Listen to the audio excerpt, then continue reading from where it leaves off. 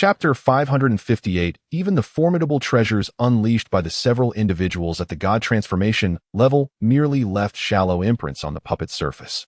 The members of the horned insect tribe appeared to have anticipated this outcome, remaining utterly unperturbed.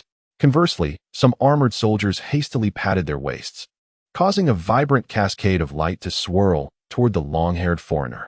Before even nearing him, the radiant light transformed into enormous nets, descending upon him. To Lin Mo's astonishment, the horned insect people intended to capture this foreigner alive. However, at that moment, the long-haired foreigner let out a cold snort and suddenly stomped on the flying vessel beneath him. Instantly, a brilliant flash illuminated the vessel as a thick layer of yellow light shield materialized out of thin air. Subsequently, he gestured with his fingers, seemingly invoking a particular spell.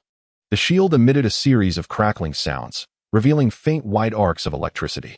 As the nets descended, they were repelled by the arcs, scattering into brilliant sparks. Before the armored soldiers could react, the long-haired foreigner conjured two golden artifacts, resembling round shields, and hurled them into the air. The artifacts whistled as they flew forth.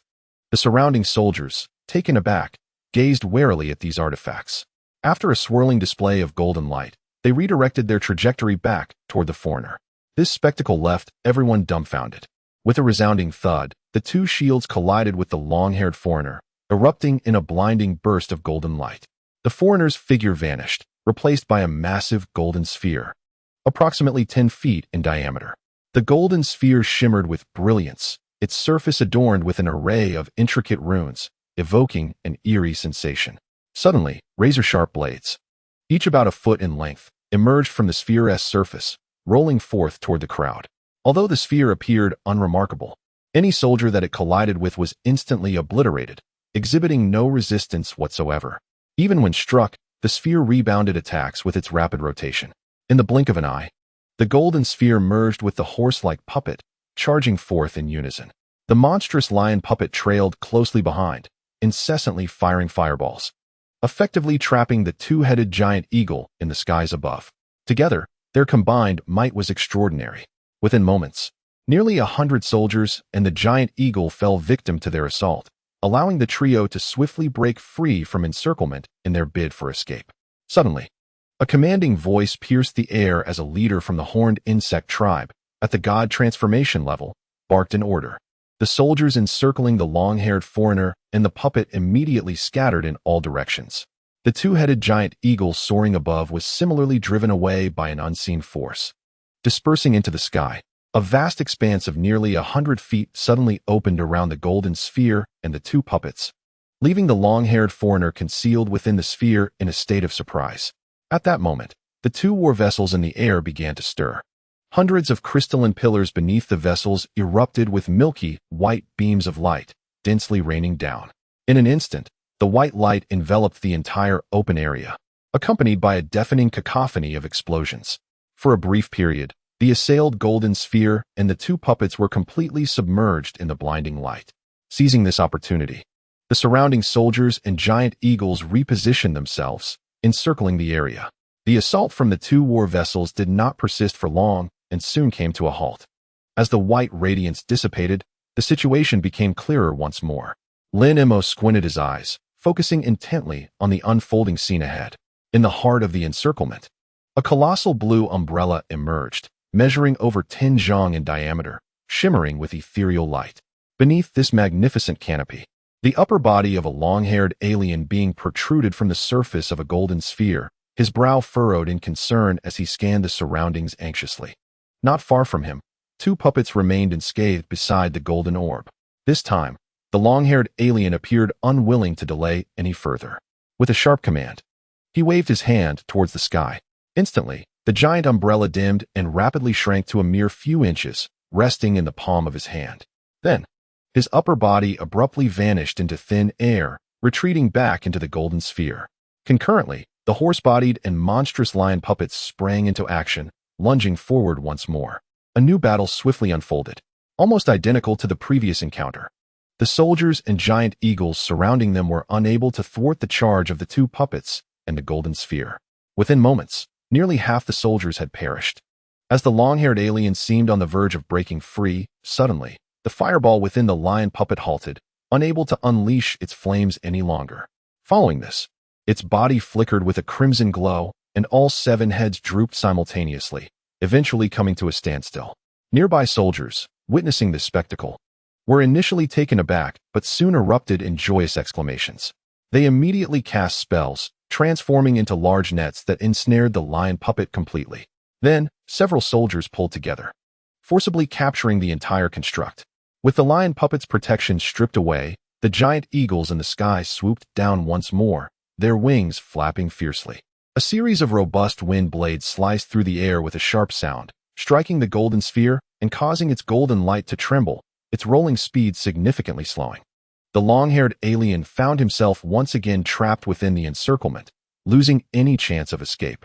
Worse still, the horse-bodied puppet only sustained its strength for a brief moment before suddenly becoming incapacitated, seized by the horned tribe. In the blink of an eye, despite the astonishing defensive capabilities of the besieged golden sphere, it began to dim under the relentless assaults from the surrounding soldiers and the giant eagle strikes. Lin Mo, observing this scene, let out a gentle sigh. The long-haired alien's ability to command puppets of far superior cultivation and withstand such a multitude of assaults for so long indicated that he was indeed an extraordinary individual. However, given the current circumstances, it appeared he had fallen into a dire predicament, with capture merely a matter of time. Although the motives of the horned tribe for wanting him alive remained unclear, Lin Mo wished to avoid entanglements and prepared to leave quietly. Just then, a remarkably clear voice emanated from the golden sphere. Esteemed seniors below, I am Jia Tianmu of the Eternal Clan. If you can lend your assistance, I am willing to offer a spirit puppet as a gift upon my return to my clan.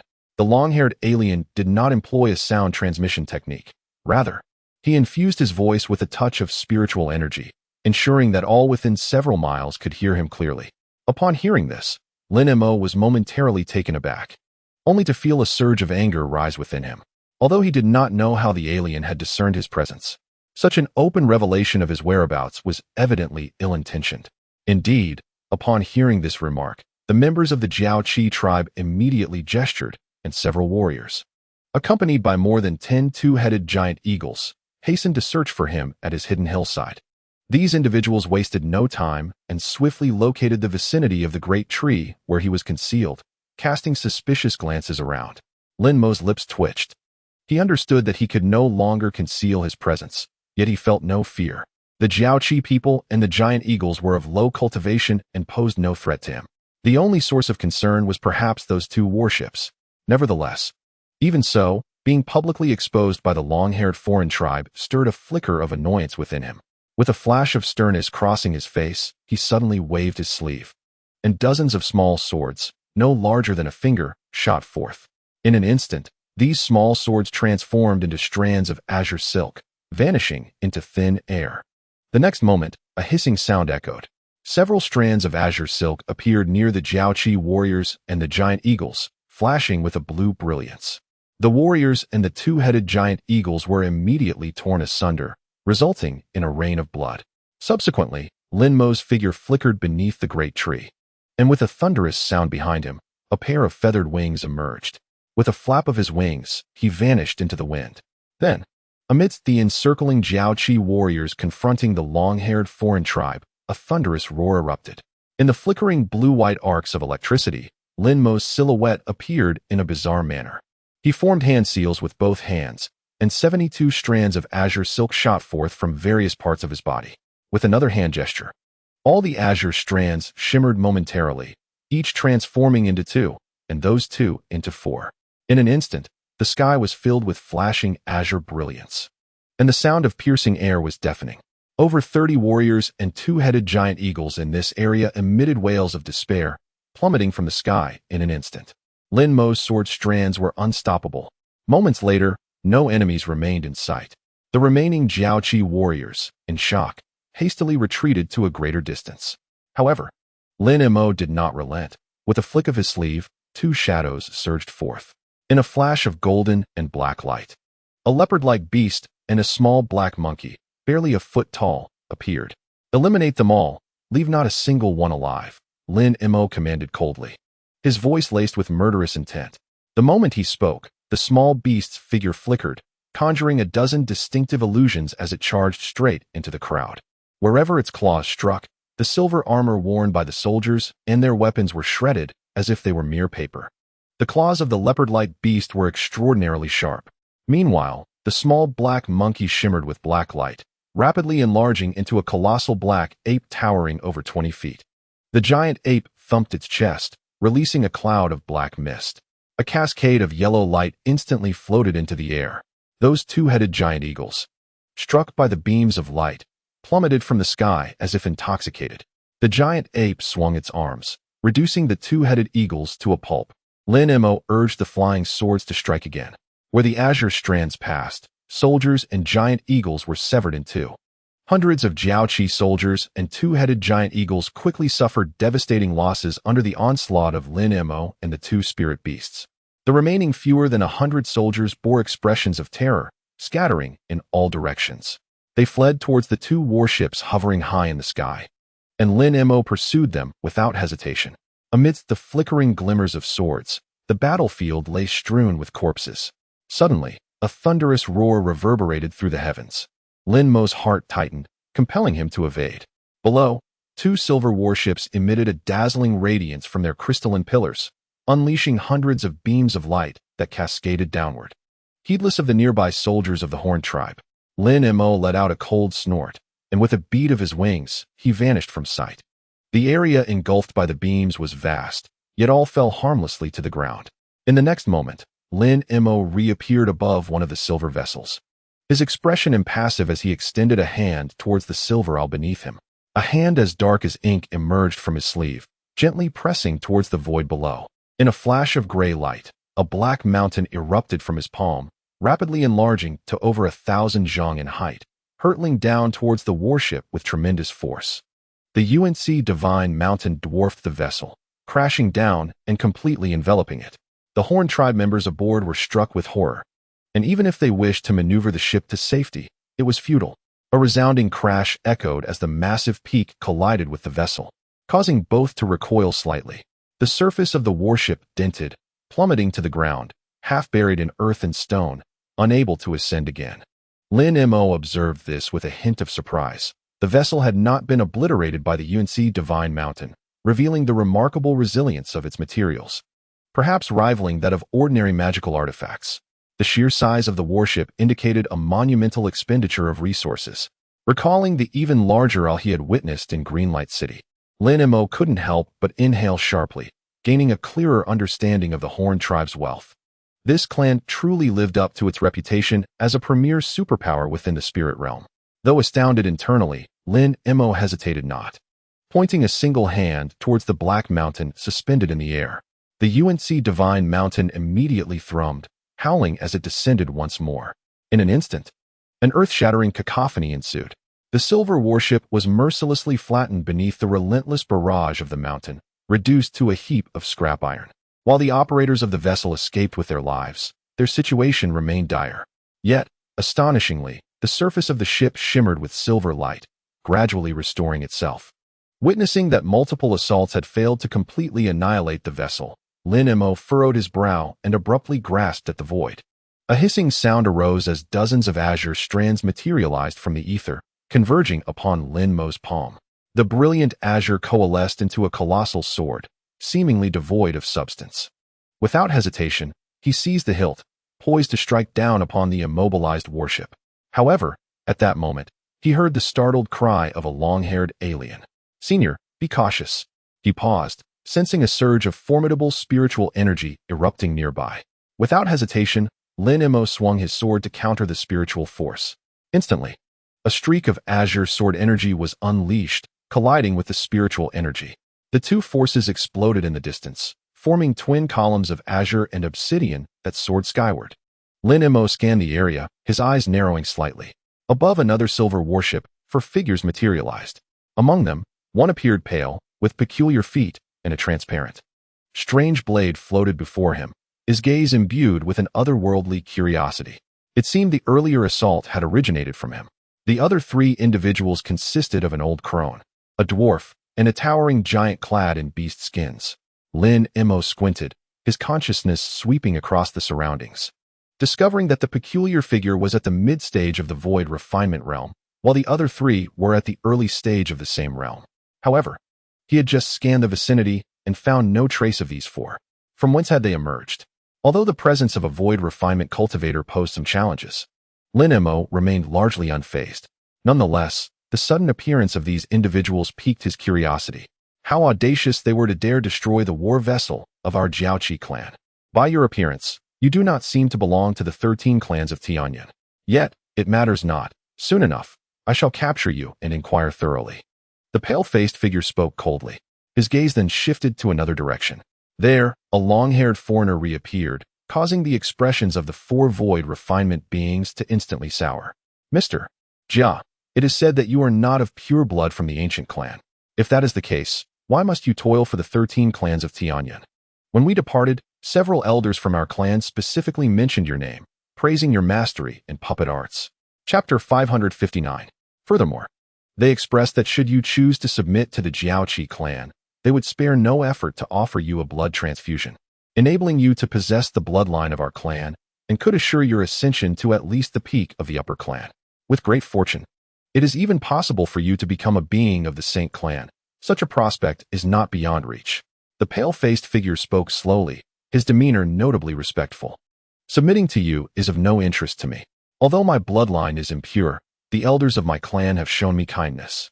I shall not defect to another clan. You wish to capture me, partly for my puppet arts, and partly for certain secrets of the 13 clans of Tianyan, correct? Jia Tianmu remained expressionless and shook his head after a moment of silence. Mr. Jia, do you believe there is still a chance for you to escape this place? Your protective puppets, though formidable, have likely exhausted their spirit stones during your last breakout. As for your own cultivation, it poses no threat to us.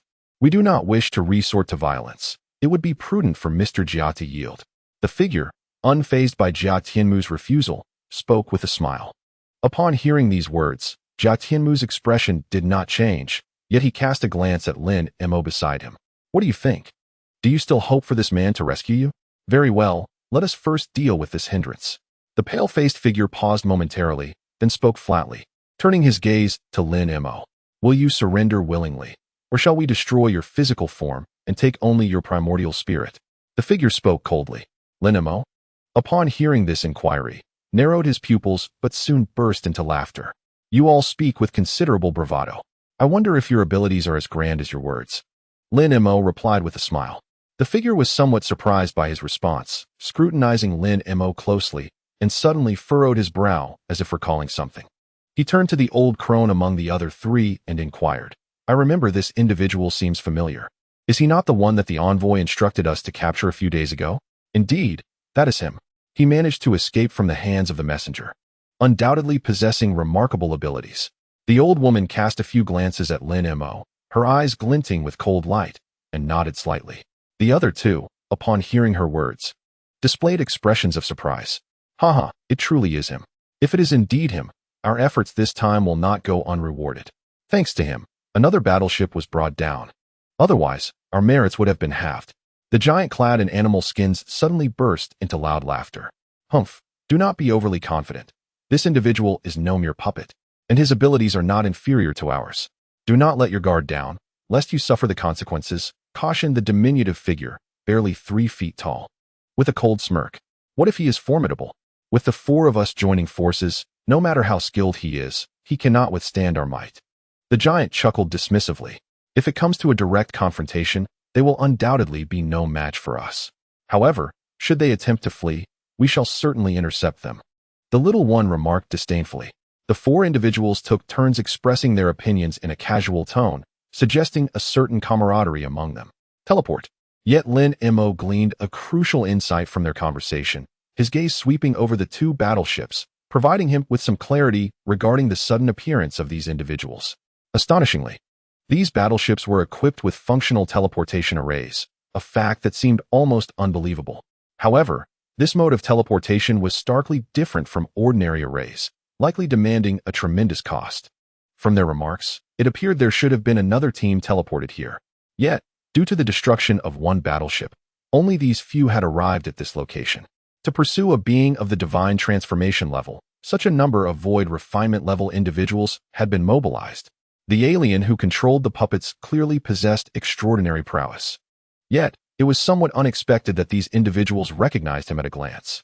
The integration-level entity from Greenlight City had not yet given up, or rather, was still in pursuit of the 2 jade boxes within the storage bracelet. It seemed the contents of the boxes were indeed remarkable, as the claims made by the leader were not mere exaggerations. Lin Mo maintained a composed demeanor, swiftly piecing everything together. Meanwhile, the leopard Lin Beast and the Crying Soul had already abandoned their pursuit of the armored warriors, silently returning to Lin Mo's side. Their gazes sharply fixed on the 4 individuals around them. They too realized that these individuals were entirely different from those they had previously slain, hence refrained from acting rashly. Upon hearing his companion's words, the barefoot oddity across the way flashed with a glimmer of light in his eyes, hesitating to speak. However, at that moment, Lin Mo suddenly waved his sleeve, unleashing dozens of azure threads simultaneously towards the 4. The speed of the threads was akin to a flash of lightning, reaching the 4 in an instant. The 4 void refinement level beings of the Horn Chi tribe, including the barefoot oddity, were taken aback. They had witnessed Lin Mo's previous manipulation of sword threads that had slain other warriors. Yet, the speed of those threads was but a fraction of this current display, rendering them inconsequential by comparison. In their astonishment, they hurriedly sought to evade and defend themselves. The barefoot oddity's figure flickered, emitting a plume of white smoke, and vanished in an instant. The elderly woman shimmered with a radiant light, conjuring several illusory figures. As the silken strands swept past, the phantom shattered, and her form vanished. Meanwhile, the diminutive figure, upon sensing the approach of the silken strands, altered his expression and swiftly gestured with his fingers. In an instant, a flash of silver light erupted beneath him, conjuring a mass of silver mist that lifted him aloft, transforming him into a streak of light that retreated with remarkable speed, nearly matching that of the silken strands. Only the towering figure clad in animal hide remained undeterred, with a flicker of crimson light. A massive axe engulfed in blazing red flames manifested in his grip, which he held firmly. He swung his arm, positioning the axe before him like a colossal shield. This weapon, forged from an array of fire-infused materials, possessed extraordinary power and resilience, rivaling the finest defensive artifacts. Thus, even after witnessing Lin Mo's earlier massacre of armored soldiers with ease, the giant remained unafraid, resolutely using it to counter the silken strands. However, just as he raised the axe high, a flash of azure light surged before him, and he felt his grip lighten. The axe was instantaneously cleaved into several pieces.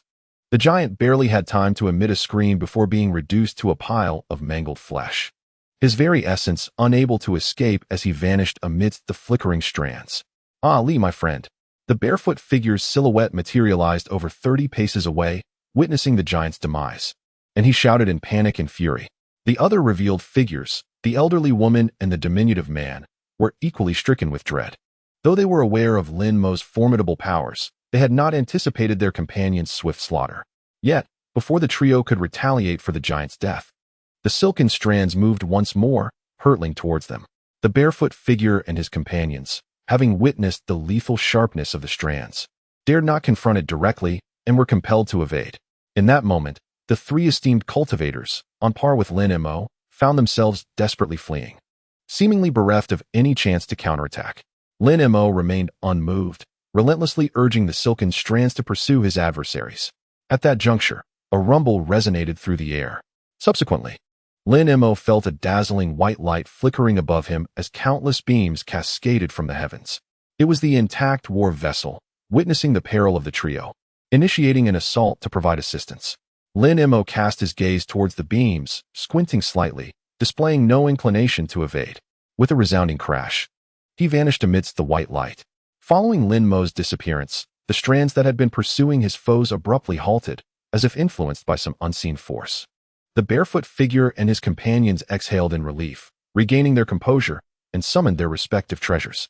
The elderly woman waved her hand, unleashing a radiant golden painting, inscribed with a complex and intricate golden formation. The diminutive man spat forth a verdant wooden bowl and, with a flick of his wrist, released a dozen yellow darts that circled around him like a swarm.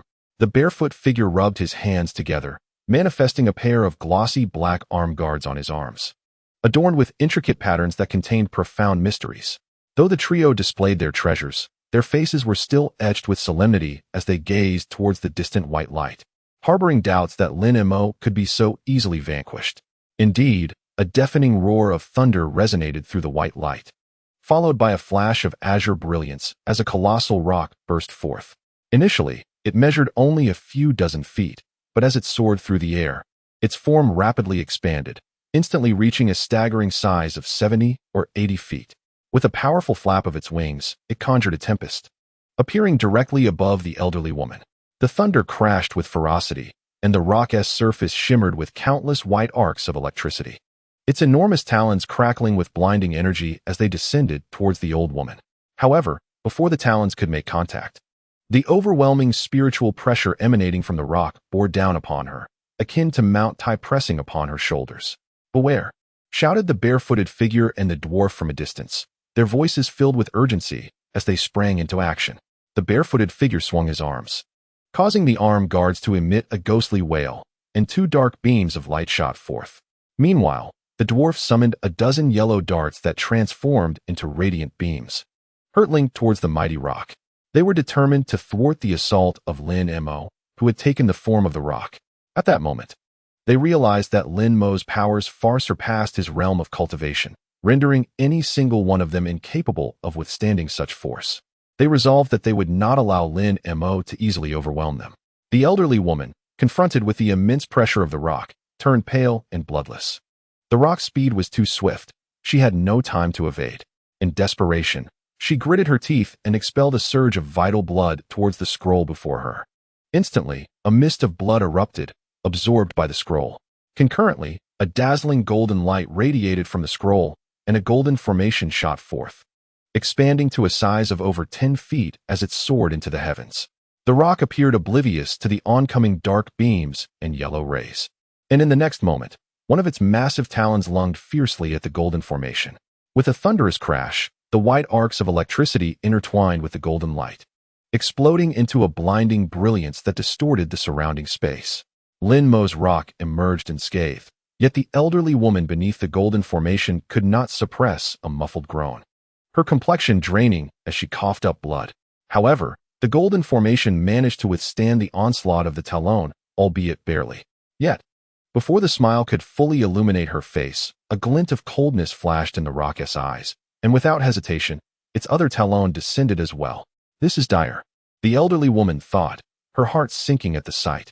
Yet, with no other options, she had to once again open her mouth, expelling another surge of vital blood towards the golden formation. The golden formation blazed with renewed brilliance. She could only hope that this artifact, under her vigorous urging, would withstand the next strike. If only she could buy a little time, her two companions would arrive just in time, allowing them to unite. Despite the formidable nature of their current adversary, the three of them still held a glimmer of hope for victory. The elderly woman quickly contemplated the intricacies of the situation. However, she underestimated the astonishing transformation of the Kunpeng that Lin Mo had manifested through the Thunder Awakening technique. It is worth noting that this transformation was one of the 5 metamorphoses Lin Mo had mastered most profoundly. Coupled with the powers derived from the blood of 4 other true spirits and the enhancements of the other 4 transformations, the might of Lin Mo's Kunpeng was by no means inferior to that of spiritual birds inheriting the bloodline of the Kunpeng. Moreover, with Lin Mo's formidable physique reaching its zenith, the two elements complemented each other seamlessly. Just as the colossal claws were poised to simultaneously strike the golden array, a glint of cold light flashed in the eyes of the rock, which suddenly opened its mouth, unleashing an exceptionally robust arc of electricity that struck the array ahead of time. This caused the golden formation to tremble violently, and in that instant, the other massive claw landed forcefully upon the golden radiance. A thunderous cacophony erupted, akin to the collapse of heaven and earth. The golden light emitted by the array flickered wildly for a brief moment, only to be torn apart as if it were mere fabric by the 2 giant claws. The elderly woman was immediately sent into a state of utter shock, yet she had no time to wield any arcane powers, for one of the claws had already seized her, brutally ripping her into several pieces, with blood cascading from the air. At that moment, 2 beams of black light and dozens of yellow rays suddenly shot towards the rock, seemingly intent on directly striking its massive form. However, in a flash, a spirit light shimmered, and a crystalline shield materialized out of nowhere from within the rock's body.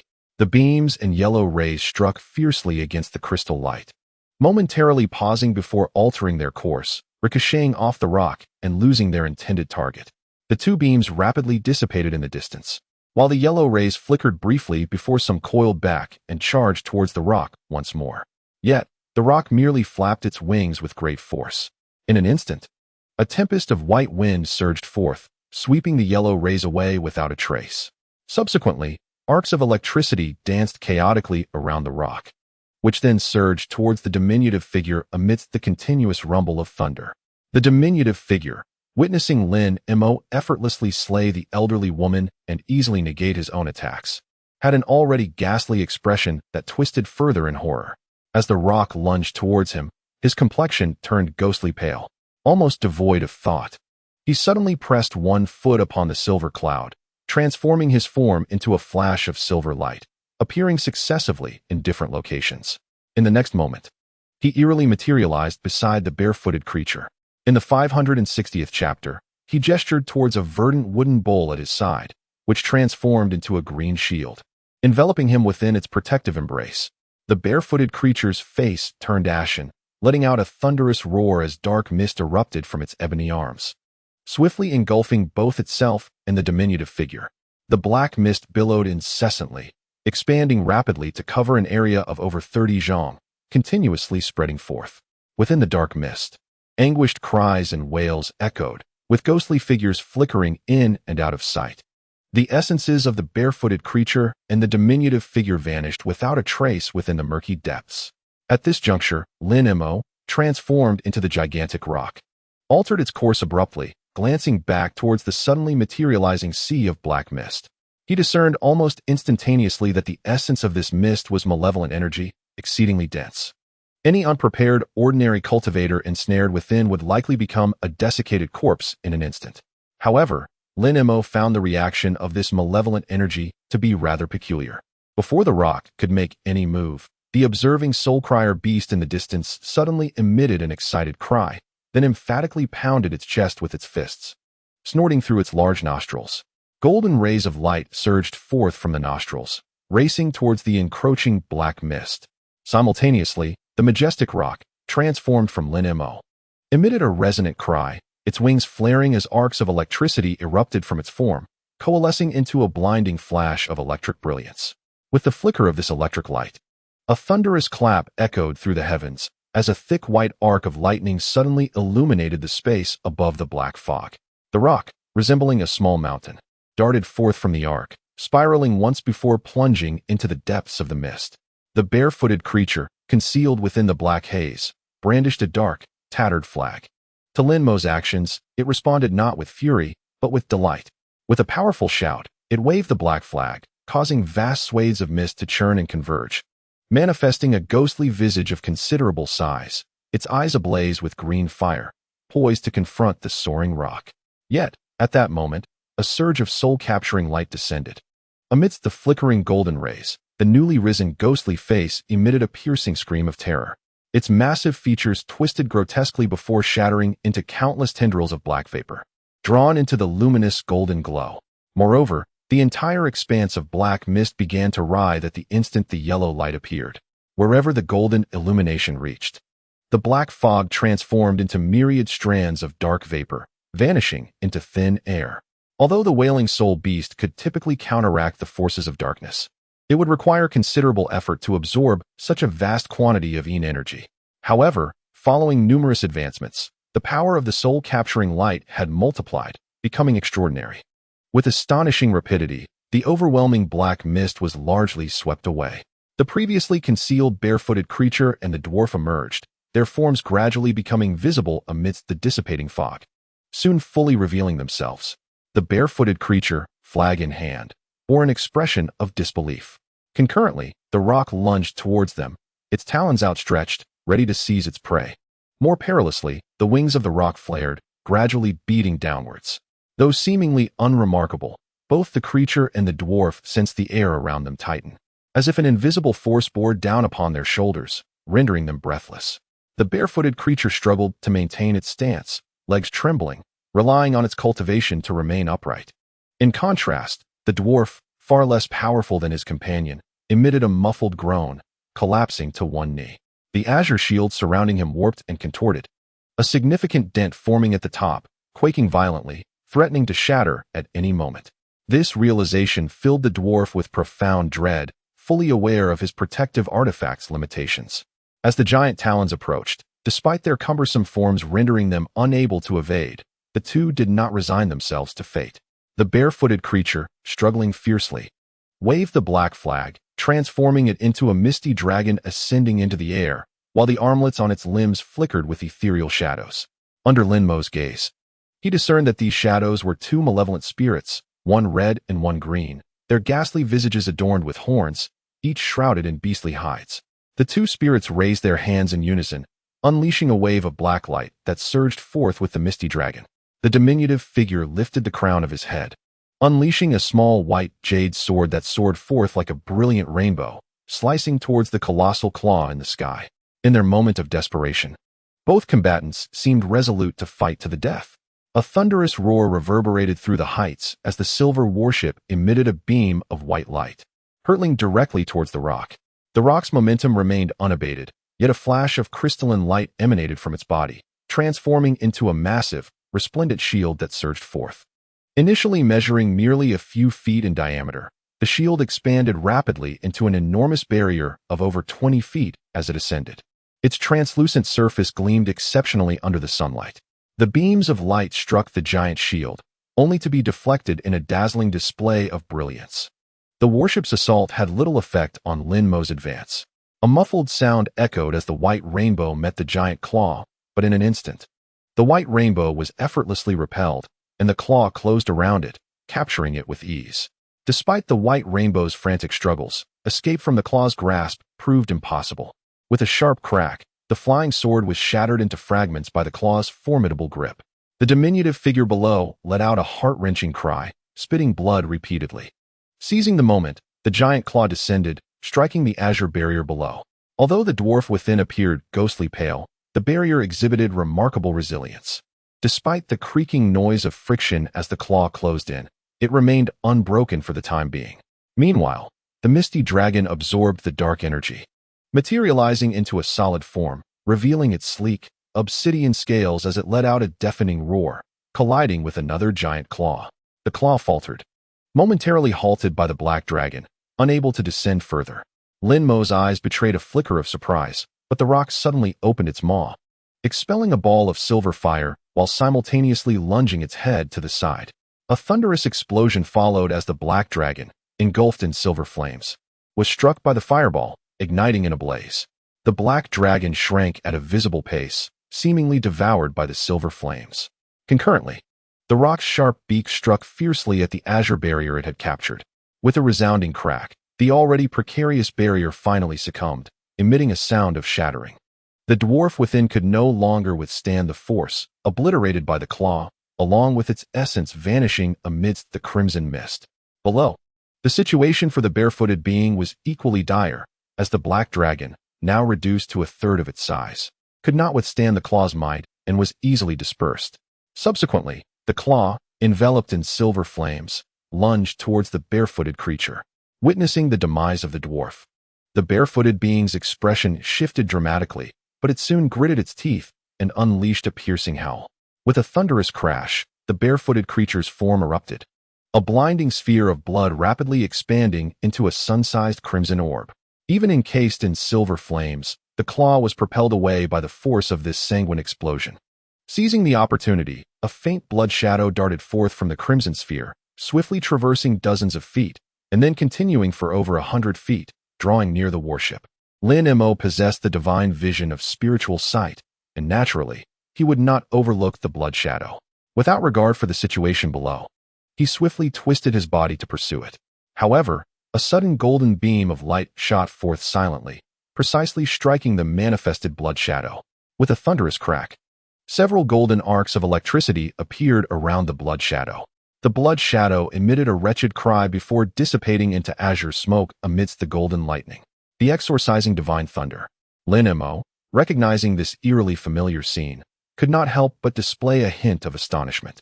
He turned his gaze toward the direction of the golden light. In the distance, A long-haired being of another race emerged from the golden orb, accompanied by a towering blue humanoid puppet, standing 2 zhang tall. This puppet radiated a greenish light, raising one arm with delicate golden arcs of electricity flickering between its fingers. Unexpectedly, Jia Tianmu had not only brought 2 advanced puppets, but also a newly manifested third puppet capable of unleashing the exorcising divine thunder.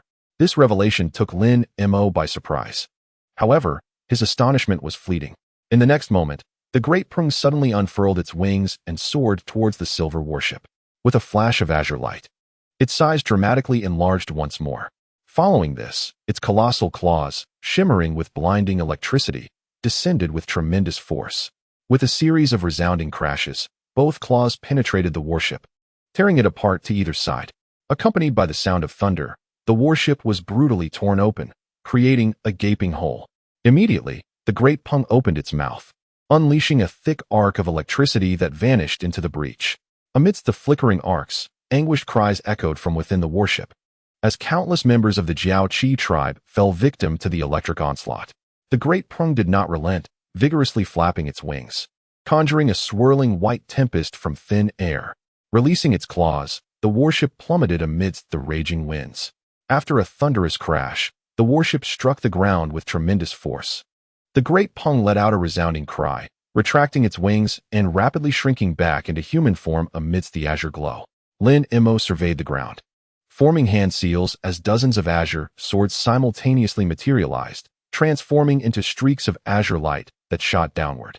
In a brief moment, the warship was reduced to fragments beneath the relentless assault of the sword light, culminating in an explosive finale. Lin Mo did not spare the other fallen warship either, commanding the flying swords to obliterate it. At this juncture, the previously observing soldiers of the Jiao Qi tribe and the 2-headed giant eagle were also exterminated by the leopard Lin beast and the crying soul. Only a few survivors managed to flee to the distance from the onset. Lin Mo, disinterested in commanding the 2 beasts to pursue, simply waved his hand, sending forth a dark circular ring that howled through the air. The black giant ape instantly shrank, transforming alongside the leopard Lin beast into golden and black light, swiftly vanishing within the black ring. Lin Mo retracted his arm, the ring whirring as it returned to his sleeve. At this moment, Lin Mo turned his attention to Jia Tianmu in the distance, suddenly transforming into a streak of azure light that dashed toward the other. In the blink of an eye, he appeared before the alien being, his gaze icy and expression devoid of emotion. Jia Tianmu felt a chill within yet maintained a facade of a smile, clasping his fists toward Lin Mo and saying, "Thank you, fellow cultivator, for your timely rescue. I assure you, I shall keep my word and present you with a spirit-linked puppet upon my return. You possess quite a daring spirit to provoke me. I could slay you with a single stroke." Lin Mo's eyes glinted with a hint of murderous intent. "My friend, you jest. If you truly harbored such intentions, you would have extinguished my life earlier. Why leave me alive now? My actions were merely born out of a desperate need for self-preservation. I hope you can understand," replied Jia Tianmu with a smile. "How did you discover my presence?"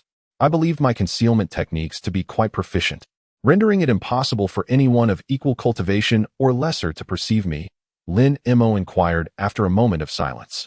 "Your skills are remarkable. How could I possibly trace your whereabouts? The only reason I was able to detect your presence is because of this." Jia Tianmu hesitated briefly before producing an object from his grasp, cradling it gently. Lin Mo focused intently and beheld a sphere, black and white in hue, its surface shimmering with swirling spiritual energy. "What is this?" he asked, a sense of familiarity stirring within him. "Ah, it seems you are unaware of this artifact.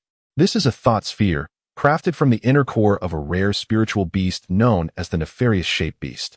It can temporarily enhance one's consciousness and spiritual perception, although each use necessitates several years of cultivation to replenish, and there are side effects.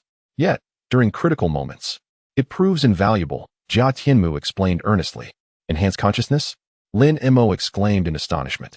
While he might not be surprised by enhancements to cultivation, the amplification of consciousness was indeed a rarity in the spiritual realm. Typically, consciousness grows in tandem with one's cultivation level and is closely associated with one's training methods. External objects seldom exert influence over it. "Nefarious shape beast," Lin Mo murmured, fixating on the orb in Jia Tianmu's hand, a peculiar expression crossing his face. However, the beast used to forge this orb had nearly become extinct in the spiritual realm. Moreover, once utilized, it could not be employed again, otherwise. The user risks succumbing to madness due to chaotic thoughts. Noticing Lin Mo's reaction, Jia Tianmu quickly added, "I see." A fleeting flash of murderous intent flickered in Lin Mo's mind before dissipating, the urgency in his gaze returning to normal. Yet, he felt an undeniable sense of familiarity with the black sphere. It seemed he possessed a similar one within his storage bracelet. Lin Mo blinked several times and suddenly recalled the inner core of an unknown beast he had slain years ago in the abyss of fallen demons, which bore an uncanny resemblance to the thought sphere. Could that creature have been the fabled nefarious-shaped beast? Excitement surged within him. If he could also acquire such a thought sphere, the number of gold-devouring worms he could summon would nearly double, sufficient to confront formidable foes. However, to avoid revealing any hint of his thoughts, he refrained from further inquiries about the thought sphere and instead scrutinized Jia Tianmu and the humanoid puppet beside him, casually asking, "Given the high regard in which the Horned Chi tribe holds you, you must not be an ordinary individual. Might you introduce yourself?" Chapter 561. I am merely a third-tier member of the upper clan, possessing a modest understanding of puppet crafting, with a slight reputation within my tribe.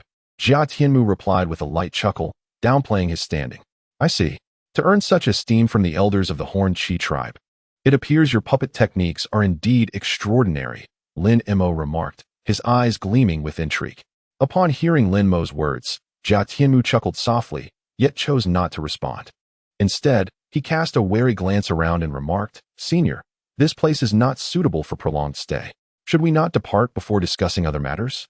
"Humph. You make a valid point. However, I never claimed I would accompany you. You shall tread your path, and I shall tread mine. Your ambitions are vast, and I have no desire to be influenced once more," Lin Mo retorted with a cold snort. He then turned, his body shimmering with azure light as though he intended to take flight. "Wait, are you not aware that the further one ventures, the more tightly the barriers become? Even with your exceptional evasion techniques, it would be perilous to leave this place easily. Yet, I know of a secret teleportation array that can directly transport us out of the territory occupied by the Jiaoqi tribe," Jia Tianmu exclaimed urgently, alarmed at the thought of Lin Mo departing. "Are you certain about this teleportation array?" Lin Mo inquired, retracting his spiritual light and turning back, his expression marked by surprise. "Rest assured, Senior. This teleportation array is a clandestine passage established by the 13 clans of Tianyun specifically for select individuals. Its authenticity is easily discernible. If my words prove false, I am willing to accept your judgment," Jia Tianmu replied with a smile. After a moment of contemplation, Lin Mo considered the increasingly frequent patrols of the Jiaoqi tribe, even noting the presence of silver war boats. He felt uncertain about safely navigating through these barriers. A direct escape via the teleportation array would indeed be much safer. Furthermore, he held little interest in the Jiaoqi tribe, but felt a flicker of anticipation towards the 13 clans of Tianyun. Perhaps he could leverage their strength. Having deliberated, Lin Mo nodded and spoke in a gentle tone. "Very well. In that case, I shall heed your guidance. Please lead the way, Jia Daoyu." He adopted a courteous demeanor. Jia Tianmu, upon hearing this, expressed his gratitude with great delight. His puppet's spiritual energy had been depleted, and as a mere third-tier being from an upper clan, it was impossible for him to infiltrate the teleportation array alone.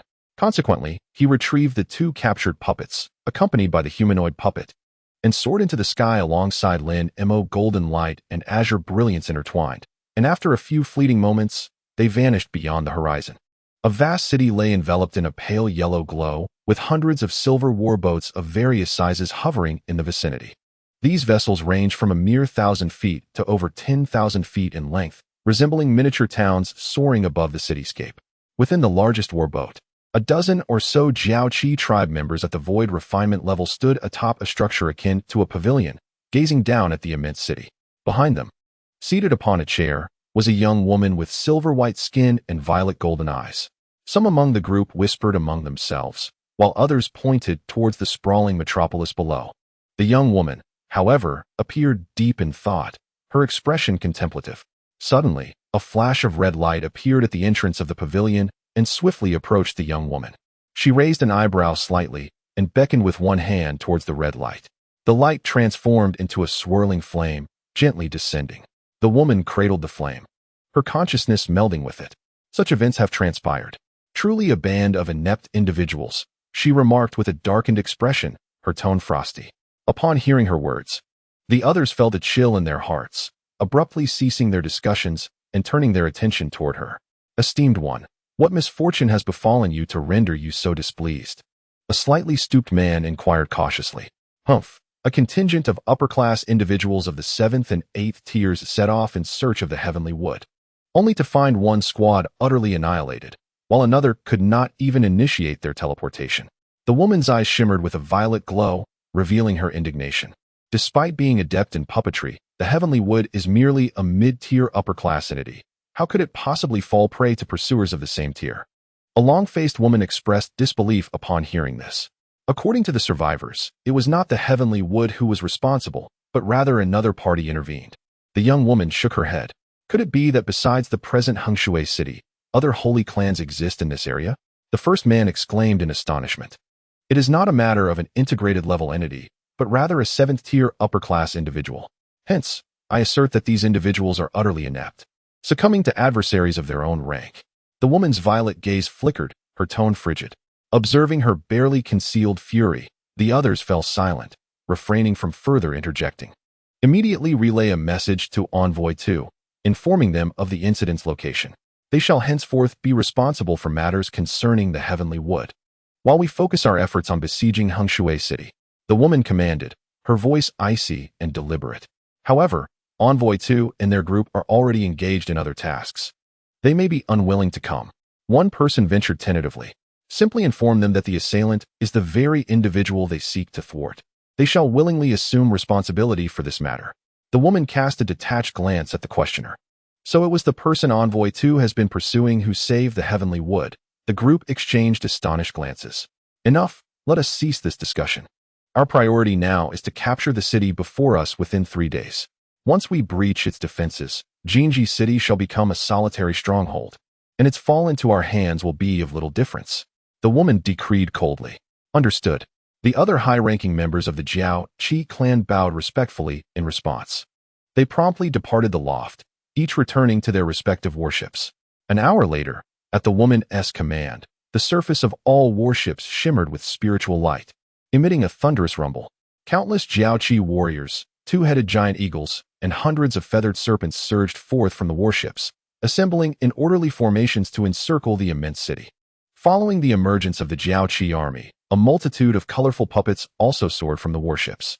Most of these puppets were humanoid in form, some akin to ordinary humans, while others towered over 10 zhang in height.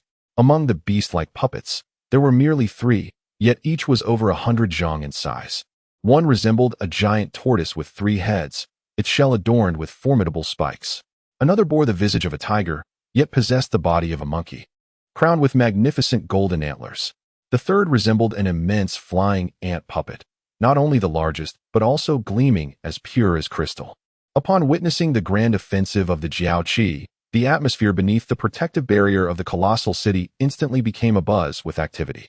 Through the immense luminous dome, one can faintly discern the activation of numerous magical formations scattered throughout the city. Subsequently, thick beams of light surged forth from these formations, swiftly infusing the elevated dome above. The once seemingly tangible dome became even more resplendent, its surface adorned with runes that flowed forth like a swarm. Within the colossal city, countless figures darted from various edifices, many instantly harnessing the light of evasion to race towards the illuminated formations. Commence the assault, commanded the woman of the Yin clan, situated upon the great war vessel. Shortly after her decree, the 3 largest puppet beasts initiated their attack. The peculiar glow upon the shell of the colossal tortoise shimmered, unleashing a barrage of formidable spikes in an instant. Meanwhile, the beast with the head of a tiger and the body of a monkey opened its maw, releasing a golden beam of light imbued with the might of wind and thunder. The crystal-like giant ant puppet exhaled a dense green mist, surging forward in a relentless wave. In concert with the assault of the 3 puppet beasts, the bases of all war vessels simultaneously radiated spiritual light, unleashing torrents of beams that filled the air. In that moment, the thunderous roar echoed deafeningly, akin to tumultuous waves and rolling thunder, deep within the belly of a massive mountain. In a dimly lit hall shrouded in darkness, nothing within was discernible.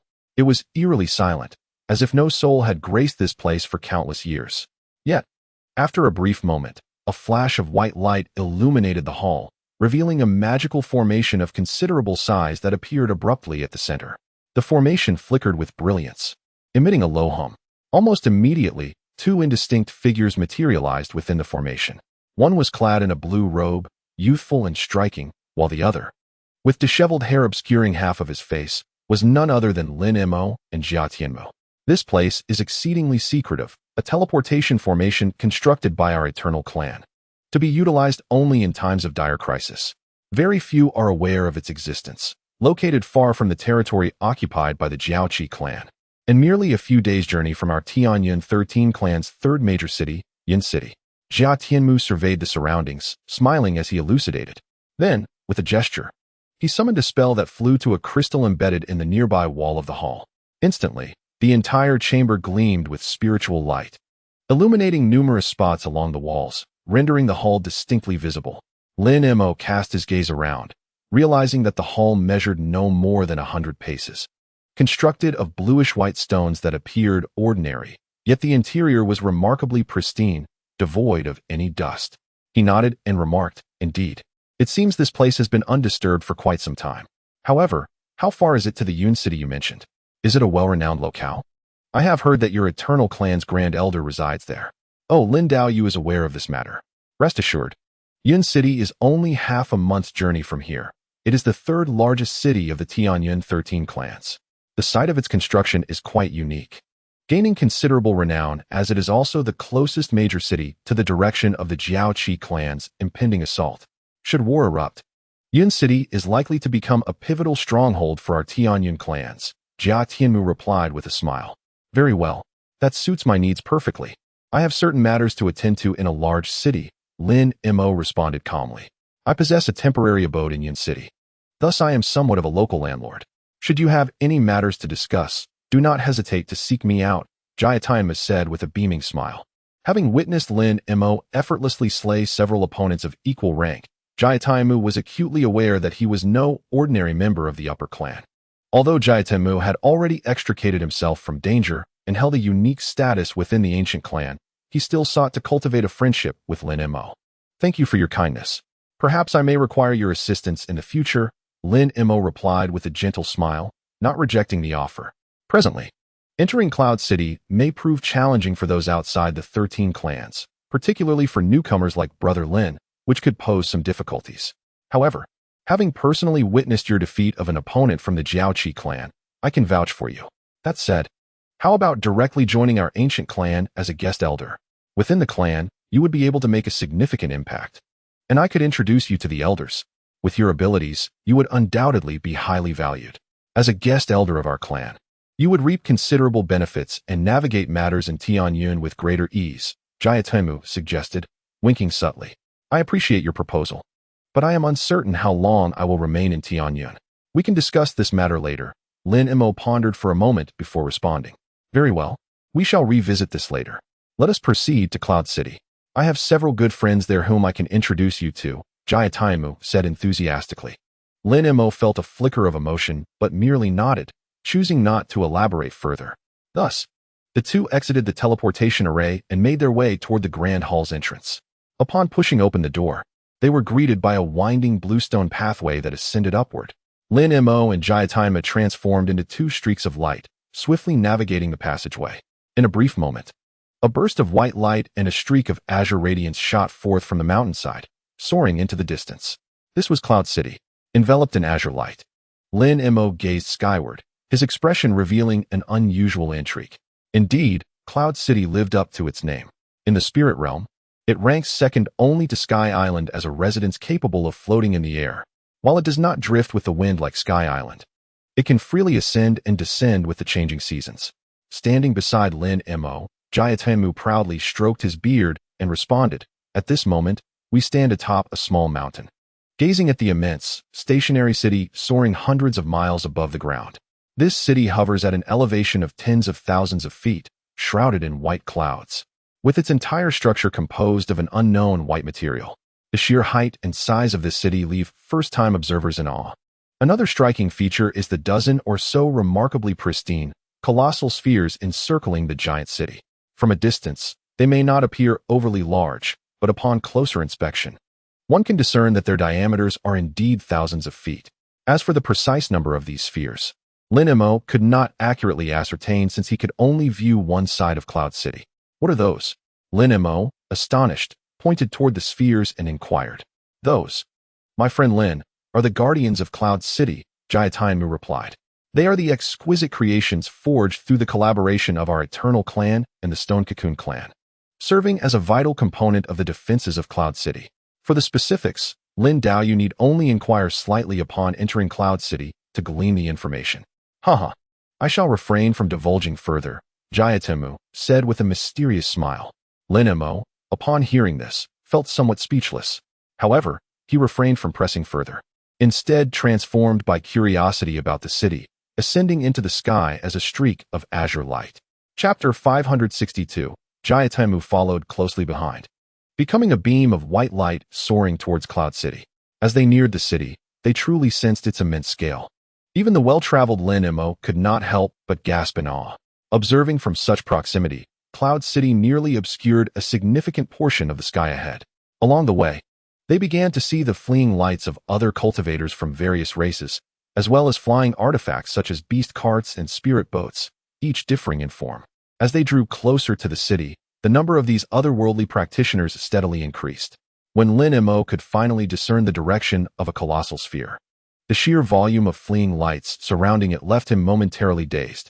Strangely enough, almost everyone chose to circumvent the massive sphere as they approached, none daring to traverse directly through that area. Observing this scene, Lin Mo scrutinized it carefully. Through the deep blue glow, everything on the surface of the sphere became almost transparent to his eyes. Although the material of these spheres appeared akin to that of Cloud City, a closer inspection revealed the surface was adorned with intricate patterns. These spheres seemed to be assembled from countless fragments, each glimmering with golden and silver runes, rendering them enigmatic and unfathomable. Lin Mo furrowed his brow and unceremoniously directed his consciousness towards the sphere. However, upon making contact with the surface, he encountered a formidable force of restriction that rebuffed him, preventing any access to the interior of the sphere. Lin Mo found no surprise in this. Were he to unravel the mysteries within this arcane object, he would instead be astonished. My friend, if you carry any metallic treasures or materials, it is prudent to maintain your distance from those spheres. Otherwise, all metal will be drawn away and consumed by them. As for any losses incurred, Cloud City shall not provide compensation, Jia Tianmu cautioned, noticing Lin Mo's continued observation of the distant sphere. Such occurrences were indeed astonishing. Lin Mo surveyed the surrounding crowd, gradually coming to believe this warning. Nearby, some fleeing lights altered their trajectory, heading towards the enormous city gates. At the gates, dozens of guards clad in uniform battle armor stood sternly at either side, conducting inspections on those wishing to enter. This careful scrutiny was solely for those entering the city. Those exiting were not subjected to such protocols. The guards' armor was tightly fitted, yet varied in size, suggesting they were not all of the same kin. Lin Mo narrowed his eyes, his fleeing light unwavering, and after a moment, he arrived at the gates alongside Jia Tianmu. At this juncture, several fleeing lights began to descend, with approximately a dozen cultivators preparing to undergo inspection. The so-called inspection merely involved a few guards wielding a peculiar law plate, casting their gaze over unfamiliar faces. Simultaneously, another individual deftly manipulated an object, placing certain items within. The lofty expanse above the Cloud City did not exhibit any protective barriers. Yet the air was devoid of any presence, as no escaping light dared to traverse the towering walls that loomed hundreds of feet high to enter the city directly. On this occasion, Jia Tianmu refrained from interjecting, offering a subtle smile as he unexpectedly stepped behind the queue of individuals undergoing inspection. This act of cutting in line incited discontent among the others. However, most of these cultivators were at the foundation and core formation stages. Upon scanning Jia Tianmu's consciousness, they recognized him as a member of a high-ranking clan and promptly fell silent, even suppressing their ire. Nevertheless, Jia Tianmu's actions attracted the guards' attention, who simultaneously directed cold glances towards him. It appeared that these guards were not inferior to Jia Tianmu in cultivation. Yet, unperturbed by this scrutiny, Jia Tianmu produced a dark token, which he sent soaring towards the apparent leader of the guards. The guard, momentarily perplexed, soon caught the token and examined it closely. Meanwhile, Jia Tianmu subtly moved his lips. Although no sound emerged, he employed a sound transmission technique. This scene astonished the other alien cultivators. Upon receiving the token, the lead guard's expression shifted to one of surprise as he discerned the emblem upon it. Following Jia Tianmu's transmitted words, he immediately ceased to harbor any doubts. Stepping forward respectfully to return the token to Jia Tianmu, stating, it is Master Jia of the Eternal Clan. Please, enter the city swiftly. The esteemed elders have already issued orders. Once Master Jia returns safely to Cloud City, you are to proceed to the Tianshu Pavilion to meet them at once. Moreover, considering the potential infiltration of spies from the Horn tribe within the city, we shall dispatch escorts to accompany Master Jia to the Tianshu Pavilion. Oh, the elders are at the Tianshu Pavilion. I shall also make haste to see them. As for the escorts, it is unnecessary for now. With my companion, Lin Daoyu, by my side, we should be safe unless faced with an assault from a composite stage entity. Please, continue your duties. Jia Tianmu asserted firmly as he accepted the token. Understood, Master. The guard, though momentarily taken aback, promptly acquiesced. At that moment, Lin Mo approached. Several guards simultaneously employed their law plates upon him. Lin Mo sensed a faint spiritual pressure emanating from the plate, followed by a convergence of consciousness from the guards, which swept over him. Lin Mo was taken aback, a flicker of astonishment crossing his eyes. He had never encountered a technique capable of merging multiple consciousnesses into one. Indeed, Cloud City was the heart of the 13 clans of Tianyun, as even the gatekeepers possessed such extraordinary secret arts. After assessing Lin Mo's cultivation, the guards exchanged astonished glances. With Master Jia's endorsement and having passed the preliminary assessment, we shall promptly create a high-tier identity token for you. Upon obtaining this token, you may roam freely within Cloud City, save for certain restricted areas, the chief guard informed Lin Mo. Thank you, esteemed sir, Lin Mo replied with great cordiality. The divine-level guard, in turn, respectfully referred to him as senior. The guard chose not to mention the earlier matter of escorting Jia Tianmu, evidently believing that the presence of someone of Lin Mo's caliber, a 7th-tier member of the upper clan, was sufficient. Subsequently, matters proceeded smoothly. After a brief interval, they crafted a jade tablet containing a summary of Lin Mo's information and presented it to him. Then, the chief guard gestured, clearing a path for them. Jia Tianmu strode confidently into the city, with Lin Mo closely following. Dao friend Jia, what kind of secret technique did those guards employ to merge multiple consciousnesses? Lin Mo inquired suddenly as they entered the city gates. What you refer to is the concentrated spirit unification technique, Jia Tianmu explained with a smile. This technique is indeed extraordinary and is a unique secret of the Qing clan. However, mastering it is quite demanding. It requires practitioners to share the same bloodline and to have similar cultivation methods and realms in order to effectively execute it. Unlike other clans, the Qing clan predominantly gives birth to kin who are interconnected. It is not uncommon for a single birth to yield 6 or 7 offspring. As they mature, they can separate on their own. The Qing people guard all 4 city gates, tasked with monitoring those entering the city. Once the technique is employed, the merged consciousness of several individuals can perceive even those who are 3 or 4 realms higher, rendering them undetectable, Jia Tianmu elaborated. I see, Lin Mo replied, feeling slightly humbled by his own ignorance. Yet, I remain intrigued by this technique. Do you happen to know its cultivation method?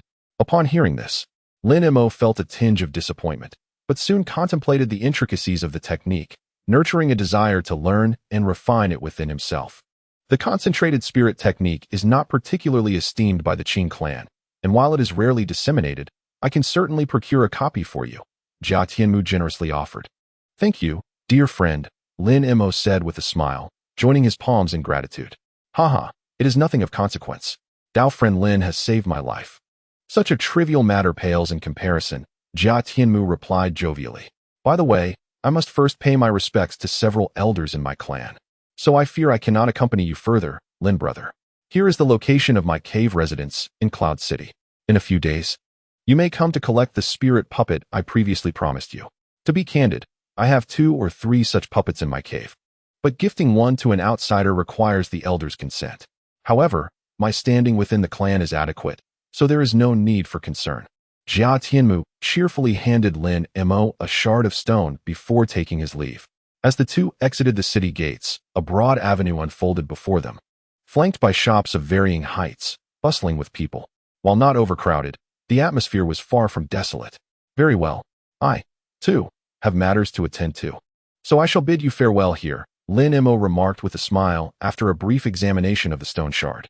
In the Cloud City, a multitude of clans from the heavenly cloud congregate, alongside numerous foreign tribes, some of whom have lingered for centuries, even millennia, reluctant to depart. Consequently, in addition to temporary lodgings, there are also specialized caves available for rent. Although the rental fees are rather steep, if Brother Lin intends to stay for a while, such costs should pose no significant issue. Furthermore, it is imperative to remember that engaging in disputes or recklessly wielding spiritual power within the city is strictly prohibited. Should one be discovered, the lightest consequence would be expulsion from the Cloud City, while the gravest would result in the loss of one's magical abilities. Even the elders of our 13 clans would not dare to flout this regulation lightly. With that said, I shall take my leave. Jia Tianmu, after reiterating numerous cautions, turned and departed. Lin Mo did not linger, observing from a distance as Jia Tianmu hailed a spirit carriage drawn by two elegantly antlered beasts, boarding it as it sped away, ultimately vanishing at the end of the street. He then redirected his gaze, carefully surveying the thoroughfare flanked by buildings. This locale truly merits its reputation as a stronghold of the Heavenly Cloud's 13 clans. The structures lining the streets are densely packed, each possessing its own distinctive character. And at a glance, scarcely two shops resemble one another. Some edifices tower over 100 zhang, resembling majestic hills. Others are but a few zhang in height, yet exude exquisite charm and beauty. Some are square and reminiscent of human lofts, while others take on the form of colossal trees, shimmering in vibrant green hues. After merely a brief observation, Lin Mo found himself deeply intrigued by the city. It is worth noting that the Heavenly Cloud 13 clans are nominally comprised of 13 distinct races. However, for eons, these groups have cohabited, advancing and retreating as one. Regardless of their kinship ties, they can almost be regarded as a singular grand clan. Although each clan within the 13 may not wield great power, far inferior to that of the formidable Jiaoqi clan, when united, their strength approaches that of the Jiaoqi, even possessing the capacity to engage in battle. This unity is also the reason why Heavenly Cloud, despite being in close proximity to the Jiaoqi and other super clans, manages to retain its independence. In truth, conflicts between the Jiaoqi and Heavenly Cloud erupt almost periodically, either with the Jiaoqi encroaching upon Heavenly Cloud's territory or the 13 clans banding together to reclaim lost ground. In most instances, the more powerful Jiaoqi holds the upper hand. However, when the clans of Heavenly Cloud collaborate, they do not suffer excessively. Thus, when the Jiaoqi launched a sudden offensive, the leadership of the Heavenly Cloud clans was not caught off guard. They swiftly mobilized to prepare for the impending confrontation. This information was inadvertently gleaned by Lin Mo during his time with Jia Tianmu. According to Jia Tianmu, although the Heavenly Cloud encompasses vast territories, it is not only the Jiaoqi that poses a threat. There are also equally formidable clans such as the Night Clan and the slightly weaker Baoming clan. Furthermore, numerous smaller clans inhabit the vicinity of Heavenly Cloud. Yet these minor tribes typically find it necessary to align with or join the larger clans in order to establish a foothold in the region. Otherwise, they risk annihilation or are compelled to seek new havens. This provided Lin Mo with a clearer understanding of the diverse tribes and their dynamics within the area. As he leisurely strolled through the streets, casting a vigilant gaze around him, his mind raced with thoughts of his next course of action. Undoubtedly, his primary objective remained to locate the magnificent teleportation array capable of whisking him back to the Tianyuan continent. However, such a formidable array could not possibly be under the control of an individual. It was wielded by certain powerful factions. If he wished to utilize the array, he would likely need to engage with the higher echelons of these formidable forces. This was one of the reasons he had not declined the invitation from Jia Tianmu. Yet, whether or not to indeed approach the upper echelons of the Tianyuan clan would depend on the sufficiency of the information he could gather. His most pressing task at present was to find a place to reside within Yun City, and thereafter, to gradually search for clues. With his thoughts settled, Lin Mo proceeded without hesitation, his gaze sweeping over the surrounding shops until it finally settled on a building reminiscent of a human loft, which he entered. The establishment was modest in size, comprising only 2 stories. The assortment of items displayed on the shelves suggested it was an ordinary general store. The proprietor, a green-skinned member of the Mo Green clan, was seated behind the counter but immediately rose with a warm smile upon noticing Lin Mo's arrival. Esteemed elder, what may I assist you in acquiring? Our store specializes in various local specialties of Yin City, maps, and more, the shopkeeper inquired. Though this otherworldly individual appeared to be in his 40s and possessed only foundational cultivation, he showed no signs of intimidation in Lin Mo's presence. He first offered a respectful bow and then proceeded to introduce the wares with practiced ease. It was no wonder, given his level of cultivation. He likely struggled to discern even those at the nascent soul and void refinement stages. Having encountered numerous individuals of profound cultivation in Yin City, he naturally exuded an air of sophistication. I would like a detailed map of Yin City, and I also wish to inquire about a few matters, Lin Mo stated, appraising the otherworldly man before deftly producing a mid-tier spirit stone, which he tossed casually into the air. This is the finest map in our store. Please feel free to ask anything, esteemed elder.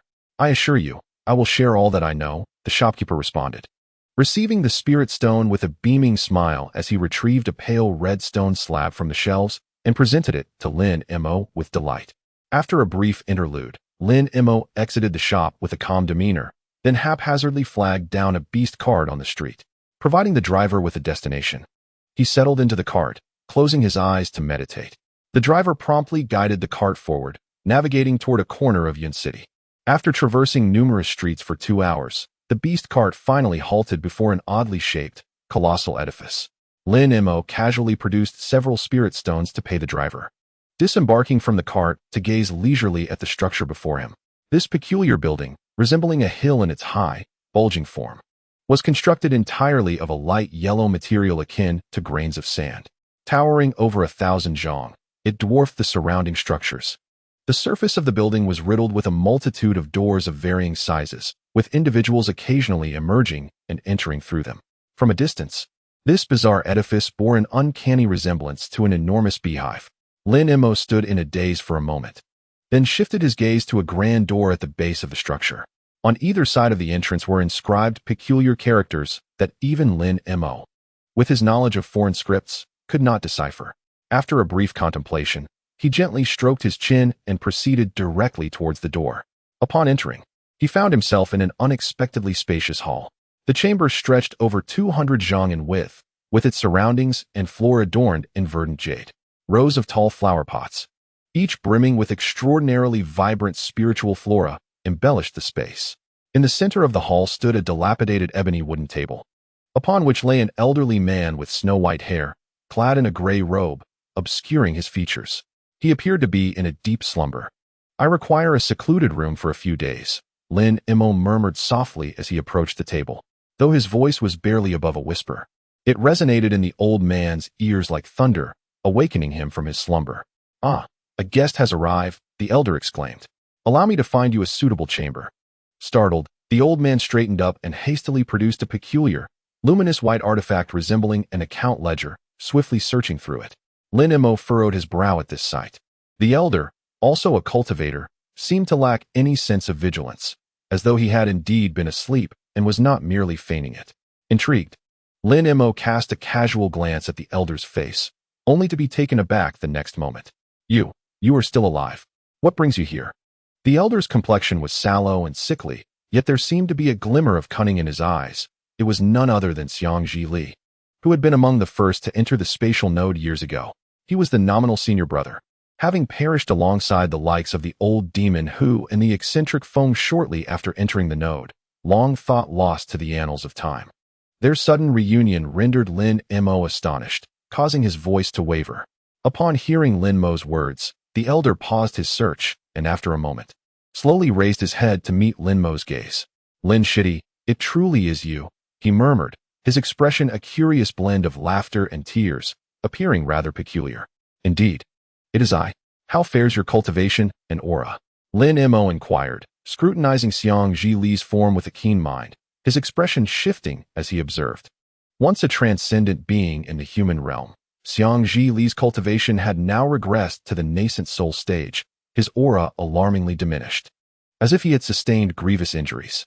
Lin Shitty, you two have traversed from the spatial node to the spirit realm, I see. Your cultivation appears to have advanced significantly. However, this is not a suitable place for lengthy discussions. There are no other guests at present. Please, follow me. We shall find a more private setting to converse. Xiang Zhili gazed at Lin Mo for a moment, his expression shifting enigmatically. Suddenly recalling something, he quickly rose and led Lin Mo toward a side door of the hall. Lin Mo hesitated briefly, but ultimately chose to follow. Beyond the side door lay a long corridor, flanked by exotic flora. Not venturing far, Xiang Zhili soon opened a stone door nearby, inviting Lin Mo inside. Please, sit down, my junior brother. I never imagined that in my lifetime, I would have the chance to meet you again, Lin. However, the current state in which I find myself is truly pitiful. After both took their seats, Xiang Zhili forced a bitter smile, his voice steeped in despondency, starkly contrasting with the image of the formidable cultivator he once was in the mortal realm. What transpired between you two when you passed through the node? Are they still alive? Lin Mo remained silent for a moment before directly inquiring about what he yearned to know. The old wind and the old demon have both perished. Our misfortune was severe during our passage through the node. We encountered a series of spatial storms. In the final encounter, 2 storms erupted simultaneously. Among the 3 of us, I was the sole survivor. Yet, due to the frequent use of life-preserving techniques, my cultivation has nearly diminished entirely. The meager power I possess now has been painstakingly rebuilt over the years. Xiang Zhili sighed, a sense of helplessness evident in his demeanor. Indeed, that spatial node was exceptionally perilous. Your survival, senior brother, is a stroke of extraordinary fortune. However, your life lamp left in the mortal realm has extinguished. Furthermore, how did you end up on the thunderous continent instead of the place of ascension for the human race? Lin Mo offered words of comfort. Yet his curiosity prompted further questioning. The extinguishing of my life lamp was likely due to the life-preserving techniques I employed. It was the price for exchanging my life, akin to a rebirth. As for my appearance on this continent, I am uncertain. After being swept away by the spatial storm, I managed to preserve my life through secret arts, but upon exiting the node, I found myself in the realm of Tianyun. Fortunately, someone came to my aid, otherwise, I might have already perished. Listening to his junior brother recount his experience, Xiang Zhili's expression darkened as he recalled the tumultuous events within the node. This time, Lin Mo refrained from interrupting, merely nodding thoughtfully. Why are you working here? What connection do you have with the owner of this inn? Have you never considered returning to the human race? Lin Mo chose not to delve deeper, but instead posed his questions. The owner of this inn is a member of the Stone Cocoon tribe, and he was the one who saved me. He possesses a kind heart and formidable skills, seemingly holding some standing within his tribe. On one hand, I wish to repay his kindness. On the other, I have nowhere else to go, so I assist him as best I can. As for returning to the human race, I have long since abandoned that hope. Although the 13 clans of Tianyun control the teleports that can traverse continents, the cost of each activation is astronomical, capable of destroying even the Holy Clan. It is not something ordinary spirit stones can manipulate. Moreover, even if my cultivation were to be restored, I would still lack the means to utilize it. Additionally, even if I successfully teleported to the Fengyuan continent, my currently diminished strength and depleted vitality would render me incapable of traversing the wilderness to return to the human territories. I have lost all hope of reaching the realm of void refinement, and I no longer wish to take risks. I am resolved to spend the remainder of my days here. Xiang Zhili shook his head, a hint of melancholy clouding his features. Hearing Xiang Zhili's words left Lin Mo at a loss for words, momentarily speechless. By the way, I have yet to hear about your experiences, junior brother. Although I cannot return to the human race, I am eager to learn about the situation of the human beings in the spirit realm. Can you enlighten me? Suddenly recalling, Xiang Zhili inquired with a slightly improved expression. My experiences are rather unremarkable. I simply followed the coordinates relayed by my senior brother and, upon reaching the transformation into God stage, discovered the nodes. Subsequently, I entered alongside an ice phoenix, which had also attained the same realm. Though we encountered a spatial storm, we fortuitously escaped thanks to the phoenix's spatial abilities. As for the situation of the human race, to my knowledge, we can barely survive in the spirit realm. Lin Mo briefly recounted his circumstances without mentioning his loss of cultivation, only hinting at the state of the human race. It turned out that there are quite a few beings at the integration stage among our human race in the spirit realm, which is indeed reassuring. Xiang Zhili listened intently to Lin Mo's narrative and let out a long sigh of relief. Lin Mo fell silent once more, but after a moment, his eyes flickered, and he suddenly inquired, "From where did you learn about the existence of a super teleportation array belonging to the Heavenly Cloud 13 clans?" "Oh, so my junior brother is also concerned about the super teleportation array. It is hardly a secret. Each of the Heavenly Cloud 13 clans, along with the Jiaoqi clan and the Yi clan, possesses one. The only major clan nearby that has not constructed one is the Baoming clan. However, it would be wise for you not to entertain the idea of attempting to use it. Such arrays are beyond the reach of those below the integration stage. Moreover, you are not one of these clans, making your chances even slimmer. Nevertheless, the Heavenly Cloud 13 clans are not averse to outsiders. You may cultivate here alongside me. Once your cultivation has significantly progressed, you may consider returning to the human race. By the way, what is your current level of cultivation?" Xiang Zhili inquired with a smile. "As for the teleportation array, I still need to ponder it further. Regarding my cultivation, I have recently advanced to the refining void stage," Lin Mo candidly replied. "The refining void stage? You advance at such a rapid pace. You should no longer be troubled by the concerns of lifespan," Xiang Zhili remarked with a hint of envy. "Though nominally my lifespan is infinite, the Great Tribulation still looms. The Great Tribulation occurs every 3,000 years, each one more ferocious than the last. Unless one ascends to the true immortal realm, it is ultimately impossible to evade such calamity," Lin Mo stated calmly. "However, with your ascension to the refining void stage, your lifespan should now extend for tens of thousands of years. Rest assured, with your talents, you should be able to reach the final step," Xiang Zhili reassured him. "Ascending to the true immortal realm is no simple feat. Although our two clans boast many exceptional talents, few succeed. I can only proceed step by step and see what unfolds," Lin Mo responded with a wry smile. "Let us discuss this matter further at a later time. For now, settle into my establishment, and once I conclude my affairs, we shall converse in detail this evening," Xiang Zhili suggested with a smile. "Very well. I also have matters to consult with you, senior brother," Lin Mo nodded in agreement. Xiang Zhili then arranged a quiet room for Lin Mo in a corner, personally leading him to his quarters, while he returned to the hall. After Lin Mo set up some barriers in his room, he sat cross-legged in contemplation. The unexpected encounter with Xiang Zhili compelled him to reflect deeply. When evening arrived, Xiang Zhili indeed paid a timely visit, and they engaged in a lengthy conversation throughout the night. From Xiang Zhili, Lin Mo gleaned numerous insights about Yun City and the Heavenly Cloud 13 clans that he had previously been unaware of. It was not until dawn approached that Xiang Zhili, satisfied, took his leave. As Lin Mo escorted him to the door, Xiang Zhili suddenly appeared to recollect something, turning abruptly with a hint of hesitation on his face. "Junior Lin, I cannot return to the human realm. However, you may still have such an opportunity. If one day you wish to depart from Yun City and venture elsewhere, might you come to find me first? I have certain items I wish to bequeath to you, as well as a favor to ask. Rest assured, as long as you can return to the human realm, this task will be but a trifle for you, and it shall yield numerous benefits." "Oh, cannot you disclose what it is now? I am truly uncertain. In the event of unforeseen circumstances, I may not have the chance to bid you farewell." After a moment of contemplation, Lin Mo inquired, "To speak frankly, it is inconvenient to reveal the details at this moment, and I require additional time for preparation. It would be best if you could come by when the time arrives.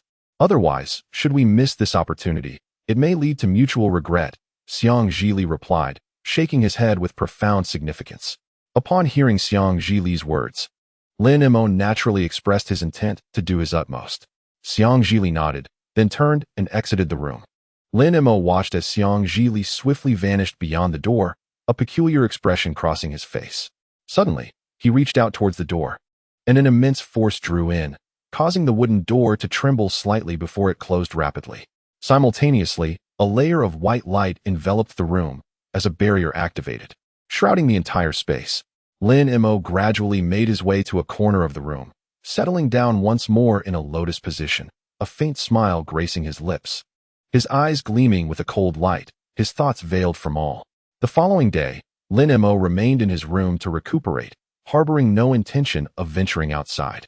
It was not until the morning of the third day that the door gently opened, allowing him to stroll out leisurely.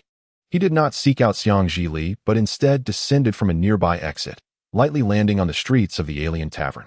It seemed Lin Mo had already resolved his destination, casually hailing a beast cart and informing the driver of a location. The cart then sped away along the thoroughfare. Through the window, Lin Mo meticulously observed everything on the street. When his gaze fell once more upon the immense orbs beyond the city walls, his heart stirred slightly. Following his conversation with Xiang Zhili, he had come to understand the true nature of these colossal entities. It turned out these gigantic spheres were 13 super war puppets, reputed to possess strength rivaling that of early-stage integration beings. These 13 puppets were operated by one of the clans among the 13 clans of Tianyun. With such formidable war puppets, one could only imagine the robust defensive capabilities of Tianyun City. No wonder the various clans of Tianyun regarded this city as the core bastion against the invasion of the Jiaoqi tribe, at the very least. There was no concern that the Jiaoqi would dispatch a surprise attack on this stronghold. Lin Mo soon redirected his gaze from the distant spheres, closing his eyes. His destination was not far. The beast cart sped along for merely half an hour before arriving at a somewhat secluded street. Casually tossing out several spirit stones, Lin Mo then leaped from the cart, surveying his surroundings.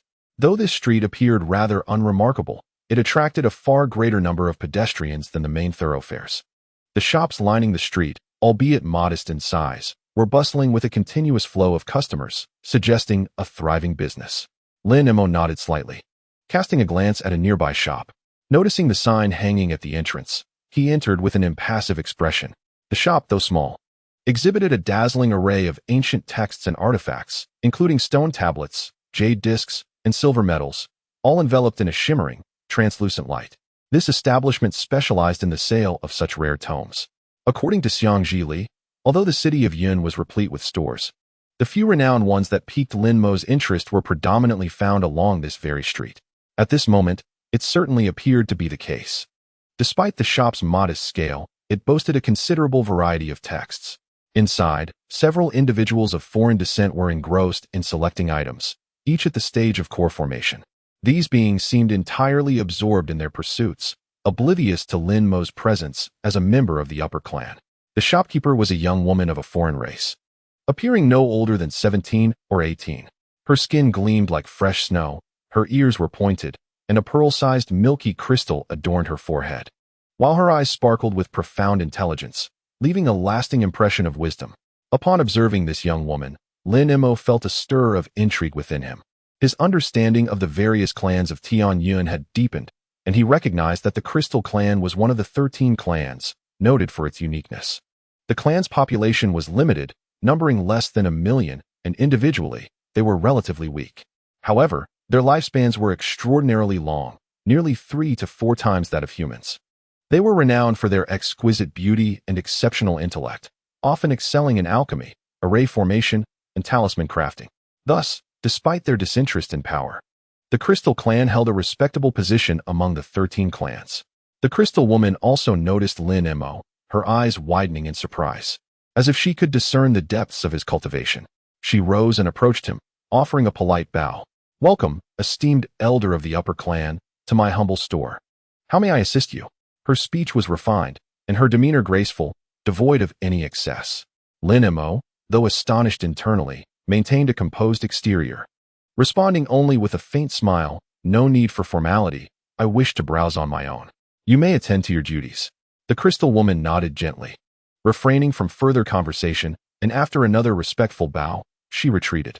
However, her actions drew the attention of other customers perusing the texts. Suddenly, they turned to regard him with astonished expressions, collectively gasping in awe. While they could not ascertain the depths of Lin Mo's cultivation, his unfathomable aura was sufficient for them to grasp that his power was beyond their comprehension. The atmosphere shifted as these beings grew uneasy.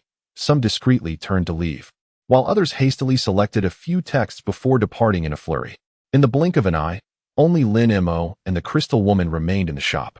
Unperturbed, Lin Mo made his way to a nearby shelf, beginning to examine the texts displayed there. At first glance, nothing seemed amiss. Lin Mo's consciousness stirred and seeped into the shimmering barrier, attempting to peruse the tomes within. However, these luminous screens were peculiarly designed, while some rudimentary introductions were discernible. Access to the formal text was obstructed by formidable restrictions. Of course, for Lin Mo, transcending such feeble constraints was hardly a challenge.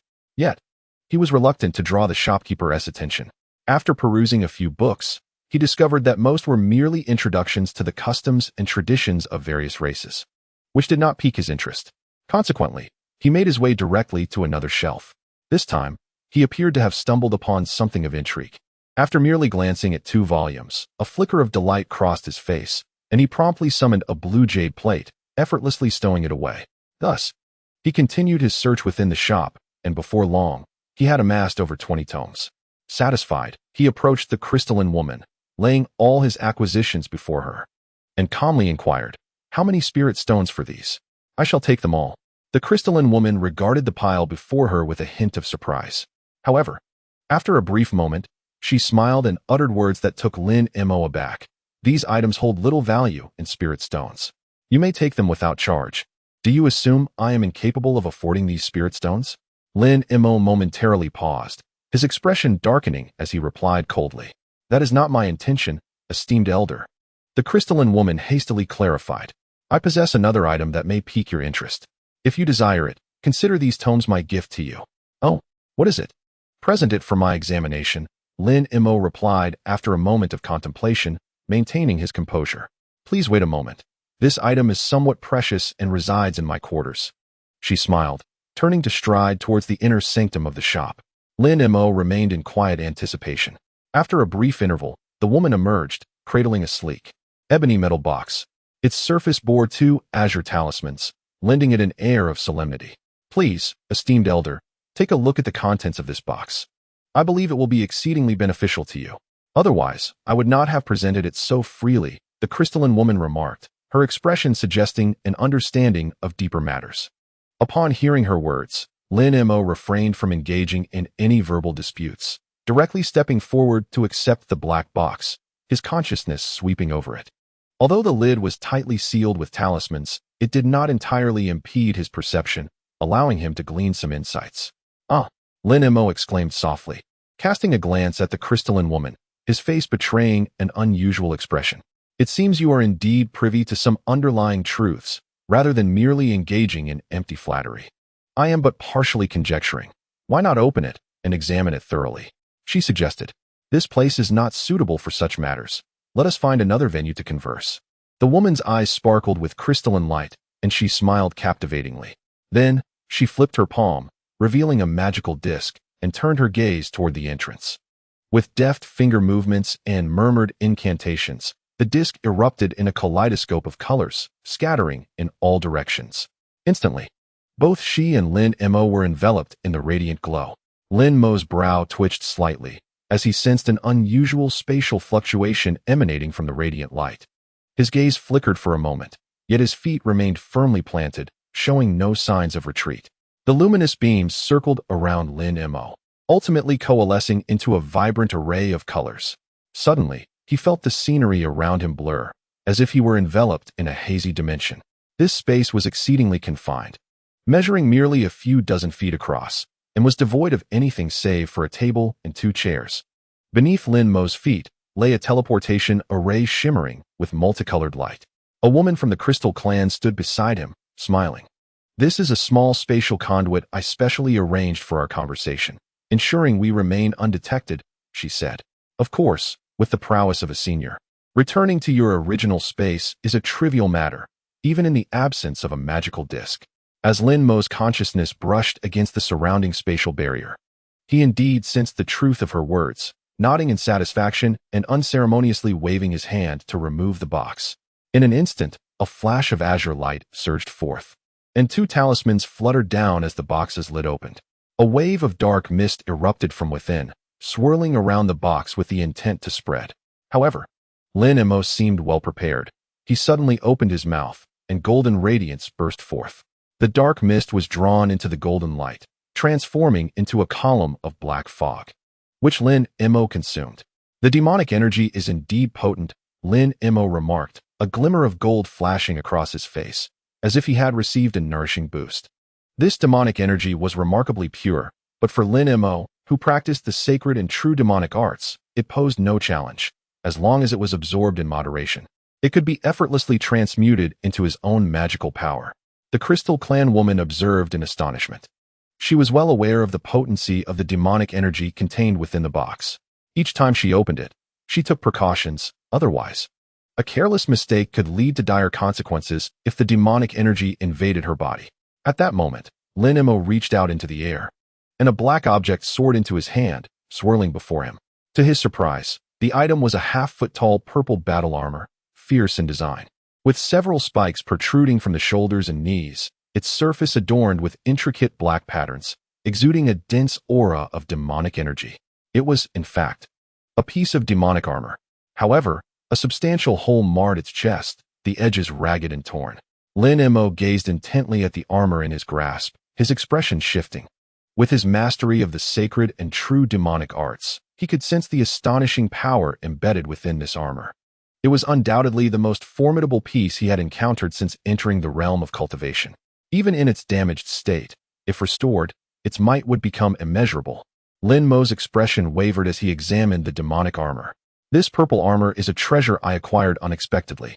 Initially, its origins were unknown to me, but after extensive investigation, I learned it is rumored to be the legendary outer demonic armor, once belonging to an exceptionally powerful fiend from beyond. He continued, given its severe damage, it is likely that its original owner has perished. As it stands, its current power is probably less than 1/10 of its original might. However, if it can be reforged and repaired, it should regain about 20 to 30% of its former strength, the Crystal Clan woman remarked with a smile. The celestial demon is indeed a being close to the essence of true spirit. Finding such an artifact is truly a challenging endeavor, Lin Mo remarked in a solemn tone. Suddenly, he hurled the miniature demon armor into the air, simultaneously invoking a golden incantation. In a brilliant flash of gold, it transformed into radiant beams that struck the purple armor. An astonishing scene unfolded. Upon being hit by the golden light, the purple armor spun briefly before vanishing from sight. Subsequently, the black mist surrounding the golden manifestation surged, and the purple demon armor emerged, eerily adorning the manifestation. With the donning of the purple armor, the manifestation's aura surged dramatically, enveloped entirely in a torrent of demonic energy. Lin Mo gazed at the manifestation in the air, his face aglow with delight. This armor indeed possesses a spirit and can be manipulated by a sacred true demon technique. This is hardly surprising, for this technique originates from the enigmatic practices of the ancient demon realm. Although distinct from the celestial demon, it similarly relies on the essence of true demon energy, a shared foundation. Of course, had this celestial demon armor remained intact, fully spirited, or if its original master were still alive, subduing it would be nearly impossible. Splendid. This armor is undeniably well suited for me. Alas, it is damaged, Lin Mo nodded, a hint of regret in his voice. If it were whole, it likely would not have come into my possession. However, if the esteemed one is willing to offer a sufficient price, I could assist in its restoration, at least to regain 2 or 3/10 of its original power. The crystalline woman, though fixated on the manifestation, felt an extraordinary trepidation within, yet maintained an impassive facade as she spoke. Can you truly mend this armor? Oh, I nearly overlooked the fact that you belong to the crystalline clan. Repairing this armor is not beyond possibility. But what do you propose as the cost? Furthermore, how do you intend to sell this armor to me? Lin Mo smiled, lowering his gaze once more to address her. This artifact should be regarded as a priceless treasure. Yet, regrettably, it is a piece of demon armor, which can only be wielded by demon cultivators. Moreover, in the Thunderclap continent, demon practitioners are already scarce, particularly masters like yourself, who are exceedingly rare. After acquiring this treasure, it was my first encounter with such a formidable expert. Otherwise, this armor would not have remained in my possession for so long. I believe if you possess rare materials and miraculous elixirs, along with some premium spirit stones, I could consider selling it to you. The crystalline woman seemed to have pondered this matter well, and after a brief deliberation, spoke without hesitation. Is it truly that simple? Lin Mo expressed a hint of surprise upon hearing her response. The conditions seemed rather commonplace.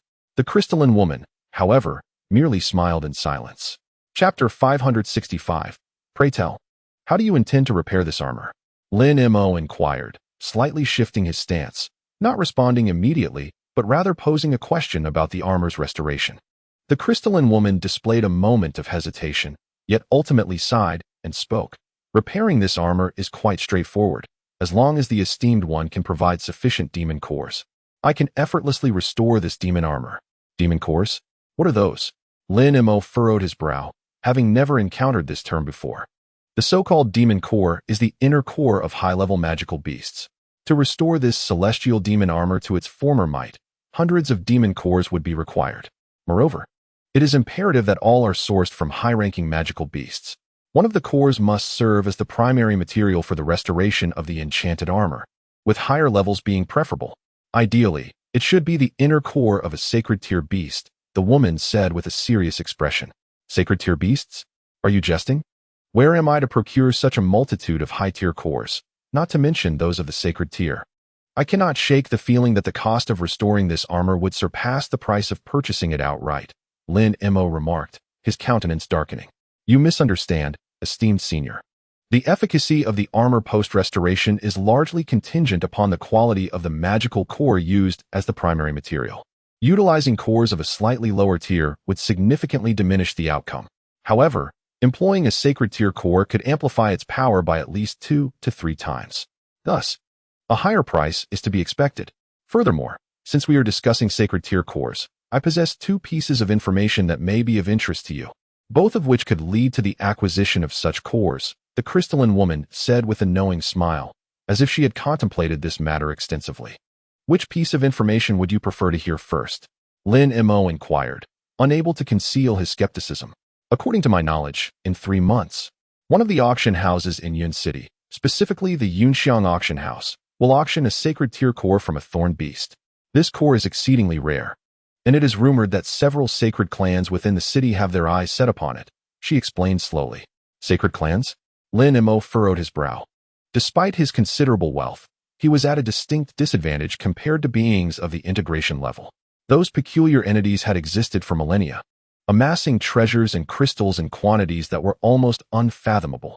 Naturally, if he were to disregard all caution, he could exchange all his spiritual herbs for crystals to contend with those sacred clans. Yet, being a foreigner, how could he dare to expose his riches so readily?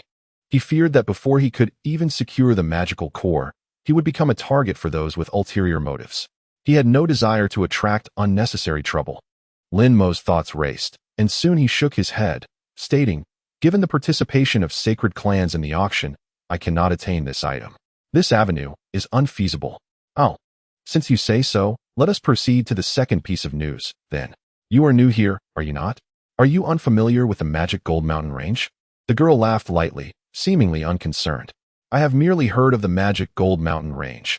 I am not well acquainted with its particulars, Lin Mo admitted, his interest piqued. It is quite understandable that you are not well informed. This place has only emerged in the past several millennia, and few are aware of it. Allow me to elaborate, she said, her eyes sparkling with enthusiasm. You have my gratitude for your efforts. Lin Mo nodded, conjuring the map of Yun City in his mind, precisely locating the magic gold mountain range. Approximately 10,000 years ago, a spatial storm erupted on the wasteland, a month's journey from Yun City. For reasons unknown, after the storm subsided, a range of black mountains emerged. This range was enveloped in dense magical energy, with the surrounding void unstable, riddled with numerous fissures. From these fissures poured forth a vast amount of magical energy, accompanied by high-tier magical beasts, including sacred tier ones. Soon after, the area surrounding the mountains devolved into a domain of magic, spreading in all directions. This event captured the attention of the Tianyun clan's sacred lineage. Several sacred beings of the 6th and 7th tiers banded together to enter the region, successfully vanquishing most of the sacred tier beasts. Advancing towards the heart of the mountains with the intent to resolve the issue once and for all, the crystalline woman stated gravely. When the woman mentioned the rift in space and the surging malevolent energy, Lin Mo felt a jolt in his heart, almost instantly recalling the Nether River during his time with the Flying Spirit clan. However, the crystalline woman exhaled deeply before continuing. What transpired at the heart of the mountain range that caused those holy clans to linger there for 6 months before returning? Upon their return, they immediately ordered a complete lockdown of the area, leaving only a single entrance. They then conveyed to all clans that the matter had been resolved, assuring everyone that no more malevolent energy or holy-grade magical beasts would emerge from the rift, and that the current area and number of beasts would remain unchanged. Henceforth, entry to this place would be forbidden for anyone above the holy rank, allowing only those beneath it to enter. To exterminate the magical beasts and procure inner cores and rare materials. The time allowed for entry into this region is restricted to a specific month each year. And regardless of whether one finds any treasures, the stay is limited to just 1 month, after which the exit will close. The concentration of malevolent energy is exceedingly high. Even those adept in dark arts cannot linger for long, lest they be assimilated into malevolent creatures. Yet, this place teems with magical beasts, making it an ideal location to acquire rare materials in exchange for spirit stones. Thus, in the initial years, a multitude of mid to high-tier beings surged in whenever the entrance opened. However, as time progressed, the number of visitors gradually dwindled, and now, those daring enough to enter are exceedingly rare. With a sigh, the crystalline woman continued, "Why is that?" Lin Mo inquired, curious. The casualties have been devastatingly high. Although nearly all who enter the malevolent domain manage to return safely, those who do not account for about 10 to 12% of the entrants. Such a high rate of attrition might be tolerable once or twice, but year after year, especially when the number of magical beasts seems never to diminish, it is chilling. The malevolent domain harbors not only numerous high-tier magical beasts, but also a few remaining holy-grade beasts. While most of them dwell in the central area, an encounter with one would surely lead to a dire fate. To be frank, the purpose of entering the mountains is not solely for various clans to slay magical beasts, but also for the beasts to specifically prey upon cultivators. Fortunately, the higher-tier magical beasts tend to reside deeper within, rarely approaching the edges. Otherwise, no one would dare to venture forth and meet their demise so readily. Nowadays, those who dare to enter and return alive possess the potential to amass wealth overnight. Consequently, this malevolent domain has gradually come to be known as the Demon Gold Mountain Range. Reflecting our complex emotions towards this place, the crystalline woman elucidated. Your words bear merit. Do you wish for me to enter and slay those holy-grade magical beasts? Lin Mo stroked his chin, responding after a moment with an indifferent tone. His expression remained impassive, yet he had already steeled his resolve. Should the woman before him madly suggest such a course of action, he would promptly terminate the conversation and depart. Even if this otherworldly demonic armor proved immensely beneficial, it was not worth the peril of risking his life. However, why would I propose such a dangerous venture into the heart of the Demon Gold Mountain Range? The crystalline woman replied with a light laugh, shaking her head. Lin Mo's gaze flickered, as if a thought had suddenly struck him. As far as I know, over a century ago, an unidentified holy-grade magical beast suddenly burst forth from the Demon Gold Mountain Range, launching attacks on several nearby towns. However, simultaneously wounded by other members of the Holy Clan who arrived, it managed to escape. Then, I fortuitously discovered the hiding place of this magical beast. The woman spoke mysteriously. Are you speaking the truth? Lin Mo inhaled deeply, his expression grave. Everything I say is indeed true.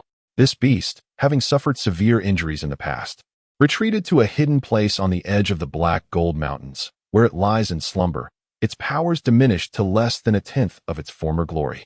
However, it has created a magical barrier of dark energy. Unless one possesses the same mastery over dark energy as a high-ranking sorcerer, any disturbance of the barrier would awaken it. This is why I am unable to act. My request is that, aside from the magical core, I also require other materials from this beast. If you find this agreeable, I will disclose the location of its slumber. After the crystalline woman stated her terms solemnly, Lin Mo pondered for a moment before asking, is this beast truly only sleeping at the edge of the Black Gold Mountains? How can you be so certain? Although moved by her words, the gravity of the matter necessitated further information. Everything I say is indeed true. If you still harbor doubts, I can show you something. The crystalline woman, sensing Lin Mo's caution, felt a flicker of joy. With a wave of her hand, a wisp of black smoke shot forth from her sleeve, coalescing into a peculiar bird perched atop her head. It was a bird the size of a fist, entirely black, with a fiery red beak and golden eyes. A demon smoke bird. Lin Mo recognized its identity, first astonished, then enlightened. Indeed, this spirit beast is one of the exceedingly rare magical creatures in the spirit realm that we can tame. Although it possesses no offensive capability, it is remarkably adept at stealth and locating objects. It can even allow its master to maintain a fragment of their consciousness within it for personal manipulation. After learning of the whereabouts of that holy ranked magical beast, I utilized this bird multiple times to infiltrate its resting place and observe with my own eyes. The crystalline woman said with a radiant smile. Now that this magical bird is present, I find your words credible. Yet, I must inquire. The holy ranked beast that managed to escape from the combined forces of the Holy Clan must not be of a low rank, correct? Different types of magical beasts, even within the same rank, can exhibit vastly differing abilities. Are you unable to ascertain the type of this beast? Lin Mo nodded, then meticulously asked a few more questions. While I have not witnessed this beast in its prime or in battle against other members of the Holy Clan, it is said to be equivalent to a second or third rank of the Holy Clan. Of course, this is merely information I gathered through other channels and cannot be confirmed with absolute certainty. As for the type of this beast, it is even harder to determine. However, it seems to bear some resemblance to the legendary true spirit mountain giant ape and may possess its bloodline, the crystalline woman stated without hesitation. The mountain giant ape? Lin Mo was momentarily taken aback, his complexion shifting. Indeed, I have an image of this beast. You may take a look. The crystalline woman seemed to recall something and reached out to throw a pre-prepared stone fragment. Lin Mo accepted the stone fragment without hesitation, placing it directly upon his forehead to infuse his consciousness into it. There was indeed a semblance. After a while, Lin Mo lowered his arm and spoke thoughtfully. Having expressed so much, I wonder if you have reached a decision. The crystalline girl gazed at Lin Mo, her eyes shimmering with a hint of anticipation. What is your name? Lin Mo inquired with a smile, suddenly posing an unrelated question. You may call me Qian, the crystalline girl replied, momentarily taken aback. Then chuckling softly, Lin Mo reiterated, since I need not delve deeply into the Black Gold Mountain range, and the power of that holy tier beast has significantly diminished. This risk is indeed worth taking. However, I must state in advance that should the situation deviate from your description, or if the risks seem too great for any other reason, I shall withdraw at any moment. Furthermore, when the day of the Black Gold Mountain Range's opening arrives, I hope you will accompany me and guide me along the way. Lastly, if this holy tier beast truly possesses the bloodline of the mountain giant ape, the essence of the true spirit must be divided equally. If you disagree with any of these conditions, there is no need for further discussion. Upon finishing, Lin Mo's expression was solemn. No problem, I agree to all. Qian responded after a moment's contemplation. Seeing her swift agreement, Lin Mo smiled slightly and fell silent. With a gentle flick of his wrist, the storage bracelet glided out effortlessly. He pointed towards it, and instantly, a swirl of azure mist erupted, revealing a multitude of jars, boxes, and various items suspended in midair. Additionally, several dozen exquisite spirit stones floated forth, each radiating vibrant colors. These elixirs are suitable for your realm, as well as for the lower to mid-tier of the upper clans, and may even assist you in breaking through your bottleneck. However, the efficacy may vary from person to person. As for those materials, I have expended considerable effort to gather them. Do you find them satisfactory? Lin Mo remarked nonchalantly. Many of the elixirs were those he had previously used himself, and he even produced the last 2 vials of true toad essence without concern for her potential dissatisfaction. The materials, while perhaps not the finest, were still precious relics harvested from 2 void refinement level beasts he had slain on the Fire Coral Islands. The exquisite spirit stones had been hard-won, and parting with such a quantity indeed pained him. As expected, after the girl meticulously inspected the elixirs and materials, a look of astonishment graced her face. These items are extraordinary, and combined with the exquisite spirit stones, they could rival the magic-infused battle armor, the crystalline girl remarked, cheerfully gathering the items and spirit stones. As long as you are satisfied, it is settled. I shall leave you a 1,000-mile talisman. I will not be departing from Cloud City for a short while. When the time approaches for the opening of the magic Gold Mountain Range, use this talisman to notify me. Lin Mo smiled faintly, reciting a few incantations as the surface of the storage bracelet shimmered, producing a palm-sized jade tablet. The storage bracelet then transformed into a streak of azure light, reappearing upon his wrist. Very well, I have noted it, the crystalline girl said with a smile. Accepting the jade tablet. Chapter 566. Lin Mo spoke no further, forming hand seals and chanting softly. In an instant, the golden law body above his head and the purple battle armor enveloping him vanished without a trace. Concurrently, the primordial infant within Lin Mo beamed, a subtle smile gracing his lips. Upon the originally plump physique, a set of crimson armor had appeared. The subsequent events unfolded with simplicity. The woman from the Crystal Clan utilized a magical disc to transport them back to their original shop, and Lin Mo did not linger, departing without delay. In the following days, Lin Mo and his family visited numerous other intriguing establishments, primarily focusing on shops that specialized in materials, magical artifacts, and talismans. Although he gleaned some rewards, they paled in comparison to the celestial armor Lin Mo had acquired.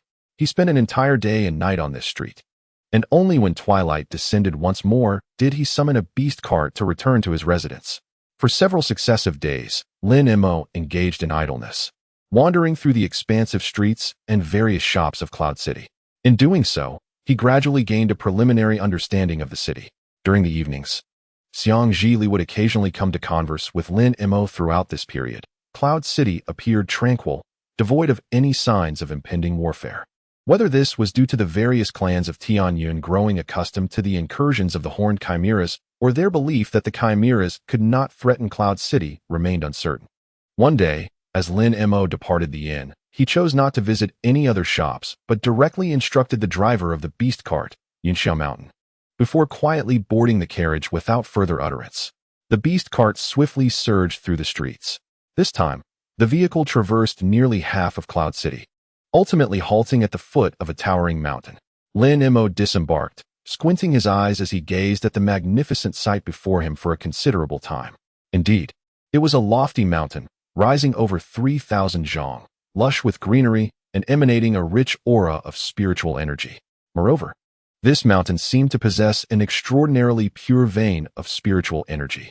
As Lin Mo surveyed his surroundings, he discovered 7 similarly sized peaks nearby. This was the renowned 8 Cloud Mountains of Cloud City. Legend has it that eons ago, several powerful beings employed their supernatural abilities to relocate 8 great mountains to Cloud City, simultaneously imprisoning 8 exceptional spiritual veins within them, thus forming these 8 sacred mountains. These mountains stand as the sole locales within Cloud City designated for habitation and cultivation, boasting numerous caverns of varying sizes. These caverns do not belong to any individual. Rather, they are leased out.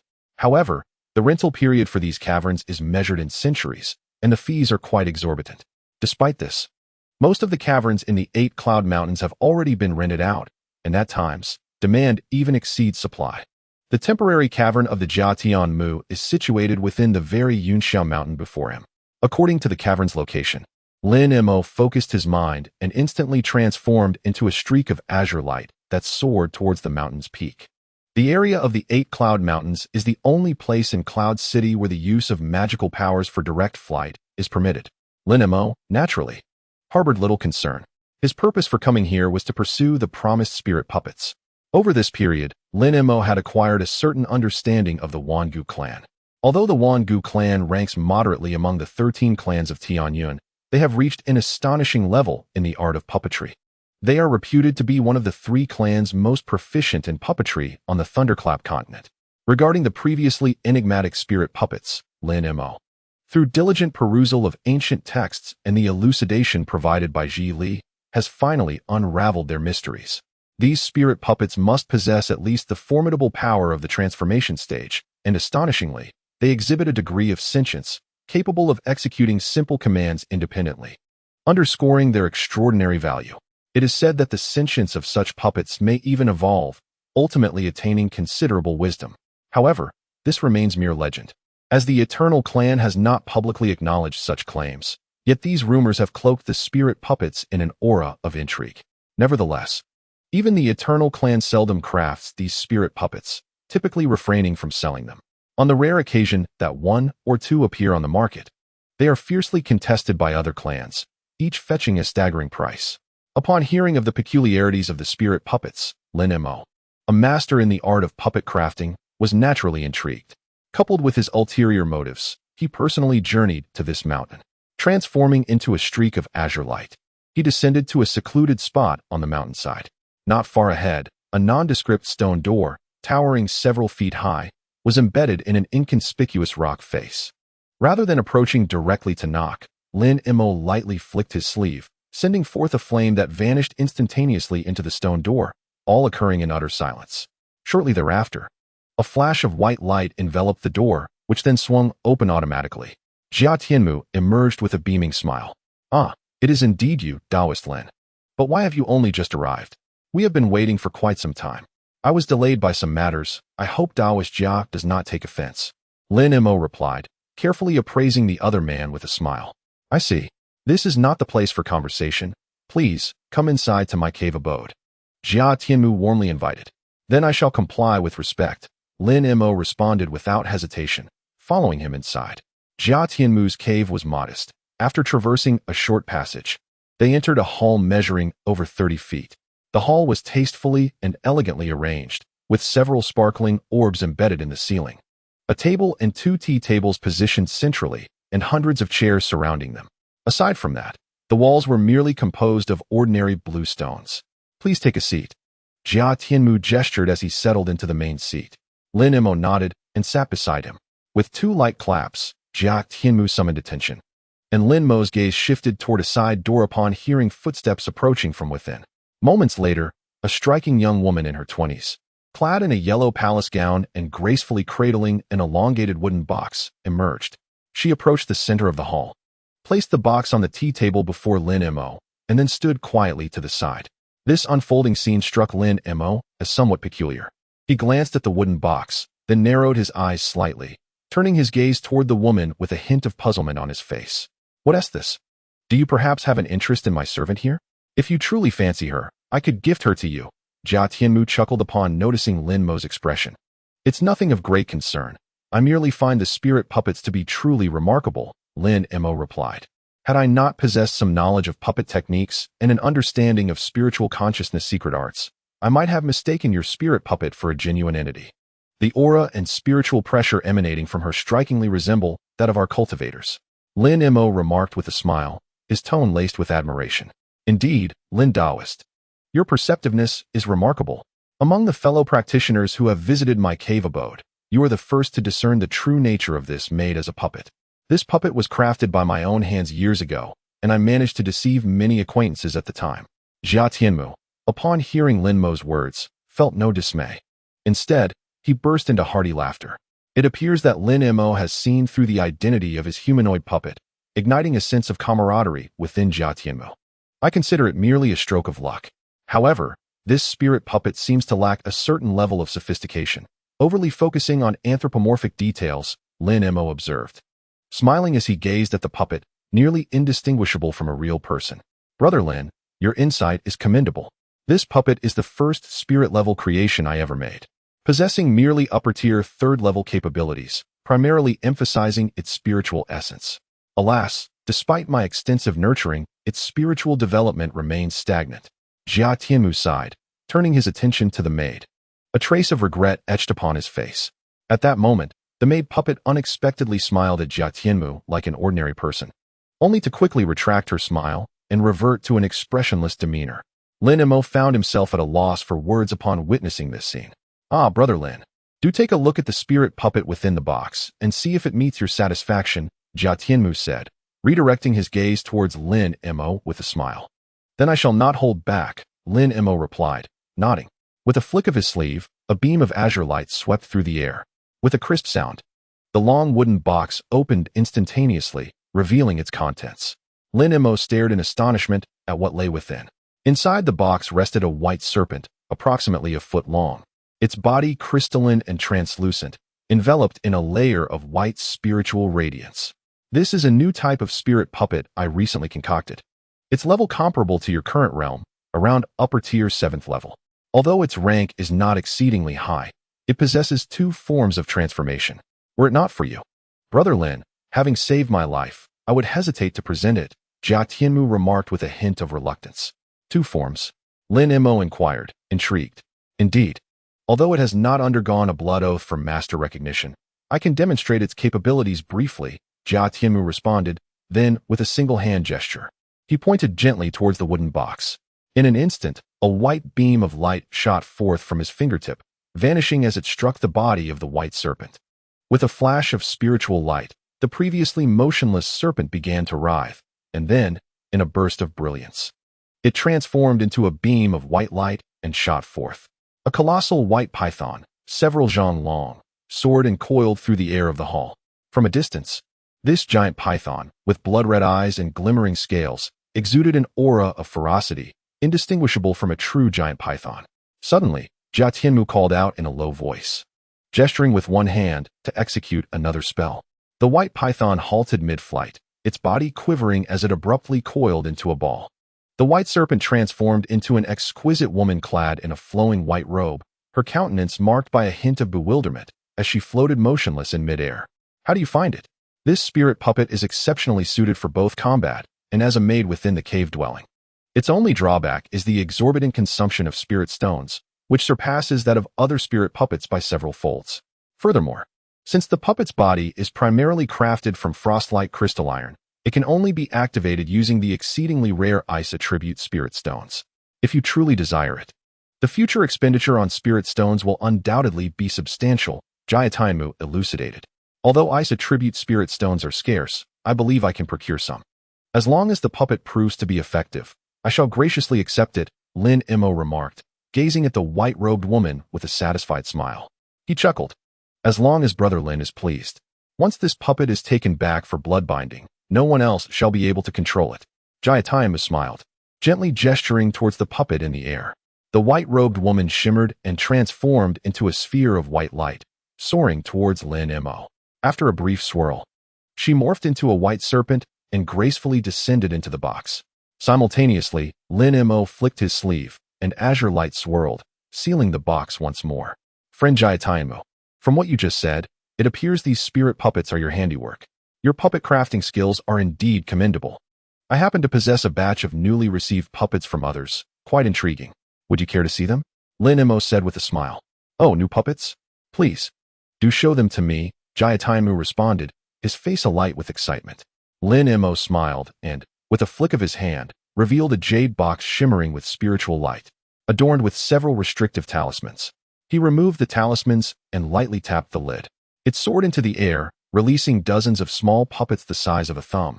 Precisely the batch of spirit attendants he had acquired from the blood-robed king of the abyss. As these puppets soared into the center of the hall, they suddenly erupted in a swirl of five-colored mist. After a moment of rolling, 12 enchanting women adorned in colorful garments emerged, each exuding grace and allure. On either side of the hall, 24 handsome young men sat cross-legged, wielding various musical instruments. Lin Mo did not cast any spells, yet a melodious symphony filled the hall, uplifting the spirit. The beautiful women danced in harmony with the music, their slender waists swaying, the vibrant garments billowing, emanating an enchanting fragrance.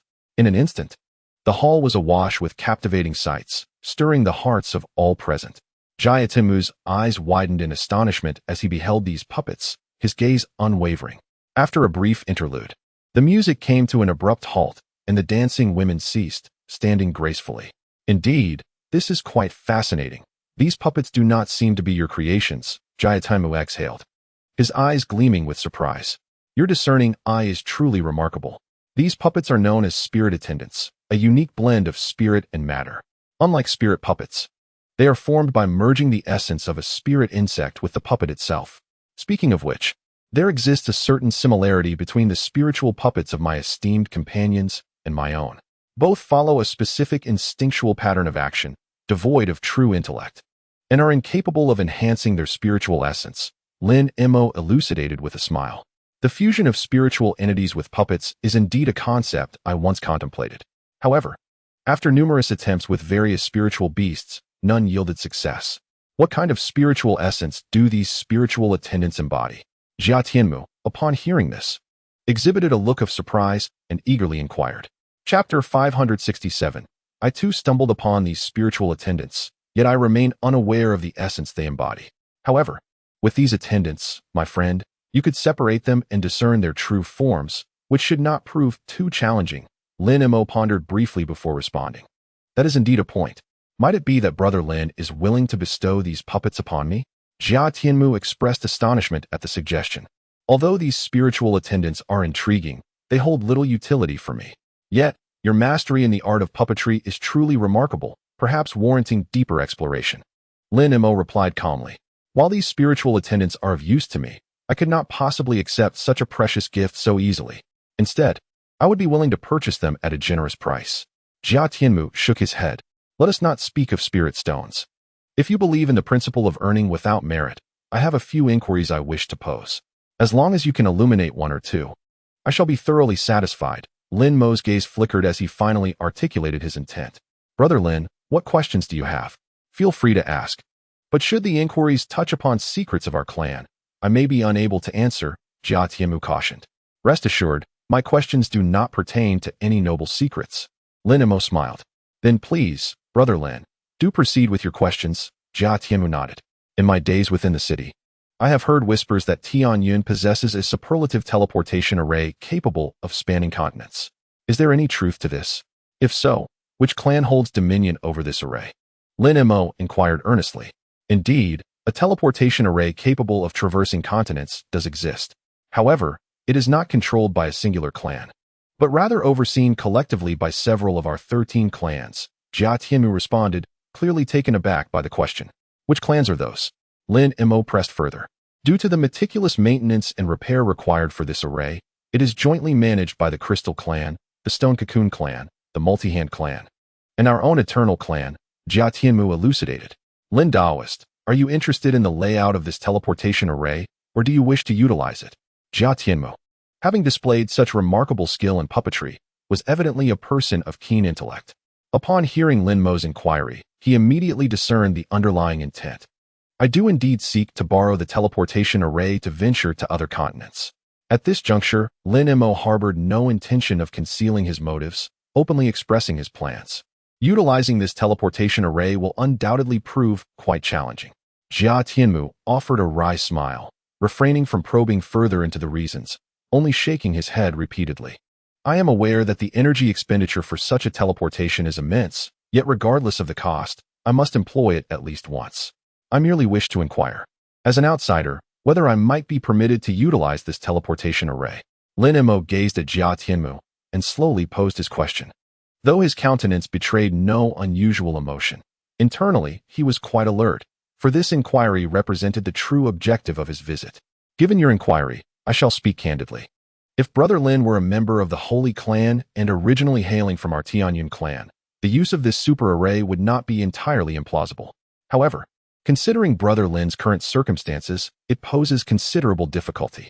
Nonetheless, in light of the large-scale invasion by the Jiaoqi clan, it is not entirely impossible. Should you demonstrate merit for the Tianyun clan in battle, there may be room for negotiation.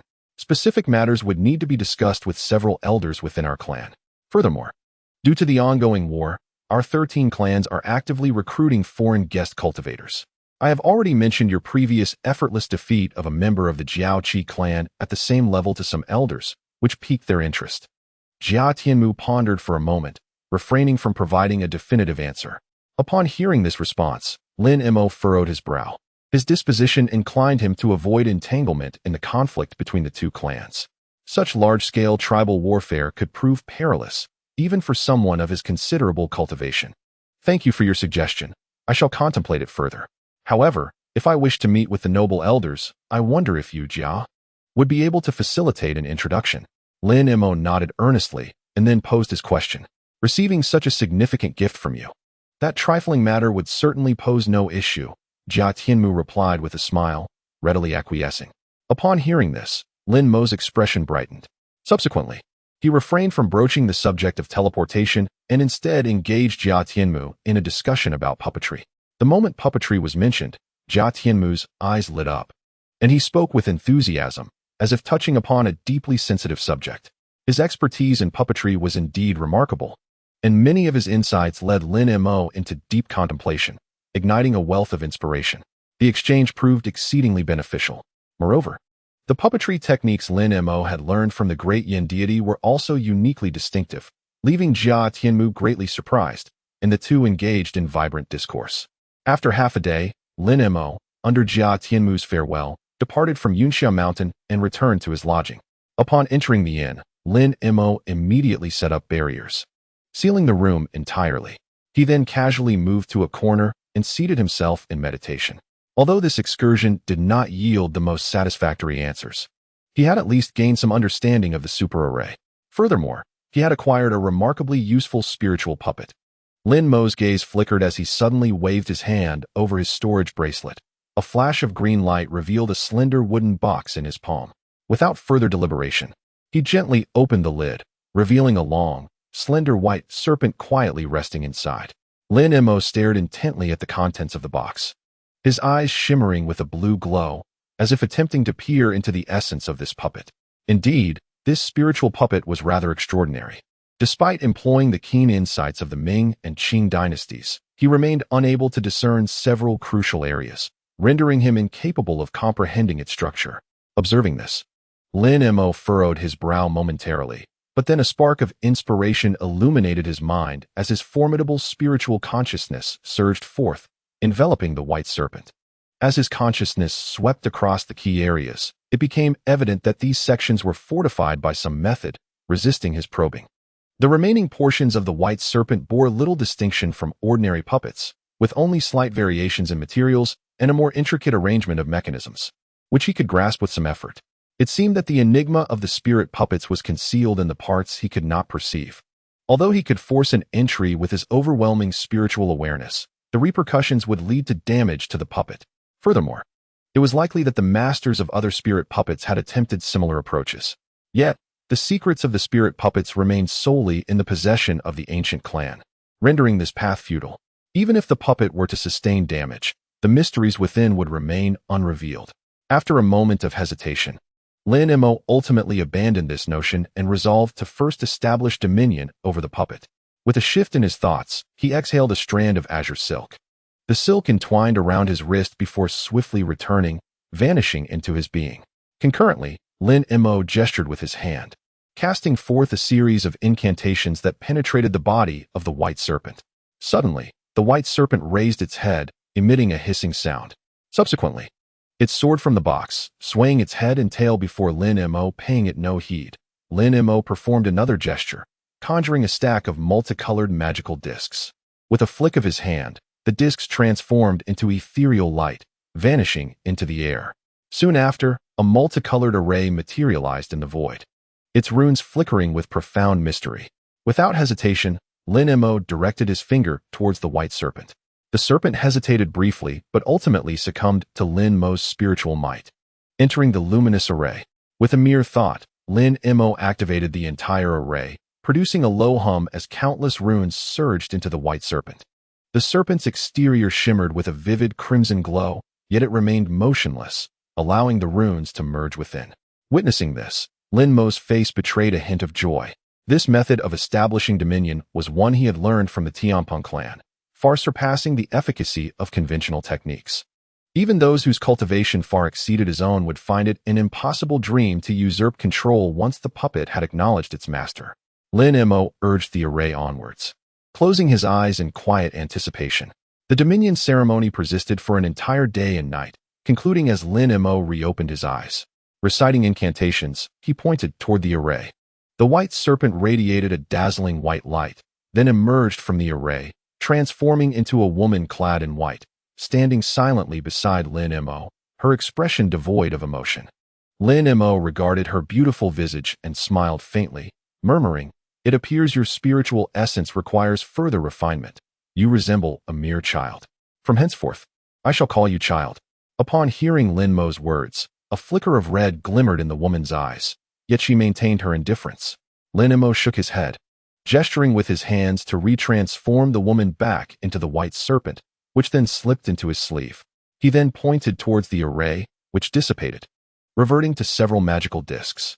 After a brief contemplation, Lin Mo retrieved another white jade box, its surface adorned with several crimson talismans. It was indeed the enigmatic box from that day, exuding an extraordinary aura. It seemed imperative to first discern the contents within before engaging with the elders of the ancient clan. Perhaps what lay inside was of paramount importance to them, potentially offering an opportunity for a grand teleportation. Lin Mo pondered this internally, reluctant to relinquish the box to the ancient clan without due diligence. Only by unraveling its secrets could he negotiate effectively with them. Gently caressing the jade box, he contemplated silently, then surveyed his surroundings, noticing the walls enveloped in a soft white glow, and furrowed his brow. If opening the jade box caused too much commotion, the existing restrictions might not fully conceal it, necessitating reinforcement. Thus, Lin Mo retrieved several formation flags from his storage ring and flew towards the corners of the walls. Green light and a myriad of colors materialized simultaneously. Yet, he remained apprehensive, giving a light tap with one hand. A shadow darted forth, transforming into a small mountain that spun above him. A gray luminescence erupted, forming a barrier that secured a radius of several zhang around him. With this, Lin Mo's surroundings became exceptionally fortified, ensuring his safety.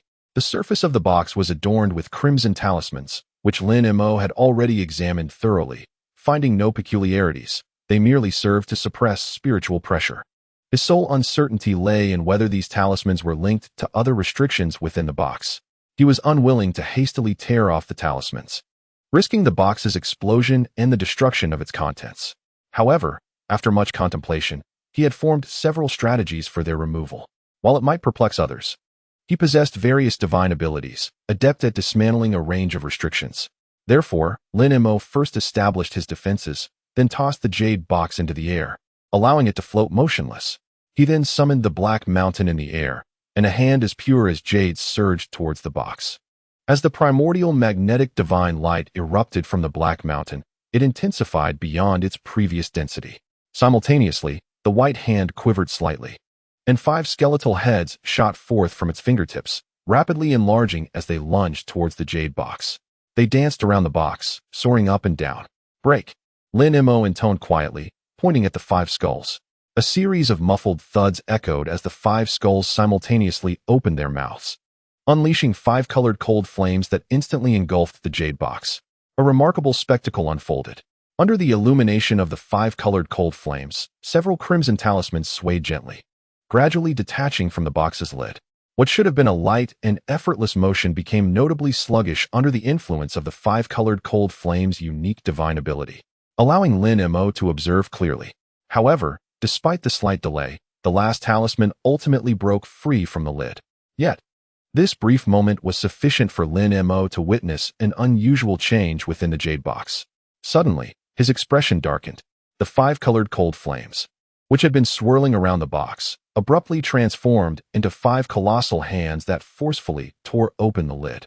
An exceedingly unstable and intense wave of energy erupted from within, followed by a golden sphere of light shooting forth, only to be seized by the 5 hands, rendering it immobile. At that moment, a thunderous sound erupted, and a crimson light array mysteriously manifested at the center of the jade box. The array appeared on the verge of bursting forth. Lin Mo narrowed his eyes and let out a cold snort, launching a silver fireball that spun several times before transforming into a silver firebird, which swiftly dove into the gray light column and penetrated the white halo within. After a brief moment, an astonishing scene unfolded. The once violently fluctuating white halo abruptly calmed, beginning to shrink rapidly. Within a few breaths, the halo completely vanished.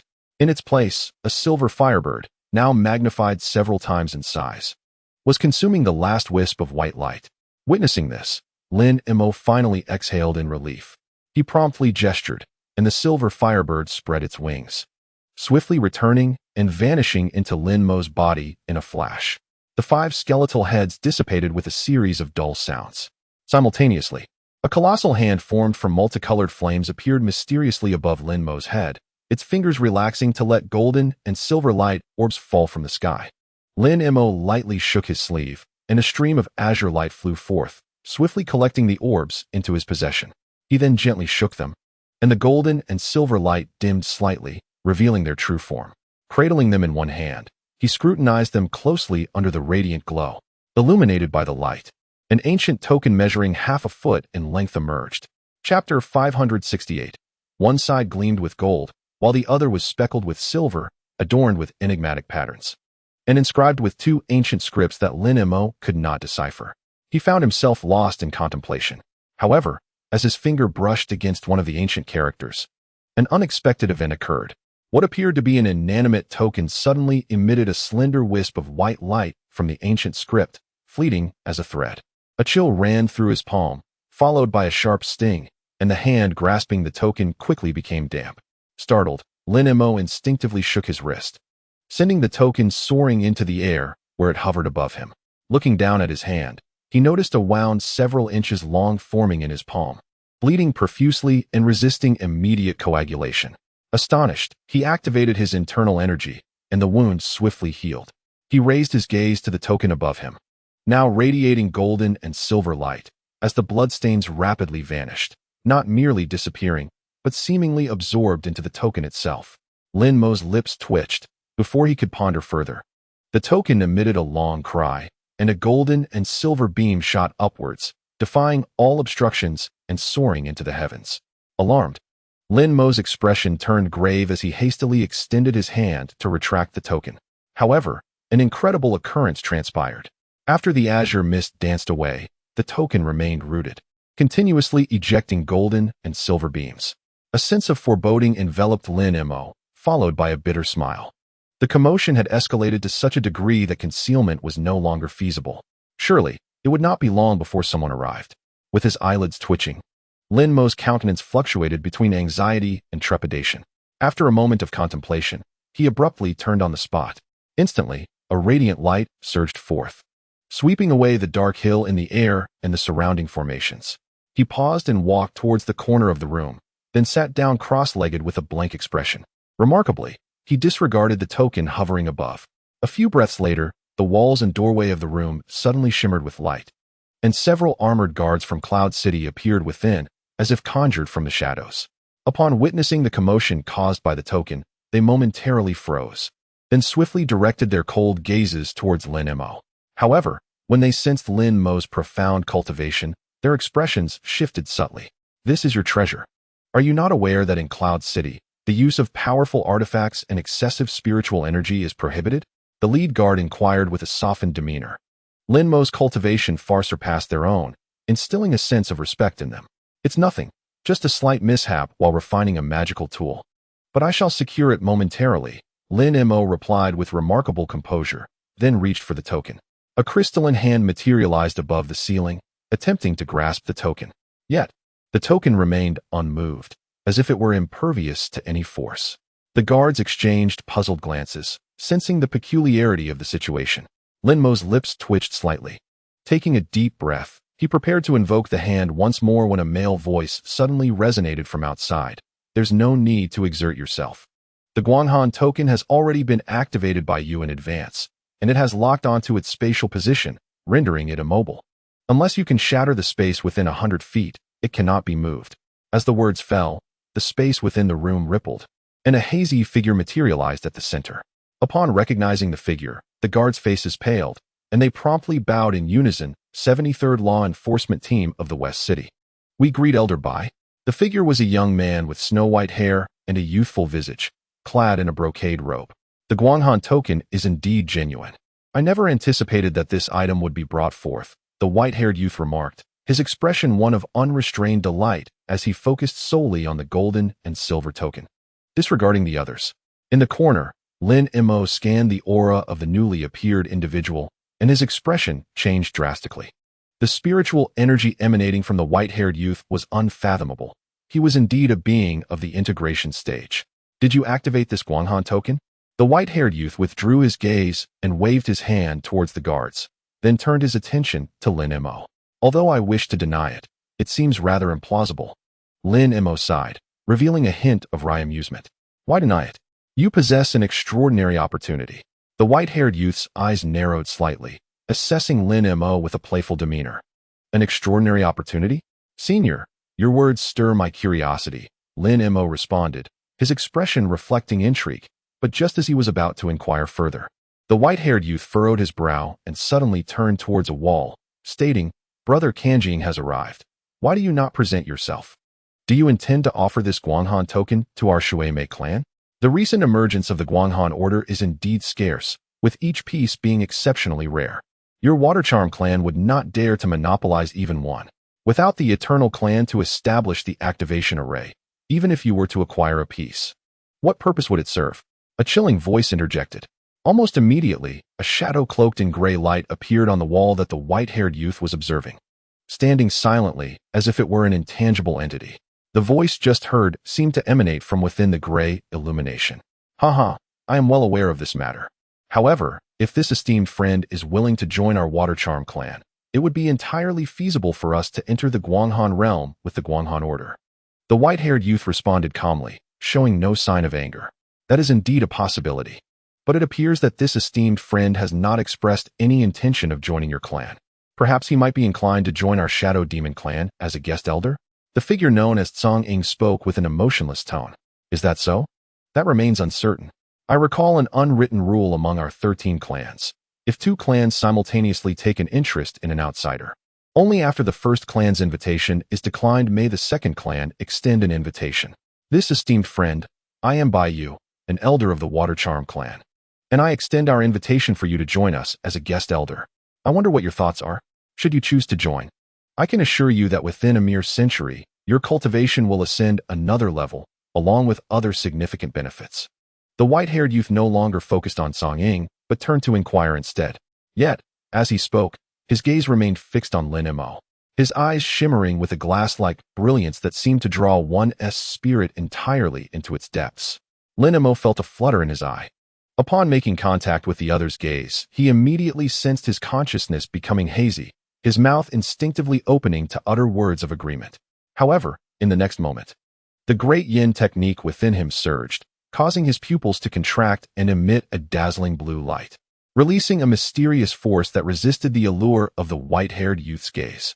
At that instant, Lin Mo's consciousness regained clarity. Yet a surge of astonishment and fury welled within him. The white-haired youth, seemingly benign, had not hesitated to employ his skills. Had it not been for Lin Mo's keen perception, he might have easily acquiesced. The white-haired youth appeared momentarily taken aback, a look of surprise crossing his face. Haha. I did not expect Brother Bai's glass illusionary gaze to falter even against those below the sacred clan. By Taoist, you need not exert yourself unnecessarily. You are aware that the aforementioned invitation to the foreign guest elder is merely an unwritten convention in the presence of the Guanghan order. How could the other clans adhere to any sequence?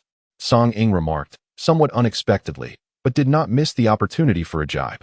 Upon hearing this, the white-haired youth quickly regained his composure, casting a meaningful glance at the silent Lin Mo, and replied to Zhang Ying with indifference. Since this esteemed friend does not intend to join our Water Charm clan, I shall not press the matter. Brother Zhang Ying, will your Shadow Demon clan not extend an invitation to this esteemed friend? Which clan possesses the authority to invite this individual as a guest elder? It is hardly a matter for you or me to decide, nor can this person dictate such terms themselves. I, Zhang, would never engage in such a thankless endeavor. Zhang Ying remarked with a cold snort. Upon hearing these words, Baiyu merely smiled faintly, choosing not to respond further, while Zhang Ying, after a few chuckles, fell silent as well. Lin Mo, on the other hand, watched as the blue light in his gaze gradually faded, maintaining his silence. The atmosphere grew exceptionally tranquil. However, this serenity was soon disrupted. A series of knocks resounded from the tightly shut door, followed by an aged voice calling out, I am Qianji Zi of the Wangu clan. May I have the honor of meeting the master of this abode? At the sound of this venerable voice, Baiyu's expression shifted slightly, and the gray aura surrounding Zhang Ying quivered. Yet, Lin Mo's eyes flickered with a glint as he promptly responded, Esteemed elder, please enter. It is a privilege for me to have you grace this place with your presence. Upon hearing Lin Mo's cordial tone, the elder outside showed no hesitation. With a flash of spiritual light, he stepped through the door. The figure that emerged was a stout old man clad in a yellow robe, carrying an unusual backpack, exuding a warm and amiable demeanor. Ah, I see my friends Bai and Zhang are also present here, the plump elder remarked, seemingly just noticing their company. His face beaming with a smile. You are far too courteous, Qianji. We have only just arrived, Baiyu replied. Indeed. I happened to be nearby on business, and, by chance, discovered the spiritual light of this Guanghan order, prompting me to come and take a look, Zhang Ying interjected. Despite their earlier standoffishness, both Baiyu and Zhang Ying exhibited a similar cautiousness in the presence of the rotund elder. Observing this, Lin Mo found it peculiar and extended his spiritual sense towards the elder. The result left him astounded. The elder known as Qianji possessed an immense depth of magical power akin to an expansive ocean, utterly unfathomable. With his current cultivation level, he was unable to discern the elder's realm and strength. It appeared that this plump elder was most likely a peak expert in the integration stage, which explained Baiyu and Zhang Ying's evident trepidation. Judging solely by their cultivation levels, it seemed that even a combined effort from the two would struggle to contend with the elder. Indeed, This is the Guanghan order. Is this token yours?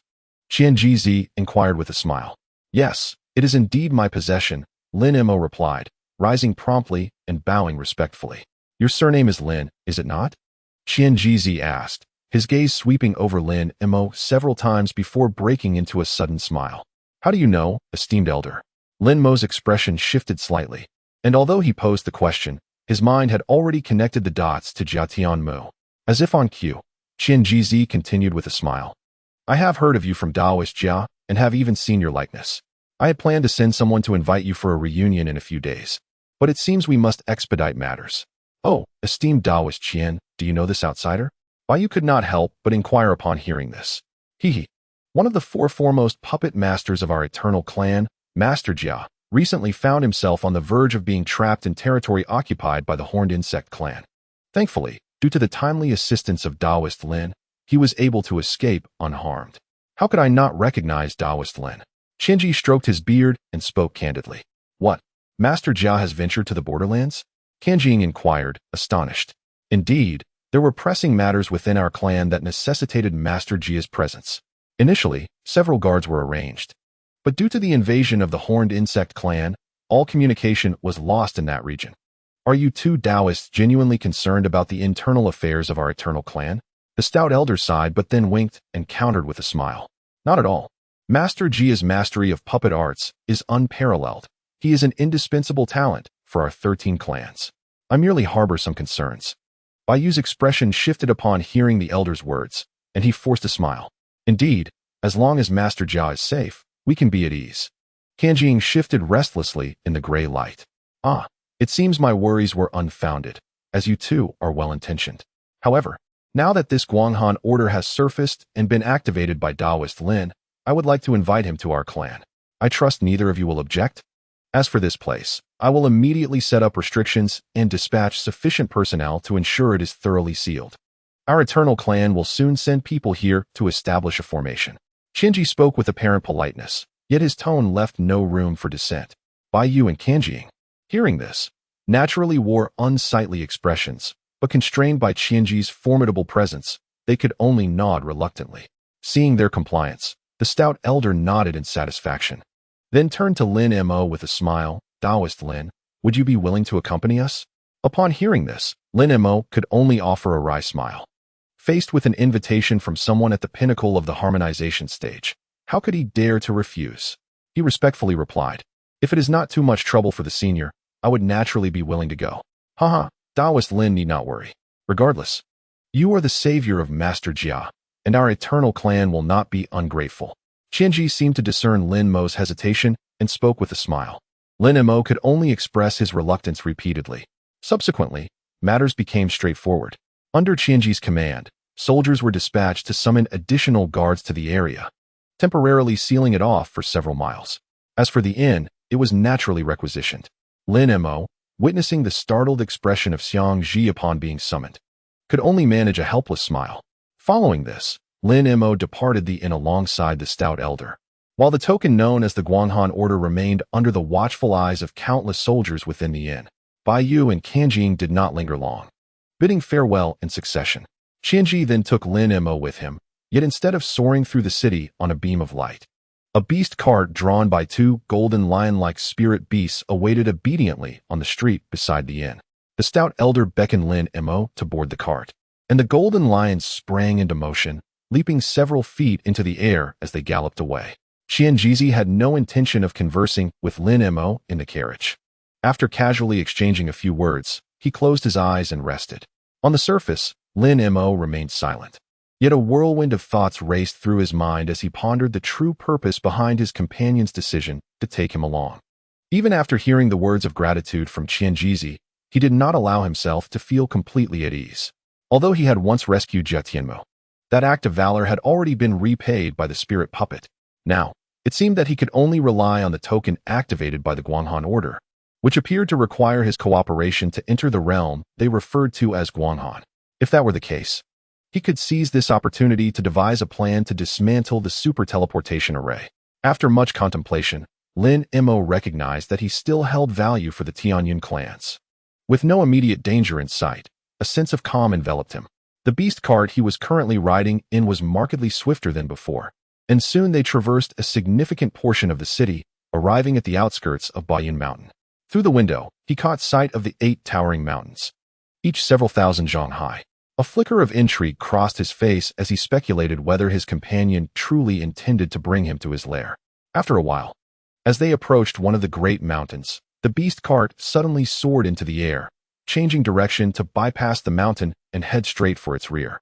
Lin Mo was somewhat taken aback, but moments later, the cart did indeed emerge behind the mountain, revealing an unexpectedly large castle that seemed to have materialized from thin air. Though the castle was not vast, its outer walls were formidable, composed of 7 or 8 layers. Each wall ascended higher than the last, with the outermost wall towering over 100 zhang. The innermost wall appeared to reach nearly 1,000 zhang in height. From a distance, it resembled a colossal tower rather than a castle. Under the scrutiny of his spiritual vision, Lin Mo discerned that every 100 zhang along the walls stood a silver-white statue. Each statue was unique in form, some resembling beasts, others humanoid, ranging from towering figures over 100 zhang tall to smaller ones of merely 7 or 8 zhang. All stood silently, exuding an inexplicable aura of menace. Above the walls, rows of green-armored sentinels armed with long spears patrolled methodically, devoid of any signs of life, resembling animated puppets. At each corner of the castle stood tall, crystalline pillars, shimmering in hues of yellow, blue, red, and green, reaching into the clouds. Their surfaces intermittently illuminated with countless grand runes, exuding an air of mystery that captivated the eye. As Lin Mo marveled at the sight, the beast cart soared directly above the castle, executing a graceful spiral before descending in front of an extraordinary hall, entirely emerald in hue. Upon disembarking, Lin Mo instinctively glanced upward at the hall, where a plaque several zhang long hung prominently, inscribed with the 3 golden characters Tongling Hall. A realization struck him. He suddenly recalled his spirit puppet. Could there be a connection between this hall and the spirit puppet, or was it merely a coincidence? As I pondered in uncertainty, a jovial laughter resonated from behind me, belonging to Qianjizi. Friend, please enter. This is the sacred ground of our eternal clan, a site where significant matters are deliberated within Cloud City. It is rare for others to gain entry to this hall. Thank you for your esteemed consideration, Senior. It is indeed an honor, Lin Mo replied with a slight bow. Before this formidable figure of the unified realm, he dared not show the slightest disrespect, lest he invite trouble. Qianjizi's lips curled into a faint smile as he gestured for Lin Mo to proceed within. At the entrance of the grand hall stood 2 white-robed sentinels, their expressions blank as the elder approached, seemingly oblivious to his presence. Lin Mo, taken aback, scrutinized them closely, and his expression shifted as he discerned something remarkable. It appears that Lin, my friend, has also noticed. These 2 hall sentinels are spiritual puppets of the 9th tier from the upper clan, capable of guarding this hall day and night. Aside from a few old fellows like us and certain special individuals, no one else can enter. If anyone approaches the spiritual hall, they will not hesitate to launch an attack, the rotund elder remarked without turning back. The 9th tier from the upper clan. Lin Mo inhaled sharply, his gaze lingering on the expressionless puppets, feeling a mix of astonishment and intrigue. Such entities are akin to those at the pinnacle of the void refinement stage. Having 2 of them by one side would indeed allow one to sweep aside all below the unified realm. What a precious treasure to serve as guardians at the hall's entrance. With a tinge of envy, Lin Mo cast a wistful glance at the 2 sentinels. Yet Qianjizi had already stepped through the hall's threshold, compelling him to follow closely. Though the spiritual hall appeared somewhat extraordinary, its interior was surprisingly simple, consisting solely of a main hall flanked by 2 side chambers. Within the main hall stood several metallic columns, each as thick as a person, but no other prominent features adorned the space. Qianjizi walked directly to the center of the hall, seating himself without ceremony. Lin, my friend, please take a seat. Given the significance of the Guanghan Order, I have summoned 2 other elders from our clan to join us. Currently, all matters of the Eternal Clan in Cloud City are decided by the 3 of us, Qianjizi remarked with a chuckle. Ah, I see. It seems the Guanghan Order indeed carries considerable weight. Lin Mo nodded thoughtfully. Throughout their journey, he had observed no peculiar behavior from Qianjizi, indicating the elder's formidable prowess at the pinnacle of the unified realm. Are you not from the Thunderclap continent? Qianjizi suddenly inquired, his gaze sharp. Lin Mo's heart raced. But he quickly relaxed and nodded with composure. Indeed, I hail from another continent. I believe Mr. Jia and the esteemed elder have mentioned my desire to utilize the super teleportation array. Master Jia has indeed brought this matter to my attention. Yet if you were from the Thunderclap continent, how could you not recognize the Guanghan order and so effortlessly invoke it? Qianjizi replied with a light laugh. Is the Guanghan order particularly renowned? I have not encountered any records regarding it in the texts I have perused. I would appreciate your enlightenment, esteemed elder.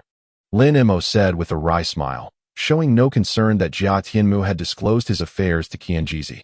It would indeed be rather peculiar if the puppet master of the Eternal Clan refrained from mentioning the matter of the teleportation array. It is entirely normal for such records to be absent from ancient texts. Although the Guanghan order holds considerable renown, it is not something that can be wielded by just anyone, without the backing of a powerful clan.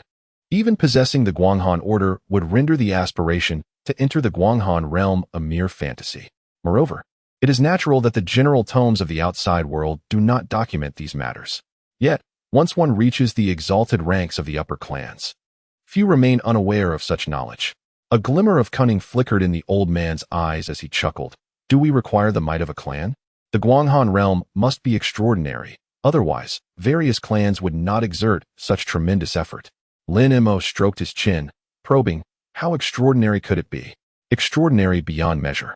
If one could indeed acquire certain treasures from the Guanghan realm, it might even sway the strength of a clan.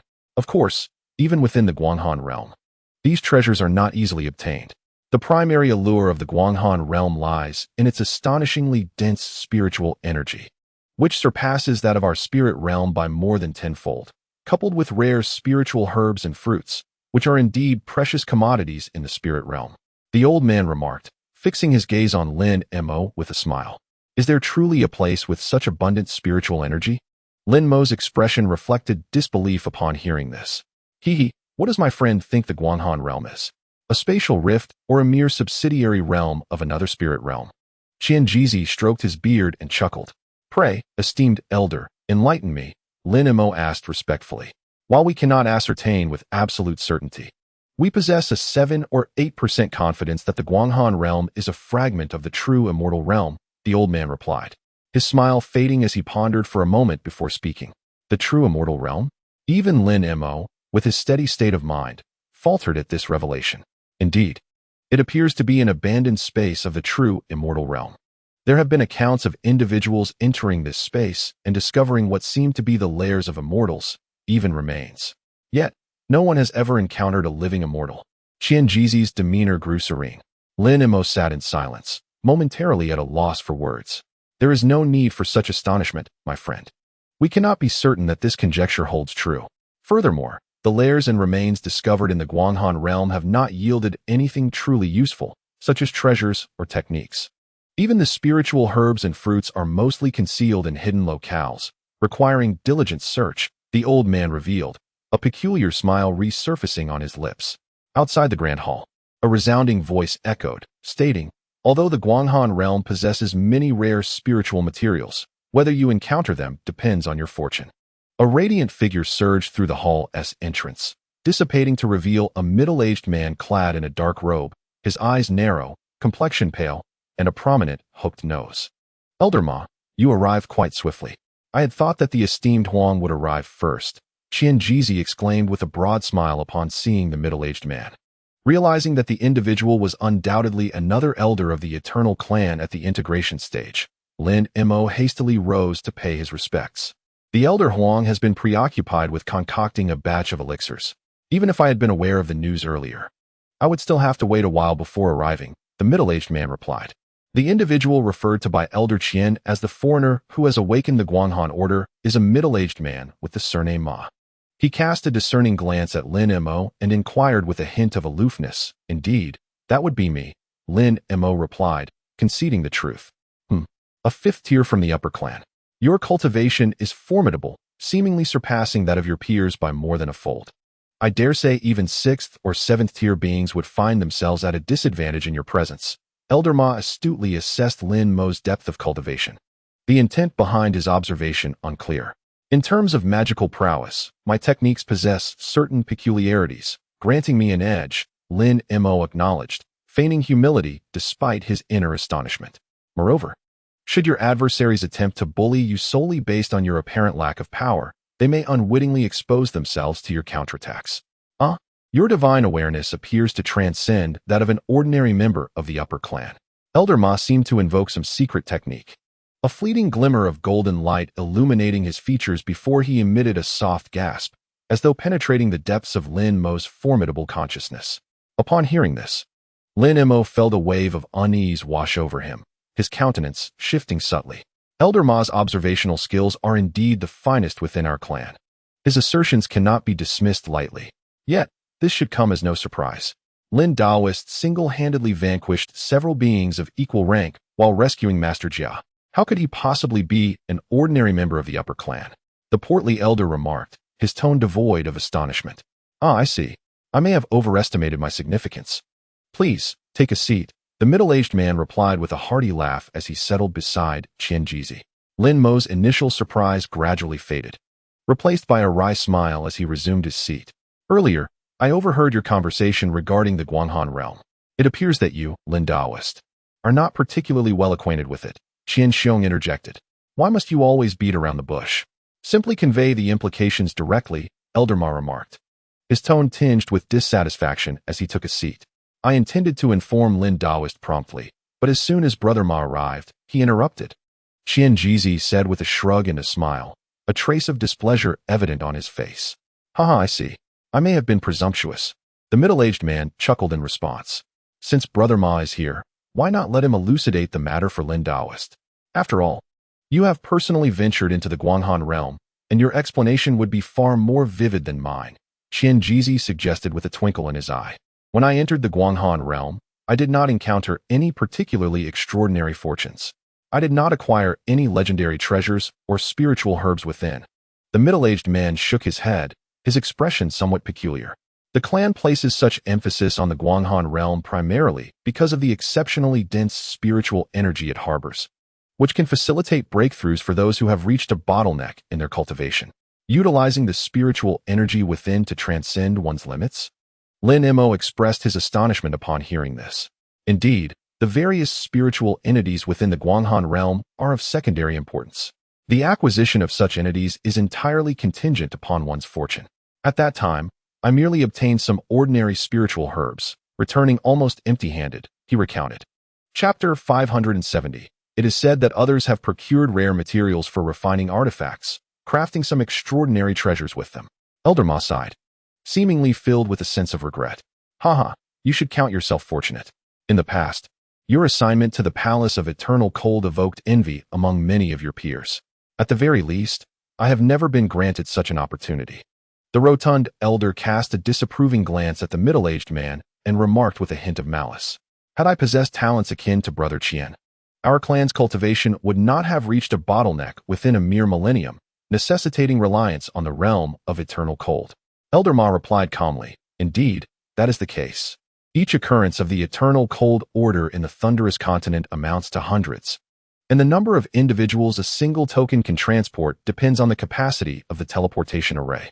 Our Tianyun can only accommodate a dozen or so individuals per token, while certain races adept in teleportation can transport over 30.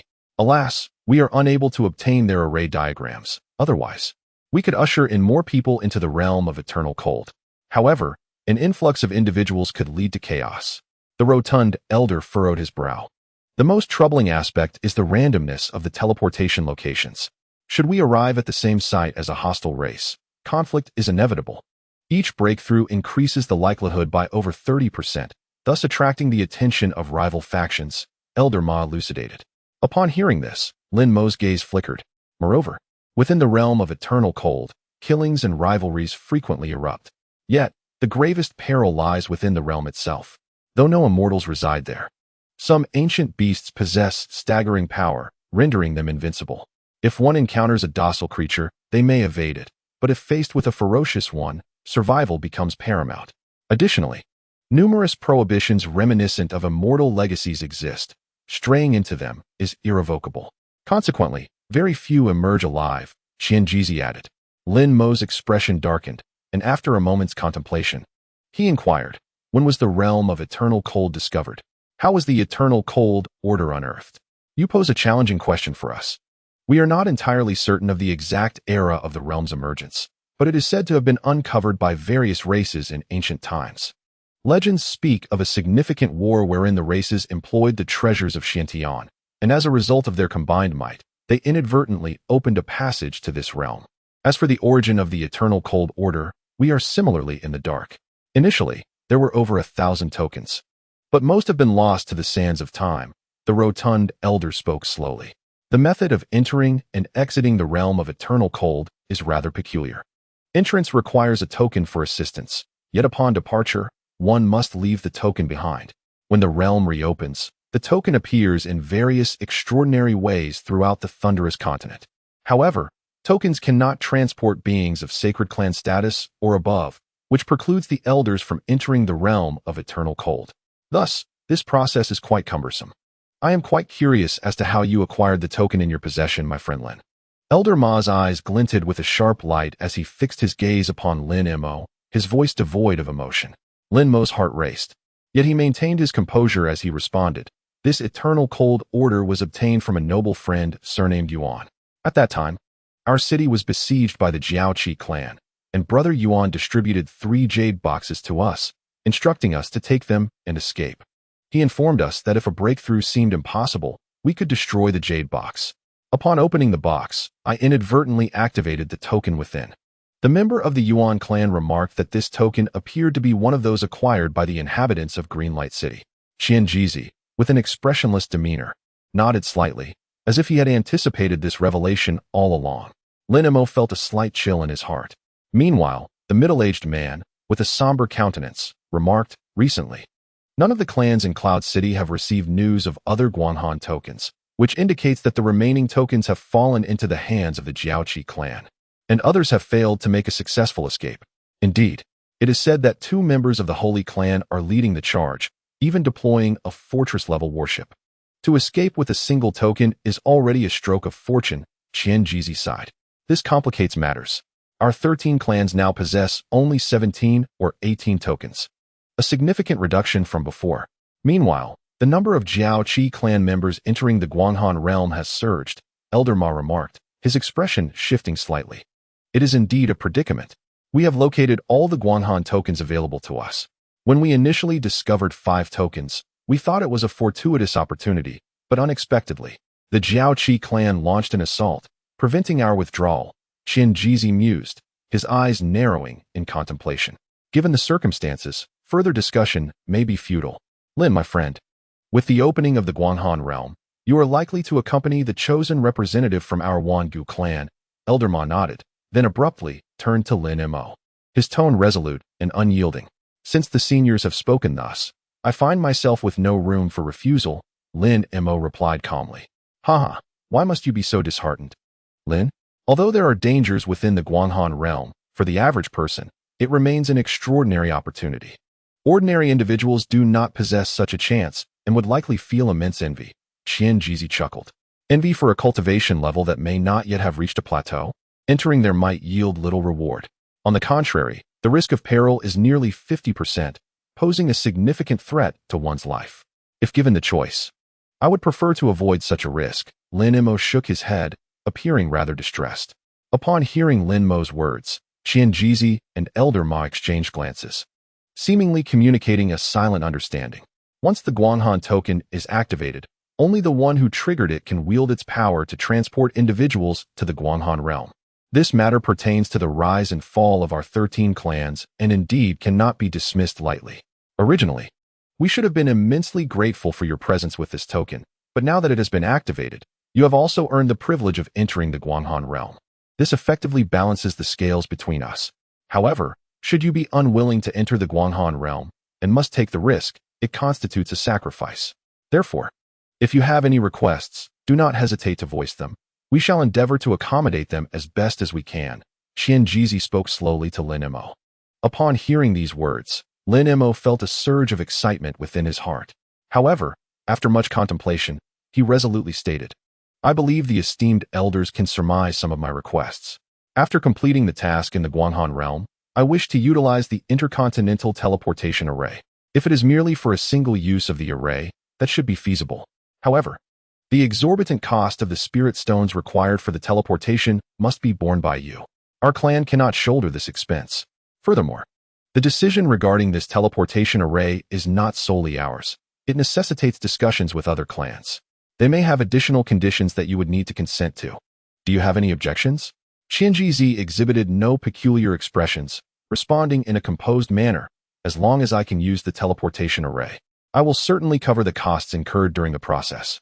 Regarding other conditions, as long as they are not insurmountable for me, I am willing to agree. Lin Mo replied with enthusiasm. Friend Lin need not be hasty in his agreement. The quantity of spirit stones required for traversing continents is immense, potentially bankrupting a holy clan.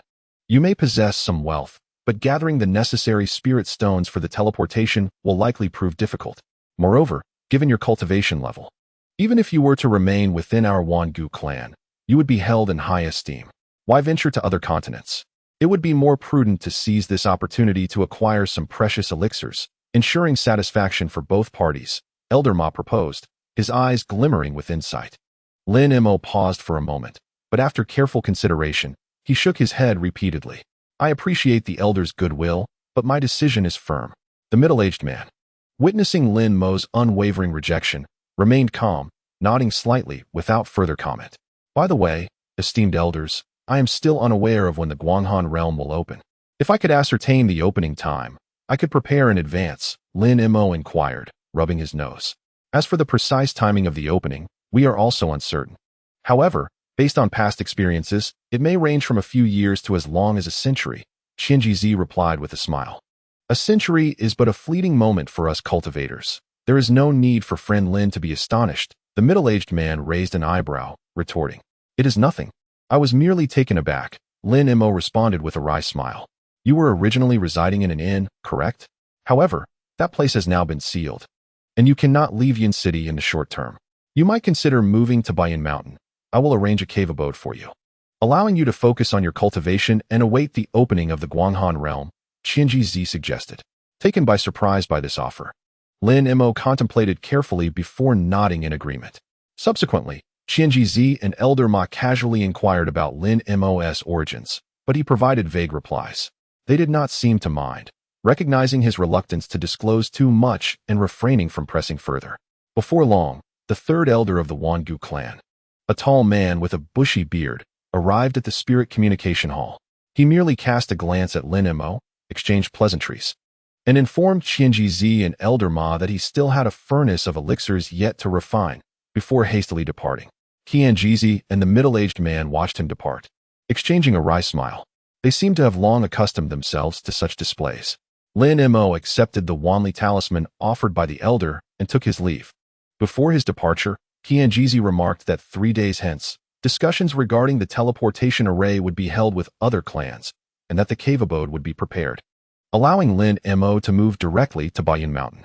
Lin Mo naturally expressed his gratitude before exiting the grand hall and boarding the beast cart at the entrance, soaring away from the Wangu clan's castle. Meanwhile, Qianjizi and the middle-aged man sat in silence within the hall, each lost in thought. Do you think this individual might be a spy sent by the Jiaoqi clan? Qianjizi inquired slowly. A spy would hardly use something as conspicuous as the Guanghan order to infiltrate our Wangu clan. Moreover, he once saved Master Jia and defeated several peers from the Jiaoqi clan. If it were merely to confuse us, the cost would be exorbitant.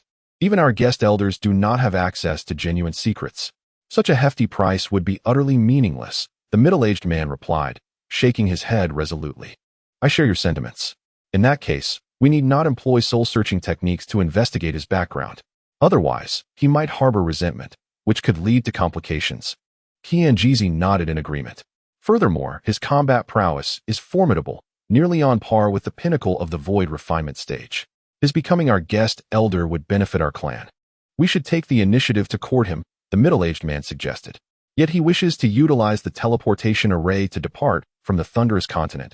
Qianjizi frowned. Gathering the spirit stones required for the teleportation array is no trivial task. By the time he truly amasses enough, it could take many years to accomplish. We need only take the time to keep him with us. It is not a difficult matter. Of course, if he genuinely desires to leave, We need not interfere deliberately. The presence of one more or less of a top-tier void refinement being is inconsequential. It is unnecessary to jeopardize our reputation over him, Qianjizi stated with an unwavering demeanor. Since you, Qianjizi, have made your decision, I have no objections, the middle-aged man concurred after a moment of contemplation. By the way, let us discuss the intelligence on the Jiaoqi clan. Their movements this time seem more significant than before.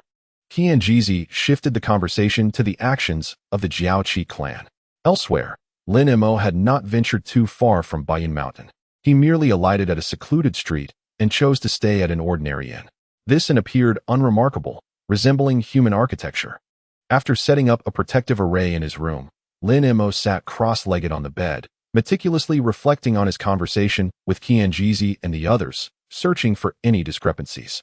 After a period of contemplation, he finally exhaled, his expression easing. From the demeanor of the others, there seemed to be no adverse implications for him. The only concern was the danger within the Guanghan realm. Nonetheless, since no entities above the integration stage had entered the Guanghan realm, he should not be overly worried.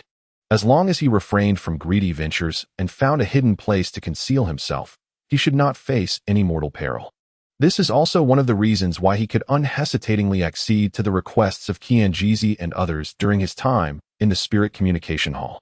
However, the opening of the Guanghan realm may take longer than he anticipated.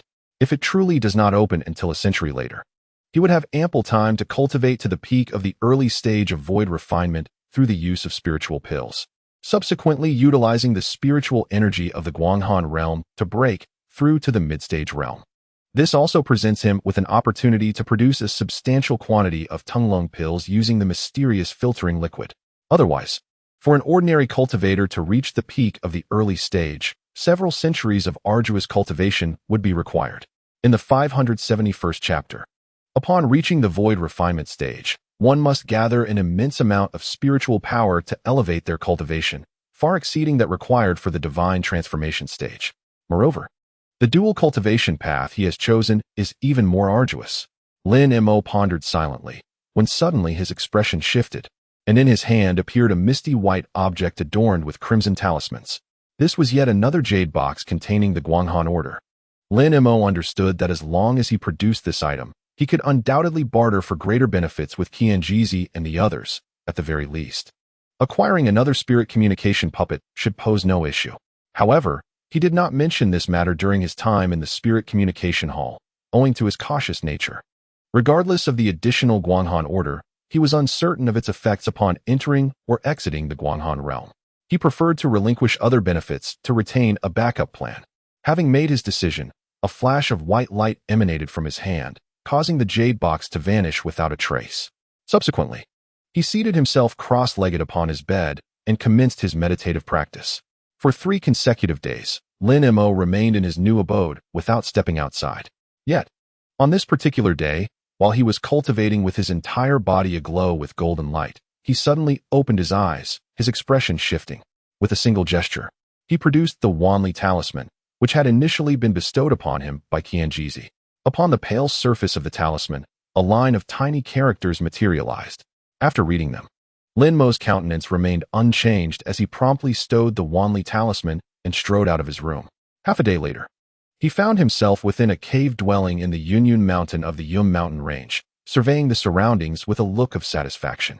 The richness of spiritual energy in this cave was no less than that of the Yunxiao mountain, and it boasted all manner of facilities, including an alchemical chamber, a refining room, and a medicinal garden, in which some commonly used spiritual herbs had already been planted. He was exceedingly pleased with this location. However, Lin Mo did not rush to commence his training, but instead meticulously examined every corner of the cave with his spiritual sense. He then arranged various restrictions, both large and small, around the interior and exterior. Consequently, even beings at the integration stage would find it difficult to intrude upon this place in a short span of time. Afterward, he transplanted some necessary spiritual herbs into the cave and began secluding himself for alchemical refinement. He planned to first produce a certain quantity of Tunglong pills, retaining the majority for personal use while preparing a small portion to exchange in the market for high-quality spiritual stones. After all, whether for the operation of the spirit communication puppets or for the future super teleportation array, The quantity of premium spiritual stones required was astonishing. Relying solely on the sale of spiritual herbs would not suffice, even if they were millennia-old herbs, to acquire a sufficient amount.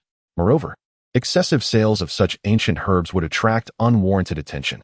Consequently, he resolved to exchange the refined Tunglong Dan directly. Convinced that the formidable efficacy of this elixir would undoubtedly pique the interest of the esteemed clans within Yun City, allowing him to command an astonishing price.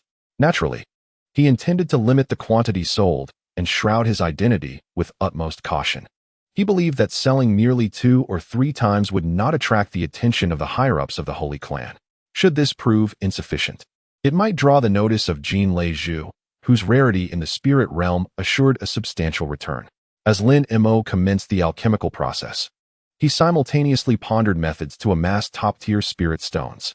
Perhaps Qian Jizi did not foresee that achieving this short-term goal would not pose a significant challenge for Lin Mo. For him, it was merely a minor inconvenience. However, Qian Jizi had informed him that the use of the teleportation array had garnered the consent of several other clans. As for the stipulations, most merely demanded a usage fee, which was not particularly stringent. Only the Shurgan clan posed some complications, requesting Lin Mo to procure a unique refining material found solely in the Guanghan realm upon his entry. They provided him with a map indicating the material's source. This condition was relatively perilous, yet it appeared vital to the Shurgan clan, as they presented it as their sole requirement, seemingly non-negotiable. After a moment's contemplation, Lin Mo acquiesced, feeling confident in undertaking such errands. Thus, upon the completion of his mission in the Guanghan realm, he would have unrestricted access to the super teleportation array overseen by several clans. Lin Mo spent over a year within the cave abode, during which he engaged in the cultivation of spiritual herbs and the refinement of elixirs, while also consuming the Tunglong Dan and diligently practicing the Fan Xingzhen Mo Gong. Although the duration was brief, the magical resonance emitted during his training appeared increasingly concentrated, a testament to the miraculous potency of the Tunglong Dan. However, Lin Mo found it peculiar that a certain crystalline woman named Qian had not reached out to him during this time, seemingly having forgotten him entirely. Despite this curiosity, he refrained from seeking her out. On this particular day, Lin Mo finally emerged from his cave, taking a moment to survey his surroundings before transforming into a streak of light, soaring down the mountain. Coincidentally, another white arc descended from the mountaintop, arriving at the base simultaneously with Lin Mo. As the brilliance dissipated, Lin Mo and a bald man revealed themselves. This man bore a fierce countenance, with skin of a grayish hue. The two exchanged glances, both taken aback. "I am Tai Jian of the Shurgan clan. Your face seems somewhat unfamiliar. Are you a recent arrival to the mountain?" Despite his fearsome appearance, the man spoke with remarkable courtesy. "I have indeed only recently relocated to this mountain," Lin Mo replied, scanning the man and realizing he was a formidable presence at the void refinement pinnacle, which startled him momentarily, though he maintained a cordial smile. "Ah, it is you. Lin Daoyu. I heard that last year, an outsider activated the Guanghan order, and that person also bore the surname Lin. Could it be you?" The robust man, well-informed, immediately deduced Lin Mo's identity upon hearing his surname. Lin Mo's eyes sparkled with a hint of surprise, yet he responded with a smile. "Indeed, it is I. I never imagined my reputation had grown so vast that even fellow cultivators are aware of it. Haha, over the years, Brother Lin has been the first foreign guest to ignite the Guanghan order, thus his renown is undeniably significant. Are you, my friend, venturing out to participate in the Four Clans auction, having heard of its exquisite treasures?" "The Four Clans auction?" Lin Mo inquired, somewhat astonished. "Could it be that you are unaware, Brother Lin? It is hardly surprising, as you have only recently arrived in our Yun City. This grand auction, orchestrated by the Four Clans every decade, aims to elevate the prominence of Yun City. The items auctioned are rare treasures seldom revealed, thus each event attracts numerous high-ranking beings. This time, due to the aggressive incursions from the Jiaoqi clan, which have left us at a disadvantage in previous battles, we have decided to showcase some unprecedented treasures to bolster morale. Among them is the fabled One Miao Dan, a potion immensely beneficial for void refinement practitioners seeking to break through their bottlenecks. Only the master alchemists of the Crystal Clan possess the skill to concoct it, and it has never been seen before. Lin Mo had indeed heard of the One Miao Dan. Back in Greenlight City, it had been mentioned by several extraterrestrial beings. Its value seemed to surpass that of the spirit puppet. If it truly aids those at the void refinement level, acquiring this elixir or its formula would be a tremendous boon for future breakthroughs. Given such a momentous occasion, I must witness it, Lin Mo mused, his interest piqued. My friend, with your inclination, why not accompany me? I am likely to partake in a mission within the Guanhan realm as well. Perhaps we shall become members of the same group. The burly man chuckled heartily, exuding a robust camaraderie. You are too kind. Your cultivation far surpasses mine. I am not yet familiar with Yin City, so I hope you will guide me, Lin Mo replied with a vague smile. The burly man chuckled in response, saying nothing further, and summoned a beast cart waiting at the foot of the mountain, gesturing for Lin Mo to board. Without hesitation, Lin Mo climbed aboard. To the uni auction house, the man instructed the driver. The driver complied and urged the spirit beast forward, racing ahead. During the journey, Lin Mo curiously inquired about various aspects of the Four Clans auction. He soon learned that the auction had commenced several days prior. But the true showcase of prized items would occur today. The man from the Stone Cocoon clan had even borrowed a substantial amount of spirit stones from friends to participate in this auction for the Wan Yao Dan. Upon hearing that a spirit puppet was also up for bid, Lin Mo felt a stirring within. After more than an hour of swift travel, the beast cart veered onto an exceptionally wide street. Here, the carts became increasingly numerous, and many cultivators strode purposefully in the same direction. At last, the cart halted at the end of the street, coming to rest alongside dozens of others. Lin Mo and the burly man disembarked and surveyed their surroundings. Before them stood a colossal square edifice, towering over 100 zhang, with dimensions nearing 1,000 zhang. At the apex of the edifice lies a cylindrical altar, upon which hovers a yellow ring, measuring over 10 zhang in diameter, resembling gold yet not quite, akin to wood yet not entirely. Its material remains uncertain, yet it slowly rotates, emanating a chilling light that envelopes the entire grand hall. Surrounding the hall stands a row of armored sentinels, unwavering and all of commendable rank. Resembling puppets, the grand hall boasts 3 entrances, 1 grand door and 2 smaller ones, each guarded by over 20 blue-clad sentinels, all of whom possess strength exceeding the void refinement stage. At this moment, the largest entrance sees few passers-by, while the 2 smaller entries buzz with activity, brimming with visitors. Lin, my friend, I have some items I intend to sell in the side hall to gather more spirit stones. Would you care to join me? Tai Jin inquired. As Lin Mo stared in a daze at the grand hall. Is there a special trading venue in that side hall? I recall it being the site of an auction. Lin Mo remarked, somewhat taken aback. Perhaps you are unaware, my friend. To participate in the bidding, one typically requires a substantial amount of spirit stones. Many cultivators exchange their rare materials for spirit stones before the auction commences. Therefore, prior to each of the 4 clans auction, there is a period designated for cultivators to trade amongst themselves, either for spirit stones or other necessary items. If one's possessions cannot be sold, they may also sell directly to the auction hall, albeit at a potentially reduced price. The advantage, however, is the backing of the 4 great clans, ensuring that even the rarest items can find buyers. On either side of the side hall, one room is designated for purchasing items, while the other is for selling. Tai Jin elucidated. Purchasing items? Lin Mo felt a stir of interest within him. Do you have treasures you wish to sell, my friend? I suggest you first visit the selling area before proceeding to the purchasing area.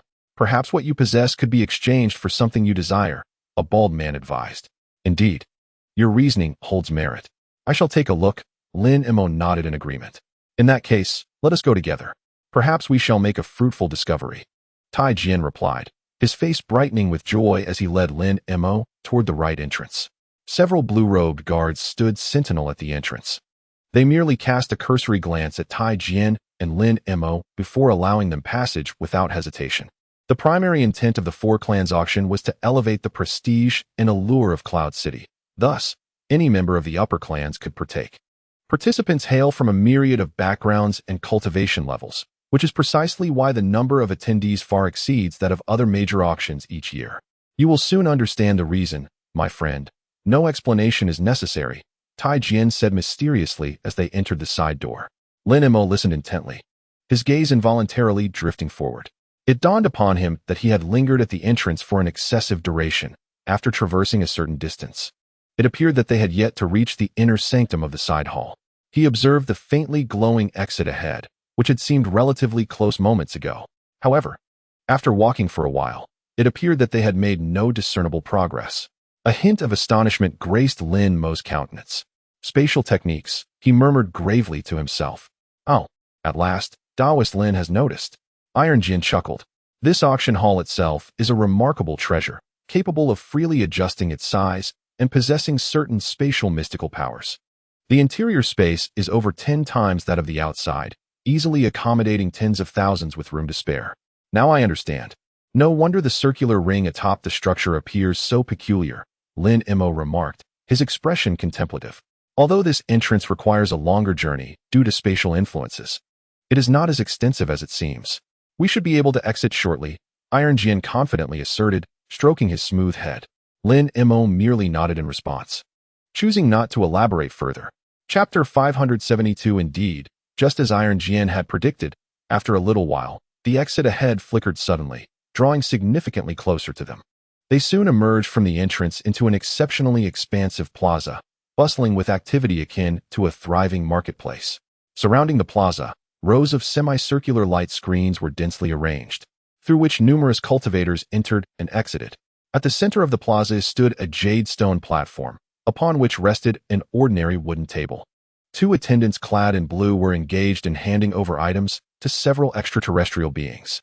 While Lin Mo was captivated by the scene, Iron Jin turned, clasping his hands in salute. Taoist Lin, we shall part ways here. I must seek suitable buyers to swiftly sell my treasures. I won't accompany you further. Of course, attend to your affairs. I wish to explore on my own as well, Lin Mo replied with a smile.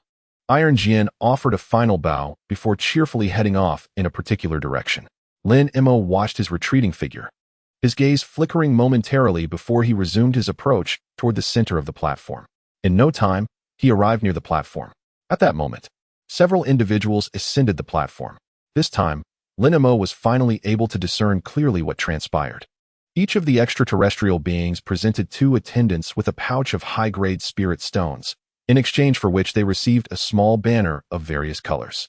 Lin Mo's attention fixated on one individual who proceeded to a secluded corner of the plaza, waving the small banner a few times. Instantly, a semicircular light screen materialized, enveloping him completely. Lin Mo attempted to probe with his spiritual sense, but upon contact with the light screen, it was thwarted by a layer of restrictions, unable to penetrate. Clearly, these light screens were specifically designed to facilitate transactions among cultivators in the plaza, allowing them to conduct their dealings without the worry of prying eyes infringing upon their privacy. Lin Mo cast a glance around, noticing that the entire square was illuminated by flickering light screens. In the distance, he could see several smaller squares that appeared equally lively. With a long sigh, he resolved not to squander any more time. Although treasures awaited him, finding the right buyer proved to be a formidable challenge. He decided to return and prepare for the auction, needing to gather sufficient spirit stones beforehand. With this thought in mind, he made his way back along the edge of the square. Most of the time, he merely observed from the outside, occasionally stepping into one or two light screens before swiftly exiting. An hour passed, and Lin Mo remained empty-handed. Frowning, he resolved to return to the entrance. Upon re-entering, he found himself alone at the threshold. As he walked, he suddenly flicked his sleeve, causing a black veil to materialize. With a soft sound, a wisp of faint black mist enveloped Lin Mo, rendering his form indistinct. Yet, almost in the next moment, a flash of light emerged from the mist, swirling and coalescing into a glossy black robe that draped over him. Lin Mo lowered his head slightly, emerging from the haze. His aura became elusive, exceedingly faint. However, when he raised his head, a pallid and unfamiliar visage was revealed. In an instant, both his attire and appearance had transformed. Discreetly, Lin Mo exited the entrance, brushing past several otherworldly beings entering the venue. The blue-robed guards stationed outside merely cast him a cursory glance, exhibiting no signs of suspicion. Confidently, he strode into a side hall on the opposite side. Although this square was also substantial, Lin Mo was momentarily taken aback by the scene. Unlike the area designated for selling items, this place, though populated, saw its occupants congregated in a small section of the square. There, a towering stone wall of azure stood, adorned with shimmering silver inscriptions. Numerous alien cultivators surrounded the stone wall, gazing intently. Just behind it, a cluster of interconnected jade pavilions encircled a multi-storied tower. Each jade pavilion was translucent and exceptionally white. Yet, at the entrance of these pavilions, white light flickered, masked by a veil of luminous mist, faintly ajar. The central tower, however, was entirely crimson, shrouded in a delicate azure smoke, exuding a fragrance that seemed otherworldly. Those observing the stone wall occasionally ventured into the jade pavilions. Upon their return, some bore expressions of gloom, others appeared dejected, while a few exuded exhilaration. After discerning the situation, Lin Mo did not hesitate and made his way directly toward one of the stone walls.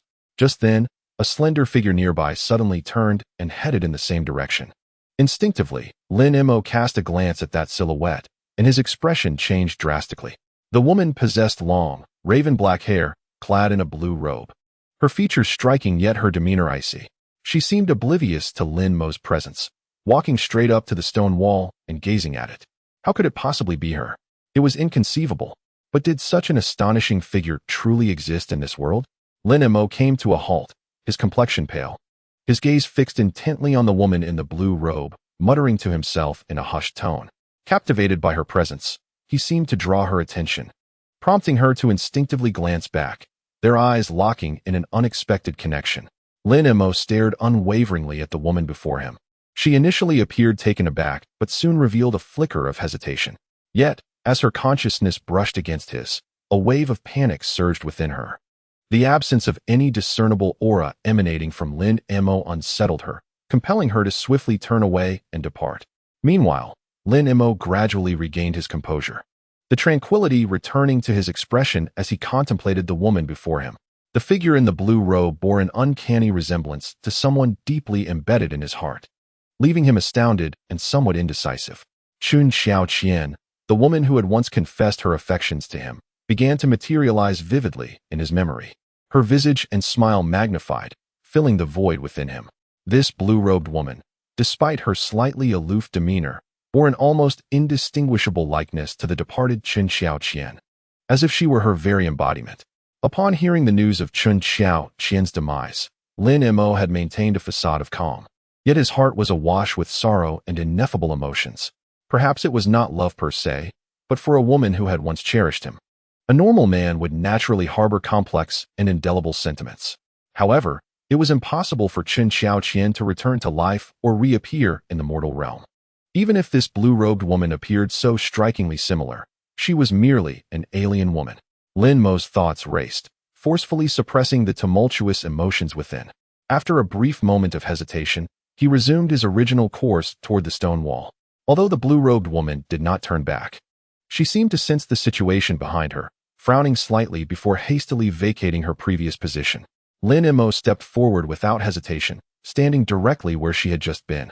Although he did not turn, he could feel her intense gaze bore into him from behind as she swiftly approached the distant stone wall. It seemed she regarded him as a lecherous man, drawn by her beauty. A wry smile flickered across Lin Mo's face as he centered his thoughts, redirecting his focus to the stone wall before him. The silver inscriptions upon the wall confirmed his expectations, enumerating the names of various rare materials, yet peculiarly. There were no acquisition prices indicated, merely a sequence of numbers trailing from 1 to 13. Upon witnessing this, Lin Mo's heart stirred, and he swiftly comprehended the underlying intent.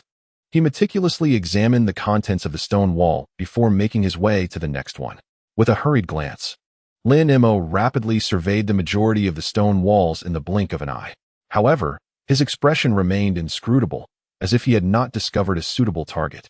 Continuing his discreet search, suddenly, a thunderous crash reverberated from the center of the crimson pavilion, followed by an enraged voice booming. "What? You claim this item is counterfeit? Impossible. I have paid an immense price for this, nearly being besieged by a horde of golden-winged giants. Why are you shouting so vehemently? A falsehood remains a falsehood. Even if it were true, I would not accept it. Now that the appraisal is complete, Daoist Chiu may take his leave." Another sharp voice emerged from the loft, speaking with unceremonious bluntness. "For this trinket, I have languished in my cave for 7 or 8 years. Upon my return, only to discover it is an imitation. Do not let me encounter the individual who relayed this information to me. Otherwise, I shall not hesitate to twist his head off." The first individual roared, his voice resonating with such force that it carried an essence of spiritual energy, audible to all outside. However, most of the people present were not locals of Cloud City and were taken aback, exchanging bewildered glances. Suddenly, a crimson light flickered across the surface of the red loft, and a gigantic figure, towering 3 zhang, burst forth, causing the ground to tremble upon landing. This being was extraordinarily heavy. The majority of the crowd turned to gaze, collectively inhaling sharply. The figure was a striking amalgamation of metal and flesh, with one half appearing metallic and dark gray, exuding an eerie sheen, while the other half was a bronze hue, seemingly indestructible.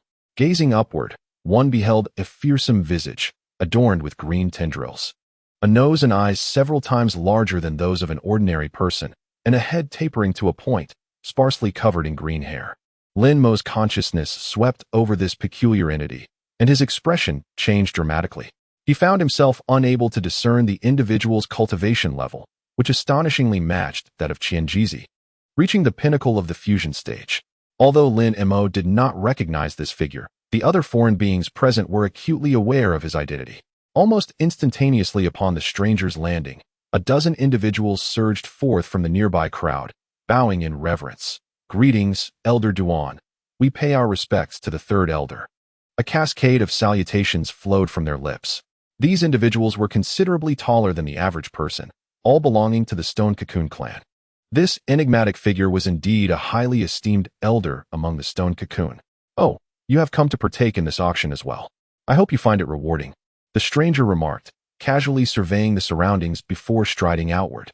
As he passed by Lin Mo, he abruptly halted, his large nose twitching, an expression of disbelief crossing his face as he fixated intently on Lin Mo. This peculiar occurrence left those around them astonished, many directing their gazes toward Lin Mo, seeking to unravel the mystery. "Senior, do you have any instructions for me?" Lin Mo sensed an ominous air and felt perplexed, politely inquiring while forcing a faint smile. "What is your name, and which clan do you belong to?" Lin Mo, unsure of the stranger's intentions, hesitated to disclose his identity, responding vaguely. "Very well. I am Duan Tianren of the Stone Cocoon clan. Should you encounter any difficulties in the future, do not hesitate to seek me out." The stranger appeared not to have heard Lin Mo's reply, his form flickering momentarily before regaining composure. However, Lin Mo's countenance changed. He distinctly felt a sudden pressure on his shoulder at that very instant when the peculiar figure had approached. Despite possessing extraordinary perceptive abilities, he detected the traces of his opponent's attack. However, the speed of the adversary's movements was so swift that he had no time to evade. A peculiar stream of ethereal energy surged from the opponent's palm, coursing along his arm before dissipating into the air. "Senior, what does this signify?" Lin Mo's complexion turned ashen. Only a handful of individuals had witnessed the previous scene, yet most were left puzzled by Lin Mo's peculiar reaction. The enigmatic figure cast a glance at Lin Mo and remarked with a smile, "Nothing of consequence. I noticed you have cultivated a certain body-refining technique. How intriguing. Perhaps we could exchange insights on our respective methodologies in the future." Lin Mo was taken aback, his expression tinged with pain, for he understood that the other had seen through his facade. He could not bring himself to trust the notion of an exchange of techniques, nor could he fathom the intent behind the earlier action. As Lin Mo's thoughts raced, he struggled to comprehend why this peculiar individual would suddenly target him. He was certain that this was their first encounter. "Do not overthink it. I shall be waiting for you at the fragrant pavilion. Do not entertain thoughts of fleeing. Although I have not harmed you, I have already marked you. Escaping is not an option," the enigmatic figure whispered into Lin Mo's ear before turning away, offering no further explanation. Moments later, he departed from the square, making his way towards the entrance. Lin Mo's mind was in turmoil, unable to find tranquility. When he sensed the unusual gazes of those around him, he mumbled under his breath and then turned towards the entrance. He had initially planned to disguise himself and secretly sell some spiritual herbs in order to amass a few spirit stones. However, due to the disturbance caused by that peculiar individual, such an endeavor in plain sight was now out of the question. Thus, he swiftly abandoned the thought. Lin Mo appeared calm as he emerged from the side hall, making his way to the area in front of the auction hall where beast carts were parked, then casting a grim glance across the way. Upon his arrival, he had not noticed establishments like the fragrant pavilion. Now that he scrutinized the surroundings, he indeed spotted such a place. The pavilion was modest in size, but directly faced the auction hall, boasting 3 stories and adorned with a plaque inscribed in elegant calligraphy. Yet, in stark contrast to the bustling activity of the surrounding structures, the entrance of this pavilion was desolate, with no one entering or exiting for quite some time. Chapter 573. That peculiar individual named Duan Tianren must be within this pavilion, Lin Mo pondered, feeling a sense of indecision. The auction appeared to be delayed, and until he unraveled the true intentions of the ancient being from the Stone Cocoon clan seeking him, he feared he could not fully immerse himself in the event. He suddenly shook his sleeve, extending a hand from within, his expression neutral as he glanced at it. The palm was as dark as ink, having been infused with the essence of the UNC divine mountain. Lin Mo's brow furrowed. Despite Duan Tianren's efforts to conceal his interest, Lin Mo sensed, through his heightened intuition, the other's gaze fixated on his sleeve. It was uncertain whether it was the hand or the entire arm that had captured his attention. If it were the former, it might indicate an interest in the UNC divine mountain. If the latter, contemplating his arm, Lin Mo raised his other hand and discreetly touched his forearm through the sleeve. Although he felt no abnormality, the long sword sealing the treasure of Xiantian was undoubtedly within. Could it be that the other party had sensed the existence of this sword? The more Lin Mo thought about it, the more uneasy he became.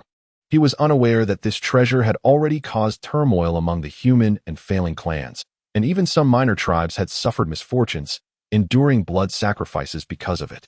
However, he was acutely aware of the sword's formidable power. If he could truly master it one day, he would be invincible within the spirit realm. Thus, despite having wielded the sword only once, it had become, in his heart, the greatest secret aside from the mysterious vial, its significance surpassing even that of the mature body-devouring golden insect. Nevertheless, it was unlikely that the elder of the Shirwan clan could discern the presence of the Xiantian treasure on him. Otherwise, the 1,000 mechanisms would have been exposed long ago. The treasure remained dormant, and even within his arm, the opponent would be unable to detect its existence. Of course, one could not dismiss the possibility that the other party had cultivated some extraordinary technique that allowed them to sense certain things. Regardless, he was currently incapable of confronting a top-tier entity in the fusion stage, even if the opponent had not infused their spiritual energy into him. Escaping from the heavily guarded Cloud City seemed almost impossible. Whether it was a blessing or a curse, he could only venture forth to discover the truth. Lin Mo stood in place, his expression shifting unpredictably for a while. Ultimately, he stomped his foot and strode towards the fragrant pavilion. Fortunately, even if the other party coveted the Xiantian treasure, they did not pose an immediate lethal threat to him. Upon reluctantly stepping through the grand entrance of the fragrant pavilion, Lin Mo encountered a handsome youth of the Crystal clan standing inside. As soon as the youth saw Lin Mo enter, he greeted him with a smile, saying, "You must be the esteemed Senior Li. Elder Duan has been waiting for you in VIP room number 4 for quite some time. Please, follow me. Lead the way." Lin Mo replied, casting a brief glance around the hall, his face betraying a hint of surprise before he nodded. The hall was devoid of furnishings, illuminated only by a faint blue glow emanating from the walls, the material of which was indiscernible. The crystal youth led the way, swiftly proceeding towards a staircase on one side, with Lin Mo following closely behind. Moments later, they arrived at the 3rd floor of the pavilion and were brought before a room enveloped in a gentle golden light. The crystal youth paused, formed a hand seal, and waved towards the door. A silver light shot forth from his sleeve, and he respectfully stepped aside. After a brief moment, a voice emanated from within the room. "Since you have arrived, please come in." Lin Mo was taken aback upon hearing this voice, displaying a look of confusion. The tone was calm and gentle, unmistakably that of a woman. At that moment, the golden light flickered, and the door slowly opened. After a moment of contemplation, Lin Mo stepped inside. The door closed once more, and the golden light enveloped the space anew. "I pay my respects to the 2 esteemed seniors," Lin Mo said, surveying the room before clasping his hands in greeting, maintaining a composed demeanor. Within this elegantly adorned chamber, 2 individuals sat facing each other at a table.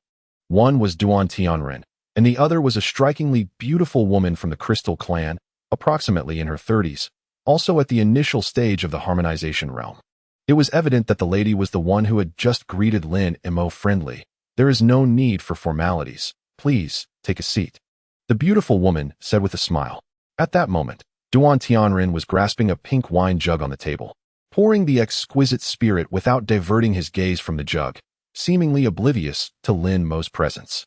The nature of the spirit within the jug remained a mystery. Yet even Lin Mo, who seldom indulged in alcohol, could detect a rich and intoxicating aroma. Since the lady had initiated the conversation, Lin Mo felt it unnecessary to remain overly courteous. He offered a slight bow once more and settled into another chair. At this juncture, the woman's clear eyes swept over Lin Mo. He noticed that when her gaze lingered briefly on his sleeves, she hesitated for a moment before averting her eyes. It appeared that Duan Tianren had already divulged some information to her. Lin Mo furrowed his brow, sensing that this predicament was indeed considerable. The intelligence of the Crystal Clan should not be underestimated, and those who had cultivated to the harmonization stage were truly exceptional. Deceiving them would undoubtedly prove challenging. Well, everyone is here, and we have discussed the matters at hand. The subsequent details will be left to you, Fairy Kai. I, Duan, am but a simple man, uninterested in intricate deliberations. However, I expect to reap the lion's share of the benefits. Duan Tianren finally finished the spirit in the jug, setting it down and wiping his mouth with his sleeve. Brother Duan, there is no need for haste. I merely wish to verify what you have said. The beautiful Crystal Clan woman replied with a charming smile. By all means, Fairy, for I have personally tested it, and it is indeed genuine. By the way, your 9 fragrance wine has become increasingly rich and fragrant. Do pour me another jug, Duan Tianren began, his tone noncommittal. Yet his eyes gleamed with desire as he glanced at the wine jug. Brother Duan, you truly treat my fragrant pavilion as a tavern. This 9 fragrant spirit wine can only be brewed a few barrels every century, and you have consumed 3 jugs in one sitting. Should you visit again, I shall have to offer you the ordinary spirit wine. The beautiful woman from the Crystal Clan chided him with a playful glance. Nevertheless, a flicker of spiritual light danced in her hand, and a jade-green wine jar materialized, which she then filled for Duan Tianren. Haha, that is because you alone in Yun City can brew this wine. I have sought your recipe numerous times, but alas, you are too protective of it.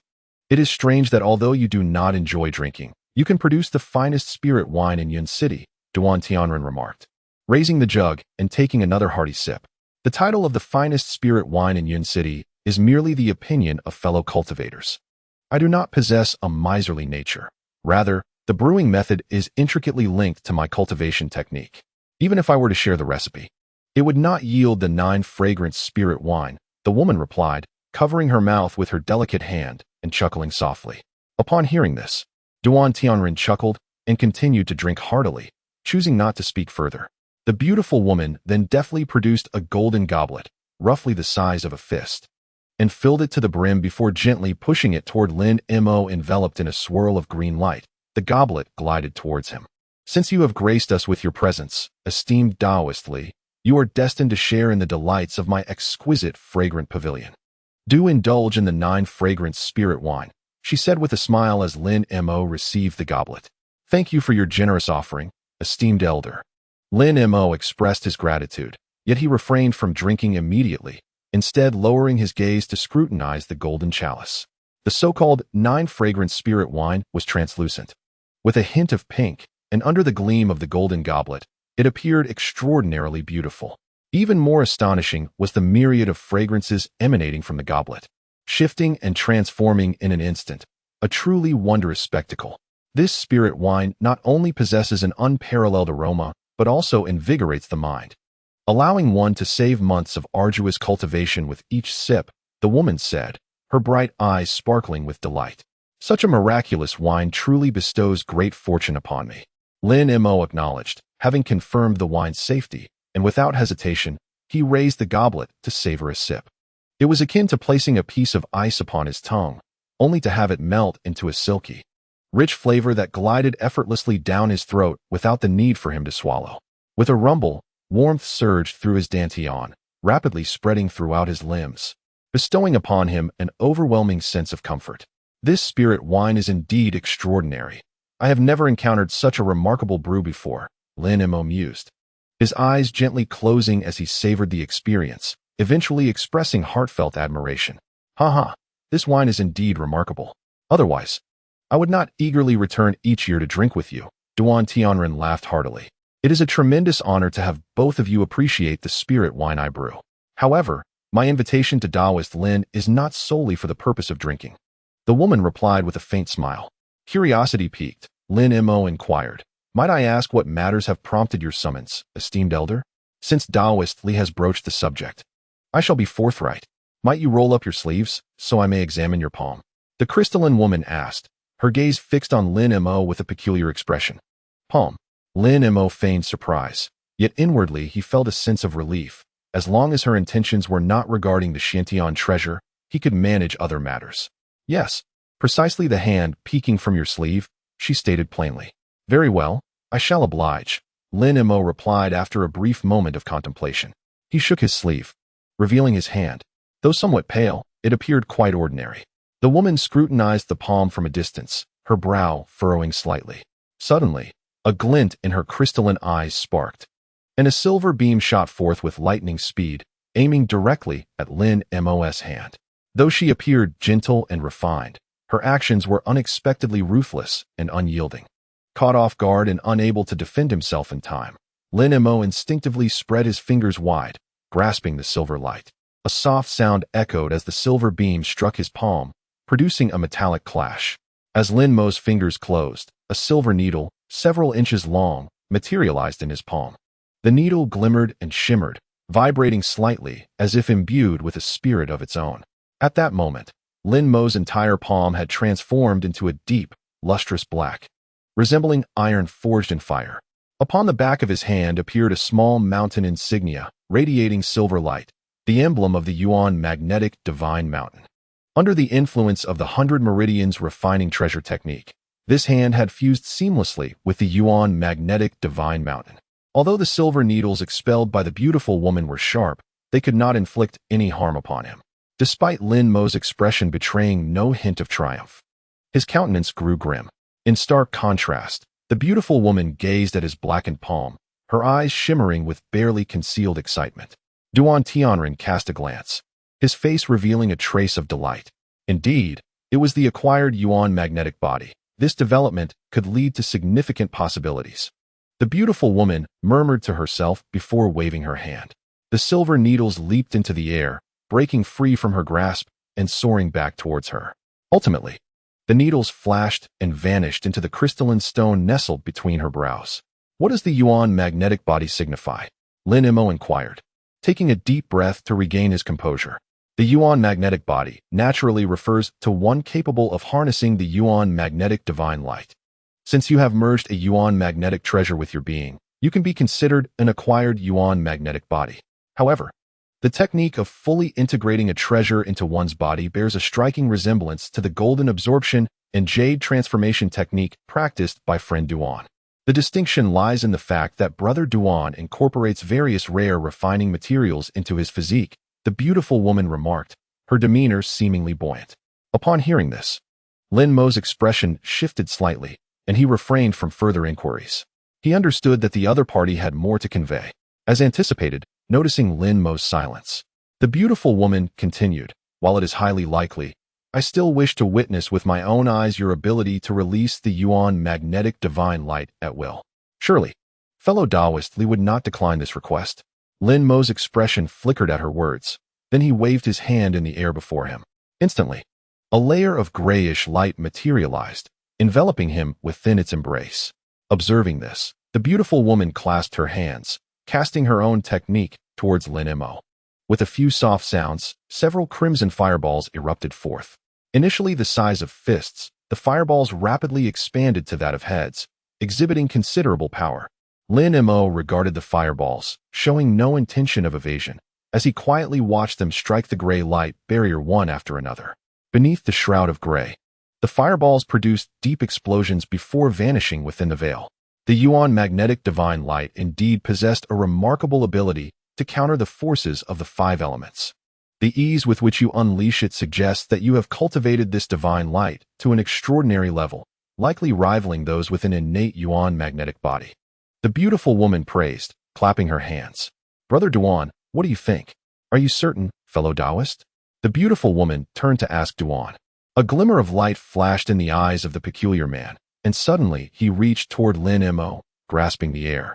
Instantly, runes flickered at his fingertips, and a surge of gray light rushed forth, sweeping toward Lin Mo. Lin Mo nearly gasped in surprise, but upon witnessing the approaching gray light, he resolutely formed a hand seal, meeting the light with the gray barrier. Chapter 574. In an instant, two streams of gray light collided, producing an extraordinary sound of impact. At that moment of collision, the disparity between the two was unmistakable. The primordial magnetic divine light emitted by Duan Tianren was rich in color, yet appeared somewhat wild and unstable, lacking complete control. Lin Mo's face revealed a hint of surprise. But after a moment's contemplation, he suddenly pointed his finger forward, causing all the primordial magnetic divine light to converge into a colossal sphere of light that began to spin rapidly. An astonishing scene unfolded. The gray light released by Duan Tianren seemed to encounter a vast vortex, as it was inexorably drawn into the luminous orb, vanishing without a trace. There was no need to test further. Although fellow Taoist Li possessed a primordial magnetic body by virtue of his innate nature, it was evident that his power far surpassed the primordial magnetic divine light that Duan had barely managed to muster after absorbing the primordial magnetic stone. Remarkable, there was hardly any distinction from one who was innately endowed with such a body, remarked the beautiful woman of the Crystal Clan with a smile. Humph, that is only to be expected. The primordial magnetic divine light I unleash through the manipulation of the primordial magnetic stone pales in comparison to that of one who genuinely possesses it. However, fellow Taoist Li's method of merging treasures is indeed exceptionally ingenious, Duan Tianren said with a hint of malice.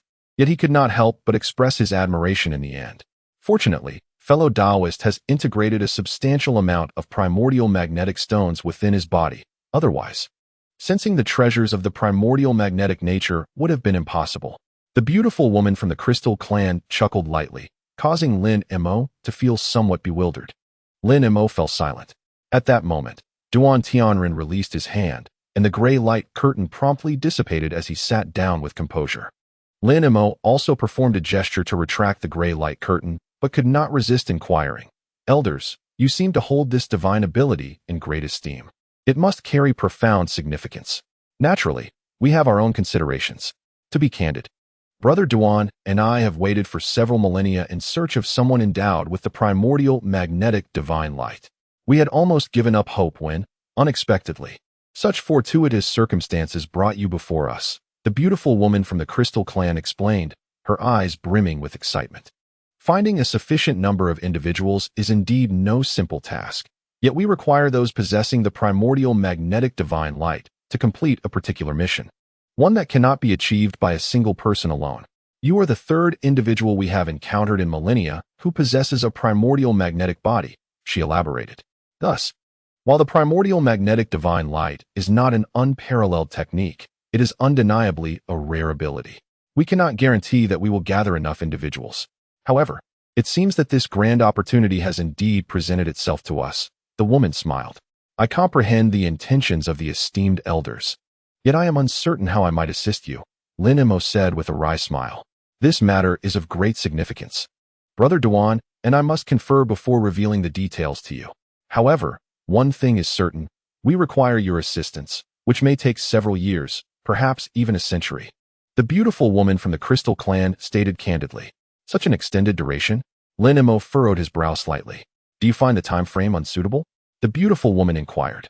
Does this matter concerning the esteemed elders relate to the Guanghan realm? Lin Mo asked, his expression somewhat peculiar after a moment of silence. Your astuteness indeed brings us joy regarding our plans. We possess a modicum of influence within the Guanghan realm, she replied. Although you are not a member of the Celestial Cloud 13 clans, both you and I hold a certain status within the clan, making it a simple matter to introduce you to the realm of the vast cold. Offering you such an opportunity serves as a means for us to express our gratitude. The beautiful woman of the Crystal Clan smiled faintly, her face revealing a hint of surprise, yet she did not deny it. Lin Mo's expression shifted slightly. After a moment, he slowly exhaled, stating, My cultivation has yet to reach a bottleneck. Entering the vast cold realm would not significantly benefit me. Moreover, I am capable of entering it on my own, without the assistance of the two esteemed seniors. It is rather improbable for you to gain entry to the vast cold realm. Although you have concealed your true appearance, the visage before us is merely an illusion. It is certain that you are not one of the 13 clans. How could any outsider possess the qualifications to enter the celestial cloud vast cold realm? Duan Tianren raised his gaze to Lin Mo, his face displaying an expression of astonishment for the first time. Brother Duan, let us not jump to conclusions. Speaking of outsiders, there has indeed been one who recently acquired the qualification to enter the vast cold realm. Thus, I should refer to you as Lin Daoyu. The beautiful woman of the Crystal Clan remarked with a hint of surprise, followed by a charming smile. Upon hearing their conversation, Lin Mo inwardly sighed. The act of utilizing secret techniques to alter one's appearance had evidently not escaped the eyes of these two. Fortunately, their tone indicated they could not directly perceive his true form. Otherwise, the impact of his decision to be forthright would have been considerably diminished. Regarding the surname Lin, I have heard rumors within the clan about this matter. An outsider activated the vast cold decree last year and seems to intend to utilize the super array we jointly oversee. Duan Tianren pondered briefly before recalling something. Indeed, it appears that the esteemed Daoyu before us is the one in question. Seeing Lin Mo remain silent, the beautiful woman of the Crystal Clan smiled gently and said, "So it seems he was also destined to enter the vast cold realm. This is quite fortuitous, sparing us further efforts." Duan Tianren expressed his delight rather than anger. "However, I am still unaware of your esteemed senior's intentions. Furthermore, I have taken on another task from the aristocracy, which may distract me once I enter the vast cold realm." Lin Mo hesitated as he glanced at Duan Tianren. "Oh, you refer to the collection of refining materials, I presume? Rest assured, that endeavor will not consume much time and will not hinder you," Duan Tianren replied proudly. "Even if you are unable to gather those materials, with me advocating for you within the clan, you shall not face any difficulties. Since you are certain to enter the vast cold realm, revealing a few details should pose no issue. Brother Duan, allow me to share some information with Lin Xiaoyu first," the beautiful woman of the Crystal Clan interjected. "If the fairy deems it appropriate, then do share some details," Duan Tianren replied noncommittally. "In truth, this matter is quite straightforward. We require Lin Daoyu to collaborate with two others possessing the primordial magnetic physique to unlock a hidden restriction within the vast cold realm and retrieve several items. These items are crucial to the success or failure of our future tribulations. Should we succeed, we will be free from the peril of demise for the next several millennia." The woman spoke with a grave tone. The Great Tribulation. Lin Mo was taken aback by this revelation, recalling the hidden Qing Yuanzi within the depths of the Nether River. In order to evade the impending threat of the heavenly tribulation, this profoundly cultivated individual was compelled to seek refuge in an alternative realm, refraining from manifesting in the primary domain. At their level of existence, lifespan was no longer a concern. However, each occurrence of the heavenly tribulation had transformed into an inescapable nightmare, prompting them to desperately seek methods for delay. It appeared that without achieving the form of a true immortal, one could not soar freely amidst the cosmos. Lin Mo felt a pang of sentiment. Letting out a quiet sigh, the beautiful woman of the Crystal Clan continued, "That restriction was discovered by me during my ascension to the Holy Clan in the Guanghan realm. Although I was unable to unlock it at that time, I gathered partial insights through other means. The items within may hold little significance for your upper clan, but for us of the Holy Clan, they are of paramount importance, given that it is a restriction from the Guanghan realm. Could it not be a remnant left by the immortals? Many of our kin who previously ventured into the Guanghan realm have perished amidst various restrictions. Are you truly confident, Senior?" Lin Mo inquired cautiously. "My expertise in formations and restrictions may be slightly inferior to that of other holy clans, yet I rank among the top 5 in Tianyun. Moreover, I observed it meticulously. That restriction has existed for many years, and its power has significantly waned. Otherwise, I would not consider attempting it. Do you doubt my abilities?" The beautiful woman gazed at Lin Mo, her words laden with subtle meaning. "I would never entertain such thoughts." Lin Mo's expression shifted. "Even if such thoughts were to arise, they would be entirely human. However, I harbor no fears of displeasing you. Though I am but a woman, my spirit is not so narrow. Rest assured, it took me over 1,000 years to devise a method involving 3 individuals with the Yuan magnetic body. I possess at least a 70 to 80% certainty. The other 2 with Yuan magnetic bodies have remained in Yunqing. One is a congenital body rogue cultivator who is now a guest elder of our Crystal Clan. The other's Yuan magnetic body has been altered by Brother Duan using acquired powers. Now, with your addition, The three of us together shall certainly breach that restriction. The woman from the Crystal Clan stated confidently. Why did Senior Duan not cultivate another individual with a Yuan magnetic body? Why wait until now? Lin Mo furrowed his brow and asked. Friend Lin, do you not know? Yuan magnetic stones are equally rare and not easily assimilated. When Brother Duan gathered sufficient materials, he enhanced 6 members of our clan into Yuan magnetic bodies. Yet, only one succeeded. When he sought to cultivate others, he could no longer acquire Yuan magnetic stones. In essence, we merely wish for you to enter the Guanghan realm and assist the other 2 in breaking the restriction. We do not intend for you to face excessive risks, the woman explained, her expression turning grave. I fear I have little room to refuse. Lin Mo pondered for a moment before ruefully admitting. What say you? At that moment, Duan Tianren drained the last sip from the wine vessel. Casting a sidelong glance at Lin Mo, his tone growing icy. If everything is indeed as simple as the senior suggests, I would gladly assist. However, the Guanghan realm is fraught with peril, and the restriction may be a legacy of the immortals, introducing too many variables. Can you guarantee my safety, senior? Lin Mo inhaled deeply before retorting. Lin Daoyu jested, for what in this world is ever certain? Even if I were to say so, would you dare to believe it? Upon hearing this, the beautiful woman revealed a smile that was neither fully amused nor entirely serious. Since the senior cannot be 100% certain of the dangers ahead, I hope you will acquiesce to 2 of my conditions, Lin Mo said after a moment of silence. Even if you do not mention the conditions, once the matter is accomplished, my brother Duan and I will express our gratitude properly. The beautiful woman, upon hearing Lin Mo's words, let out a sigh of relief and chuckled softly. For her, as long as Lin Mo proposed conditions, everything would be manageable. My conditions are quite simple. First, I require the use of the teleportation array when exiting the Guanghan realm. However, the cost in spirit stones for the teleportation is exorbitant, and I may not be able to bear it alone. Lin Mo's expression remained calm, yet his tone was resolute. The cost of activating the super teleportation array is indeed astronomical. How about I cover half of the spirit stone expenses? The beautiful woman readily agreed without hesitation, indicating that the substantial cost of spirit stones did not seem to weigh on her mind at all. Lin Mo was somewhat taken aback by her swift agreement. Yet he smiled lightly and continued, Thank you, senior. The second condition is, after breaking the restrictions, I wish to retain any other treasures I discover. Aside from the items you designate. No problem. We only require those few specific items. You may keep the rest of the treasures you find.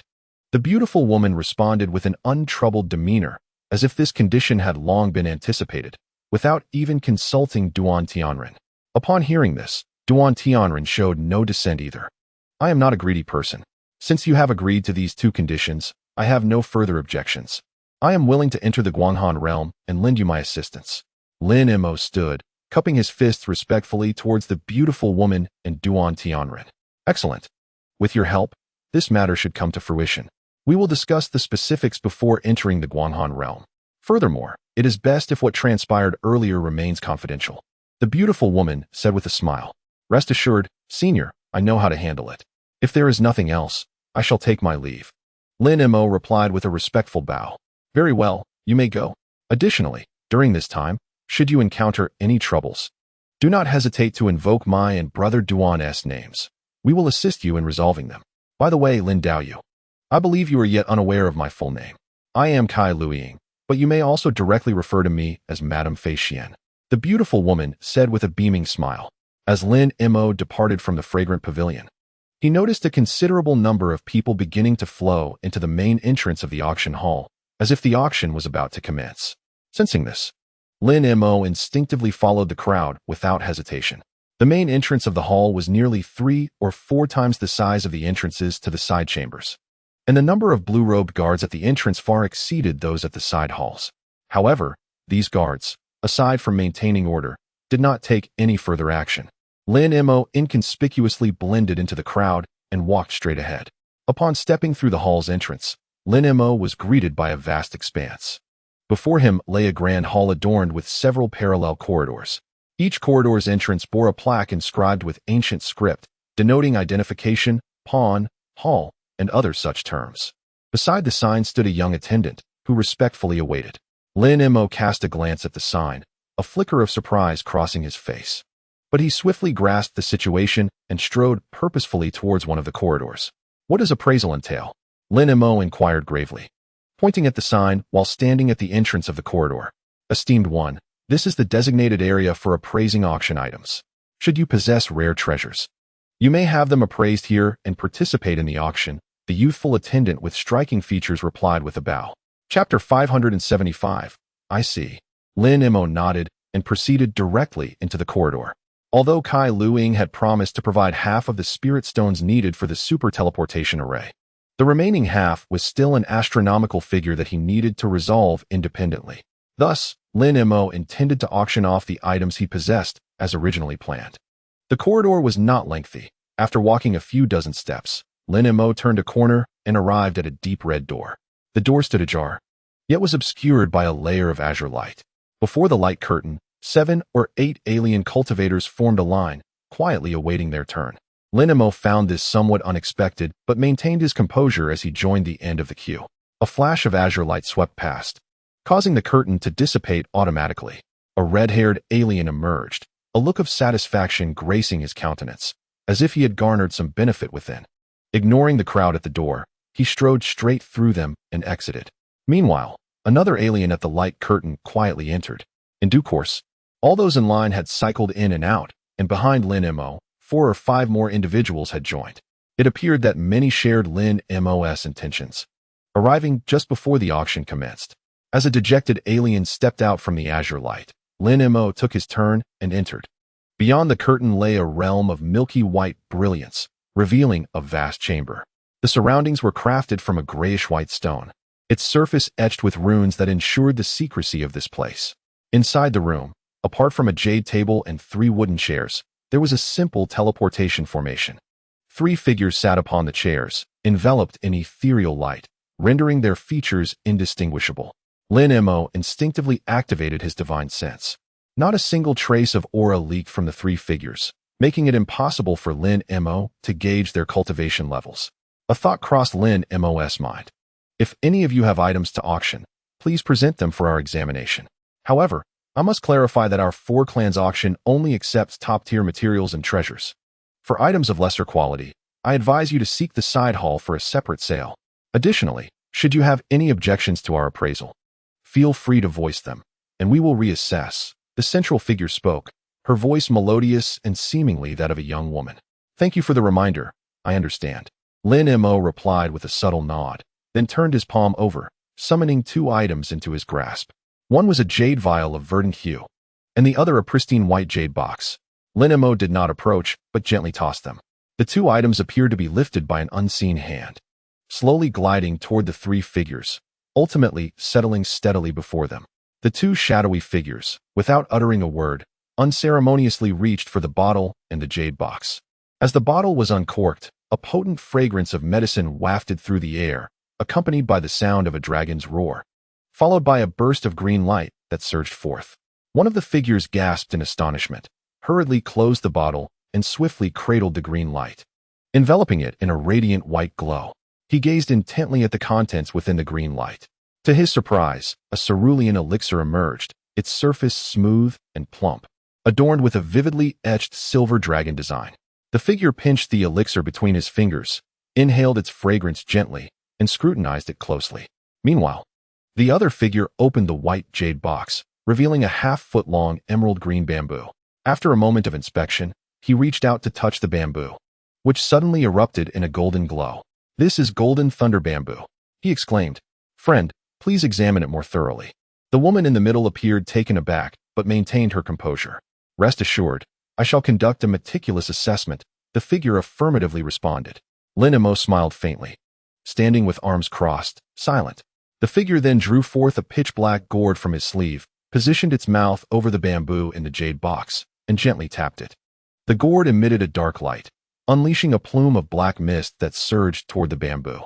However, at the moment of contact, a thunderous roar erupted, and arcs of gold flashed, obliterating the black mist. After completing this action, the figure retrieved a jade green jar, releasing a green mist that, too, was vanquished by the golden arcs emitted by the bamboo. "Indeed, this is golden thunder bamboo. I can confirm it," he exhaled with relief. "Thank you for your efforts, friend." How about the assessment of the elixir? The woman nodded and turned to inquire of the other figure. This elixir is predominantly of the wood element, with earth and gold elements as supplements.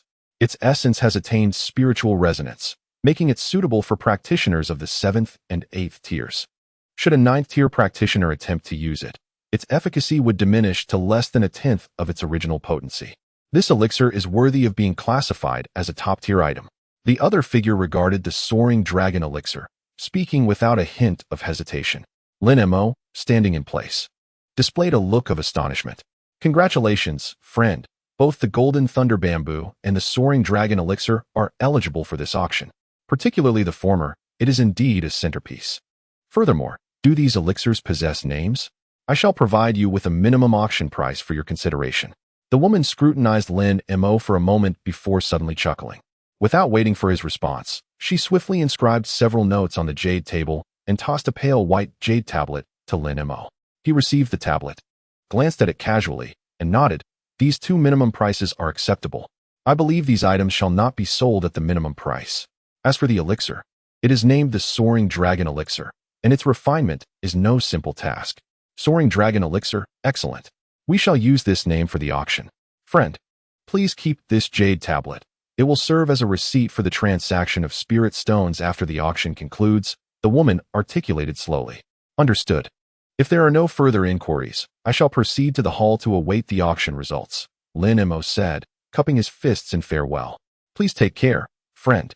We will handle these items with utmost care, the woman responded with a smile. Lin Mo nodded slightly before turning to leave. Unbeknownst to him, it was one of the 3 who had controlled the room's enchantment, causing the luminous barrier at the entrance to open automatically.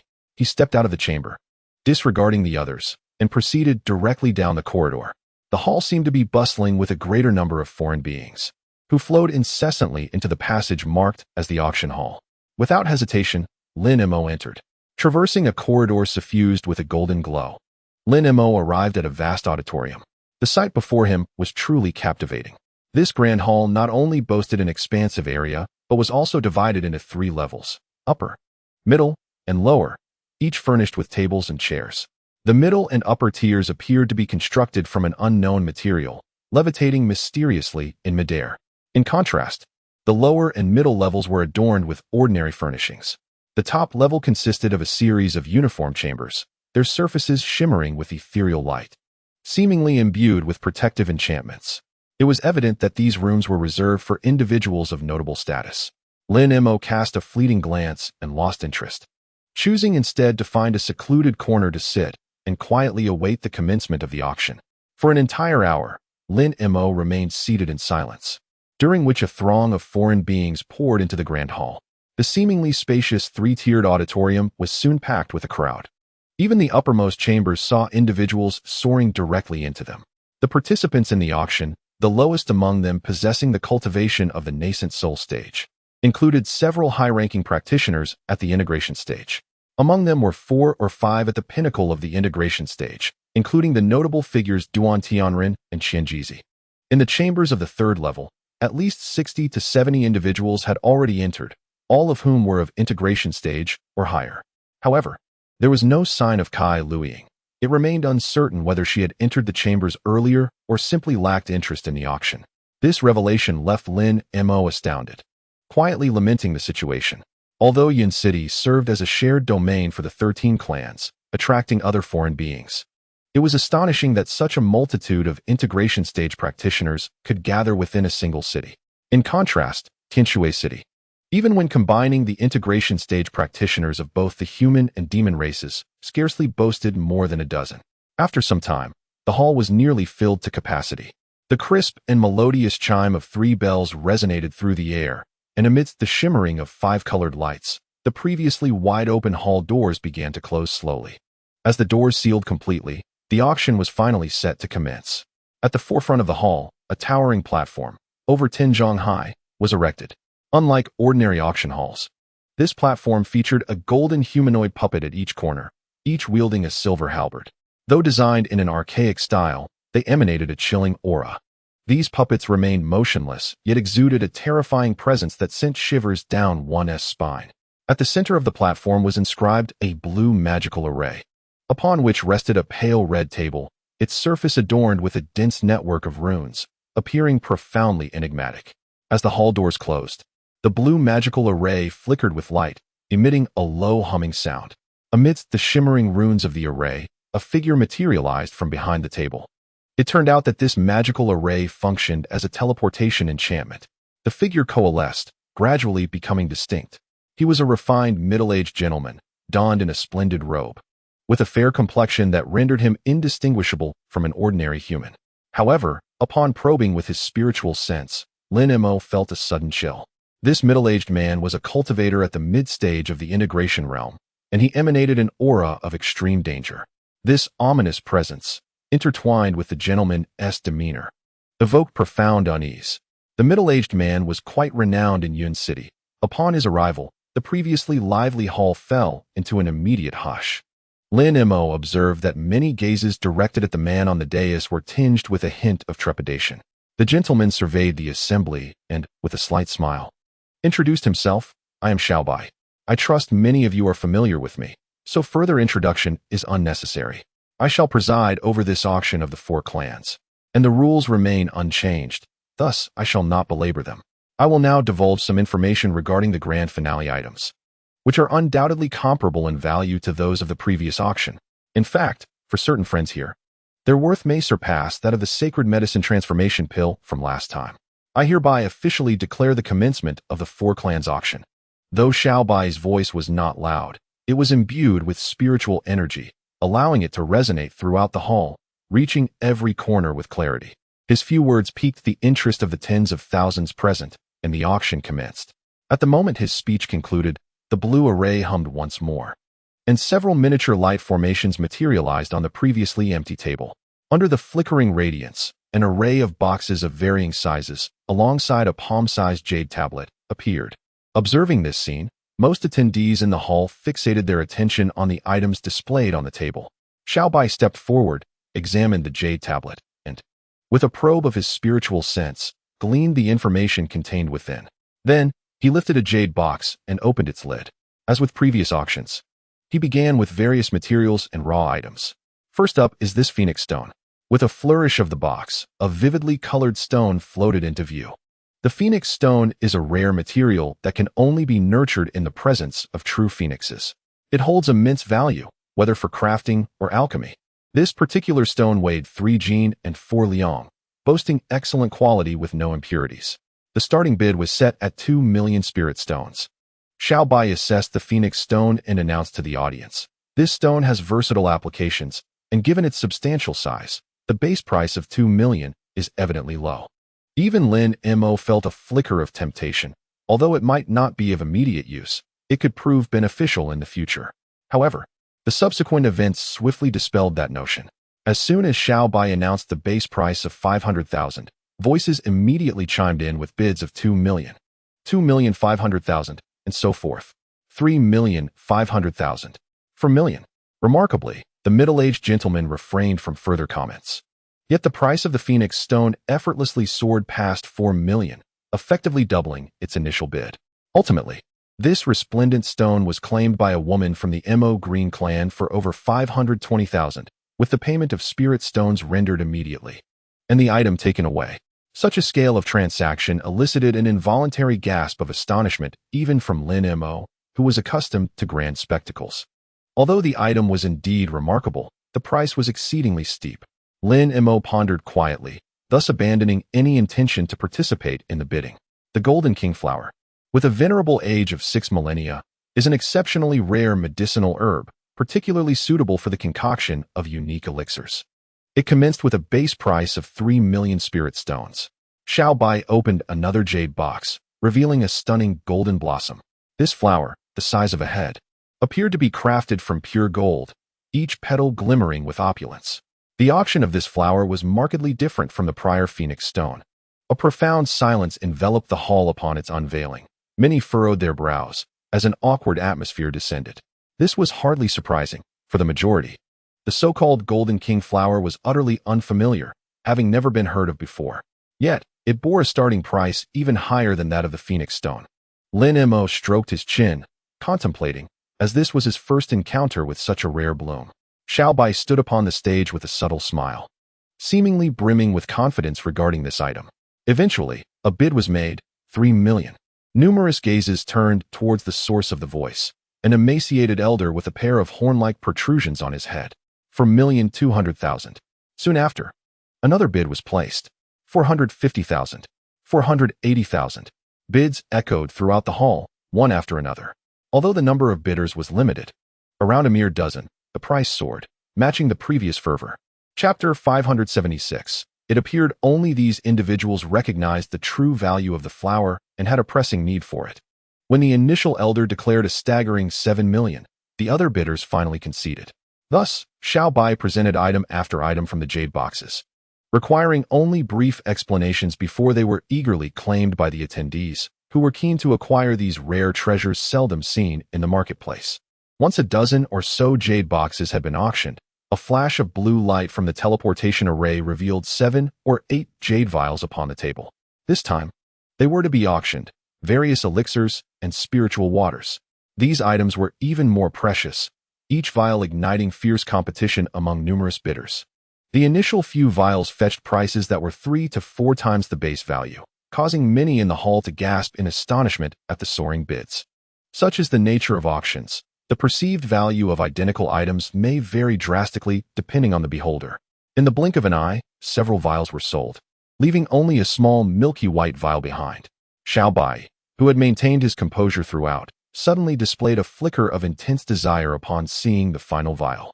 He inhaled gently, grasping the item with a single hand, then, with a solemn expression, declared, half a vial of glazed heavenly fire liquid, starting at 18 million spirit stones.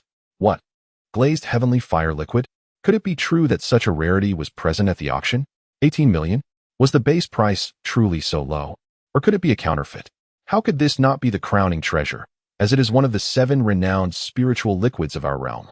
An unexpected commotion erupted in the hall. Many gasped in disbelief, their expressions betraying incredulity. Numerous onlookers fixated on the small vial in Xiao Bai's grasp, their eyes gleaming with insatiable greed. Even within some chambers on the 3rd tier, soft gasps of astonishment could be heard. In a corner of the grand hall, Lin Mo's expression shifted the moment he heard the name of the spirit liquid. The glazed heavenly fire liquid. This name was already well familiar to him, having lingered in his thoughts for an extended period. Consequently, this liquid was one of the primary materials that Qin Yuanzai had instructed him to collect for the refinement of several fusion-level elixirs, rendering it indispensable. It was said that even without the aid of an alchemical furnace, a single drop of this spirit liquid could save years of arduous cultivation. Thus, its value was readily apparent.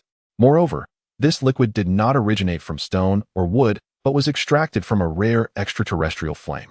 Compared to other spiritual substances of its kind, it was exceedingly elusive and scarce. After perusing relevant texts, Lin Mo recognized it as one of the most challenging materials to acquire from Qin Yuanzai's extensive list.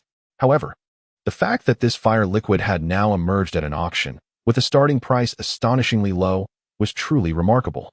Given the rarity of the glazed heavenly fire liquid, it was more than sufficient to serve as the highlight of the auction. Although 18 million was not an insignificant sum, in light of the liquid's true worth, it appeared exceedingly cheap. Lin Mo's thoughts raced. He sensed that Xiao Bai would soon elucidate the peculiar pricing. He was not alone in this sentiment within the auction hall. Many others displayed a range of expressions, their reactions shifting amidst the astonishment of those around them.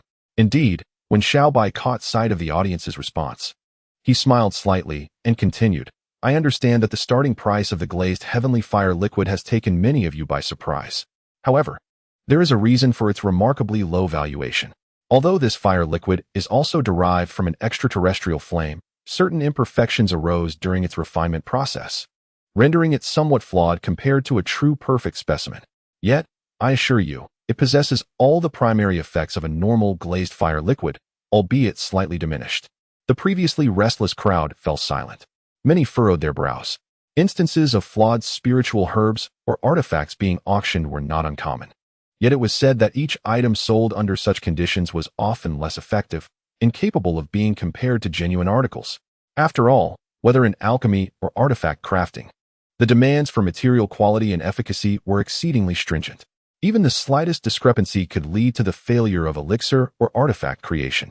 Many who had initially been filled with excitement were suddenly doused with cold water, their enthusiasm tempered. The price of 18 million for a flawed item, which had seemed too low, now appeared outrageously high. An unknown man on the third level let out a derisive laugh. If you, my friend, are genuinely uninterested in this fire liquid, why concern yourself with the price? He sneered. Yet, with your flame spirit body, this glazed heavenly fire liquid seems well suited for you. Xiao Bai glanced toward a specific room on the opposite third level, his gaze sharpening as he replied, neither too harshly nor too softly. If it were a genuine product, I would certainly act without hesitation. However, for a flawed item, its utility to me is negligible. What use could it possibly serve? The man surnamed Lai responded without a hint of courtesy. However, this time, Xiao Bai merely smiled, offering no further explanation. Suddenly, he shook his sleeve, casting the bottle cap into the air. In a flash of azure light, the cap soared skyward. With a soft plop, a crimson beam of light shot forth from the bottle's mouth, followed by a small orb of red liquid that slowly emerged along the beam. It shimmered with a translucent brilliance, the red light flickering enchantingly. Xiao Bai's gaze sharpened. With a swift motion of one hand, a white light flickered, revealing a flying sword approximately a foot long. Its cold gleam and ancient design suggested it was of considerable quality. With a flick of his wrist, the sword transformed into a glimmering arc of frost, slicing towards the crimson liquid orb. An astonishing scene unfolded. Upon contact with the liquid, a plume of white vapor erupted, accompanied by an eerie sizzling sound, and the entire flying sword turned red and dissolved, vanishing into thin air after a few flickers. The power of this liquid was indeed formidable. Dear friends, observe closely. Although this heavenly fire liquid possesses flaws, its essence of melting gold and stone remains intact. Its application in alchemy and artifact crafting should not be underestimated, Xiao Bai elucidated, noting the hesitance among the onlookers. Then, the middle-aged man spoke again, exhaling a misty aura of azure, enveloping the fiery liquid within. With a deep rumble, the liquid ignited as if reborn from flames, transforming into a fireball the size of a head. A scorching heat radiated from the dais, swiftly spreading into the distance. In an instant, the entire hall was enveloped in searing warmth, and those seated closest to the dais felt as though they were immersed in a sea of molten lava. The individuals present, all possessing considerable prowess, were not unduly affected by this heat, yet many still paled at the sight. It was evident to all that Xiao Bai had merely summoned this wave of fire using his own energy, while the subsequent phenomenon was a testament to the inherent might of the fiery liquid itself. The fact that the flawed, glassy, heavenly fire liquid boasted such immense power surprised most onlookers. Whispers began to ripple through the previously silent hall, and many gazes turned fervently towards the fiery liquid. Xiao Bai recognized that his objective had been achieved. With a sweep of his robe, he casually brushed aside the fireball. A radiant glow swept past, extinguishing the fierce flames, and the liquid reappeared for a fleeting moment before vanishing back into the bottle. With a single hand, he grasped and released into the void, sealing the bottle once more. The auction for the glassy heavenly fire liquid will commence shortly, the middle-aged man declared without hesitation. 30 million. An astonishing bid erupted from a corner of the hall, instantly elevating the base price by nearly half. Many who had intended to bid were taken aback, turning their gazes towards the source. The bidder was a pallid man clad in a black robe, none other than Lin Mo, seeing a stranger. Many of the local outsiders from Yun City murmured amongst themselves, ultimately abandoning their plans to bid.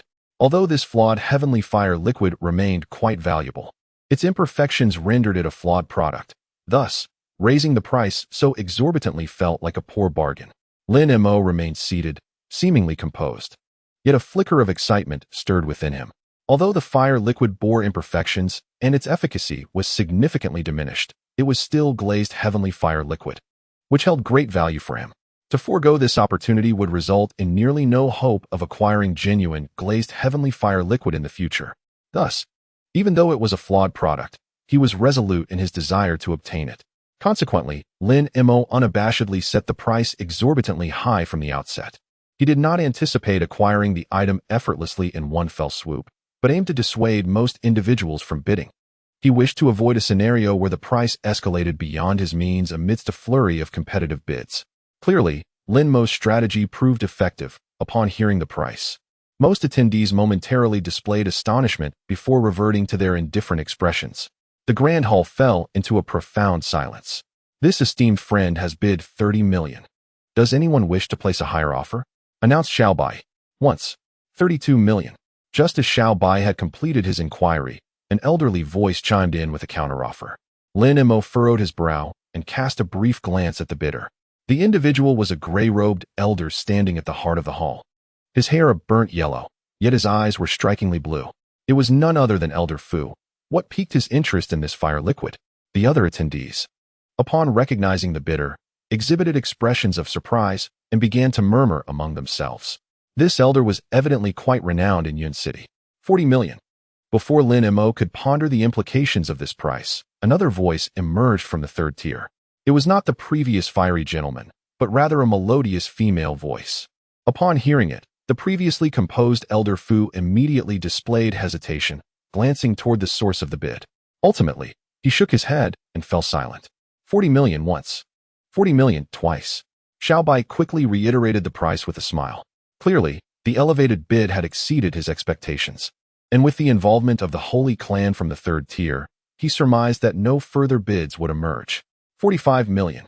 Lin Mo, however, expressionless, boldly proclaimed his bid.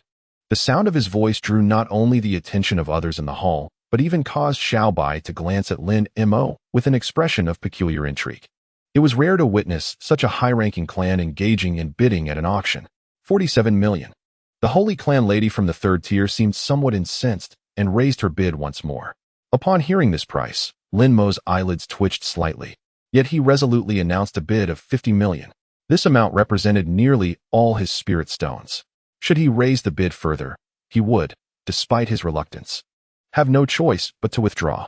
Fortunately, the woman from the third tier appeared to deem it imprudent to escalate her bid any further. With a cold snort, she refrained from bidding again. Very well, 50 million spirit stones, and this half bottle of heavenly fire liquid belongs to this esteemed friend. Please proceed to the side hall to complete the transaction. After 3 calls, Xiao Bai finalized the deal. Lin Mo exhaled in relief and rose to approach the front. Upon reaching the stage, he retrieved a prepared pouch of top-quality spirit stones from his storage bracelet and presented it to Xiao Bai. Xiao Bai's divine consciousness swept over the bag, and with a satisfied nod, he handed the milky white vial to Lin Mo. Upon opening the cap, Lin Mo's expression brightened, and he slightly bowed to Xiao Bai before calmly stepping down and returning to his original seat. Throughout this process, he was acutely aware of numerous glances scrutinizing him, some of which were laden with ill intent. A cold smile escaped Lin Mo's lips. He employed an illusion technique to conceal his visage, knowing that with a mere shift, he could revert to his true appearance. Who could possibly recognize him then? Even those who had cultivated unique methods could at most discern that he was not presenting his original face. After all, even top-tier beings like Duan Tianren, when facing him directly, could only perceive this much. The other prominent figures within the Grand Hall were similarly elite, unlikely to show interest in the obviously flawed Tianhua liquid. Yet, upon returning to his position, Lin Mo closed his eyes as if he were no longer concerned with the auction unfolding below. Under Xiao Bai's guidance, the auction proceeded seamlessly, with even 2 items surpassing the price of the Liuli Tianhua liquid. Neither of these, however, were the main attractions. One was the ancient relic known as the 10,000 Beasts Conch, which, though not yet at the level of a transcendent spiritual treasure, possessed the remarkable ability to command lower-tier spirit beasts within a certain radius when blown. The other was the Tunglong pill that Lin Mo had presented. When this pill appeared on stage and Xiao Bai elucidated its astounding effects, it instantly captured the astonishment of everyone in the hall. A pill capable of enhancing magical power and aiding in breaking through bottlenecks would never be met with disdain. Furthermore, alchemical pills of the void refinement level were exceedingly rare at auctions. Their appearance would invariably incite fierce bidding. Even those beneath the void refinement tier in the hall eagerly raised their bids. For them, this spiritual medicine was worth acquiring at present for future use. They were determined not to let this opportunity slip away. As for the void refinement level beings of other races, who were originally facing bottlenecks due to a lack of pills, they fixated on the vial on stage, unwilling to yield. Who could predict when such a void refinement level pill would appear in future auctions? In the end, Lin Mo's Tenglong pill astonishingly sold for a staggering 63 million, a price even higher than that of the Liuli Tianhua liquid he had previously acquired. Remarkably, this pill fell into the hands of the Holy Clan woman who had contended with Lin Mo for the Tianhua liquid. Though she might not have use for the pill herself, it was likely intended for her disciples or juniors. This action evoked quiet admiration from the onlookers in the hall. Upon hearing the final auction price, Lin Mo couldn't help but grin wryly. His dissatisfaction did not stem from the auction price itself, but rather from mentally calculating the quantity of Tenglong pills he had consumed over the past 2 years. By this price, it amounted to an astronomical figure. Moreover, he anticipated needing to continue purchasing them over the next several hundred years, a truly extravagant prospect. However, had it not been for the various pills that forcibly elevated his cultivation, how could one with his unremarkable aptitude have progressed from the early stages of the transformation god realm to the void refinement stage within a few hundred years? This is precisely why Lin Mo perceived the value of that enigmatic vial to surpass even that of another treasure of the Xiantian realm. Although possessing the sword forged from the Xiantian treasure might enable him to traverse the spirit realm in the future, without that mysterious vial, he felt utterly devoid of confidence in reaching such heights. As Lin Mo's emotions fluctuated, the auction finally approached its conclusion. With a deep blue puppet being claimed by its winning bidder, Xiao Bai's expression grew solemn. Esteemed friends, you may be eager for what comes next. We shall now auction several meticulously selected premier items. 2 of these treasures originate from our 4 clans, while the other 2 are rare gems contributed by fellow cultivators. At the moment Xiao Bai spoke, the teleportation array shimmered with an otherworldly brilliance, and 4 figures materialized upon the stage.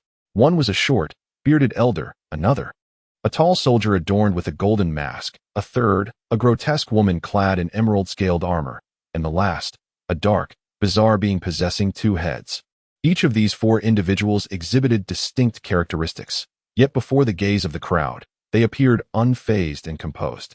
Upon witnessing their arrival, the representatives from various clans below could not help but gasp in astonishment, whispering amongst themselves. Indeed, it was these 4 esteemed elders. Without a doubt, these 4 were the renowned guest elders of Yun City, gracing the auction with their presence. Lin Mo opened his eyes, ripples of emotion coursing through him. The presence of these mid-stage hybrid beings was undeniably remarkable, capable of inciting such a commotion. Upon seeing them, Xiao Bai smiled and bowed respectfully, expressing, "I truly appreciate your presence, esteemed friends." "Not at all. Since we have received our due, such a trivial task is inconsequential," the bearded elder replied with a chuckle. The other 3 exhibited indifference, offering only brief acknowledgments without further comment. Unfazed by their demeanor, Xiao Bai nodded before turning back to address the audience. This auction features 4 grand finale items, encompassing spirit beasts, precious materials, spiritual treasures, and more, ensuring it will not disappoint. Brother Lon, please proceed. With that, he directed a remark towards the bearded elder. The elder nodded, and, with a gentle flourish of his sleeve, an unusual aura emanated forth, and a black leather pouch soared into the air. Though it appeared unremarkable, the elder treated it with utmost caution, murmuring an incantation as he deftly gestured in the air. The pouch's surface shimmered with a dark radiance, suddenly releasing a plume of black mist, which then swirled and expanded, ultimately coalescing into a black cage. Within the cage curled a small purple beast, tightly bound by golden and silver threads. Due to its constricted state, only a mass of fur was visible, rendering its true form unrecognizable. At that moment, all eyes from the alien representatives were fixated upon the spirit beast. They understood that any spirit beast deemed worthy of being a finale item was undoubtedly extraordinary. After all, the previously showcased 4th-tier spirit puppets had failed to make the cut. Could this spirit beast possess the strength of the sacred tier? Such conjectures surged within everyone's minds, filling them with anticipation for the diminutive creature before them. However, the black cage was evidently exceptional, even though the gathered minds could clearly observe the small beast within. The faint black light emanating from the cage effortlessly rebuffed their attempts to truly reach within. Haha, it appears that most of the friends here can hardly contain their excitement. Brother Lon, would you be so kind as to personally introduce the origins of this beast? Xiao Bai chuckled softly upon witnessing the scene. Certainly, certainly. The elder stroked his long beard, swaying slightly as he spoke. When it comes to the 8 extraordinary beasts of the spirit realm, I presume you have all heard of them. What? The 8 extraordinary beasts. Is this beast one of them? The entire hall erupted with excitement, and even within the stone chamber, an astonishing aura began to emanate. You are mistaken. The 8 extraordinary beasts of the spirit realm are indeed formidable entities.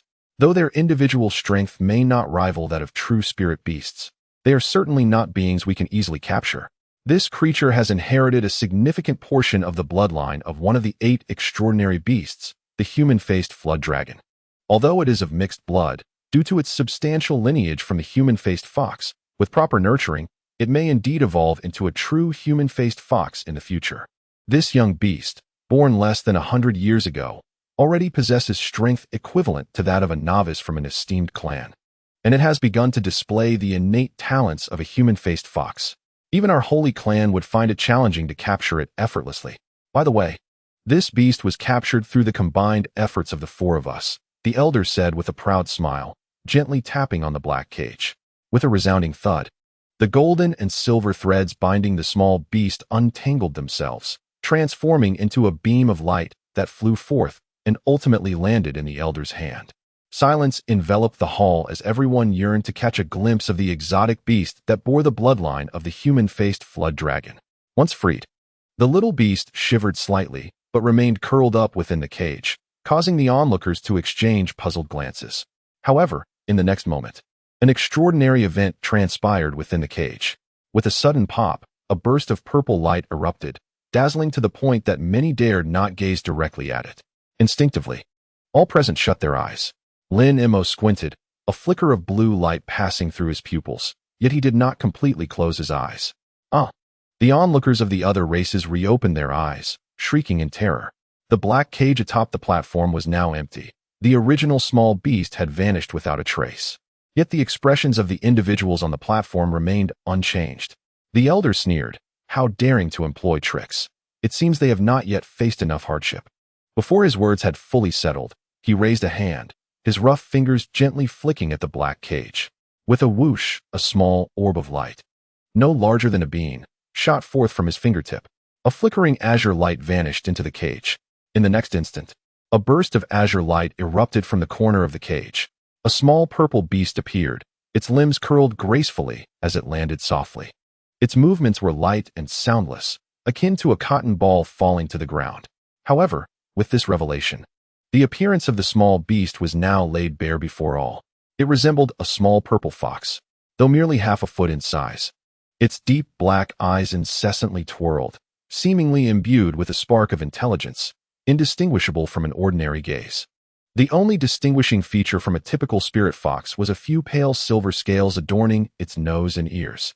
Yet these scales were merely the size of fingernails, and without careful observation, they were easily overlooked.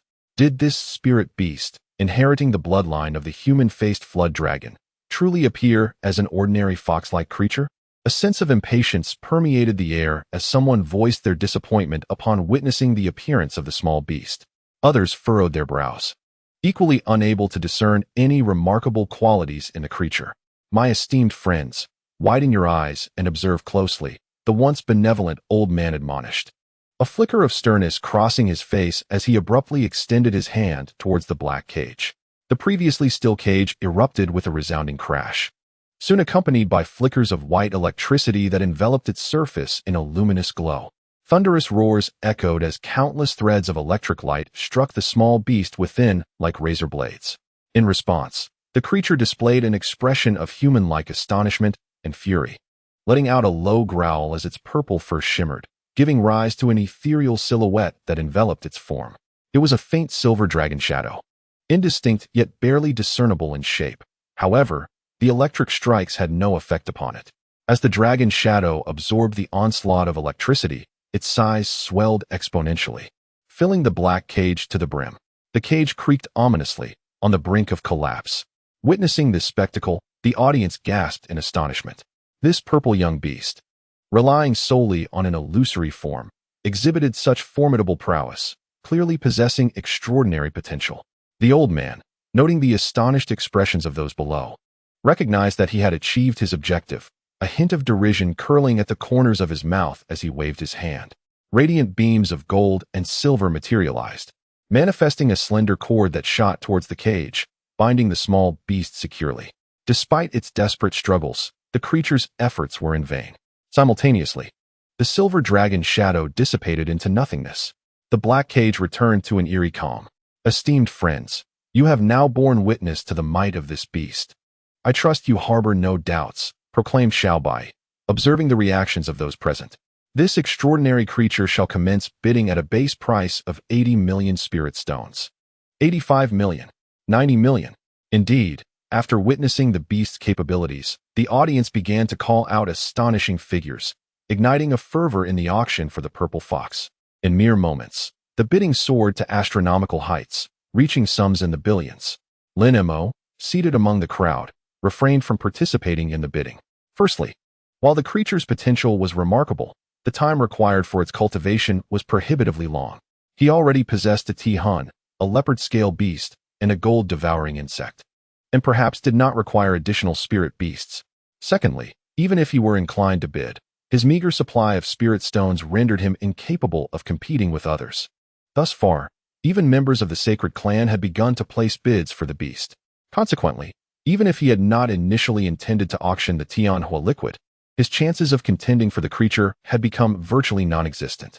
Yet at that moment, Lin Mo gazed intently at the purple fox within the cage, an odd expression gracing his face. Whether it was merely a trick of perception or not, the bound and immobile small beast evoked a sense of familiarity within him, both in its appearance and the emotions reflected in its eyes, strikingly reminiscent of the silver moon from years past. Nonetheless, although the silver moon was originally a silver wolf, it had also manifested as a spirit fox when embodied in the human realm. Thus, some resemblance was hardly surprising. Though Lin Mo was acutely aware of the situation, he could not help but feel a stir of emotion. How could he not have noticed the peculiar sentiment that Silver Moon had displayed before departing for the reverse passage? At that time, his magical prowess was limited, and he could only silently observe Silver Moon's return to the spirit realm. Perhaps it was due to the distinctiveness of Lin Mo's gaze that the bound purple fox, with its eyes shifting, met his stare and subtly blinked its long lashes, revealing a look of confusion and surprise. Although the purple fox's expression shifted only slightly, it did not escape Lin Mo's keen perception. He was momentarily taken aback, filled with uncertainty as to why this creature exhibited such emotions. 130 million. An aged voice resonated from the third floor, plunging the entire hall into silence. For a moment, no one dared to bid higher. 130 million once. 130 million twice. 3 times. Xiaobai evidently believed there would be no further bids, and swiftly completed the 3 counts before addressing the third floor with a light chuckle. Congratulations, Brother Liu, on acquiring this extraordinary beast. I trust you will make great use of it in the future. He had recognized the buyer of the creature. Huh. I never imagined that after all these years, my old friend's voice would still be remembered, came the low chuckle of the aged voice from the third floor, followed by a flash of yellow light soaring from the room to the stage. Lin Mo narrowed his eyes slightly to discern the true form of the figure, an elderly man clad in a black robe, with dark skin. The old man's hair was curly, and he stood tall, towering over Xiaobai by almost 2 heads, exuding an imposing presence. Upon seeing the elder, Xiaobai's eyes flickered with a hint of trepidation, yet his tone remained exceedingly polite. Do you require me to render this beast unconscious first? Otherwise, there may be complications during the transaction. A mere young beast, I can certainly manage it. Rest assured, keep this pile of spirit stones safe. I will take the creature directly. The elderly man with curly hair spoke confidently, tossing a bag of spirit stones to Xiaobai before unhesitatingly addressing the old man. Huh. Since Brother Liu has said so, I shall indeed remove the restrictions, the old man replied with a slight nod, raising one hand slowly, preparing to reach for the cage once more. The purple creature within the cage seemed to sense the impending danger. Its purple fur bristled, emitting a sharp cry. At the sound, those of slightly lower cultivation felt their heads immediately buzz, their magical energy dulled. Naturally, panic ensued among them. However, for those like Lin Mo, who were above the void refinement stage, the impact was minimal. The old man remained unfazed, his fingers flashing as he prepared to cast a spell. Though the elder Liu spoke boldly, he did not dare to relax his vigilance, closely watching the small beast. poised to rebind at the moment the old man attempted to seize the precious creature. The other exotic beings below, witnessing this, suddenly shifted their gazes to the stage. Upon seeing the frightened expression of the purple fox, Lin Mo was suddenly struck by a thought, and his eye twitched abruptly, producing a soft crack. Chapter 578. He forcefully crushed the armrest of the jade chair in his hand. Just then, an unexpected turn of events occurred.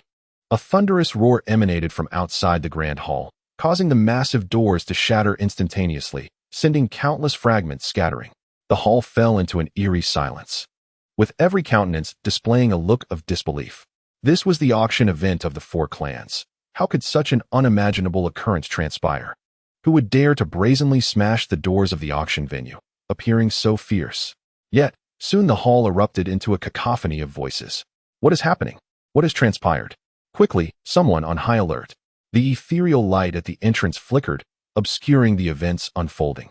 Such an incident in the auction house presided over by the four clans was unprecedented. Although Xiao Bai was astonished, he remained composed and called out with authority. His voice resonated like thunder, awakening the less experienced, while those of higher cultivation regained their composure. After all, not only were there guards arranged by the four clans, but numerous higher clans and sacred clans were also present, capable of handling any unforeseen changes. Such arrogance from the four clans. Do you think I am afraid to kill here? A grim voice resonated from beyond the doors. Who dares to act recklessly in our Yun city? Xiao Bai felt a pang of unease, yet maintained his calm facade as he inquired. Is Yun city a place of confinement, where I cannot enter? The sound of footsteps approached, and a figure emerged through the constraining light, slowly stepping into the hall. All gazes converged on one spot, where a middle-aged man clad in silver robes came into view.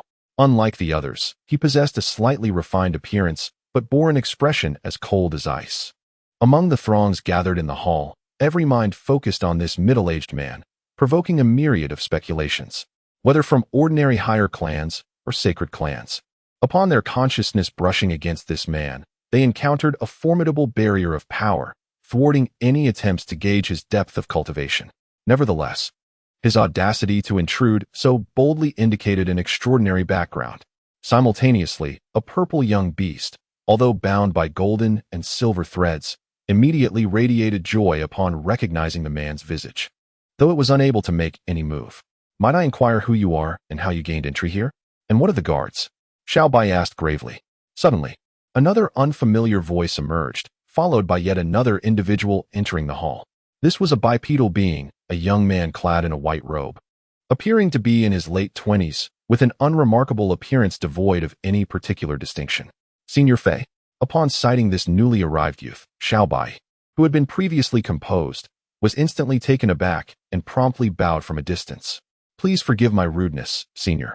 The other sacred clan members on the platform, including the elderly Lu and the old man, also recognized this youth, bowing in deep respect. Moreover, those sacred clans that had been hidden on the third tier also emerged, paying their respects to the youth as juniors. Lin Mo scanned the surroundings and noted that Qian Jizi and Duan Tianren, both at the pinnacle of their combined forms, were also present in the crowd, their hands clasped together, their expressions filled with astonishment and reverence. During the Mahayana period, a thought flashed through Lin Mo's mind as he turned his gaze towards the young man, his face revealing an expression of astonishment. Witnessing such a multitude of holy clans bowing in unison to the same individual, how could the other foreign tribes remain oblivious to the true identity of this youth? Many instinctively swallowed hard, overwhelmed by shock. The entire grand hall once again fell into silence. Senior Fei, how is it that you are here? Were you not in seclusion? The inquiry came not from Xiao Bai, but from a top-tier cultivator of the integration stage, whom Lin Mo did not recognize. His face was marked with dark green patterns, and he donned an unfamiliar beast skin robe. Ah, it is you, Black Virtue. I did not expect to see you here. Nevertheless, I wish to concern myself little with your affairs. My presence in Cloud City is primarily due to the onslaught of the horned chimeras, yet I find myself here solely because of my friend Tuesday. The young man cast a sidelong glance at the peculiar figure, exhaling a sigh. May I inquire, senior, who is this too? Upon hearing this, the strange individual's expression shifted, and he promptly asked with urgency. The young man offered a slight smile without providing an immediate answer, instead turning to the figure in silver robes. Brother two, Have you found the person you were seeking? Indeed, I have. The silver-robed man surveyed the grand hall, his gaze ultimately resting upon the stone platform. Upon spotting the small purple beast, he momentarily froze, only to then notice it was ensnared within a black cage, bound by fine cords, which darkened his countenance. With a swift motion, he shimmered and vanished eerily from sight. In the next instant, a flash of light appeared on the platform, and the silver-robed man materialized silently beside it. Senior. An elderly man surnamed Liu on the platform exclaimed in surprise at the sudden appearance of the silver-robed figure and could not help but inquire. However, the silver-robed man seemed indifferent, brusquely rebuking him before waving his sleeve towards the elder. The elder felt an irresistible force surge towards him. Anger flared within him, and he instinctively inhaled deeply, a layer of golden mist suddenly enveloping his form, preparing to withstand the impending strike. A thunderous sound echoed as the golden mist around him trembled violently, causing him to stagger back several steps, nearly toppling off the platform. Xiao Bai's expression shifted dramatically at this sight. He was well aware of the elder's prowess, and with his earth-based cultivation, he should have been able to withstand such an attack. Yet now, he was unable to fend off the assault from the silver-robed man, which was utterly astonishing. It was clear that his opponent was also a being of the Mahayana stage. Xiao Bai quickly reached a conclusion. The other elders present were likewise taken aback, retreating instinctively as they beheld the silver-robed man approaching them. Yet, to their astonishment, the silver-robed figure disregarded them entirely, making his way directly to the cage, extending both hands. With two resounding cracks, he forcefully tore the cage apart, causing it to shatter instantly. The cage and the small beast fell to the ground simultaneously. The cage dissipated into black mist, while the small beast emitted joyful sounds and bounded towards the silver-robed man, nuzzling against his face. Humph, you dared to escape on your own, and now you face the consequences. Tell me, who captured you? The man affectionately stroked the small beast's head before coldly inquiring. The nearby elders, upon hearing this, turned pale, exchanging fearful glances as they beheld the terror reflected in each other's eyes. The diminutive beast was precisely what the four of them had collectively captured and brought for auction. Otherwise, given their esteemed status in Cloud City, they would not have found themselves in such a predicament. At this moment, the creature gazed at the elderly man with eyes filled with agony, emitting a low growl as if attempting to convey a message. Has he tormented you? Very well. You four shall atone with your lives. Upon hearing this, the silver-robed man's countenance twisted into a malevolent expression, and he abruptly unleashed a formidable aura of lethal intent, raising his hand to seize the elder. In an instant, a sharp crack echoed as the arm of the man named Tu swelled dramatically, his fingers shimmering with a silvery light, swiftly appearing before the old man. The speed of his attack was nearly instantaneous. Although the elder had taken precautions, he still found it hard to believe the ferocity of the onslaught. He barely managed to open his mouth when a cerulean orb erupted forth, simultaneously casting a spell that manifested 3 different colored barriers around him. Yet, in the next heartbeat, the elder met his demise outside the realm. The cerulean orb had yet to fulfill its purpose when the silver light flashed, shattering the orb into fragments that fell like rain. Almost simultaneously, the 5 fingers pierced through the barriers with 3 muffled thuds, obliterating the 3 layers of protection and enveloping the elder's head in silver light. Even with the elder's myriad of abilities, he could not react in time. His face drained of color, he appeared ghastly pale. At that critical juncture, a faint voice resonated. Friend 2, please show mercy. Do not forget the promise you made to me. Before the words had fully escaped, an ordinary hand emerged from the void, sweeping aside the silver light. Immediately, the young man, surnamed Fei, positioned himself between the elder and the silver-robed man, speaking with an air of authority.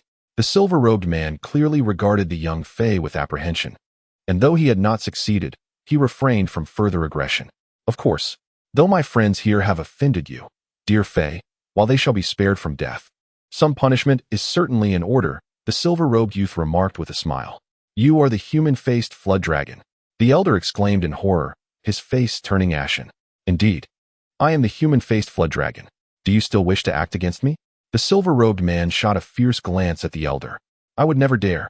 I meant no offense. We were unaware of your identity. I beseech you to forgive us. The elder pleaded desperately. Friend Liu, your recklessness is astounding. How dare you capture spirit beasts near Friend Tu's lair and abduct his daughter? Fortunately, no harm has come to her. Otherwise, even I would be unable to protect you. The young man, surnamed Fei, chastised sternly. We had no idea that the sea region was Senior Two's domain. Otherwise, we would never have acted so foolishly, the elder responded. Drenched in sweat, the other three men, equally pale, expressed their remorse. These individuals had already ascended to the sacred clan once they entered the Great Ascension Gate. The chasm in abilities between them and their adversaries would be extraordinarily vast, far beyond the mere differences between the realms of refinement and integration. Typically, several peak refinement practitioners could only contend with an early-stage integration being. Conversely, those peak integration beings, when faced with an early-stage Great Ascension entity, would find themselves utterly helpless, with escape being their only recourse. Once one steps into the realm of the Mahayana, one can be regarded as a half-immortal, capable of comprehending the formidable laws of heaven and earth during their cultivation, far beyond the reach of mere integration-level beings. The so-called tribulation phase is, in essence, merely a nominal classification. Aside from a slight enhancement in cultivation and magical power, there will be no significant changes. Moreover, the tribulation phase itself lacks a clear distinction between early and late stages. In most cases, they do not engage in worldly affairs, but rather focus on preparing for the tribulation of true immortality, hoping for a successful ascension. Therefore, the Mahayana phase is already the most powerful existence in the spiritual realm, second only to the true spirits of heaven and earth. When the four old men discovered that the purple beast they had captured was actually a blood relative of a Mahayana man-faced flood dragon, an innate fear inevitably arose within them. However, they currently found themselves in Cloud City, surrounded by numerous high-level beings. If the man-faced flood dragon were to confront them alone, even with its true immortal cultivation, they would hardly pay it any heed. The real concern was that the familiar youth with the surname Fei they recognized seemed to share an acquaintance with the man-faced flood dragon and had personally brought it here. Inciting others to attack the man-faced flood dragon had thus become an impossible endeavor. In this predicament, one can imagine the extent of the fear felt by the four old men. Had it not been for the previous intervention of the youth with the surname Fei in repelling the man-faced flood dragon, they might have fled without regard for their own safety. Very well, I shall spare their lives out of respect for Brother Fei. However, this individual has previously tormented my daughter. While death may be avoided, punishment remains inevitable, the silver-robed man said, falling into silence for a moment before suddenly sneering. Then, with an uncanny movement of his arm, he swiftly struck towards the old man, fingers coalescing like lightning. In a flash of silver light, before the old man could react, his arm was severed. Blood gushed forth in torrents. Startled, the old man had no time to save himself when the youth with the surname Fei inexplicably appeared at his side, gently patting the stump of his severed arm. A flash of green light enveloped the old man's wound, halting the flow of blood, and under the illumination of spiritual light, the injury began to visibly heal and close. Before the old man could express his gratitude, the youth with the surname Fei waved his hand and calmly stated, "Since Brother Two has already punished you, I shall refrain from further action. However, this matter will not be easily concluded. I care not what means you four employ, be it borrowing or robbing. Each of you is to immediately present 100 million spirit stones as a token of respect for Brother Two's daughter. Should you refuse, each of you shall suffer the severing of an additional arm." Upon hearing this, the four old men let out a sigh of relief. The prospect of resolving such a considerable predicament with merely 100 million spirit stones was indeed a welcome opportunity. Otherwise, even if they had not sustained any injuries thus far, being targeted by a being of the Mahayana phase meant they could not indefinitely remain hidden within Cloud City. As for the old man, though he had lost an arm and some vital essence, for cultivators of their caliber, the severing and reattachment of limbs was hardly a grave matter. The elderly men gathered together without uttering a word, diligently collecting 4 bags of spirit stones, which they then respectfully handed to the young man with the surname Fei. The young man accepted the 4 bags of spirit stones and then turned to smile, saying, "Although this sum of spirit stones cannot entirely quell Brother Two's fury, it is worth noting that our friends from the Liu family are visiting your Ziwei Sea for the first time and can be considered first-time offenders. In light of my standing, let us put this matter to rest." The silver-robed man, transformed from a human-faced serpent, had been observing coldly from the beginning. Upon hearing the young man's words, though his expression remained somber, His gaze shifted between the elder's severed arm and the young man's smiling face. After a moment's contemplation, he reluctantly nodded. Very well. I shall forgive them this time for the sake of Brother Fei. However, from this point forward, they are forbidden to set foot in the Ziwei Sea again. Should they be discovered, do not blame me for disregarding our prior friendship. As he spoke the last words, a hint of ferocity suddenly marred the previously refined features of the human-faced serpent. This was, of course, expected. Should the friends from the Liu family dare to intrude upon your waters again, they would automatically forfeit their status as guests of Tianyun and be subject to your handling. The young man with the surname Fei was not surprised by the silver-robed man's response. He smiled and tossed the bag of spirit stones. Upon hearing this, the elder's expressions shifted, leaving them at a loss. The silver-robed man drew in the 4 bags of spirit stones with a single hand, his demeanor softening slightly. The bags shimmered in his grasp, and he suddenly patted the little beast on his chest. Instantly, purple light swirled, and the little beast vanished, replaced by a 6 or 7-year-old girl. The girl had skin as white as snow, eyes as dark as ink, and her hair was tied in several purple braids, making her exceedingly adorable. Many spectators were taken aback by this scene. The little beast, which had seemingly been unable to transform, had assumed human form with a mere touch from the silver-robed man, demonstrating the formidable powers of the human-faced serpent. Despite her transformation, the girl clung to the silver-robed man, her infant-like voice incessantly pointing at the elderly men, her eyes brimming with grievance. Enough. They have learned their lesson. Let this be the end of it. This serves as a lesson for you as well. Disobedience has its consequences. Upon returning, focus on your training. You are to remain in your cave until you can transform on your own. Although the silver-robed man appeared affectionate, his tone turned stern. Hearing this, the girl pouted, tears welling in her eyes. The silver-robed man sighed lightly, appearing somewhat troubled, and chose to ignore the girl, instead turning to the young man beside him and saying, "This time, I owe my ability to reclaim my beloved daughter to Brother Fei's assistance. My wife and I will remember this and will surely repay you. However, my wife awaits news of our daughter at home, and I cannot linger." With that, he cupped his fists in farewell. "In that case, I shall not keep you any longer. Take care on your journey." The young man observed that the human-faced serpent truly had no further intentions of troubling the elderly men, and he breathed a sigh of relief. The elderly men from the Liu family could never take the life of a man in front of so many witnesses. Yet they were also hesitant to provoke the human-faced serpent's family. Beyond the serpent's terrifying powers, he felt a deep-seated fear of the serpent's wife as well. Otherwise, even with a modicum of acquaintance between them, they would not easily bring each other to this place and risk losing face in front of the crowd. Now, resolving the issue in such a manner was indeed most fortuitous. The man in the silver robe nodded, preparing to depart when the girl in his arms suddenly tugged at his garment with surprising force, emitting a series of curious sounds, and finally pointed in a particular direction below the stage. "What is it, my dear? What has you so astonished?" The man-faced creature inquired, taken aback. "It's nothing. Perhaps I have encountered a half-blood related to my lady?" The creature replied, his gaze shifting towards the direction the girl indicated. The young man followed suit and observed how the faces of those below turned pale under the scrutiny of the 2 eminent beings. Even though they knew the matter did not concern them, an involuntary sense of unease enveloped them. Lin Mo's expression also shifted subtly. Others may not have perceived it, but he was certain that the girl was pointing at him. Yet, why would she direct her attention towards him? Lin Mo found himself at a loss. Upon their ascent to the stage, an inexplicable phenomenon had occurred. All present could see the scene, but were unable to hear the dialogue.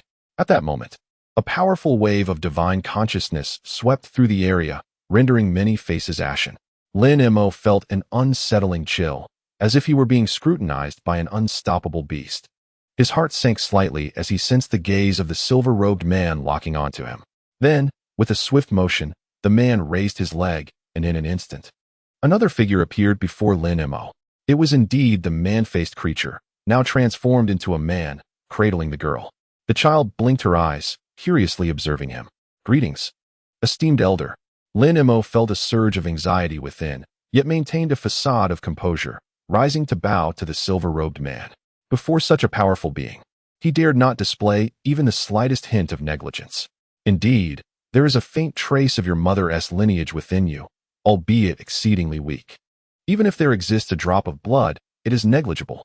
However, You have not inherited your mother's divine abilities. Instead, you possess the most useless form of perception. Since your connection to her is tenuous at best, let us depart." The man scrutinized Lin Mo coldly, shaking his head. He did not wait for the girl to respond. With a flash of silver light, he transformed and swiftly departed. Lin Mo sighed in relief, gently touching his nose. Yet he was left profoundly perplexed by the words spoken by the man-faced creature as he left. How could he, a pure human, be linked to the other party? Was it due to his amalgamation of several true spirit bloodlines? Though these bloodlines were indeed formidable, after his integration, they revealed no discernible signs within him. Otherwise, when confronted by so many powerful beings previously, there would have certainly been some unforeseen incident. Lin Mo pondered for a moment, still shrouded in doubt. Meanwhile, the gazes of several foreign beings around him began to grow peculiar. Even the young man surnamed Fei, standing on the stage, cast him several wary glances without uttering a word. Not to mention, among the many beings of the third level, numerous individuals scrutinized him with curiosity. In that moment, Duan Tianren naturally recognized Lin Mo, an expression of peculiar intrigue crossing his face. Lin Mo, aware of the attention he had garnered, felt a twinge of bitterness within. "Well then, since this matter has been resolved, you may proceed with the auction." "I shall take my leave," he stated. "Taoist Lu, it would be wise for you to steer clear of the vicinity of ZYC in the future. Should any unforeseen events arise, I would be unable to assist you. Do take care." The young man withdrew his gaze and addressed Xiao Bai, and the elder of the Lu clan with a tone of indifference. The younger generation expressed their heartfelt gratitude. "We shall remember your kindness, esteemed senior. Without your protection, we may have encountered grave troubles." The elders repeatedly voiced their appreciation. Xiao Bai, standing quietly to the side, also offered his respectful farewell. The young man nodded, lifted his leg, and descended the stage with composure. However, after a few steps, he momentarily blurred at the hall's entrance before vanishing entirely. Witnessing the departure of the two formidable beings, the ancient cultivators on the third tier swiftly returned to their quarters, disappearing once more from sight. The rest of those in the grand hall redirected their gaze towards the few remaining on the platform. "Brother Lu, you have sustained injuries. It would be prudent for you to return to your cave abode and recuperate. Lady Kuan, if you would kindly remain here with the other two for a while longer, as we are now in the final stages and it shall not delay you greatly. Additionally, as per our prior agreement, my clan shall offer an extra 20% in compensation for your services," Xiao Bai stated with utmost courtesy towards the elder and the lady.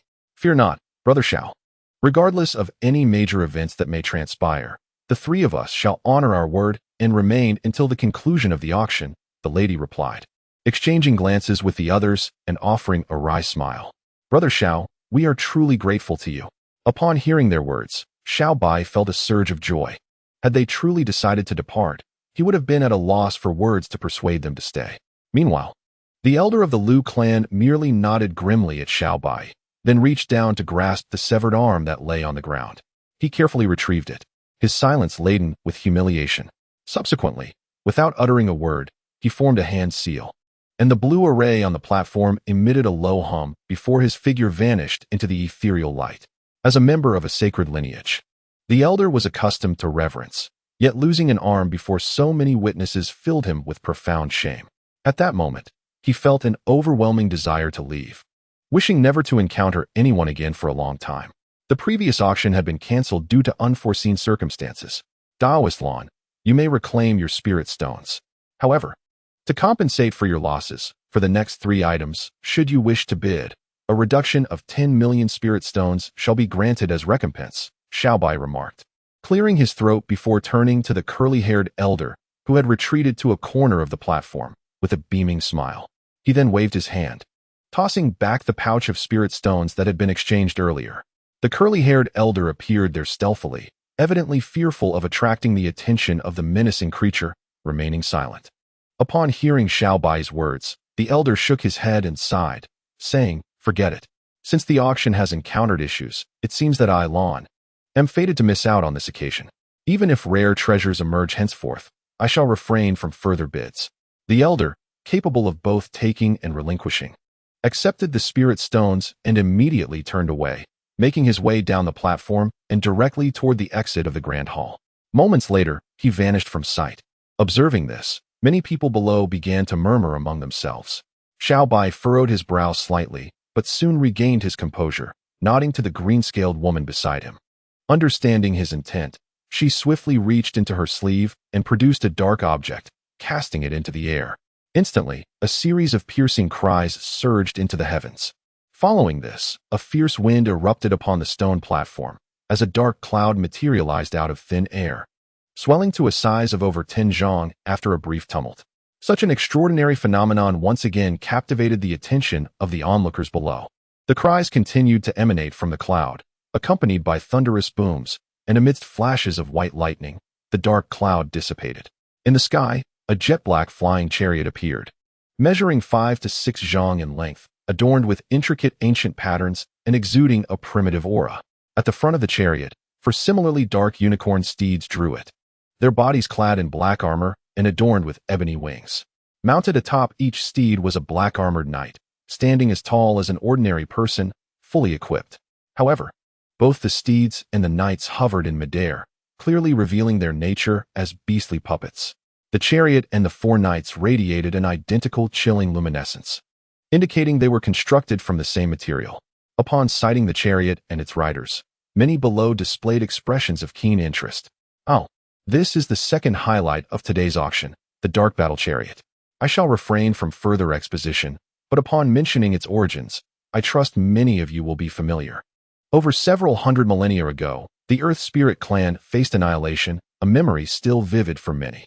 Back then, the Earth Spirit clan was renowned as the foremost authority on mechanical puppetry across the thunderous continent. This Dark Battle Chariot was crafted by the Earth Spirit clan and discovered within the clandestine ruins of the Earth Spirit tribe. I shall not demonstrate its specific powers. I can only inform my fellow cultivators that each of the accompanying night puppets possesses mid-level void refinement strength.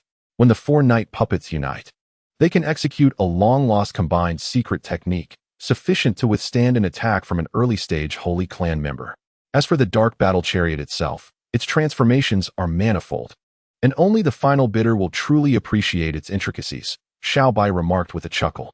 Upon hearing the name of the Earth Spirit clan, many faces below displayed signs of agitation.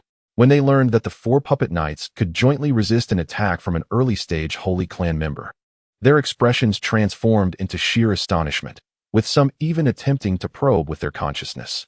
However, the moment these individuals unleashed their spiritual awareness, they were taken aback, hastily retracting their senses. The puppet knights were rather unremarkable, yet upon the contact of their consciousness with the sleek vehicle, an inexplicable force emanating from its surface ensnared them, drawing them into its depths. This occurrence undoubtedly left them astounded. Perhaps it was due to the fact that the vehicle awaited its master, still unrefined. When they withdrew their consciousness, they encountered no resistance. Otherwise, they might have suffered significant repercussions. This, however, served to affirm the vehicle's enigmatic nature from another perspective, piquing the interest of many. Lin Mo was not exempt from this phenomenon, suffering minor losses yet developing a profound curiosity towards the vehicle. Nonetheless, he sighed inwardly. Although the base price of the vehicle remained unknown, it was evident that an artifact capable of withstanding attacks of the Holy Clan caliber would command an exorbitant price. Thus, he could only remain seated and observe.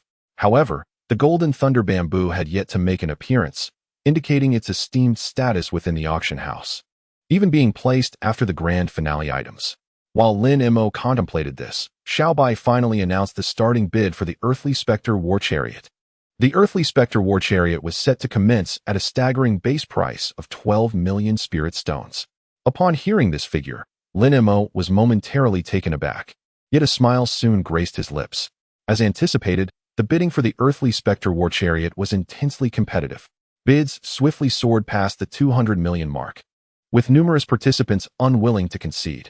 Yet, notably, there were scarcely any bids from the Holy Clan on the third tier. A few who had previously bid fell silent as the price surpassed 200 million.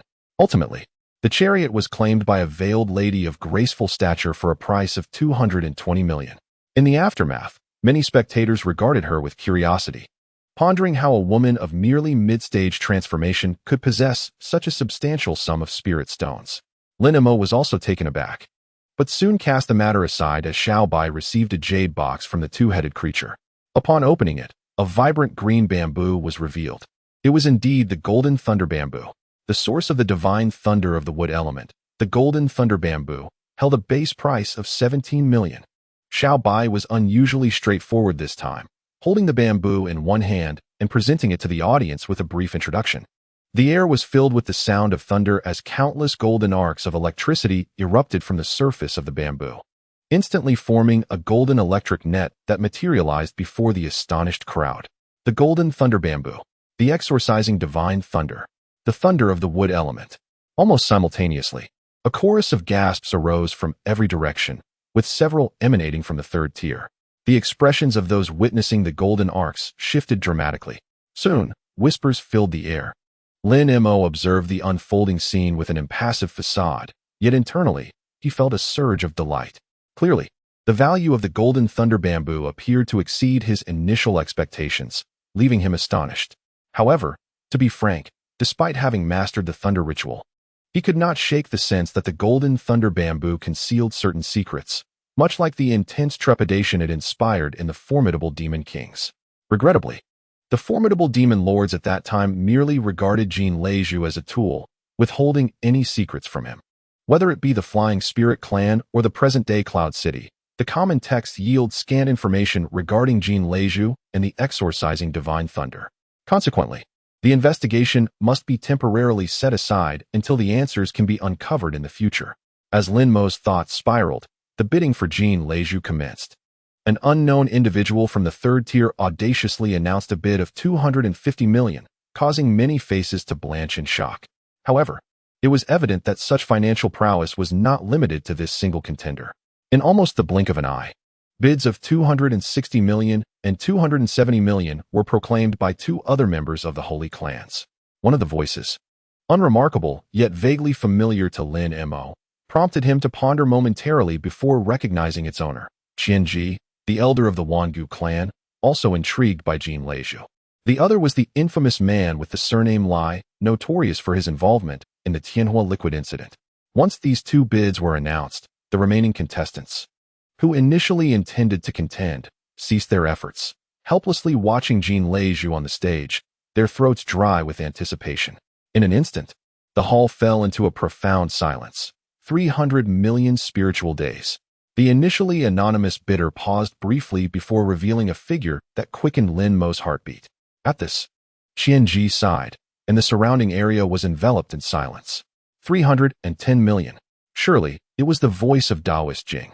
The man with the surname Lai hesitated momentarily before courteously responding with another bid. Brother Lai, you are mistaken.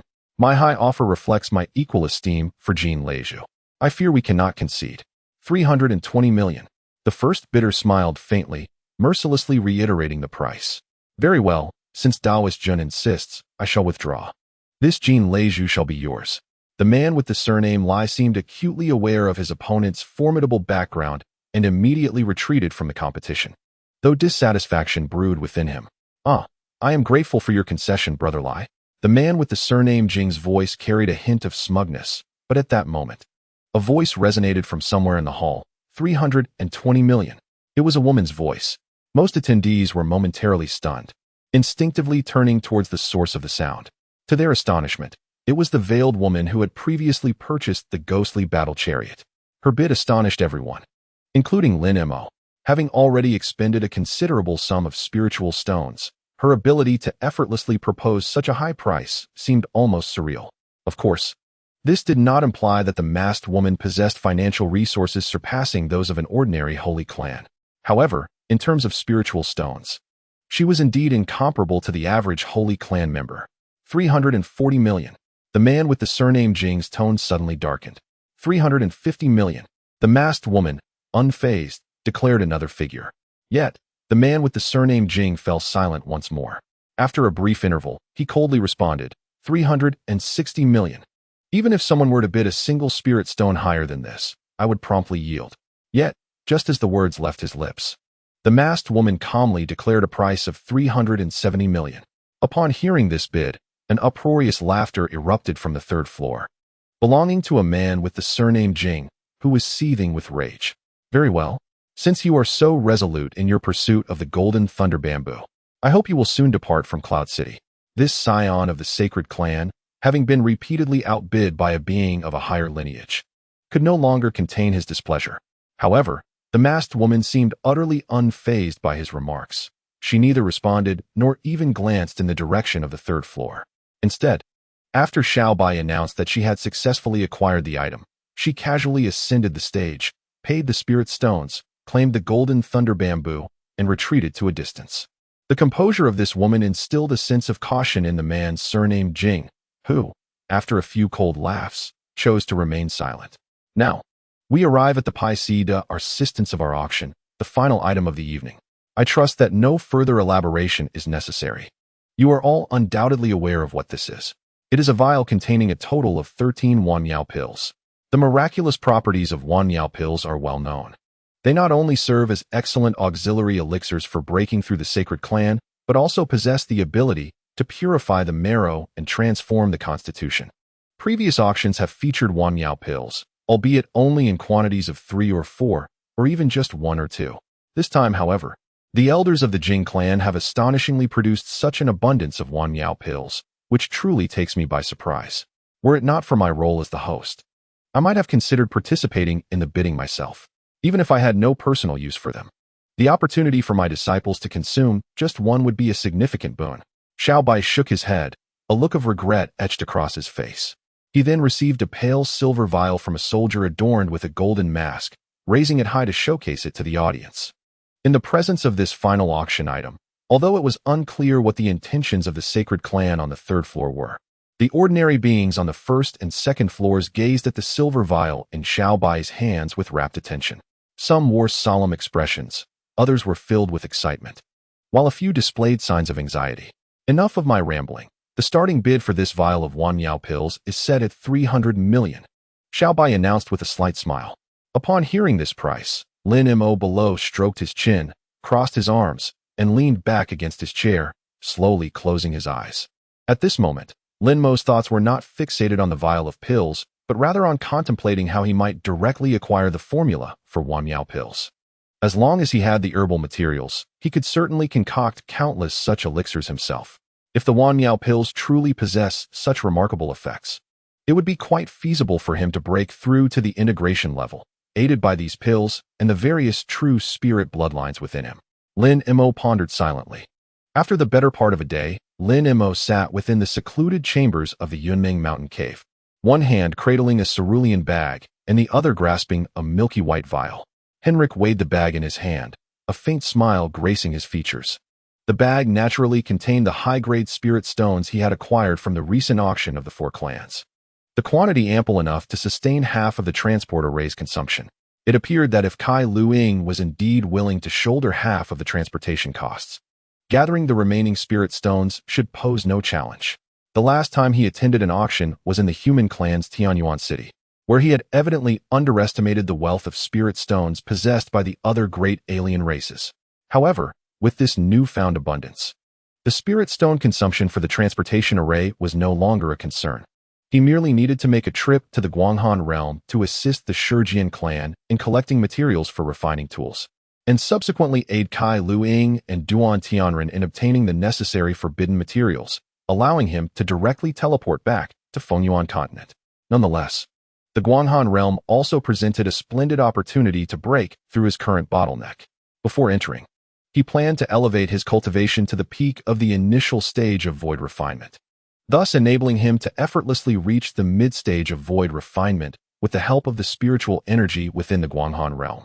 Lin Mo pondered over his future plans with earnest consideration, feeling assured that everything was in order, and he exhaled a long breath of relief. With a gentle wave of his hand, the spirit stone bag vanished from sight. His gaze then fell upon a milky white vial, which contained a bottle of high-grade Liuli Heavenly Fire liquid. Although this liquid was considerably cheaper compared to other items at the auction, due to its association with the promised Mingi divine milk from Qingyuan, Lin Mo regarded it with utmost seriousness, not daring to be negligent in the slightest.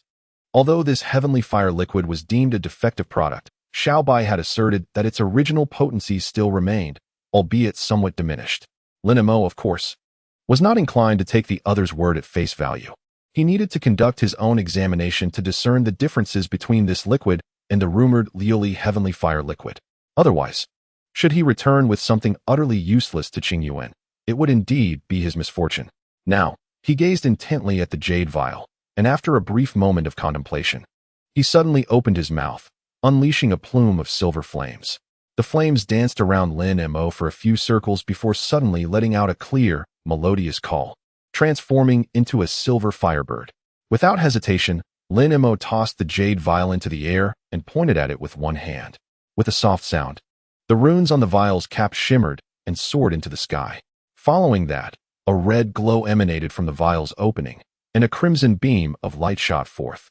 Within this beam, a mass of red liquid slowly drifted out of the vial. In an instant, the entire chamber was enveloped in a crimson light. Waves of heat surged forth, crashing towards Lin Mo, making him feel as though he were ensconced in a furnace. Yet at that moment, the spirit-devouring firebird, upon seeing the red liquid, became exceptionally animated. It chirped joyfully, unfurled its wings, and without waiting for Lin Mo's command, dove towards the liquid. Observing this scene, Lin Mo furrowed his brow slightly, deftly manipulating his fingers. The spirit-devouring firebird emitted a dissatisfied cry, hovering near the fiery liquid, yet merely danced around it. Until the purpose of this heavenly fire liquid was confirmed, he would certainly not allow the firebird to consume it indiscriminately. The release of this flame was merely to facilitate cooperation, testing the effects of the heavenly fire liquid. Lin Mo's fingers moved swiftly, casting a series of spells of varying colors towards the fiery liquid. Some of these spells vanished instantly upon contact with the liquid, while others were rebuffed, emanating a red glow. After some contact, a thunderous sound erupted. Faced with varying magical effects, Lin Mo's expression shifted unpredictably. When the final white spell touched the fiery liquid, it erupted into billowing clouds of white mist. Lin Mo paused his motion, stroked his chin, and wore a contemplative expression. Yet, moments later, he suddenly flipped his hand, revealing a remarkably exquisite set of array flags within his palm. These flags were only a few inches in size, yet incredibly intricate. He waved his hand, and the flags transformed into several beams of spiritual light that shot forth, only to vanish almost instantly. In their place, a luminous array of considerable size materialized before Lin Mo. This array, divided into 5 colors, was broad at the top and narrow at the bottom, resembling a colossal funnel. Surrounding the array, variously sized runes surged and flickered, exuding an air of profound mystery. Lin Mo uttered a soft incantation, extending one hand to grasp the fiery liquid in the air. The crimson liquid was immediately drawn into the luminous array. As the liquid entered, the once still array emitted a low humming sound. Subsequently, a 5-colored light curtain enveloped the entire array. Lin Mo's expression remained unchanged as he flicked his 10 fingers simultaneously towards the array. With a series of sharp sounds piercing the air, several fine threads shot forth from his fingertips, disappearing in a flash within the light curtain. Lin Mo's fingers slightly curled, causing these threads to become remarkably straight. He murmured incantations, and the unique glow on the threads fluctuated incessantly, as if conveying some form of information. Lin Mo fixed his gaze upon these threads, utterly transfixed. At this moment, he was employing a unique secret technique left behind by the divine monarch of the Great Transformation, which adeptly combined mental energy with the array. This technique not only amplified the mental energy within the array, but also produced unpredictable effects, allowing for direct influence on the items within the array. As Lin Mo subtly urged it, the threads of mental energy began to quiver. Simultaneously, the unique glow on their surfaces fluctuated between brightness and dimness. Should anyone manage to see through the 5-colored light curtain, they would clearly observe the swirling liquid fire at the center of the array. Countless runes nearby continuously surged into the fiery liquid, while others emerged from it. This ebb and flow caused the surface of the liquid to roil with a red glow, as if boiling. After some time, Lin Mo's expression shifted slightly. However, after a moment of hesitation, he flicked his fingers, causing all 10 threads to snap simultaneously. Subsequently, Lin Mo made another gesture. The array emitted a powerful humming sound. Amidst the rolling 5-colored light, a much smaller quantity of fiery liquid surged upward from the light curtain, soaring into the sky. Chapter 581.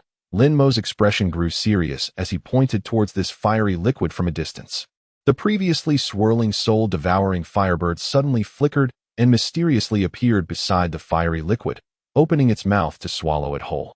The firebird emitted a joyful cry, then turned and flew towards Lin Mo, transforming into a ball of flames before vanishing into his body. Lin Mo took a deep breath and sharply flicked his sleeve forward. A wave of azure mist surged forth. With a loud bang, the azure mist swept across, shattering the five-colored light curtain and revealing the true form of the luminous array. Lin Mo, with an impassive demeanor, charged towards the luminous array, sweeping his hand with a singular motion. With a series of swift sounds, several beams of spiritual light shot forth from the array, transforming into multiple array flags that gracefully descended before him. With a flick of his sleeve, the flags vanished into thin air amidst the ethereal glow. In the distance, the radiant array silently dissipated. Moments later, only a fist-sized orb of fiery liquid remained, quietly suspended in the air. Lin Mo pointed towards the orb, and a milky white jade vial materialized in the sky. The mouth of the vial inverted, and a cascade of light burst forth, drawing the entire celestial fire liquid into the vessel.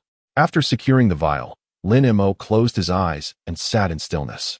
Occasionally furrowing his brow and altering his expression, he appeared to be grappling with an intricate problem. After a time, he calmly opened his eyes, bowed his head, and took a deep breath before reaching into his robe. With a soft pop, a sphere of silver flames emerged. Lin Mo squinted as flickers of red danced within the silver fire, and a slender crimson flame manifested. Suddenly, he opened his mouth, releasing a surge of azure light. A miraculous scene unfolded. The originally fist-sized silver flame erupted upon contact with the azure light. As the brilliance receded, a silver fireball, tenfold the original size, materialized before him. Lin Mo nodded in acknowledgement and inhaled deeply. The colossal fireball transformed into a stream of silver flames, which he absorbed into his being. It appeared that the claims were not false. The glazed heavenly fire liquid indeed possessed all primary effects, albeit seemingly mixed with some indeterminate impurities. He pondered whether this would pose a problem or fulfill the requirements set forth by that individual. Upon consuming this substance, the devouring spirit heavenly fire would harness pure spiritual energy, temporarily augmenting his strength. As long as his spiritual power remained ample, he could exponentially enhance his might in battle. Lin Mo murmured to himself. He then continued to sit in contemplation for a while, confirming that his decisions made at the Four Clans auction were sound, and let out a long sigh of relief. He retrieved a vial of pills from his robe and ingested a tongue-long pill.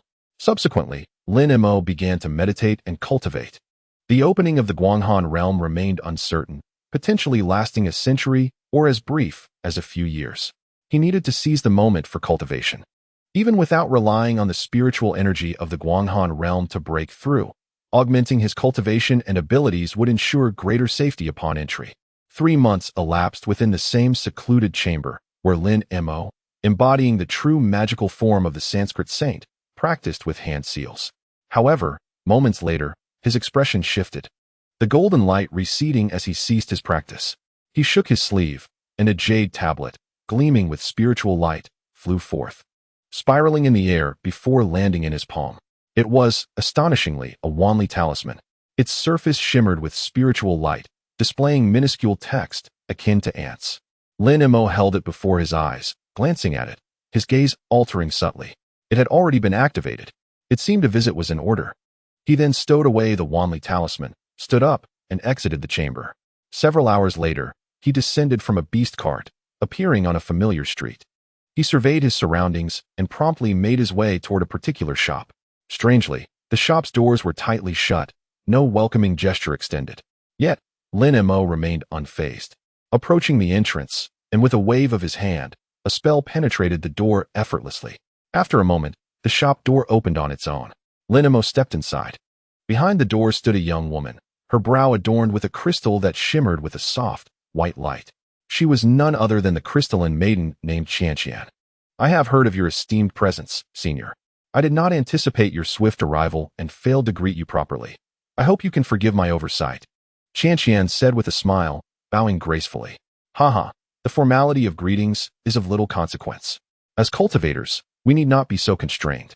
The moment I received word, I hurried here," Lin Mo replied with a smile. "You flatter me, Senior. However, this place is not conducive to conversation. Let us move to my secret space for a more private discussion.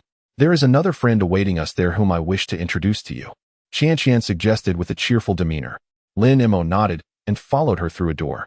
Qian closed it behind them and, with a flick of her wrist, produced a magical disc.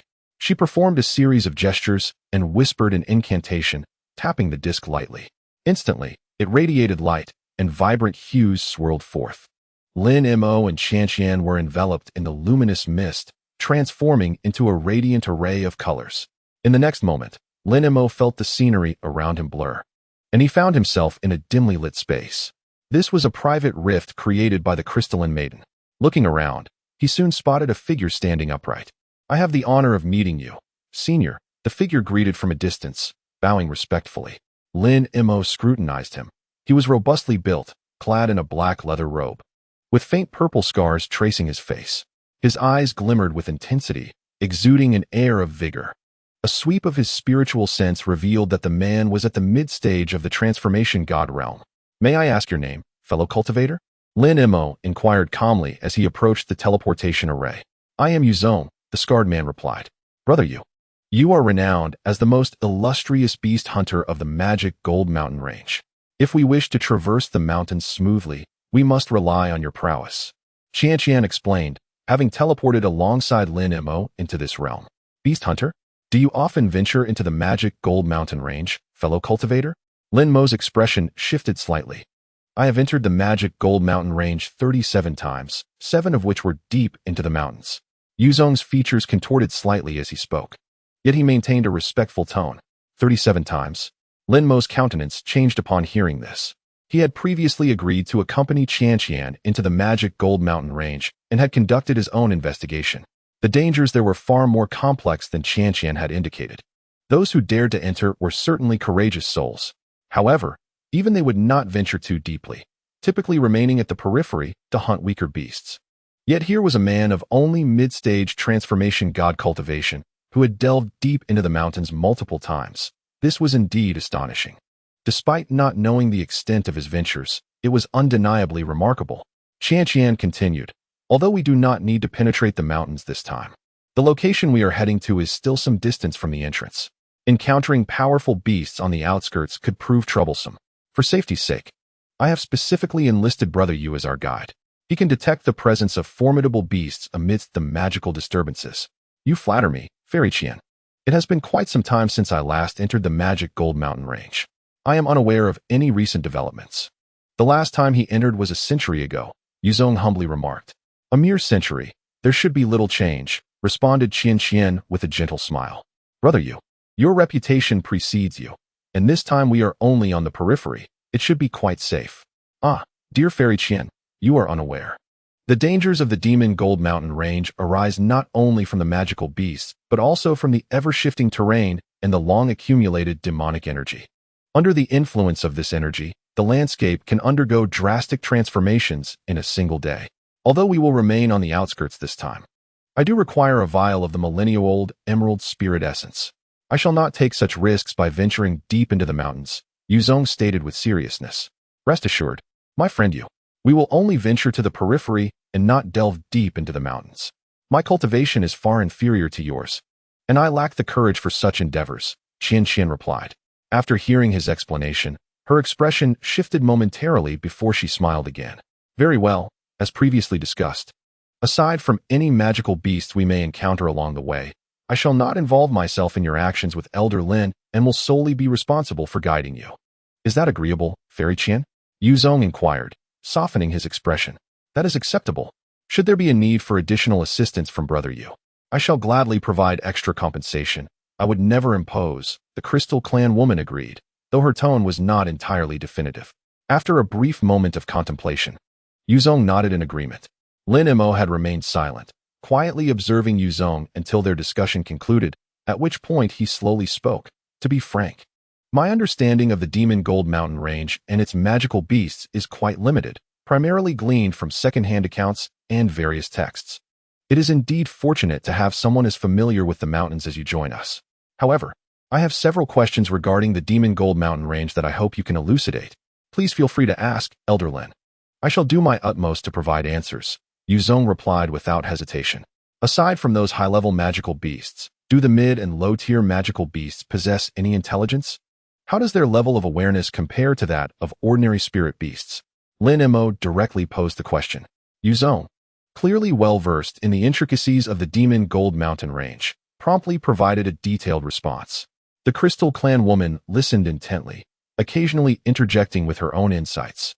The trio engaged in a harmonious exchange for some time, until Lin Mo was satisfactorily informed.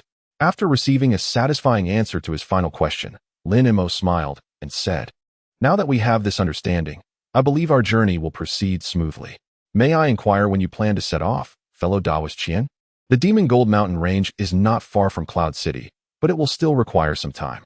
We cannot afford to delay too long. How does departing in 3 days sound? Qian pondered for a moment and asked. Yuzong nodded, voicing no objections. Very well, we shall adhere to your proposed schedule. We will meet 3 days hence, 10 miles outside the eastern gate. Lin Mo stroked his chin in agreement, and Yuzong also nodded, showing no dissent. If there is nothing further, I shall return to prepare, Lin Mo said, excusing himself without lingering.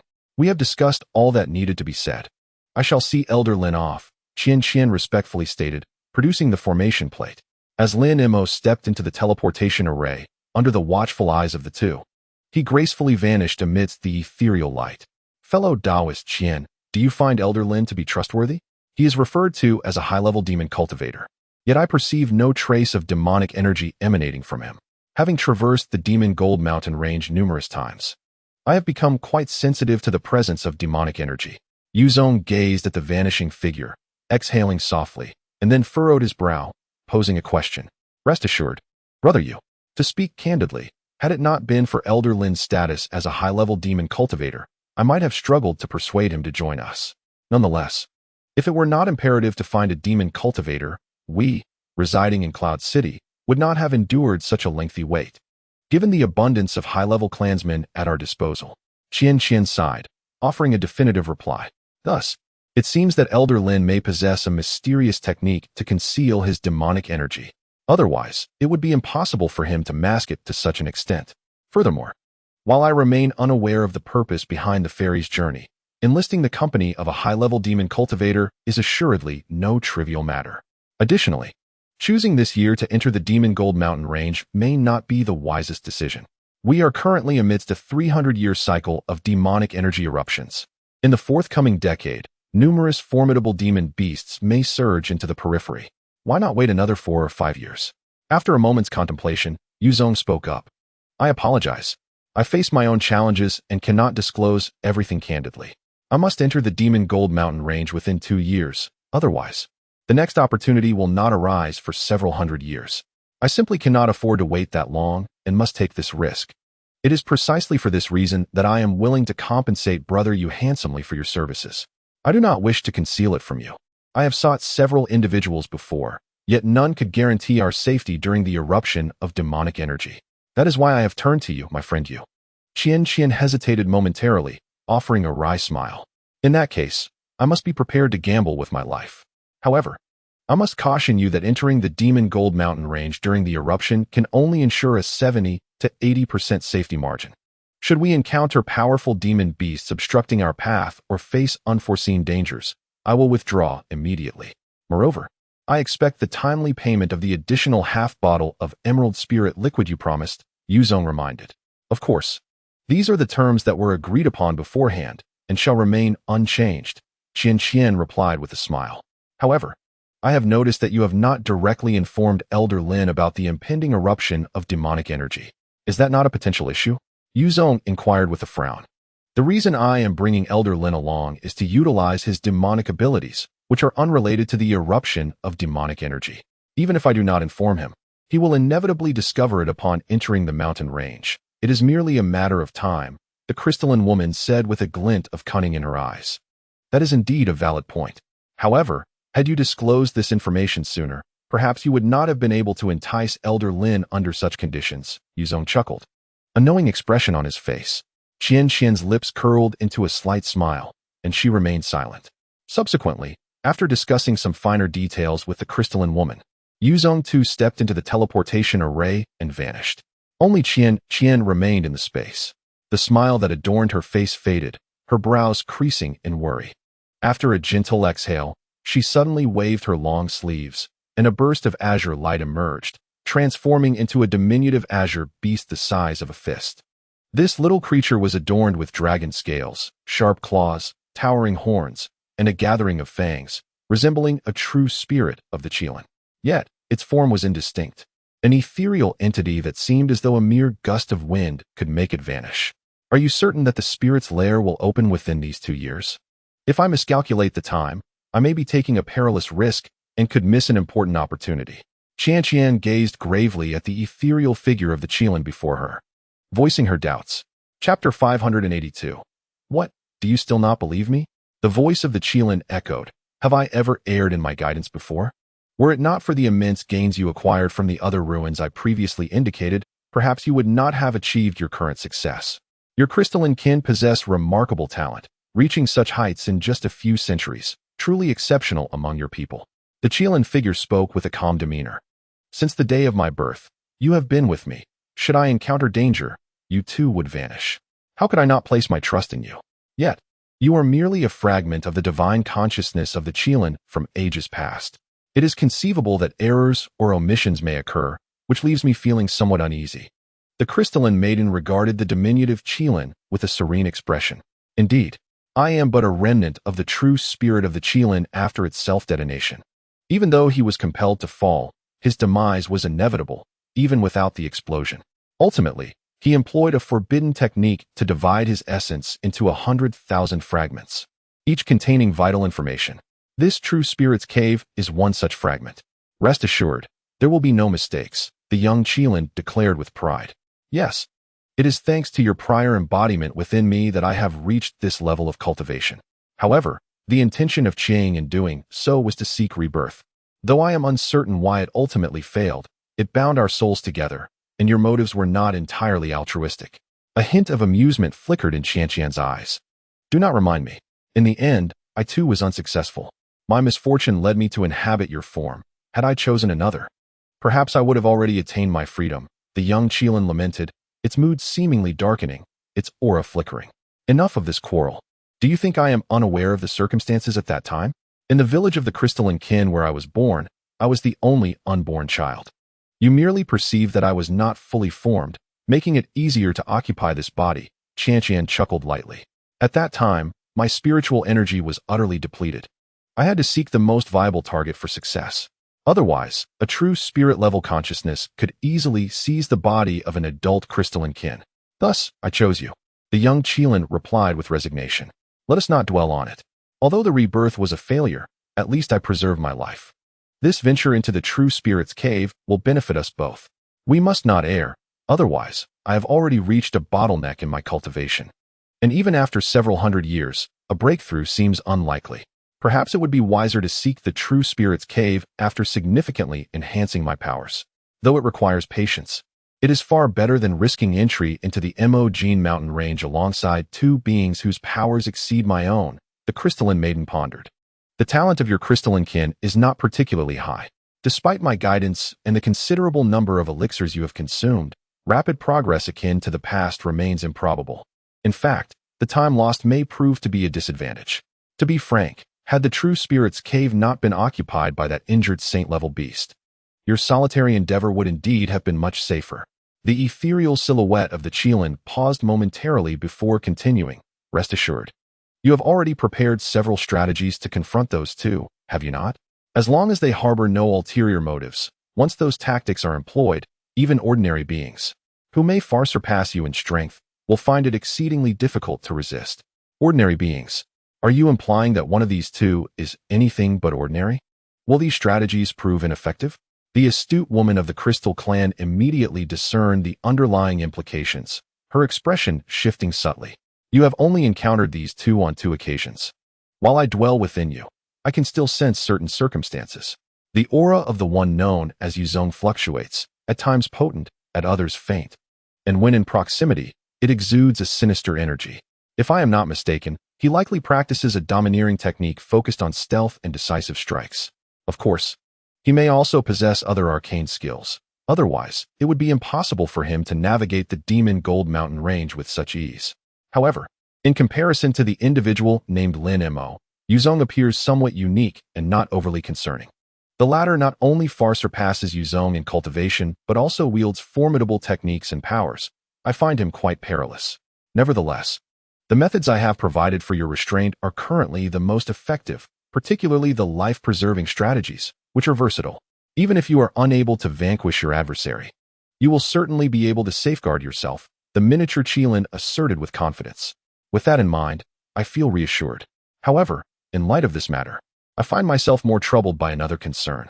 Qian exhaled softly, her gaze flickering. Oh, what is it? The miniature Qilin wagged its tail, intrigued. Years ago, when that Qilin's primordial spirit detonated, its remnants fragmented into over 100,000 pieces, escaping in myriad directions. You cannot be the only one who evaded capture. Those individuals are equally aware of the location of the true spirit cavern. After so many years, it is likely that someone has already discovered and accessed that site. The benefits within may have already been claimed by others.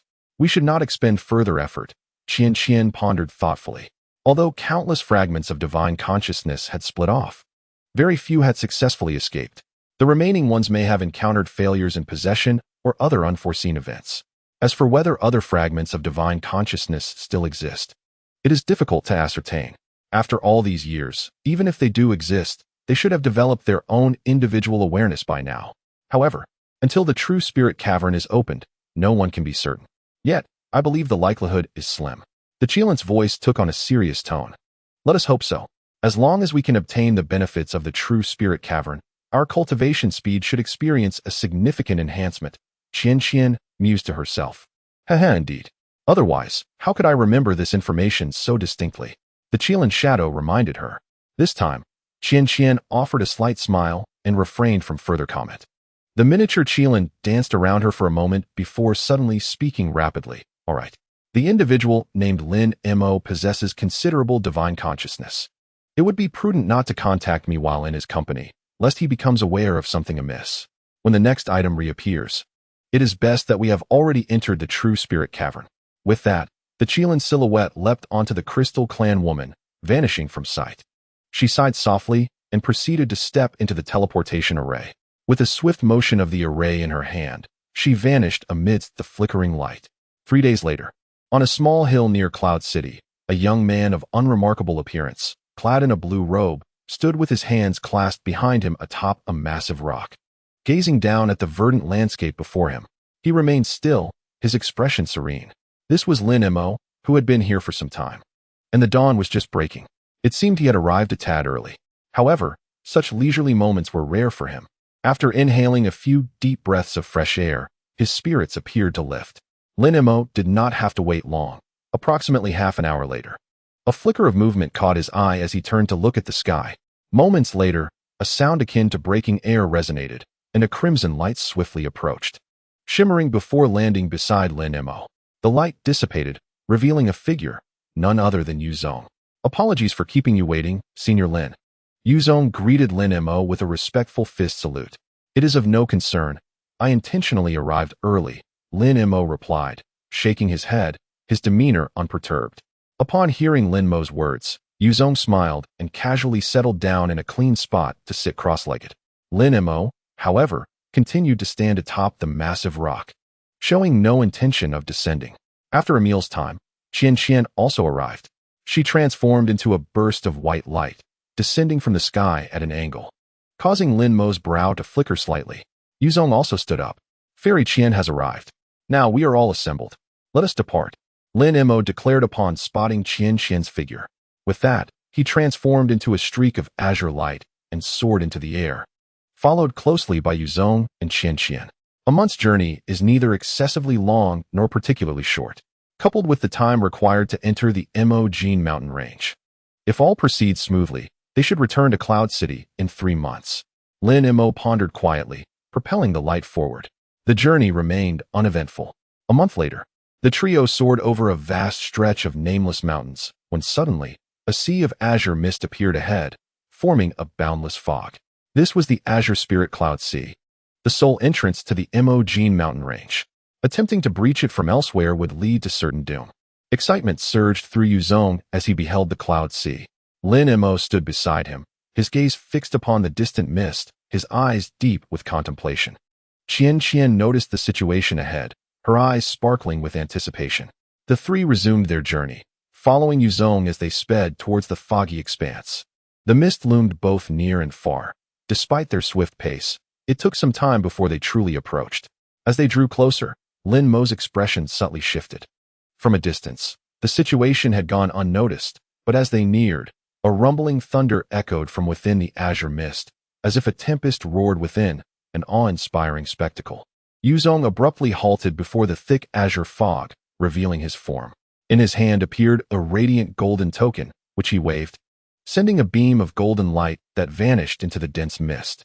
Instantly, the once impenetrable fog parted at the path of the golden light, forming a passageway. "Stay close to me, both of you, and do not stray from this path, lest you encounter trouble."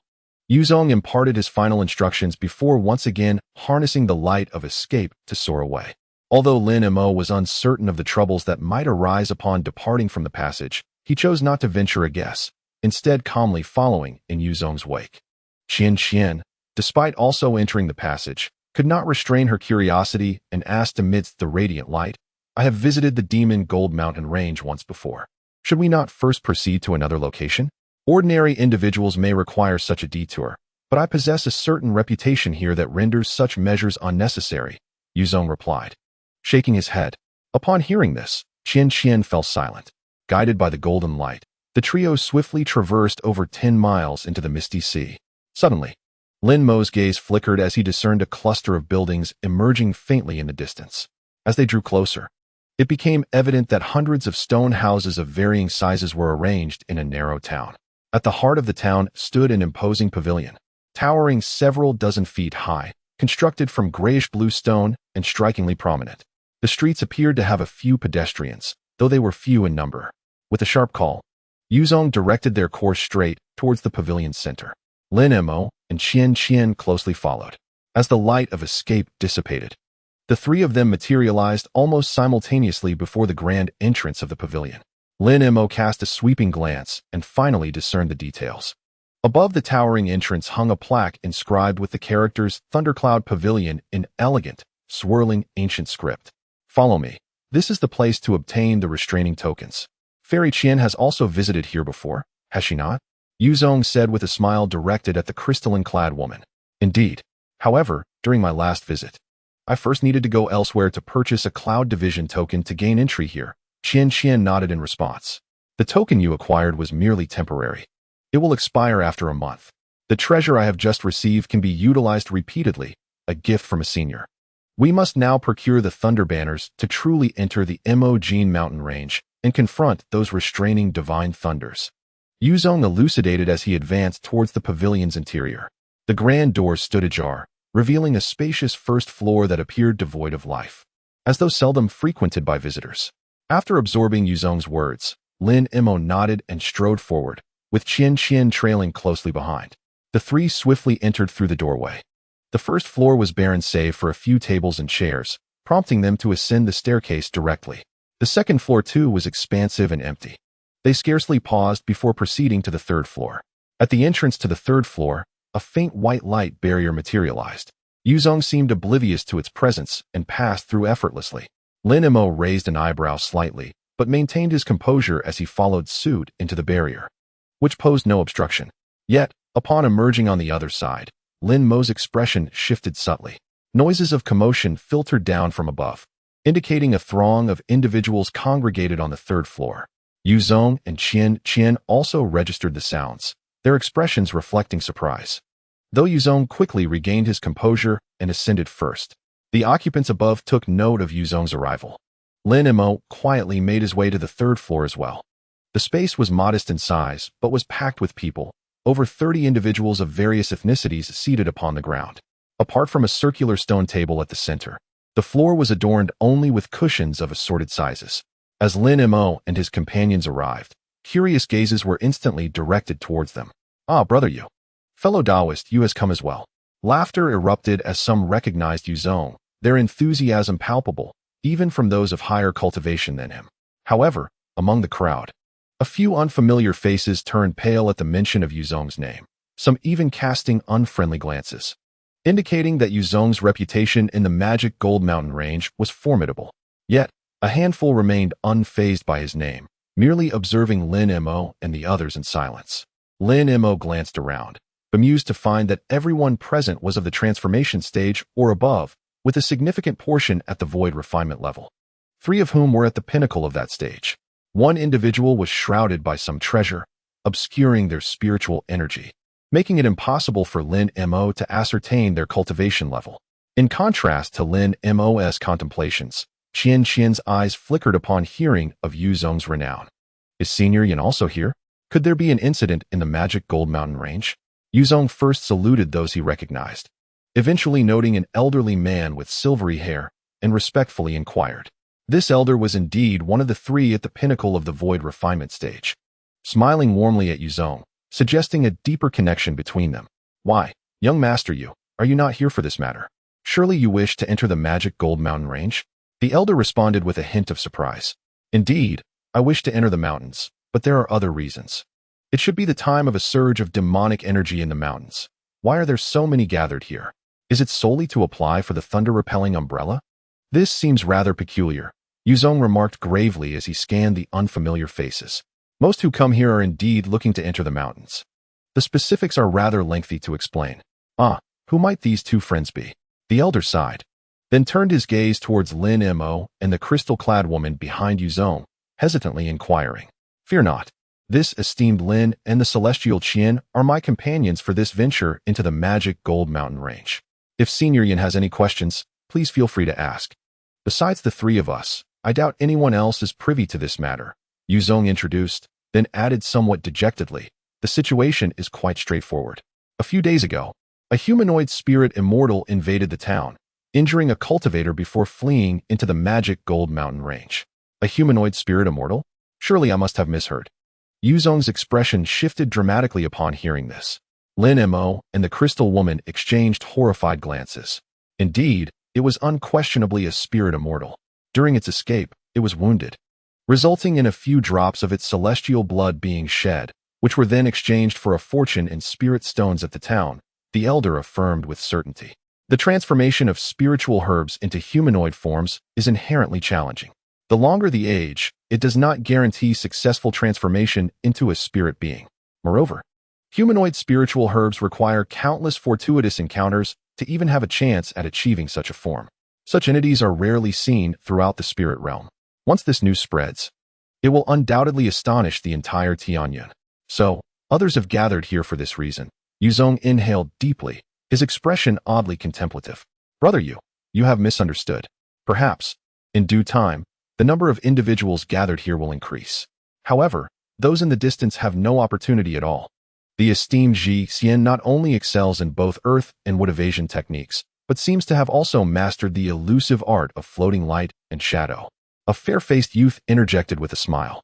Floating light and shadow. If Jia Tianmu truly possesses this legendary ability, why would it take the risk of entering the Demon Gold Mountains? Queried Qian, her expression one of astonishment. This celestial being may be unaware, the youth continued. Jia Tianmu encountered misfortune. The cultivator it injured happened to be adept at the golden elemental forbidden light. Although it was wounded, the retaliatory forbidden light struck Jia Tianmu as well.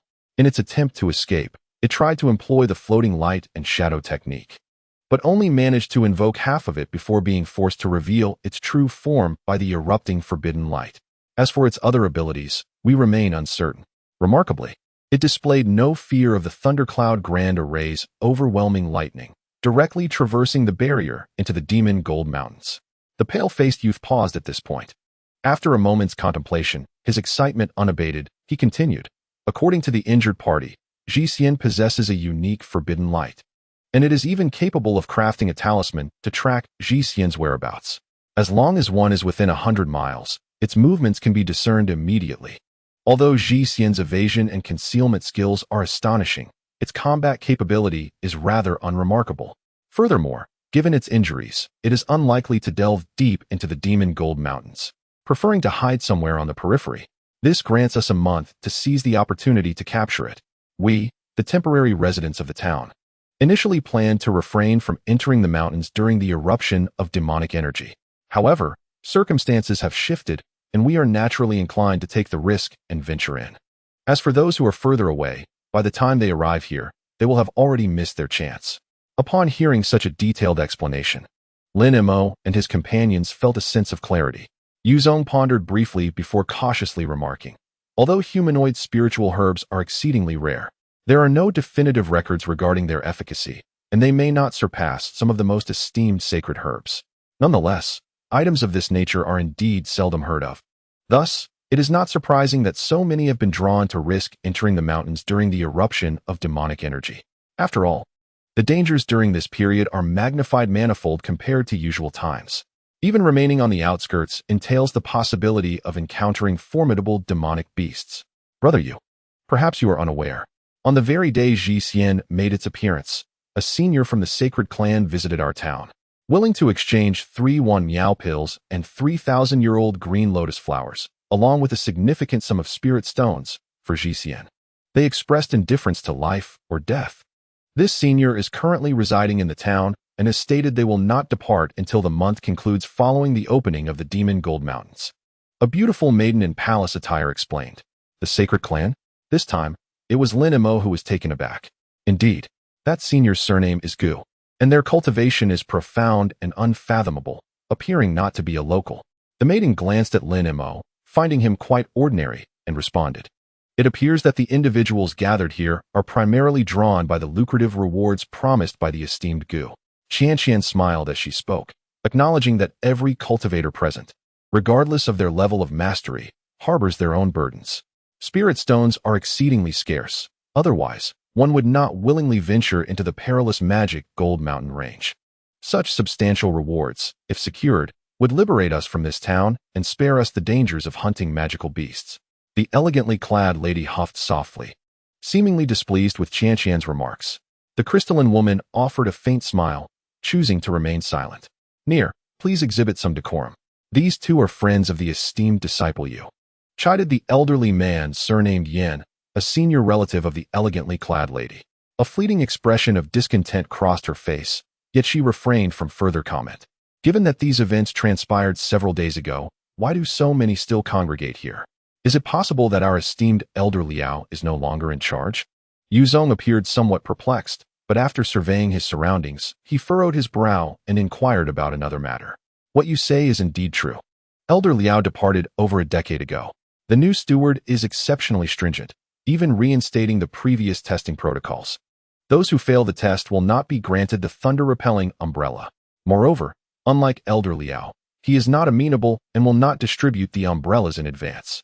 You have arrived at an opportune moment, for today marks the first day of the testing, hence the large assembly, lamented the young man in a white face. One must refrain from speaking carelessly. The reintroduction of testing serves to prevent inadequately prepared individuals from perishing at the hands of magical beasts, the elder remarked calmly. Yet, this testing is an archaic regulation. It was established due to the numerous peers who perished within the magic Gold Mountain range. Now, those willing to enter the mountains are scarce. Is it not redundant to conduct such tests? The young man retorted dismissively. Regardless, the individual overseeing the assessments is no longer Elder Liao. The rules, naturally, will evolve, the Elder Yan responded with significant implication. Seeing the highest-ranking elder express such sentiments, the others deemed it unwise to continue their debate. Regardless of Yuzong's intentions in entering the mountains, he would be remiss to forego this opportunity. Why not join us in our endeavors? With Yuzong, the renowned magical beast hunter, along with the tracking talisman, our chances of capturing that elusive Xian are greatly enhanced. Should we succeed, Yuzong would receive a portion of the reward, which the rest of us would then divide equally. What say you, esteemed friend? The elegantly clad lady suggested with a smile. Upon hearing this, Yuzong's expression shifted, though he did not respond immediately. Esteemed brother, our time is limited, and we cannot afford distractions. Furthermore, one reward is confirmed while the other remains uncertain. I trust you will make a judicious choice, the crystalline woman gently reminded.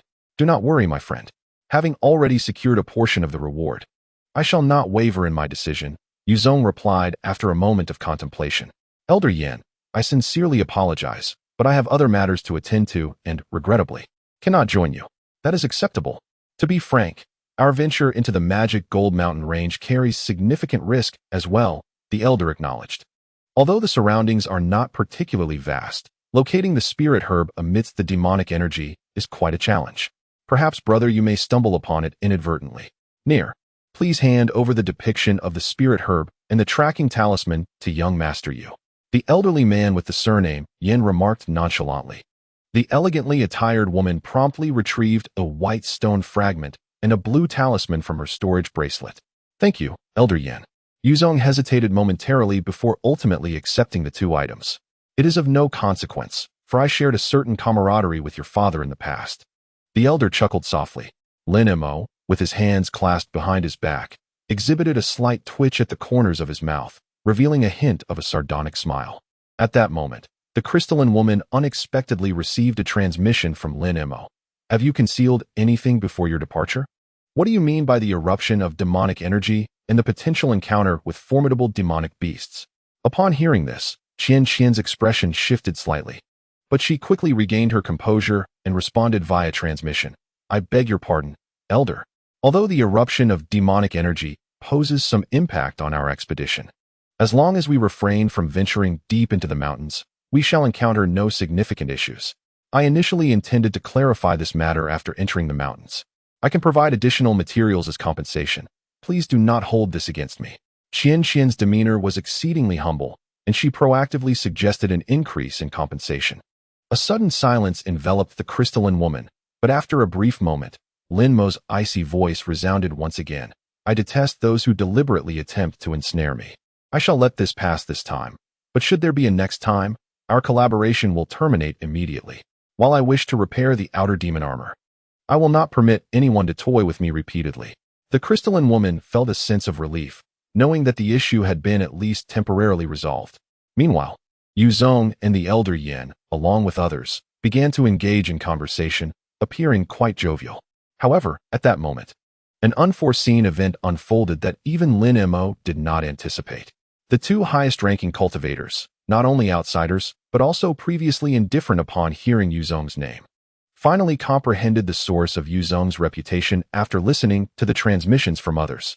Their eyes brightened almost simultaneously.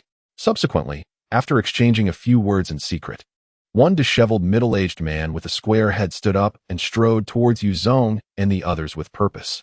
You are the most renowned beast hunter in the town and must be well acquainted with the Demon Gold Mountain range, he stated in a rather unfriendly tone. Stopping several paces from Yuzong, the past acclaim is no more. I have not entered the Demon Gold Mountain range for over a century, so I cannot claim to be well versed in it.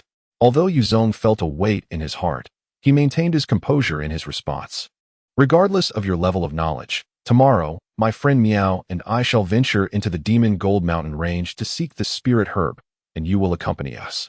The green-haired outsider declared imperiously. Upon hearing this, Yuzong, the elegantly dressed woman, and others were visibly taken aback, while Qian and Lin Mo also expressed their astonishment. Elder Yin remained calm, but inquired, "What do you mean by that?" "My meaning is quite clear. I wish to enlist the assistance of this young friend. Do you have any objections?" The green-haired outsider replied bluntly. An elder surnamed Yin did not address his counterpart directly. Instead, he turned his head to the side, where another being, having reached the pinnacle of the void refinement stage, gazed back at him with an expressionless demeanor, their eyes meeting in an unsettling intersection. The elder's pupils constricted. This otherworldly entity, whose skin was rough and adorned with intricate green patterns, bore a striking resemblance to ordinary humans. Clad in silver battle armor studded with crimson spikes, he emanated a faint yet potent aura of bloodshed. The gaze of this being was profoundly vacant, as if he regarded them merely as a heap of corpses, devoid of any emotional resonance. Even the elder, upon making contact with such a gaze, felt an involuntary shiver run down his spine. The elder surnamed Yan's heart sank. With his extensive experience, he understood that the other party had likely cultivated an exceptionally formidable technique. Otherwise, as someone of the same tier, he would not possess such a keen sense of foreboding. Maintaining his composure, the elder shifted his gaze, swiftly scanning the vicinity around the otherworldly figure. Although not all outsiders present were united, He noted with concern that over a dozen had congregated near him among the 20 or so present. He glanced back at his own group of 7 or 8 individuals, including Yuzong and Lin Mo, and his expression darkened. In his estimation, even with Yuzong and Lin Mo included, they were only matched in numbers. Chapter 584 revealed that aside from 2 high-tier entities on the opposing side, they possessed a numerical superiority among them, with an additional 4 high-tier beings in their ranks. On his side, apart from himself, there was only one other individual of the 7th tier, a taciturn, long-haired man. The elder sighed inwardly, recognizing that the opposing party had made it abundantly clear they intended to exert their strength over the weak, thus displaying an audacious demeanor. My dear you, I have some connections with your esteemed relative, and I cannot stand idly by while you take him away. Furthermore, I must remind you that this is Thundercloud Town, a place where reckless behavior is not tolerated. Even if you wish to cause a disturbance, you must adhere to the town's regulations. The elder finally spoke, his voice cold. Regulations? What regulations? The elder Yan's words caught the green-haired entity by surprise. Yet a glint of menace flickered in his eyes as he inquired. In this town, should a dispute arise, it must be settled in the arena within the town. The victor is justified, the elder stated ominously. Huh, do you truly wish for this young man to duel with me? The green-haired being paused momentarily but then burst into laughter. Certainly not against your esteemed relative. However, I must remind you, according to the town's regulations, such duels can only take place when the participants are of comparable cultivation levels. If you insist on taking your esteemed relative with you, either find someone of similar cultivation to face him, or I shall fight in his stead, the elder Yin replied nonchalantly. Comparable cultivation? Whose rule is that? And what if I refuse? The green-haired being appeared momentarily taken aback, but soon his expression turned sinister. If you refuse, it would mean causing trouble in Thundercloud Town. Naturally, the elders governing this town would revoke your qualification to enter the magic gold mountains and expel you from the town altogether. Do you truly wish to oppose the elders? The elder with the surname, Yan's eyes glimmered with a hint of sharpness as he spoke in an unwavering tone. The elder council? The green-haired outsider hesitated for a moment before turning to glance at the armored figure behind him. The latter frowned, suddenly pivoting to inquire of those behind him. Is what he said true? Does the Thundercloud Array truly have such regulations? Esteemed elder, indeed such rules exist here. However, they were established at the inception of this town and have not been mentioned for many years, replied a figure cloaked in a black robe, concealing his entire form, yet displaying a familiar respect for Thundercloud Town. The women in palace attire regarded him with expressions of confusion. This individual had entered this place clad in such an eccentric manner. Initially, they assumed he was also an outsider, but it now appeared that the situation was somewhat different. Setting aside other matters, I merely wish to know, if we were to engage in combat here, would the council's stewards intervene? The indifferent outsider with the surname Gue inquired coldly. That is difficult to ascertain. They might intervene, or they might feign ignorance. However, it is said that the newly appointed steward is rather inflexible and may choose to intervene, the man in the black robe murmured. I see. Then we shall adhere to your customs. Once we obtain the thunder-resisting umbrella, I will personally spar with you. Should I emerge victorious, the friend you will accompany us. If I am defeated, he shall be spared, the outsider with the surname Gue declared. The elder's expression grew grave upon hearing this, and he nodded before turning to the visibly pale Yuzong beside him, saying, Young Zong, I shall take your place and contend with them. What are your thoughts? Senior Yin, they seek me out. How could I allow you to become entangled in this matter? It is better that I confront them personally. Yuzong fervently shook his head. Change of combatants? Do you think us short-sighted? It is either he fights in your stead, or I spar with you. Those are the only two options. There is no third, the green-haired outsider retorted with a mocking tone, asserting his dominance. Yuzong fell silent, his countenance grave. Senior Lin, we cannot allow them to take friend you away. Without his guidance, we may not reach the lair of that saint-tier beast in time during the surge of demonic energy. Lin Mo, who had remained a detached observer, suddenly heard the anxious words of a woman beside him. Lin Mo cast a nonchalant glance at her, noting the worry etched upon her face. You overestimate my capabilities. I am merely a 7th tier of the upper clans. How could I prevent this? Lin Mo replied coolly, his lips barely parting to convey his words. Senior Lin, there is no need for concealment. Although my cultivation is low, I am well informed. When you rescued the elder from the ancient clan, You single-handedly vanquished several beings of the same tier. Your prowess is far beyond that of a typical 9th-tier upper clan member. The crystalline woman gritted her teeth and spoke words that astonished Lin Mo. Lin Mo's gaze sharpened. And after a moment of contemplation, he replied in a calm voice, I did not expect you to be so well acquainted with me, even to know such details. Very well. For the sake of the external demonic armor, I shall assist you once more. Thank you, esteemed senior. The woman's face lit up with elation upon hearing his words. In the next moment, Lin Mo suddenly spoke with calmness. Are there truly only these two choices? I believe there exists a third, far superior option. You Taoist have a prior engagement with us and will not accompany them. With that, Lin Mo took a step forward, positioning himself before Yuzong. Upon hearing his words, the woman in palace attire and the fair-faced youth exchanged glances, while Yuzong displayed an expression of surprise. The elder of the Yin clan initially appeared taken aback, then scrutinized Lin Mo again, hesitating slightly. Who are you? Seeking death, perhaps? Or do you intend to spar with me on his behalf? The green-haired foreigner was momentarily stunned, but rage quickly engulfed him as he glared at Lin Mo, barking his response. Before he could finish his statement, he stepped forward, swinging his arm to unleash a large green hand that lunged toward Lin Mo. The technique employed by this practitioner was unknown. As the hand emerged, it rapidly expanded to the size of a fan, its 5 fingers splayed wide, enveloping Lin Mo entirely beneath its shadow. Simultaneously, a flicker of yellow light danced between the fingers, exerting a formidable force downward upon Lin Mo. Be cautious, Taoist Lin, the elder of the Yin clan exclaimed, instinctively warning him, yet for some reason, his movements were sluggish. The green-haired foreigner's massive hand was already descending swiftly. Had it been an ordinary early-stage void refinement practitioner, the sudden assault from the green-haired foreigner would likely have ensnared them in an instant, rendering them immobile. However, Lin Mo's physical prowess was astonishing, reaching an unimaginable realm. How could he possibly be bound by such a technique? Even if the downward force were to multiply several times, it would be of no consequence to him. Lin Mo chuckled coldly, extending a hand from his sleeve that swiftly turned as dark as ink, reaching upward to grasp. A flash of gray light illuminated the scene, coalescing into a massive gray hand that materialized above Lin Mo, poised to confront the descending yellow giant hand. You are exceedingly arrogant. Kneel before me. The green-haired foreigner, witnessing Lin Mo's actions, revealed a savage expression and shouted loudly. Initially, he had only employed 70% of his magical power to activate his technique, but now his internal energy surged rapidly, condensing to a full 100% of his spiritual force without reservation. He intended to establish his dominance by forcefully subduing Lin Mo to the ground. The yellow hand glimmered, expanding slightly as it met the gray hand below. However, as the gray hand closed in, the scene unfolded in a manner that astonished all present.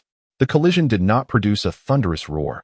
Instead, there was a soft thud, and the yellow hand disintegrated beneath the grip of the gray hand. Subsequently, the gray hand shifted, mysteriously appearing above the green-haired foreigner, descending silently. Before the gray hand could land, the gray light, transformed from the primordial magnetic divine light, began to envelop him from above. Impossible! The green-haired foreigner exclaimed in disbelief, unable to fathom that his technique had been countered and that he was now on the receiving end of the same treatment. In a state of shock, he clenched his fists instinctively, launching a furious assault against the descending gray light. 2 yellow fist shadows erupted with a thunderous sound, racing toward the gray light. However, with 2 muted thuds, the yellow fists vanished as if they had sunk into the ocean. The green-haired alien's face displayed an expression of horror, internally lamenting his predicament and yearning to employ an escape technique. However, the initially slow-moving gray light flickered and astonishingly materialized before him. The gray luminescence enveloped him entirely. In the shrouded environment, the green-haired alien felt the accumulation of protective spiritual light, as though bound by an invisible force. At that moment, a massive gray hand suddenly descended upon him. Darkness enveloped his vision, and the air around him seemed to congeal, rendering even the act of breathing a strenuous endeavor. An irresistible gravitational force abruptly bore down upon his shoulders. With a resounding thud, the green-haired alien found himself unable to withstand the cataclysmic strength, his body yielding as if struck, and he half knelt upon the ground. The gray hand hovered mere inches above his head, firmly pressing down against his protective spiritual light, rendering him immobile. The color of his face shifted from pale to a vivid crimson, perhaps from overexertion or a mixture of shame and indignation. The entire third level descended into silence. Both local cultivators and outsiders alike exhibited expressions of terror. Among them, an elder surnamed Yin, though astonished, also revealed a hint of delight. In the distance, an alien surnamed Gui twitched at the corner of his eye, his gaze towards Lin Mo growing icy. The crystalline woman's delicate countenance fluctuated with emotion.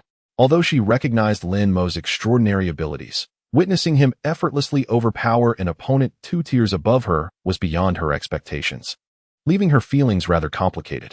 The Yuanzong also felt astonished, staring at Lin Mo in speechless awe.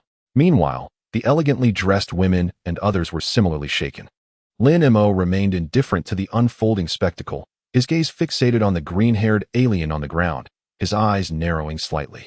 The green-haired alien, half kneeling under the weight of the giant hand, displayed not only anger and humiliation, but also an extreme sense of resentment. He struggled against the binding spiritual light, evidently attempting to rise. Lin Mo's lips twitched slightly, releasing a cold snort. The previously raised black hand suddenly flipped over. Instantly, the gray hand pressing upon the green-haired alien also reversed. A small mountain, approximately 10 feet in size, miraculously appeared and then pressed downward. With a thunderous crash, this dark mountain, seemingly unremarkable, obliterated the green-haired alien's protective spiritual light upon contact, pinning him to the ground. Subsequently, the small mountain swayed and expanded to a height of 3 to 4 yards, emitting a resounding rumble as it suppressed the green-haired alien beneath it, leaving only half of his head visible. The floor, which had appeared ordinary, trembled violently, and then a layer of white light emanated from the ground and walls, accompanied by bizarre runes that surged from all directions before swiftly vanishing. The floor returned to a state of calm in the blink of an eye. This place had been intricately arranged with an extraordinarily sophisticated large-scale restriction. Otherwise, the residual forces from their earlier confrontation would have been sufficient to obliterate the entire loft several times over. Now, do I possess a third option? Lin Mo withdrew his arm, gazing nonchalantly at the alien trapped beneath the small mountain, and inquired. Originally, even the most skilled practitioners would require considerable effort to defeat an opponent in direct combat, utilizing several exceptional techniques. However, the alien before him, overly confident in his physical prowess, dared to engage in a head-on confrontation within such a confined space. Consequently, under the immense strength of Lin Mo, coupled with the formidable Van Holy True Demon Art, he was easily overwhelmed. By the time the green-haired creature realized the peril of his situation and sought to escape or summon other treasures, it was far too late. Under Lin Mo's suppression and the interference of the Yuan magnetic divine light, he could only muster the strength to protect himself, entirely incapable of taking further action. As Lin Mo effortlessly subdued his companion, a glimmer of bloodlust flickered across the face of the man with the surname Gui in the distance, his brows furrowing tightly, and the aura of bloodlust surrounding him thickening. He slowly rose to his feet, seemingly preparing to approach Lin Mo. The women in palace attire and others present displayed expressions of surprise at this development, witnessing Lin Mo's displayed prowess. The calm demeanor of the approaching individual indicated that he certainly possessed some form of assurance. The elderly man with the surname Yin squinted at the man with the surname Gui, while Lin Mo turned his gaze toward the newcomer, his expression unperturbed. With each step the man with the surname Gui took, the atmosphere within the loft grew increasingly tense. The dozen or so individuals not aligned with either faction widened their eyes, anxiously observing the potential for fierce conflict. Friends, please sheath your treasures. This is the Thundercloud Pavilion, and dueling is strictly prohibited. If you wish to spar, you may do so at the arena in town. Otherwise, you will all be disqualified from entering the Demon Gold Mountain Range. A stern voice suddenly resonated from the staircase leading to the 4th floor. Upon hearing this, Lin Mo's expression shifted slightly, and the man with the surname Gui halted in his tracks. It was the newly arrived steward Min Lin. Please show restraint. The elderly man with the surname Yin hastily urged. Lin Mo raised an eyebrow, glancing at the subdued green-haired alien beneath the mountain, chuckling lightly before reaching out with one hand toward the small mountain. Chapter 585. With a soft puff, the black small mountain disintegrated amid flickering gray light. The alien, previously pinned to the ground, sprang up with his face flushed, growling softly, golden light flashing from his mouth as if he intended to directly attack Lin Mo. Noticing this, Lin Mo made no move, merely letting out a cold laugh. "Stand down. You are no match for him. Return." The man with the surname Gui commanded coldly. "He caught me off guard just now." The green-haired alien seethed with rage, refusing to heed the order. "What? Do you disagree with my words?" Though the Gui man's voice was low, it sent a tremor through the green-haired alien, extinguishing his fury, and he repeatedly expressed his reluctance. Then, with gritted teeth, the green-haired creature shot a glare at Lin Mo before returning to his previous position, sulking as he sat cross-legged on his mat. "Since you insist on keeping that friend of you, so be it. From what I gathered in your earlier conversation, it seems you did not come specifically to provoke a conflict. We do not wish to engage unnecessarily, wasting our energy. However, if you obstruct me again next time, the consequences will not be so easily resolved." The man with the surname Gui coldly concluded before resuming his seat. Lin Mo, upon hearing the veiled threat, merely stroked his chin thoughtfully, remaining silent. The elder beside them let out a sigh of relief, just as the lady in palace attire smiled sweetly at Lin Mo. Hesitating to speak, the voice of steward Min echoed from the staircase. Aside from those of the upper clan at the 8th and 9th levels, all others wishing to apply for entry into the magic gold mountains must undergo a test. Those who wish to enter the mountains may proceed upstairs now. Only 2 may ascend at a time. Steward Min's words were as calm as a still pond, yet they instantly stirred a commotion among the gathered crowd. Exchanging glances, 2 individuals rushed up the stairs in quick succession, disappearing at the top almost instantly. One was at the mid-stage of the transformation god realm, while the other was at the initial stage of the void refinement realm, neither affiliated with the elder or the man with the surname Gui. The others, unable to react in time, revealed hints of regret on their faces. After all, securing the thunder-repelling umbrella first would certainly be advantageous. The remaining individuals could only wait patiently in place. Some focused intently on the happenings above, attempting to deduce something from the silence.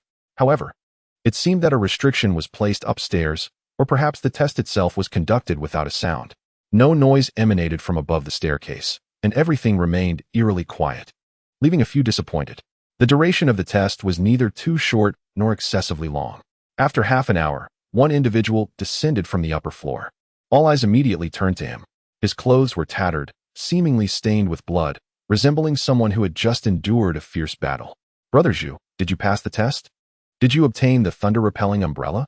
A familiar outsider could not refrain from standing up to inquire. "I did pass the test.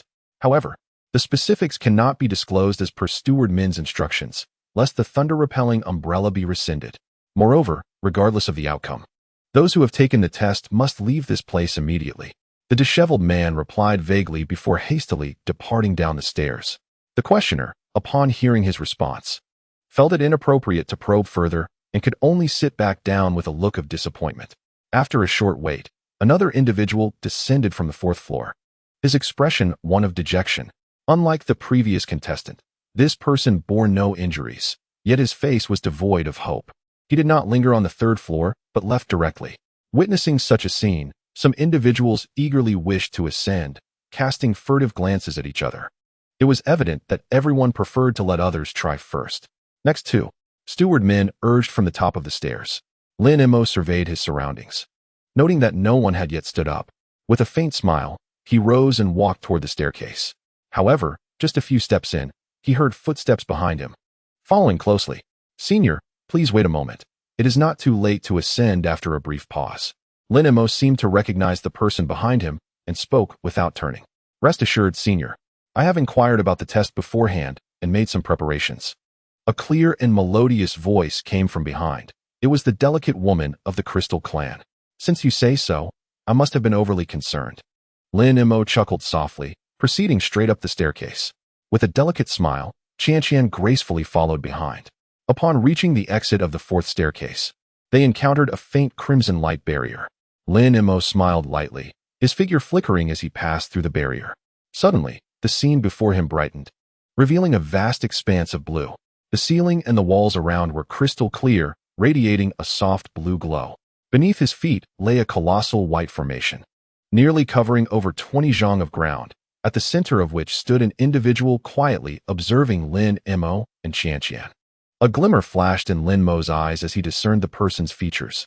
It was a scholar-like man dressed in a scholarly robe, holding a yellow tome in one hand and a pale golden formation disc in the other, appearing to possess cultivation akin to the peak of the void refinement stage. "Oh, a fellow cultivator has arrived," the scholar remarked with a hint of curiosity on his face. "Do you recognize me?" Lin Mo replied with a smile. "Even if we were previously unacquainted, the prowess you displayed below is unmistakable, and I could not possibly overlook it. Your abilities even suppressed those at the 9th rank. You are truly formidable," the scholar exclaimed. "You flatter me.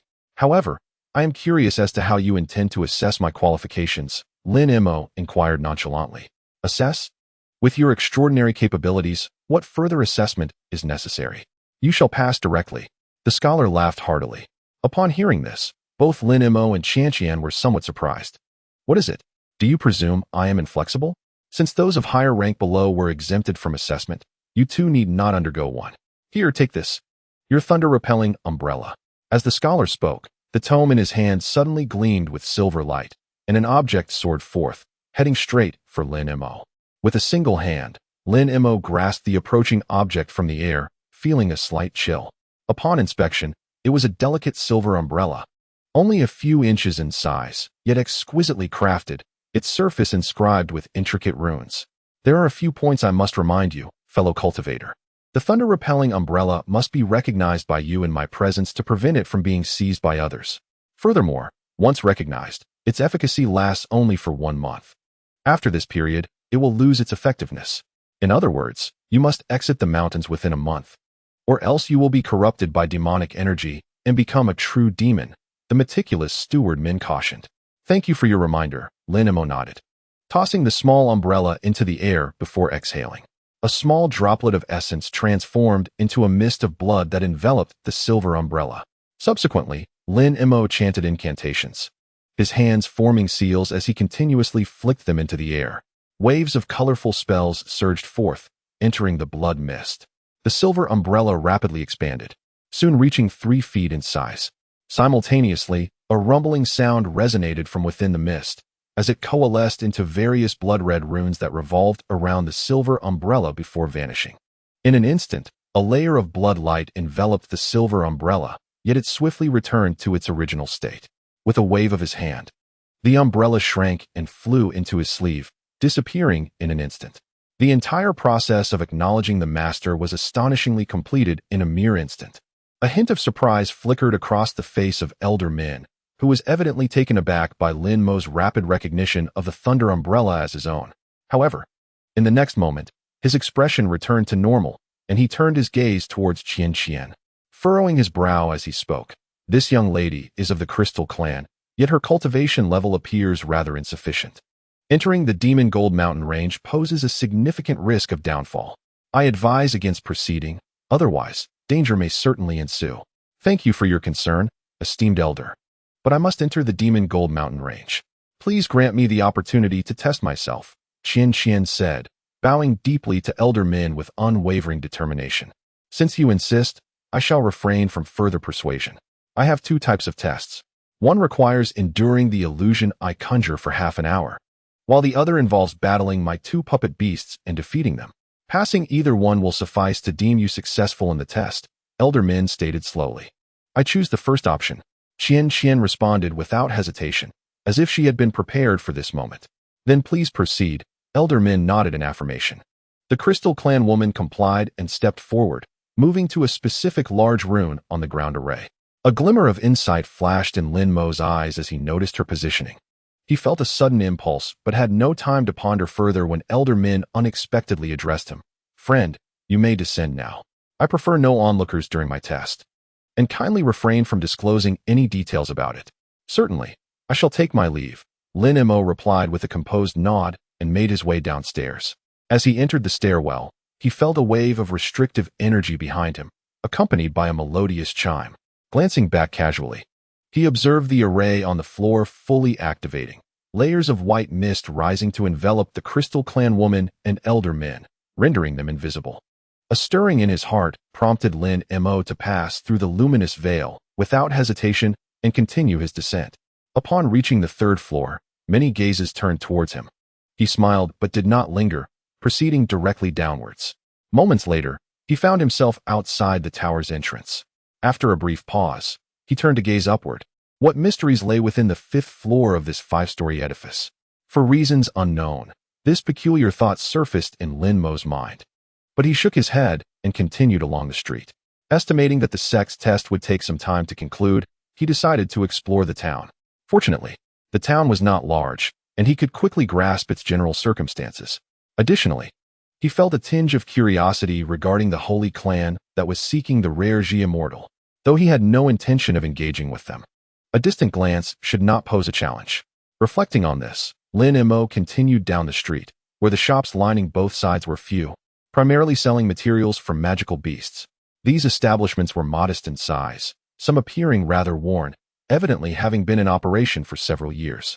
Nonetheless, a number of lower-tier cultivators traversed the street, occasionally entering and exiting these shops, suggesting that business was still sustainable.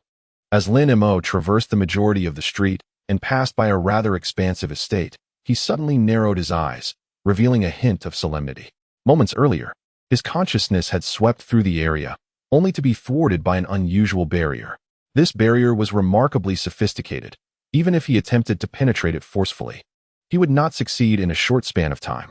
It appeared that this was indeed the dwelling of a being from the sacred clan. Lin Mo contemplated this, unable to resist casting a more scrutinizing glance at the premises. Unfortunately, the estate's grand entrance was tightly shut, and the defenses were formidable, rendering any discernment impossible. One could not ascertain whether the sacred being resided within. Lin Mo did not linger, merely seeming to pass by the entrance with casual grace, continuing on his way. After a considerable time, Lin Mo had thoroughly explored the town and returned to the foot of the tower. However, upon arrival, he found Qian and Yuzong standing there, with no one else in sight.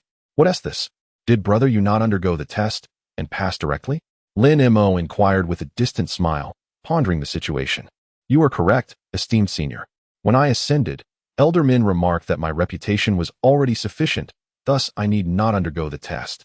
Otherwise, even if I had hurried up the stairs, I would not have emerged so swiftly. I have yet to express my gratitude for the senior's assistance." Yuzong bowed deeply, his demeanor growing even more respectful. "No need for such formality. I merely fulfilled my duty." Lin Mo waved his hand dismissively and turned to inquire of Qian.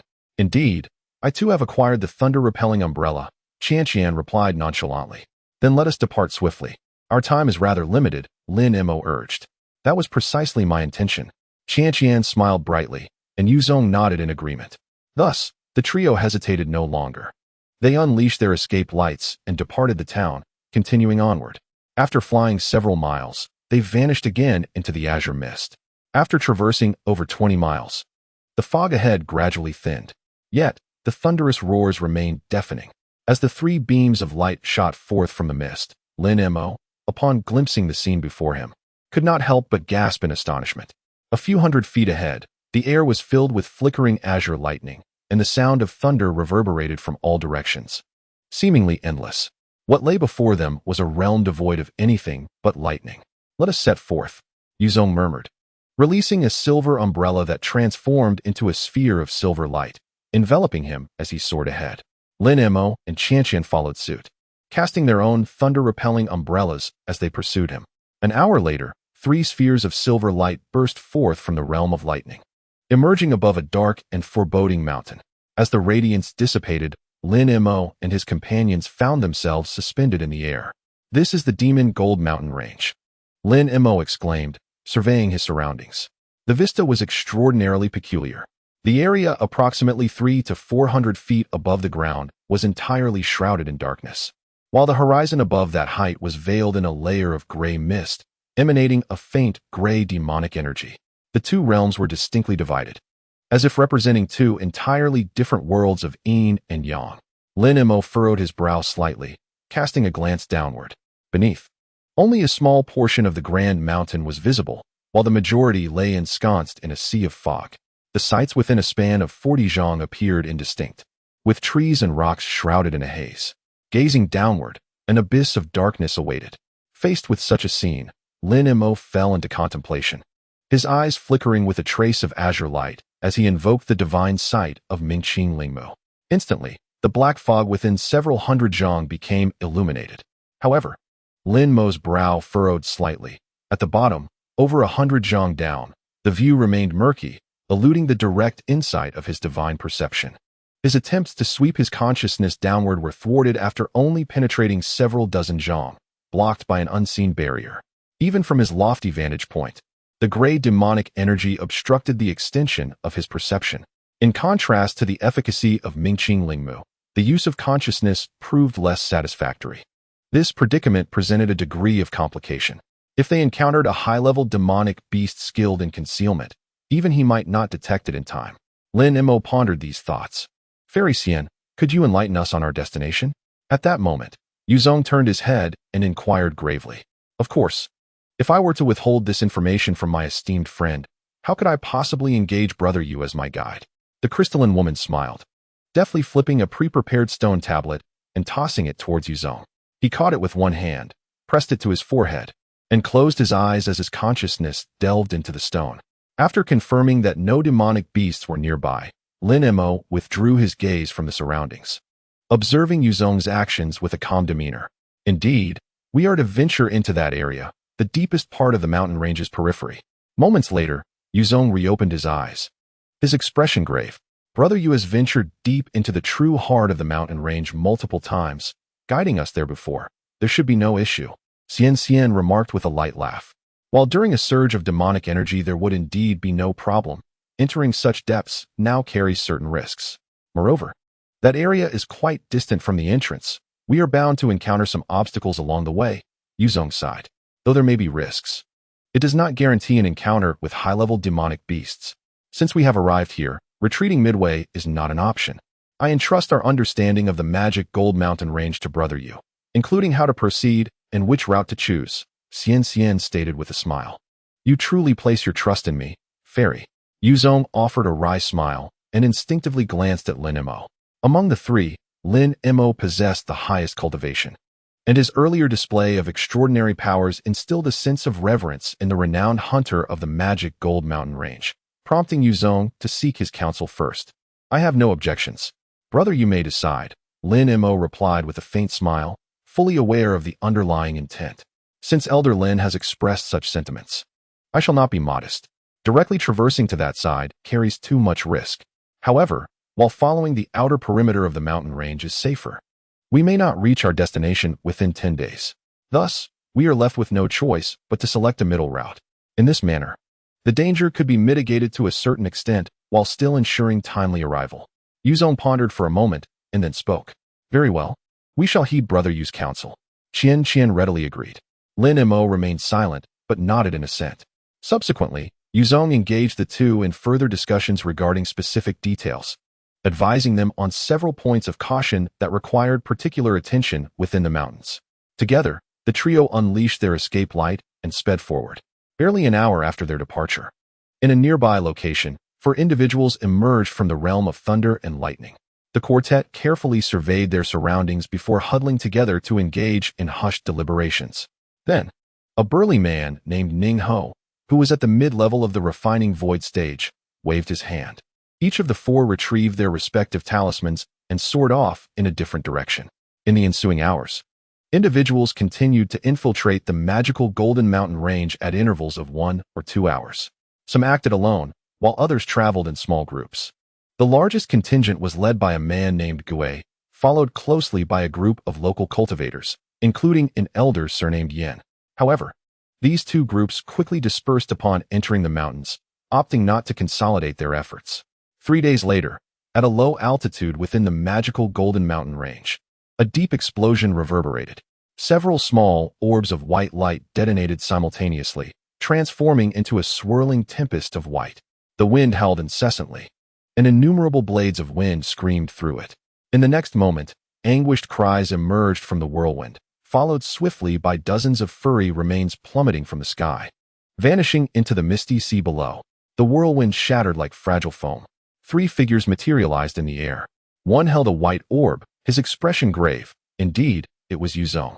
Lin Mo appeared composed, his arms crossed over his chest, suspended in the air. Meanwhile, Qian donned a pale red battle armor, accompanied by a peculiar bird, entirely black save for its fiery red beak and golden eyes perched on her shoulder. Yuzong sighed, retracting the orb from his grasp as the residual force of the wind dissipated. Something feels amiss, Yuzong murmured. Amiss? What does that signify? Have we encountered a few low-tier magical beasts? Qian inquired, perplexed. If it were merely ordinary low-tier beasts, there would be no cause for concern. However, the crux of the matter lies with this group of magical crows, which have never appeared on the outskirts before. They have always resided deep within the mountains. This type of flying beast is symbiotically linked with the high-tier three-headed badgers. When one appears, the other is bound to follow. That is why I instructed you both to remain on high alert and refrain from engaging, Yuzong elucidated. Could it be that these magical birds might act independently? Perhaps Brother Yu is merely encountering this situation for the first time, Qian speculated. Absolutely not. These magical crows are among the most commonly found beasts in the depths of the mountains. Not only I, but countless others who have ventured into the mountains are well aware of their habits, Yuzong insisted, shaking his head emphatically. What significance does this anomaly hold? Lin Mo's gaze flickered as he posed a sudden question. It suggests that either the three-headed badgers that are symbiotic with this group of magical crows have perished, leaving the crows unable to survive in the depths of the mountains, thereby forcing them to flee to this location. Either this group of demonic crows has been forcibly driven here by beasts more formidable than the three-headed badger, contravening their natural instincts, or they are here of their own accord. After a moment of contemplation, Yuzong spoke slowly. Oh, which possibility do you deem more plausible, my friend Lin? Lin Mo inquired with a faint smile, seemingly unfazed. The first scenario is highly improbable. After all, the demonic crows are not particularly powerful among low-tier beasts. Once they lose the protection of the three-headed badger, it would be exceedingly difficult for them to traverse from the depths of the mountains to this location. The other creatures within the mountains are no trifles, Yuzong asserted confidently. Then it follows that these crows may have been compelled here by even more potent beasts. And we are now being observed by such a creature. A glint of cold light flashed in Lin Mo's eyes. It is likely so, and this beast possesses considerable intelligence. Yuzong stated solemnly. What do you propose we do about this matter, my friend? Qian inquired, her brow furrowing. We should hasten our pace in an effort to elude this beast. After all, its intelligence suggests there may be other reasons for its presence here. If we cannot shake it off, we may have no choice but to eliminate it. Otherwise, should it summon other beasts or persistently track us, it could lead to significant trouble, Lin Mo replied. Indeed, I am grateful for Senior Lin's presence, which emboldens my suggestion.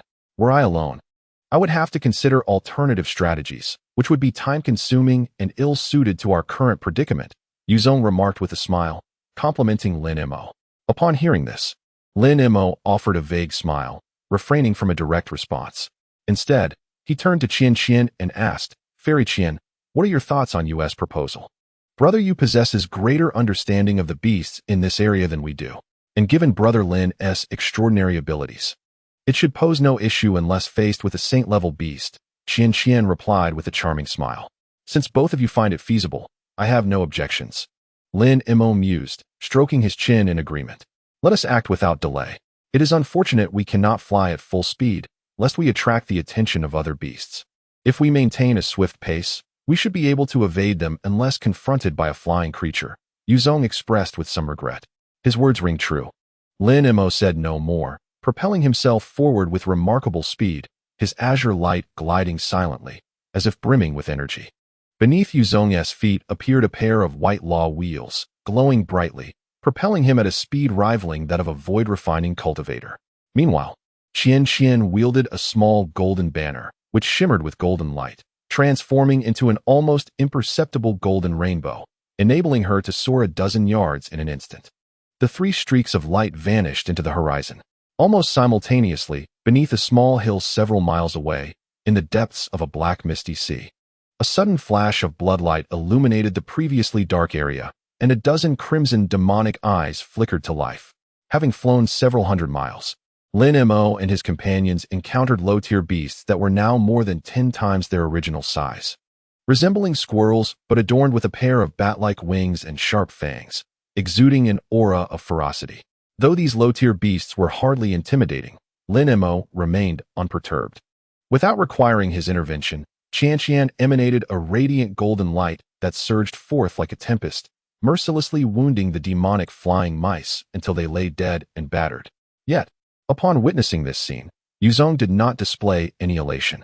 Instead, after flying a short distance, he halted and sighed softly to his companions. Fairy Qian, Senior Lin. We need not continue our flight. That beast has been tracking us, and its speed is formidable. At our current pace, we cannot escape it. Are you certain? A flicker of azure light revealed Lin Mo, who emerged from his ethereal escape, his countenance betraying a subtle shift of emotions. I am quite certain. Though my magical prowess may be modest, I possess a certain aptitude for sensing and tracking beasts, Yuzong affirmed confidently. Hearing this, Qianqian's expression darkened, while Lin Mo remained silent. In truth, Yuzong's confirmation was unnecessary.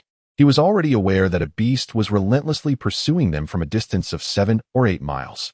Although his spiritual awareness could not span such vast distances, he could still discern the vague silhouette of the creature through his discerning vision. Even when the beast concealed itself within the obsidian sea of mist below or occasionally hid beneath the mountain peaks, its massive form could not be entirely obscured. After their recent skirmish, Lin Mo had gained some confidence in Yuzong's abilities as a beast hunter. It was evident that his capacity to traverse the Demon Gold Mountain range unscathed was no small feat, which explained why Qianqian had insisted on hiring him. Senior Lin, it appears we must devise a trap to eliminate that beast, Qianqian suggested cautiously, gazing at Lin Mo. A trap? Such complexity is unnecessary. Since the beast seeks our attention, let us confront it directly. You two remain here for a moment. Lin Mo replied nonchalantly.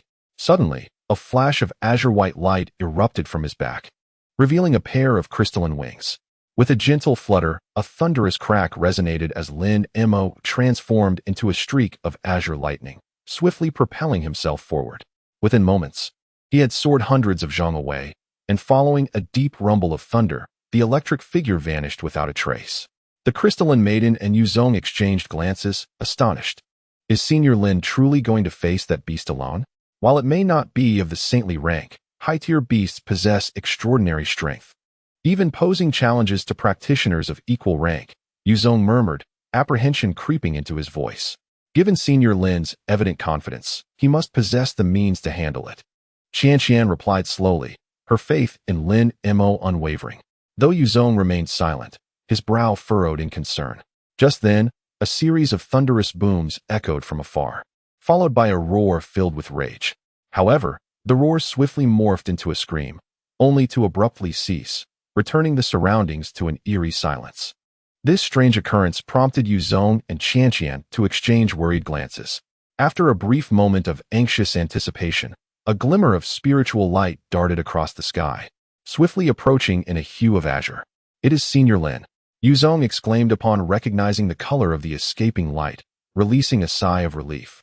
Though his expression remained somewhat peculiar, at this moment, Qianqian remained silent, her gaze incessantly drifting towards the distant azure light. A sound akin to air-shattering resonated, and after a few flickers, the azure light descended upon them. Subsequently, the light dissipated, revealing Lin Mo Daoist. Behold, what manner of magical beast is this? It appears rather peculiar. Lin Mo exclaimed, gesturing with his hand as a dark, sinister object, reeking of blood, plummeted from the sky. Yuzong, taken aback, instinctively reached out to intercept it. Chapter 587. The object spun in midair a few times before coming to a halt. The crystal-clad woman focused intently, only to discover it was the severed head of a magical beast, roughly the size of a human face. Upon closer inspection, it appeared furry, adorned with 2 round ears, reminiscent of an ape's cranium. Yet, a second glance sent chills down one's spine. The head bore no nose or mouth, instead featuring a dozen or so half-closed blood-red eyes, all reflecting a look of terror. The creature was a multi-eyed demon, a breed known for its innate talent in ensnaring and consuming souls, seldom seen even in the depths of the magic Gold Mountain range. It was no wonder that those magic crows were compelled by them. Yuzong instantly recognized the origin of the head, astonishment mingling with a sudden clarity. A multi-eyed demon. So, this creature was incessantly blinking those grotesque eyes with the intent to cast a soul-snaring technique upon me. Alas, today has indeed been unfortunate for it. Lin Mo chuckled nonchalantly. Yet, your prowess is truly remarkable, having dispatched this high-tier multi-eyed demon with such ease. This beast not only excels in soul-capturing techniques, but its other abilities are equally enigmatic. Even practitioners 1 or 2 levels above it would find themselves in considerable distress, Yuzong replied, still wearing a somewhat peculiar expression. Is that so? I was unaware, as I never granted it the opportunity to unleash its powers. Moreover, this creature's strength barely reaches the 7th or 8th tier. It is hardly formidable, Lin Mo remarked with a faint smile. Yuzong, upon hearing this, felt somewhat speechless. The reputation of the multi-eyed demon was not lost on the young lady. It was said that the most valuable material derived from them was their eyeballs, which served as exquisite components for crafting soul-binding artifacts. If only these eyeballs belonged to a saint-tier multi-eyed demon, we could forge treasures approaching the level of spiritual artifacts. Qian interjected suddenly with a smile. Fairy Qian is jesting. Should I ever encounter a saint-tier multi-eyed demon, my sole intention would be to flee as swiftly as possible. Lin Mo replied with a chuckle. Regardless, I do possess some discernment, as I did not discard this most crucial material. Unfortunately, the corpse of this magical beast lies deep within the aura of chaos, making retrieval rather troublesome. Lin Mo smiled. Now that this multi-eyed demon has been dealt with, our upcoming journey should proceed with much greater tranquility. Nonetheless, I must extend my gratitude to you, esteemed elder. Had you not eliminated this beast, the multi-eyed demon, known for rallying other magical creatures to join its assault, would surely hold a grudge. If allowed to escape, the consequences could be dire. However, this place is not suitable for lingering. We ought to depart immediately. The recent battle may have attracted other high-tier magical beasts, Yuzong cautioned. Your words are most astute. Lin, esteemed elder, let us set forth, Qian concurred. Lin Mo nodded in agreement, gently shaking his sleeve, a wave of azure mist cascading forth, enveloping the head of the beast in radiant light, causing it to vanish instantly. Thus, the trio resumed their journey, soaring forward. Unbeknownst to them, shortly after their departure, a piercing scream echoed from another direction, followed by a billowing cloud of darkness rolling in from the heights, shrouding the sky for miles around. An agonizing cry erupted from the black cloud, which churned violently as a dozen blood-red beams shot downwards, striking the misty sea below. Wherever the beams touched, the dark demonic energy retreated, and in the wake of the tumult, a headless, peculiar beast's carcass was revealed. Its lower half resembled a gigantic green serpent, while its upper half bore the features of a lizard, possessing 2 pairs of arms, one large and one small, on either side, with fingers tipped in sharp, emerald claws. Upon sighting this beastly remains, another shrill scream resonated from the swirling black cloud, reminiscent of a mournful wail. Who dares to slay my son? I shall rend him limb from limb, extracting his soul and essence. Despite the grotesque nature of the voice, it was unmistakably that of an aged man. Zhu Yi. Wu Qi, immediately tracked down the whereabouts of the one who severed my son's head. We shall pursue them and consume them bit by bit, the elder commanded fiercely. Yes, obeying your orders, 2 unfamiliar voices, a man's and a woman's, responded from the black cloud. Then, the cloud dispersed to reveal 2 luminous orbs, one silver and the other red, within which 2 figures fleetingly appeared before descending upon the headless carcass. As the radiance dimmed, 2 hybrid beings emerged, one male, adorned with a pair of dark, towering horns, robust and clad in black iron armor, with his upper body resembling that of a human. Yet his lower half bore beastly legs, covered in coarse black fur. The other, a petite female with a face akin to a peach blossom, possessed striking green eyes, pointed ears, and a slender yellow tail reminiscent of a raccoon. After landing, the pair circled the corpse several times. Moments later, the man bellowed, unleashing a jet of dark light that swiftly penetrated the carcass.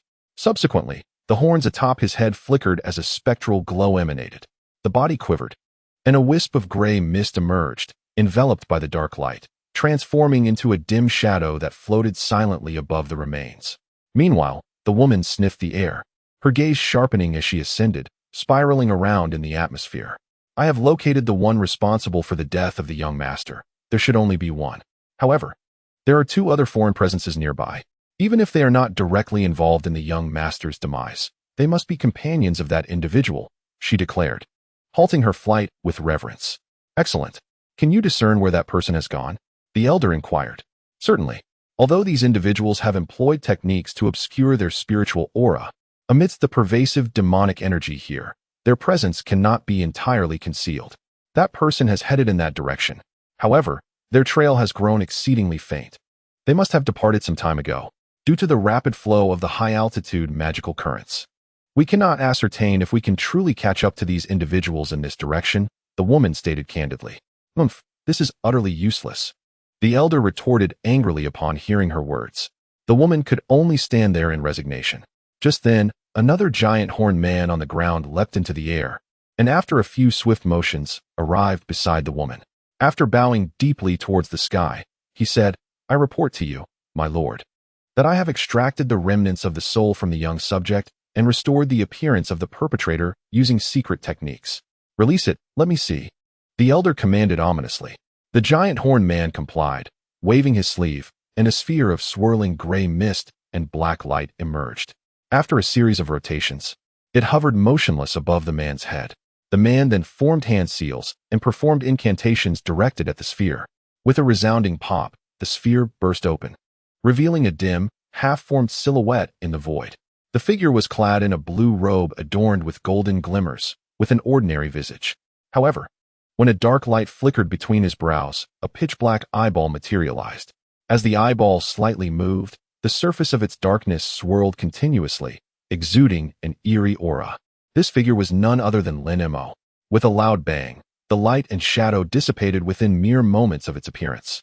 The destruction technique. Excellent. It must be this person.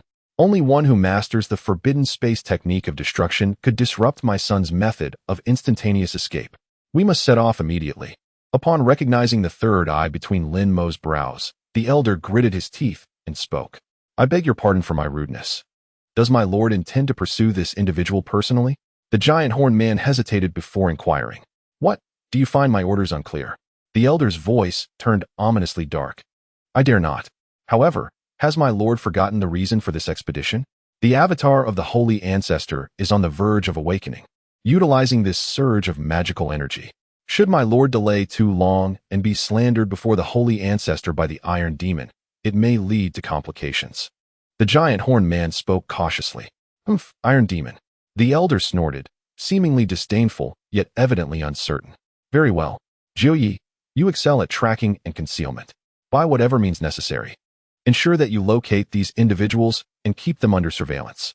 Meanwhile, I shall proceed to welcome the holy ancestor's awakening.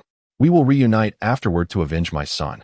Should I find them and you have yet to locate these individuals, you should be well aware of the consequences. After a prolonged moment of fluctuating emotions, the elder reluctantly made his decision. As you command. The woman's expression shifted, but she quickly lowered her head in acquiescence. Wu Qi, let us depart. The elder ceased his discourse with the woman and directly instructed the giant horned man. Then a massive hand covered in azure scales emerged from the clouds, swiftly grasping a remnant corpse from the misty sea below before retracting back into the clouds. Yes, my lord. The horned man responded respectfully, transforming into a burst of crimson light that swiftly vanished into the black clouds. Following this, a thunderous sound emanated from within the clouds, rolling rapidly away in another direction. In the blink of an eye, only a pointed-eared woman remained. As the distant black clouds finally disappeared beyond the horizon, the woman raised her head, her fluffy tail curling behind her. Her delicate brows were furrowed, clearly troubled by the elder's command.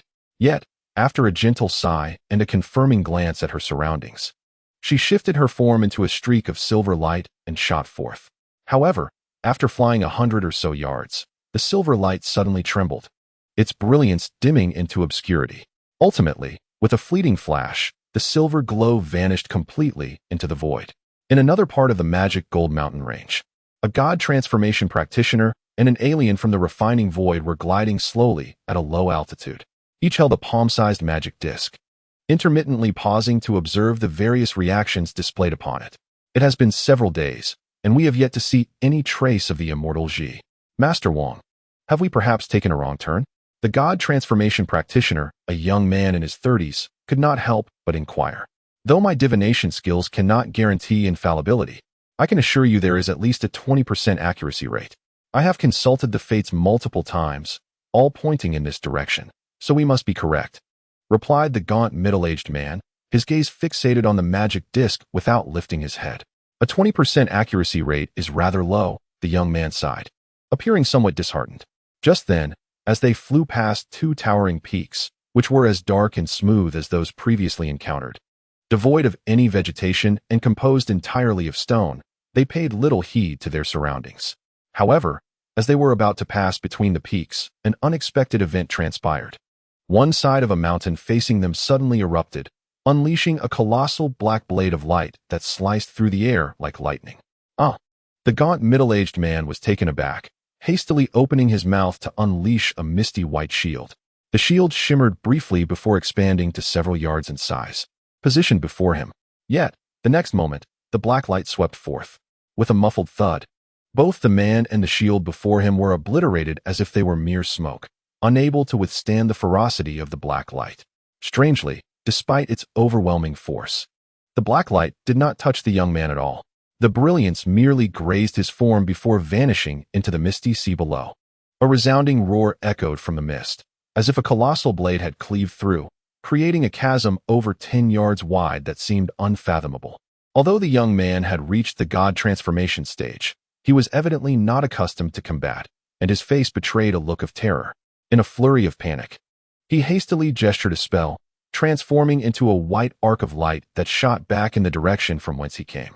At that moment, on a smooth stone wall somewhere on the opposite mountain peak, a layer of gray radiance suddenly emerged, followed by the manifestation of a grotesque visage, measuring over 10 zhang in size. This visage was merely a vast mouth, from which a stream of yellow mist erupted, resembling a reversed river of stars, instantly engulfing the white rainbow light.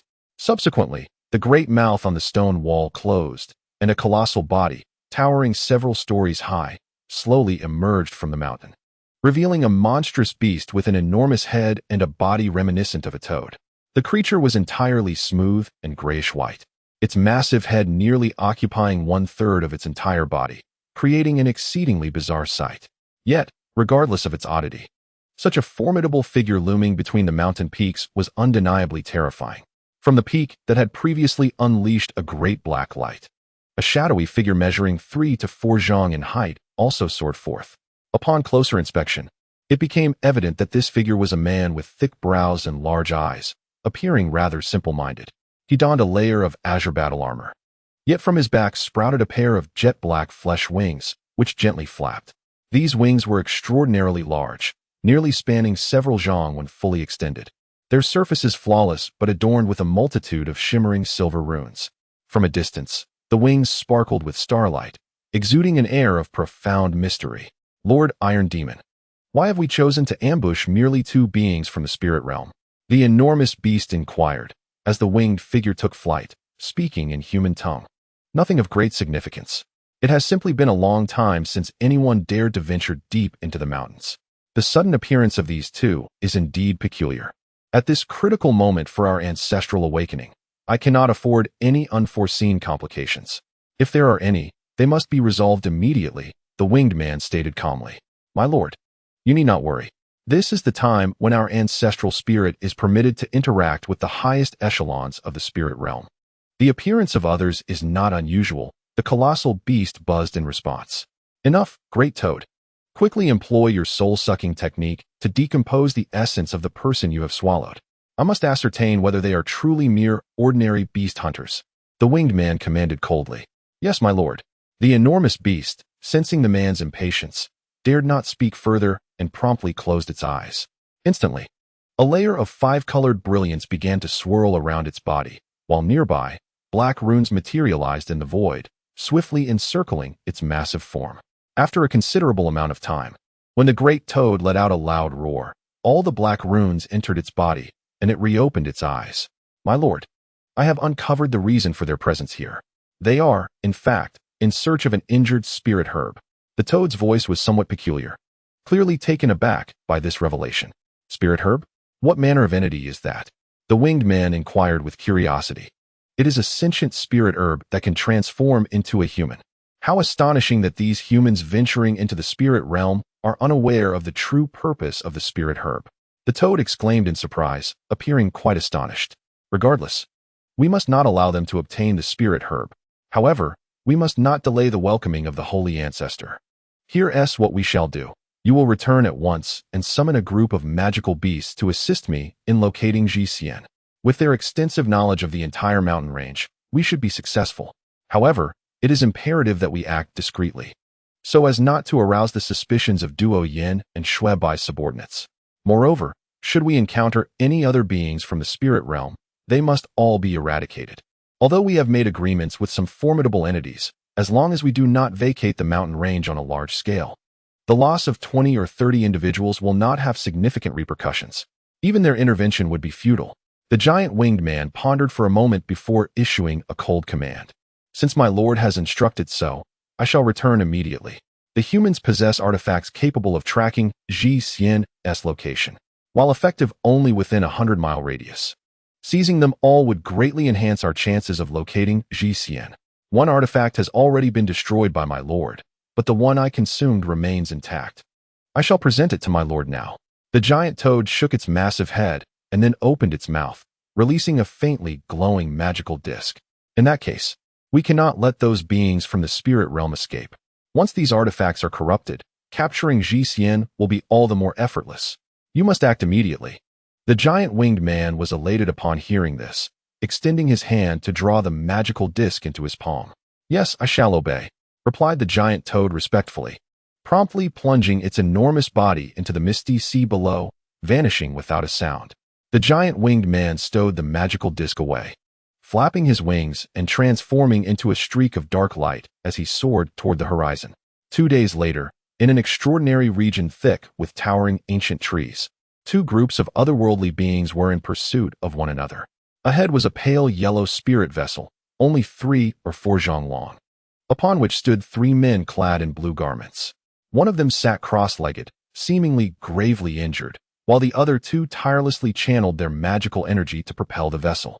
Trailing behind was a bizarre blood-red flying chariot, enveloped in a swirling gray mist that occasionally revealed ghostly apparitions. Only one figure occupied the chariot, clad in silver armor, with blood-red spikes glimmering ominously across his body. It was none other than the man with the surname Gui, who had nearly clashed with Lin Mo at Lei Yun Pavilion. This man, arms crossed and expressionless, gazed intently at the fleeing spirit vessel, his eyes flickering with a bloodthirsty glint.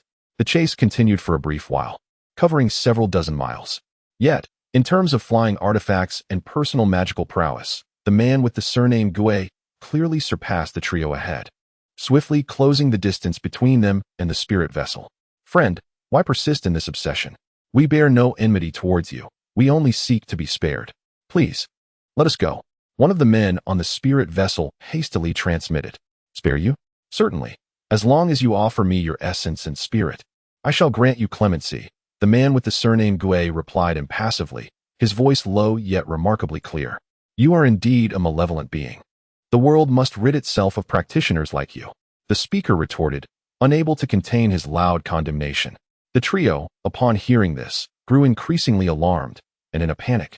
The 2 standing men spewed forth their essence, igniting their potential, while even the one who had been seated, despite his injuries, poured his magical energy into the spirit vessel. Thus, the speed of the spirit vessel surged, nearly matching that of the pursuing flying vehicle, even slightly surpassing it. However, just as the 3 individuals ahead displayed expressions of delight, the man with the surname Gui let out a cold laugh. The surface of his battle armor shimmered with silver light, and then with a single hand gesture, he forcefully stepped on the flying vehicle. An astonishing scene unfolded. The originally blood-red conical flying vehicle began to churn violently in gray mist, transforming into a colossal cloud that emitted a dragon's roar. Upon hearing the commotion behind them, the 3 in front turned in astonishment. Yet, their expressions quickly morphed into horror. For a silver dragon suddenly flickered into view from the gray mist, darting out in an instant before vanishing into the distance. In the next moment, the space above the spirit vessel rippled, and the dragon bizarrely materialized from the void, rushing downward with a malevolent wind. The 3 were greatly shocked, but they were not ordinary individuals. They swiftly summoned their magical powers and unleashed 7 or 8 treasures toward the dragon. However, as a flash of crimson light appeared in the dragon's eyes, it merely opened its mouth, releasing a blood-red orb that emitted a crisp sound as it shot forth. After spinning in the air a few times, the orb suddenly unleashed a vast expanse of black-red bloodlight. All the treasures hurtling toward it let out mournful cries and plummeted from the sky. The bloodlight continued to sweep downward.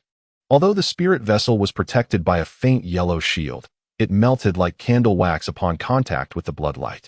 Then, in a flash, the bloodlight enveloped the 3 individuals aboard the spirit vessel. Cries of agony echoed. The bloodlight seemed to possess a certain tyrannical power. As the 3 individuals clad in blue robes, along with their protective spiritual light, were swiftly reduced to 3 fist-sized blood clots. The silver dragon opened its mouth and inhaled, drawing the luminous clots into its maw. At that moment, the spiritual light on the dragon's surface flickered, transforming into a human form, the very man with the surname Gui. His cold eyes scanned the surroundings before he wiped the blood from his lips and turned to gaze into the depths of the mountains. With a swift motion, a blood-red rainbow light shot forth. A hazy white mist enveloped the mountains, forming a stark contrast with the surrounding black-gray demonic energy, making it exceptionally striking. Lin Mo and the others hovered before the mist, their expressions grave and silent. Must we truly pass through here? Can we not circumvent it? Qian suddenly spoke. I fear that is not possible. We have already wasted 2 days circumventing the suddenly appearing swarm of demonic bees. Taking another detour may not leave us with enough time. Yuzong frowned. However, according to what you said, fellow Taoist Yu, this mist did not exist previously. Its sudden appearance is indeed peculiar. Qian sighed. It is not merely peculiar. This mist harbors malevolent energy, likely concealing some powerful demonic beast within. Indeed, this mist may very well have been conjured by that beast. Lin Mo gazed into the depths of the mist, speaking in a detached tone. With Brother Lin here, even the presence of high-level demonic beasts poses no issue. Qian glanced at Lin Mo and chuckled lightly. Fairy Qian, you are mistaken. If there are only 1 or 2 demonic beasts within, I will naturally have no trouble dealing with them. However, if a congregation of high-tier magical beasts were to exist simultaneously, my only recourse would be self-preservation. Lin Mo shook his head, maintaining an air of tranquility. A group of magical beasts? How utterly astounding. High-tier magical beasts are seldom found in clusters. Qian furrowed her brow slightly and forced a smile. This is not an absolute certainty. The vast expanse of mist, though tenuous, does not appear to be the gathering place for merely 1 or 2 beasts. Either this singular beast is exceedingly formidable, or indeed, there exists a congregation of high-tier magical beasts within. Yuzong remarked, his eyes glinting with intrigue. Upon hearing Yuzong's words, the expression of the crystalline-clad woman soured somewhat. And after a moment's contemplation, she inquired, What do you intend to do, my friends? Shall we retreat? Of course, we shall not retreat. However, we must proceed with caution. Should we encounter peril, we must have a strategy in place. If we find ourselves unable to contend with the threat, we shall have no choice but to retrace our steps for the sake of survival. Lin Mo replied with a smile. Hearing this, Qian beamed and said, Since you have made your decision, let us venture forth. Should we truly encounter a formidable magical beast, you need not concern yourselves for my safety. Though my cultivation is modest, I possess the means to protect myself. Rest assured, with a companion like Fairy Qian, our confidence is bolstered. Lin Mo chuckled heartily and stepped boldly into the mist, drawing upon his mystical abilities. He felt assured of his capacity to safeguard himself even in the presence of a saint-tier beast. Thus he held no trepidation regarding the ephemeral fog before him. The crystalline woman and Yuzong exchanged glances before following closely behind. The azure rainbow glided slowly through the low-hanging clouds, while Lin Mo continuously surveyed his surroundings, his eyes shimmering with an enigmatic blue light. He had infused his gaze with spiritual energy, fully employing his spirit sight technique. Simultaneously, a small shield revolved gently around him, its surface glimmering with a crystalline radiance, accompanied by faintly discernible runes. This was the crystal shield crafted from the materials of a peculiar moth. In such perilous territory, he would not leave any means unutilized. Trailing behind, Yuzong stepped upon a pair of mystical wheels, an unusual golden box in hand. Upon opening the box, a plump, white creature adorned with silver spots emerged. This creature resembled a silkworm, yet bore an eerie, ghostly face pattern atop its head, animatedly swaying, as if imbued with life. As for the statuesque woman, She remained enveloped in a halo of golden light, yet around the golden radiance, 8 palm-sized bronze mirrors had manifested. The backs of these mirrors were etched with ancient patterns, while their surfaces gleamed with a chilling light, the purpose of which remained enigmatic. Beyond the treasures displayed, both individuals clutched other items tightly, yet refrained from showcasing them. It was evident that they recognized the dangers lurking within the mist and had taken appropriate precautions. Even Lin Mo, with one hand concealed within his sleeve, grasped several azure thunder pearls, ready to unleash an assault should a formidable adversary arise.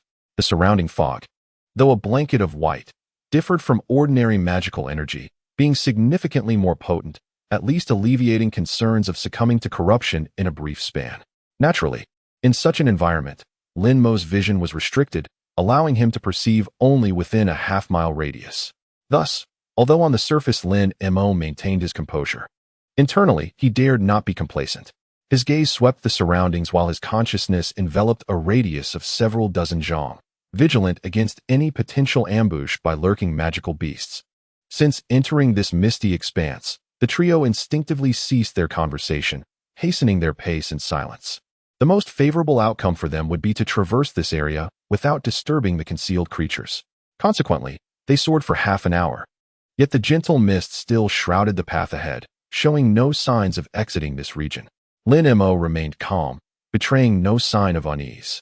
However, Qian exhibited a hint of anxiety, and Yuzong's countenance darkened as he frequently glanced at the insect box in his hand. After a while, Lin Mo suddenly heard a series of sharp, brief cries from behind. He paused momentarily and turned around. There, he observed the insect box in Yuzong's hand radiating a silvery light. The bizarre insects within had raised their upper bodies, frantically shaking their heads while emitting strange cries. The surface of these peculiar insects was not only adorned with silver spots, but now gleamed brightly, and the grotesque face patterns on their heads had turned an alarming crimson, as if they were about to bleed. Not good. High-level demons are approaching within 10 miles. Yuzong's face paled as he shouted a warning to Lin Mo. Tell me from which direction they come, Lin Mo asked calmly, displaying remarkable composure. From the southwest, 5 in total, Yuzong replied after listening to the insects' cries, his voice faltering. 5, somewhat troublesome. I just wonder what kind of high-level demons they are. Lin Mo murmured to himself, his gaze shifting to the southwest. Suddenly, with a flick of his sleeve, he produced a crisp sound, and 72 azure swords shot forth, while he chanted incantations, directing them toward the flying swords. All the small swords trembled slightly before vanishing in a peculiar manner. Chapter 589. Immediately, azure lotuses began to materialize in the surrounding void. Under a hazy guise, the lotuses swiftly multiplied. 1 became 2, 2 became 4, and 4 became 8. Flecks of azure light sparkled high above. These azure lotuses spun, their size rapidly expanding to about 10 feet, merging together to form a layer of azure light curtain that completely enveloped the nearby sky. The area within 100 zhang was shrouded by this luminous veil. This was Lin Mo's formidable divine ability, the Spring Dawn Sword Array. Only with the Spring Dawn Sword Array could Lin Mo ensure the entrapment of multiple high-level magical beasts. Otherwise, even though he harbored confidence in annihilating these celestial-headed beasts, he could not guarantee the safety of the crystalline woman or Yuzong. Should an oversight occur, leaving even 1 or 2 high-level beasts free, these two would face tremendous peril. Both were indispensable to this expedition. Thus Lin Mo naturally opted for the most prudent approach. Sword Array, he commanded coldly. Qian, well-versed in such matters, was momentarily taken aback upon witnessing this scene. Then her expression brightened with joy. Yuzong also displayed a look of surprise, clearly understanding the formidable nature of the sword array as well. Lin Mo, with an impassive expression, waved his sleeve slightly. A swirl of azure mist danced forth, momentarily blurring the luminous veil in the air before it silently dissipated, as if all that had transpired was but a fleeting illusion. Witnessing the remarkable prowess of the Chun-Li sword formation, Qian and Yuzong felt their confidence in Lin Mo intensify. They exchanged a glance, then hastened to draw closer to him, hovering in his wake. Though Lin Mo did not turn to look, he was acutely aware that they maintained a distance of over 20 paces, refraining from encroaching too closely. In that brief moment, a series of guttural sounds echoed from the direction Lin Mo was facing. Upon hearing them, an unsettling wave of agitation surged within him, disrupting his focus. Startled, he felt a jolt, but fortunately, in the next instant, the Daiyan Ju flowed naturally, bringing a refreshing clarity to his mind, restoring his composure. Meanwhile, Yuzong and Qianqian's reactions to the sound diverged. Yuzong's eyes glazed over, a peculiar flush creeping across his face, as his hands involuntarily clenched and relaxed, caught in a state of bewilderment. Conversely, Qianqian exhibited heightened vigilance. Upon sensing the anomaly, her gaze flicked towards Yuzong, her expression darkening slightly. Before she suddenly raised a hand, a talisman, long concealed within her palm, shot forth, transforming into a veil of chilling white mist in an instant. Startled, Yuzong, affected by the disturbance, found his reactions considerably delayed. Coupled with the unexpectedness of Qianqian's action, he was swiftly enveloped by the icy aura. Instantly, he felt a frigid sensation spread from the crown of his head to the tips of his toes, obliterating his prior agitation. "Thank you for your assistance, Fairy," he exclaimed, regaining his composure and bowing in gratitude to the crystalline woman. "No need for thanks, you brother, but do exercise caution," Qianqian replied with a charming smile, offering no further explanation. However, Yuzong was left with lingering perplexity. His cultivation was evidently superior to that of the crystalline woman, yet he had unwittingly succumbed to her influence while she remained unscathed. Could she possess some artifact that steadied the mind? He dismissed further contemplation as, at that moment, a thick mist began to roil violently from the southwest, and several shadowy figures of considerable size emerged. They flitted through the fog, revealing their true forms amidst the eerie calls. To his astonishment, they were a flock of bald, vulture-like demonic birds, their faces eerily resembling women, with four verdant eyes arranged where their own should have been. Consequently, the appearance of what might have been a somewhat comely bald woman transformed into something grotesque. Among the 5 demonic birds, 4 bore black and white feathers, likely at the early stages of the void refinement realm, while the central one, adorned in pure white plumage, exuded a formidable aura, having reached the later stages of the same realm. Gak, spirits from the spirit realm, splendid. The most powerful of the demonic birds croaked, its voice a jarring cacophony, an unpleasant sound to the ears. Upon hearing the words, Lin Mo remained utterly impassive, standing coldly in place while casting a piercing gaze upon the leading demonic bird, remaining silent. Nonetheless, this late-stage demonic creature, seemingly endowed with considerable intelligence, did not rush to attack with its subordinates. Instead, it hovered at a distance, its 4 peculiar eyes scrutinizing Lin Mo and his companions, weighing the strength of both parties. Observing this, Lin Mo slightly furrowed his brow before suddenly gesturing with his hand. 5 orbs shot forth, rapidly transforming into azure orbs the size of fists, which, after a few enigmatic flickers, swiftly reached the 5 demonic birds. The creatures, taken aback by this unexpected maneuver, quickly dispersed at the sound of a call from their leader, opting not to withstand the attack and easily evading it. After all, both demonic and spiritual birds typically far surpass terrestrial beasts in agility and speed. However, upon witnessing this, a cold smile crept upon Lin Mo's lips as he abruptly formed a hand seal. The 5 azure orbs, initially veering off course, redirected towards the gaps between the demonic birds. With a series of thunderous explosions, the 5 azure lights detonated upon collision, unleashing a cacophony of thunder that resonated through the air. Countless azure arcs of lightning flickered with an otherworldly glow, swiftly enveloping an expansive area, ensnaring the unsuspecting 5 demonic birds within. The arcs struck towards the creatures, and amidst the flickering blue lightning, they were entirely consumed. Zhang, witnessing this scene, revealed a look of great delight. He opened his mouth, seemingly about to voice something. However, at that moment, a piercing cry erupted from within the lightning, followed by several jets of energy emitting 4 slender and 1 thick milky white beams. These beams swept through the electric storm, extinguishing the once formidable azure lightning with ease. Moments later, the thunder ceased, and the 5 demonic birds burst forth from the remnants of the azure light, circling in the air while emitting a cacophonous clamor. It was no wonder these creatures were so enraged. Among them, aside from the leading bird, which appeared relatively unscathed save for 1 singed wing, the others bore numerous scars and reeked of charred flesh. Although they had managed to fend off the previous strike, Lin Mo's thunderous orbs represented a full-force assault equivalent to a late-stage entity of their kind.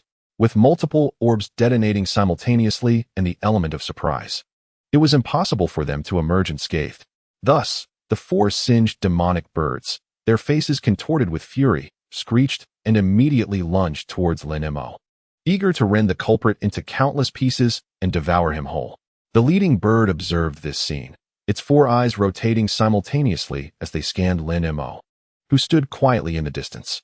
After a brief hesitation, it emitted a sharp cry, attempting to summon back its subordinates. However, the delay had proven too late. Lin Mo had laid out a sword formation that spanned over 100 yards in width. The four demonic birds, though not slow, merely needed to flap their wings a few times to plunge directly into the spring dawn sword array. In an instant, a flash of azure light appeared, and a barrier materialized, enveloping all four demonic birds within its confines. The creatures, taken aback, spiraled in surprise, their claws gleaming with a chilling light as they reached towards the barrier. However, when the claws touched the luminous barrier, a series of crisp sounds resounded, shattering the light curtain like fragile glass. The four magical birds, initially elated, were soon taken aback, for beyond the barrier lay not the anticipated realm, but a peculiar space adorned with clusters of azure lotus flowers. Though these azure lotuses were merely the size of a thumb, they densely obstructed the way forward. The four magical birds exchanged glances, and one of them suddenly opened its beak, releasing a milky white beam of light. Yet, as the beam flickered and vanished, the azure lotuses did not diminish. Instead, they expanded several-fold, transforming into the size of a fist. Witnessing this spectacle, the magical birds were thoroughly startled. The spring dawn sword array, under the influence of this attack, unleashed its power, causing not only the light curtain before them to shatter and vanish, but also revealing countless azure lotuses in all directions. These flowers began to rotate, emanating an extraordinary glow. The four magical birds found the scene before them somewhat blurred, and as darkness enveloped their heads, they realized they were amidst a vast forest of colossal azure trees. Each tree towered over 100 yards high, the dense canopies nearly obscuring the entire sky. The four magical birds discovered themselves at the very base of these gargantuan trees, leading to their profound alarm. As flying creatures, they were most fearful of being confined within narrow spaces such as woods or rivers, for any restriction of movement would severely diminish their powers. Consequently, the four magical birds simultaneously fluttered their wings. Instantly, for plumes of white flames erupted from their forms, exploding into hundreds of palm-sized fire butterflies that soared towards the towering trees. These white flames were the magical bird's ultimate technique, believing that the colossal trees would be swiftly incinerated. However, as the fire butterflies approached the azure trunks, they merely seemed to blur and pass through as if there were nothing there, yielding no effect. It was an illusion. Although the magical birds lacked the intelligence of their leader, they were not without insight and soon realized the truth. One of them, somewhat impatient, dashed towards a colossal tree without hesitation. Yet, the illusion created by the spring dawn sword array was far from an ordinary mirage, blurring the lines between reality and illusion. With a deafening crash, the magical bird collided with the giant tree, only to be rebounded immediately. The tree was extraordinarily hard, impervious to destruction. Even the powerful magical bird, after regaining its balance, felt a piercing headache, with stars dancing before its eyes. The other three magical birds, witnessing this, were left dumbfounded. Outside the array, the snow-white magical bird, observing its four subordinates isolated by the light curtain, felt a surge of shock and anger. It cried out loudly, its wings unfurling dramatically as a circle of white light erupted from its body. In an instant, its snow-white feathers transformed into raging flames. Unlike the four black and white magical birds, these white flames contained faintly swirling silver runes, and the surrounding temperature skyrocketed tenfold, enveloped in an intense heat. The spring dawn sword array, previously concealed, was compelled to reveal its azure glow under such high temperatures. Be careful, Lin. That is the true fire of the golden crow. It must not be allowed to approach. The magical bird may possess the bloodline of the golden crow. Xian, delighted by Lin Mo's entrapment of the four magical birds, suddenly turned pale upon witnessing the leader's peculiar white flames and hastily conveyed a warning. True fire of the golden crow. Lin Mo's expression remained unchanged, yet a sense of joy blossomed within him. At that moment, the demonic bird opposite him transformed completely into a colossal firebird, charging towards Lin Mo with an imposing presence. Before it could draw near, a torrent of flames surged forth, and Lin Mo sensed the air around him shimmering with a crimson glow, as countless tiny scarlet flames appeared seemingly out of nowhere. The space surrounding Lin Mo, spanning several dozen yards, appeared to ignite spontaneously. Unfazed by the spectacle, Lin Mo took a deep breath and suddenly exhaled. A silver fireball burst forth, and after a few flickers, it morphed into a silver firebird approximately a foot in length. As the silver firebird manifested, its surface shimmered with silver flames, drawing the red embers towards it as if they were moths drawn to a flame. The red flames vanished into the firebird's body, leaving no trace behind. The previously unbearable heat dissipated instantly. Consequently, the silver firebird swelled in size, nearly doubling as it faced the oncoming white flame demonic bird.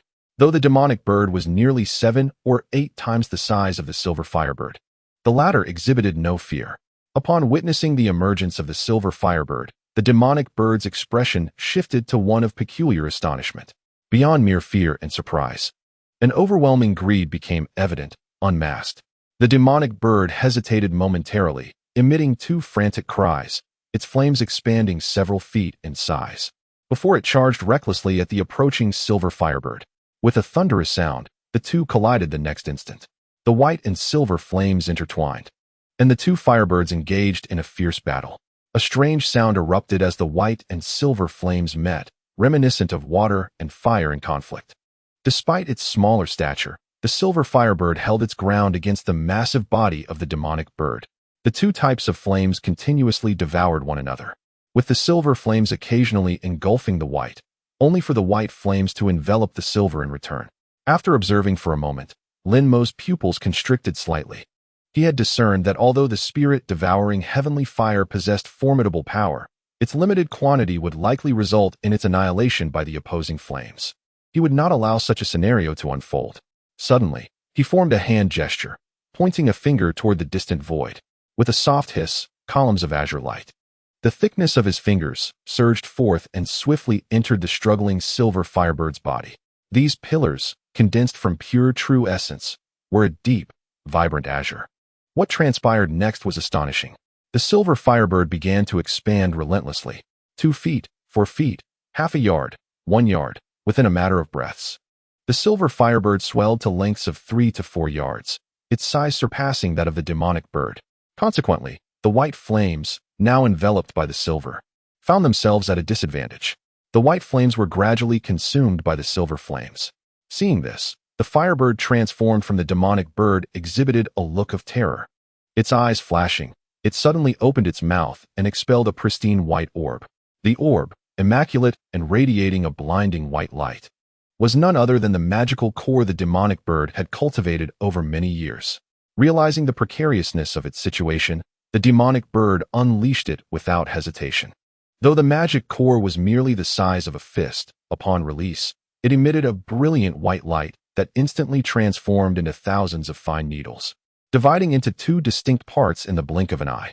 One portion swiftly darted towards the soul-devouring firebird, piercing its silvery form countless times, while the other surged directly towards Lin Mo, rapidly striking the azure barrier. These fine needles seemed to possess extraordinary power, effortlessly penetrating the blue light screen and then suddenly appearing before Lin Mo, launching a barrage aimed at his entire being. With a flicker of his gaze, Lin Mo remained motionless, yet the crystal shield suspended before him erupted with a dazzling brilliance. Upon impact, the needles ricocheted off the shield, veering sharply to either side and shooting into the void. Almost simultaneously, without looking back, Lin Mo reached behind him with a single hand. The ethereal image of a white skull flickered between his fingers, and 5 beams of vibrant light burst forth, coalescing into a magnificent 5-colored flame that swept up the needles gliding to the sides. Subsequently, the flame coiled, causing these needles to vanish without a trace. Meanwhile, above the soul-devouring firebird, hundreds of similar needles continued their relentless assault.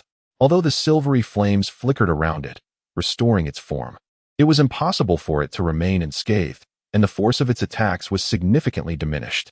The magical bird's golden crow true fire once again found itself in a stalemate with the silver flames. Observing this, Lin Mo's expression shifted subtly as he suddenly clasped his hands into a seal, rolling his body downwards with great force. In an instant, a burst of five-colored radiance erupted, followed by a resounding cry of a phoenix, as a two-zhang-long five-colored phoenix manifested where Lin Mo stood. With a powerful flap of its wings, a white line materialized in the void, which then tore open a white rift. Half of the phoenix's body entered the rift, disappearing without a trace. Simultaneously, a white line emerged above the magical bird and the soul-devouring firebird. With a flash, the upper half of the phoenix appeared. Lin Mo, having transformed into the phoenix, harnessed the spatial ability of this divine avian to instantly traverse dozens of zhang, directly positioning himself above the clash between the soul-devouring firebird and the magical bird. However, the magical bird, realizing that its previously unleashed needles had failed to inflict any harm on Lin Mo, felt a wave of panic wash over it, diverting some of its attention towards him. Consequently, the magical bird distinctly observed Lin Mo's recent transformation. A flicker of fear crossed the female visage of the magical bird. After all, the true spirit heavenly phoenix is revered as the king of all birds. Even the golden crow, sharing the same true spirit lineage, must concede to the inherent dominance of the heavenly phoenix. Of course, Lin Mo, by merely assuming the form of the five-colored phoenix, could not be compared to a true heavenly phoenix, but the authentic blood of the heavenly phoenix coursing through his veins was undeniably real. Moreover, the magical bird was not a true golden crow, but rather a creature that inherited a fraction of its bloodline. Thus, when the magical bird sensed the unique aura radiating from the true blood within the phoenix, an involuntary feeling of trepidation arose. Coupled with the prior strength of the soul-devouring firebird, which had managed to devour the golden crow's true fire, the magical bird's previously invincible abilities were entirely countered. In a sudden shift, the magical bird entertained thoughts of retreat, instinctively emitting a piercing shriek, and unleashed a milky white beam of light, as its white flames retracted in an attempt to flee the battlefield. However, the soul-devouring firebird is, in essence, a manifestation of the spiritual fire within Lin Mo, possessing a connection to his mind that is even more profound than that of an ordinary innate treasure. The demonic avian sought to escape effortlessly, yet Lin Mo needed only a fleeting thought for the silvery firebird to release a delicate thread of gold and silver. This was indeed the sinister light of the spiritual vortex refined by the soul-devouring heavenly fire. The milky white beam, as thick as a bowl, met the seemingly fragile thread. Upon collision, the beam solidified instantly and rebounded towards the demonic creature. Although the bird possessed extraordinary cultivation, being struck by its own attack rendered it momentarily taken aback. It roared fiercely, unfurling its wings, summoning two streams of white flames from either side to barely shield itself from the beam. Yet, at that moment, the golden and silver thread flickered and approached it with haste. Realizing the peculiar nature of this thread, the avian hesitated to confront it directly, attempting to evade. Just then, a melodious cry resonated from above, and a brilliant azure radiance descended with astonishing speed. It was Lin Mo's transformed phoenix, soaring forth from the fissure. With a single flap of its wings, the azure light silently swept towards the demonic bird. The creature, swift in its movements, could have narrowly dodged. But the intertwining silver flames of the golden crow's true fire suddenly coalesced and rebounded, delivering immense force that ensnared the bird's form. Enveloped by the azure light, the demonic avian, despite its body ablaze with white flames, found them melting away upon contact, as if spring's thawing snow. This azure light's power astonishingly countered the golden crow's true fire. As the creature felt the tightening grip of the azure light, it was struck by a weight akin to Mount Tai pressing down upon it. The bird, in utter disbelief, was not merely astonished by the binding force, but by the imminent approach of the golden and silver thread, leaving it no time to evade once more. The synergy between Lin Mo and the soul-devouring firebird proved invaluable. In a moment of desperation, the avian's expression shifted to a deep shade of ashen gray before it suddenly opened its beak wide and inhaled deeply. The white demonic core, which had been hovering nearby, flickered and instantaneously moved before the creature. It intended to use this core as a temporary shield against the impending attack. The bird's confidence in its demonic core was evident, believing it could withstand even a strike from a top-tier treasure unscathed. However, an unbelievable event transpired.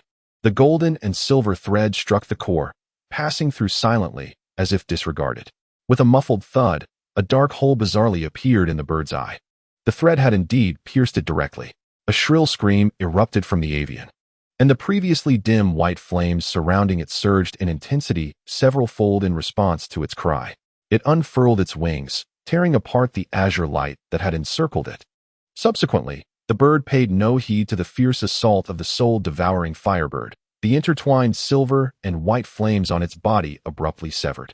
Then, it vigorously flapped its wings several times, and a column of white fire erupted from its form, instantly transforming into a sea of flames. Within this inferno, centered around the demonic core, a colossal shadow of a monstrous bird, stretching over 10 zhang, manifested in the air.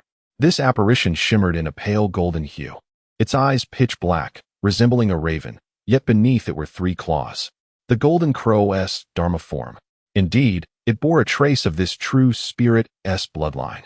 In the sky, a resplendent phoenix suddenly emerged, and Lin Mo transformed back into his human form, gazing intently at the golden bird's phantom amidst the sea of flames. Murmuring to himself, at that moment, the demonic avian let out a long cry, and 4 strands of burning white flames surged towards the golden crow's apparition in the sky.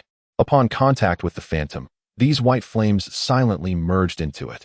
Within a few breaths, the immense apparition absorbed the true fire of the golden crow, its body shimmering with golden light, becoming seemingly solid, yet the surface of its golden feathers continued to blaze with white flames.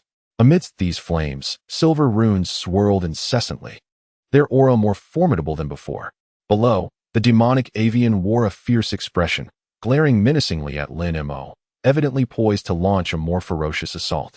However, Lin Mo glanced at the colossal golden crow above, chuckled softly, and then pointed at the demonic bird, uttering 3 reversed incantations. The demon paused momentarily, but then, in a fit of rage, flapped its wings, preparing to strike. Just then, an unexpected transformation occurred. The demonic creature's body trembled violently, emitting a mournful cry as it plummeted from the sky. In its descent, its form curled into a ball, its surface turning a deep purple-black, emanating a pungent stench. And in an instant, it transformed into a mass of purple-black liquid. Even its essence seemed unable to escape. This was the result of the deadly poison contained within the spirit whirlpool's evil light. This toxin was not only exceedingly lethal, but also acted swiftly upon infection, making it insurmountable. In comparison, the golden crow evidently fared worse against the toxin than before, displaying sluggish senses, and upon the onset of the poison, it disintegrated immediately, utterly defenseless. Observing this, Lin Mo felt a sense of relief. Meanwhile, the silver firebird let out a joyful trill, soaring downwards to engulf the toxic liquid that had been the demonic avian's form. Lin Mo watched this spectacle with surprise, but, after a moment's hesitation, chose not to intervene. Despite the immense value of the golden crow's true blood, the transformation arts of the golden crow were not among the techniques he practiced in his 12 decisions of Jingzha. Even if he obtained the golden crow's true blood, its efficacy would be limited. Thus, it seemed more prudent to allow the soul-devouring firebird to consume it and observe if any transformation would occur. After all, this firebird had already developed sentience, and what it consumed typically greatly benefited its own evolution. Once the firebird had devoured the toxic liquid, it did not return but instead ascended high into the sky. Strangely, after the fall of the demonic avian, the golden crow's manifestation did not vanish immediately. Instead, it became as stiff as a puppet, the brilliance in its black eyes completely extinguished. The silver firebird dove into the golden crow's manifestation, and in a frenzied gulp, it entirely absorbed the golden crow's form. It was uncertain whether it was due to the time elapsed or the excessive consumption of the golden crow's true fire. But as the firebird swallowed the final wisp of white flame, its surface shimmered with spiritual light, reverting to its original size, and it flew straight towards Lin Mo, ultimately vanishing into his being. Consequently, aside from the white magical core and several floating needles nearby, the area was left desolate. Lin Mo, undeterred, waved his sleeve, and a cascade of azure mist swept through. The magical core and hundreds of slender needles disappeared amidst the flickering azure light.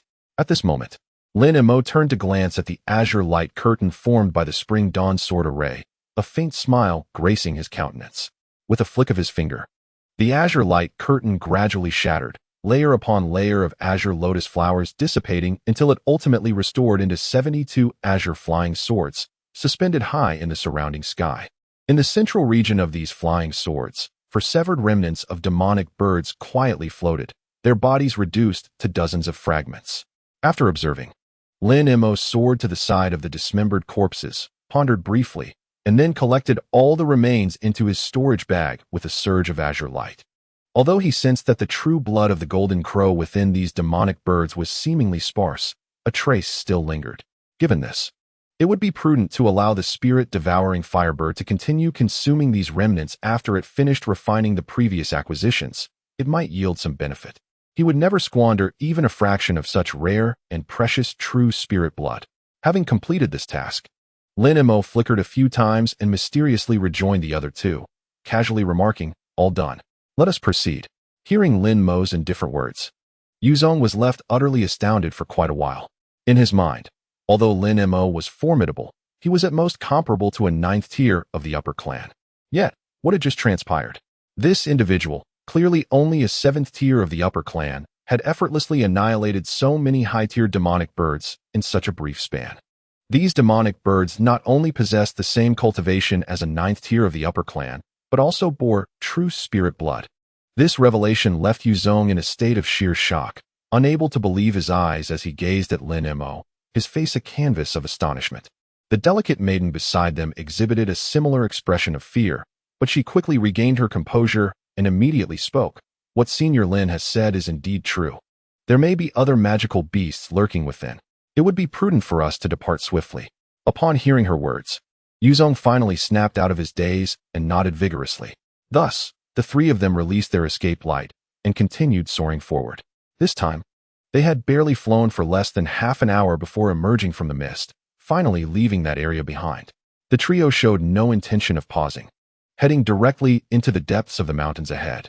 Unbeknownst to them, as they departed from the mist, a faint silver light flickered from the horizon on the other side, arriving moments later to hover at the edge of the fog.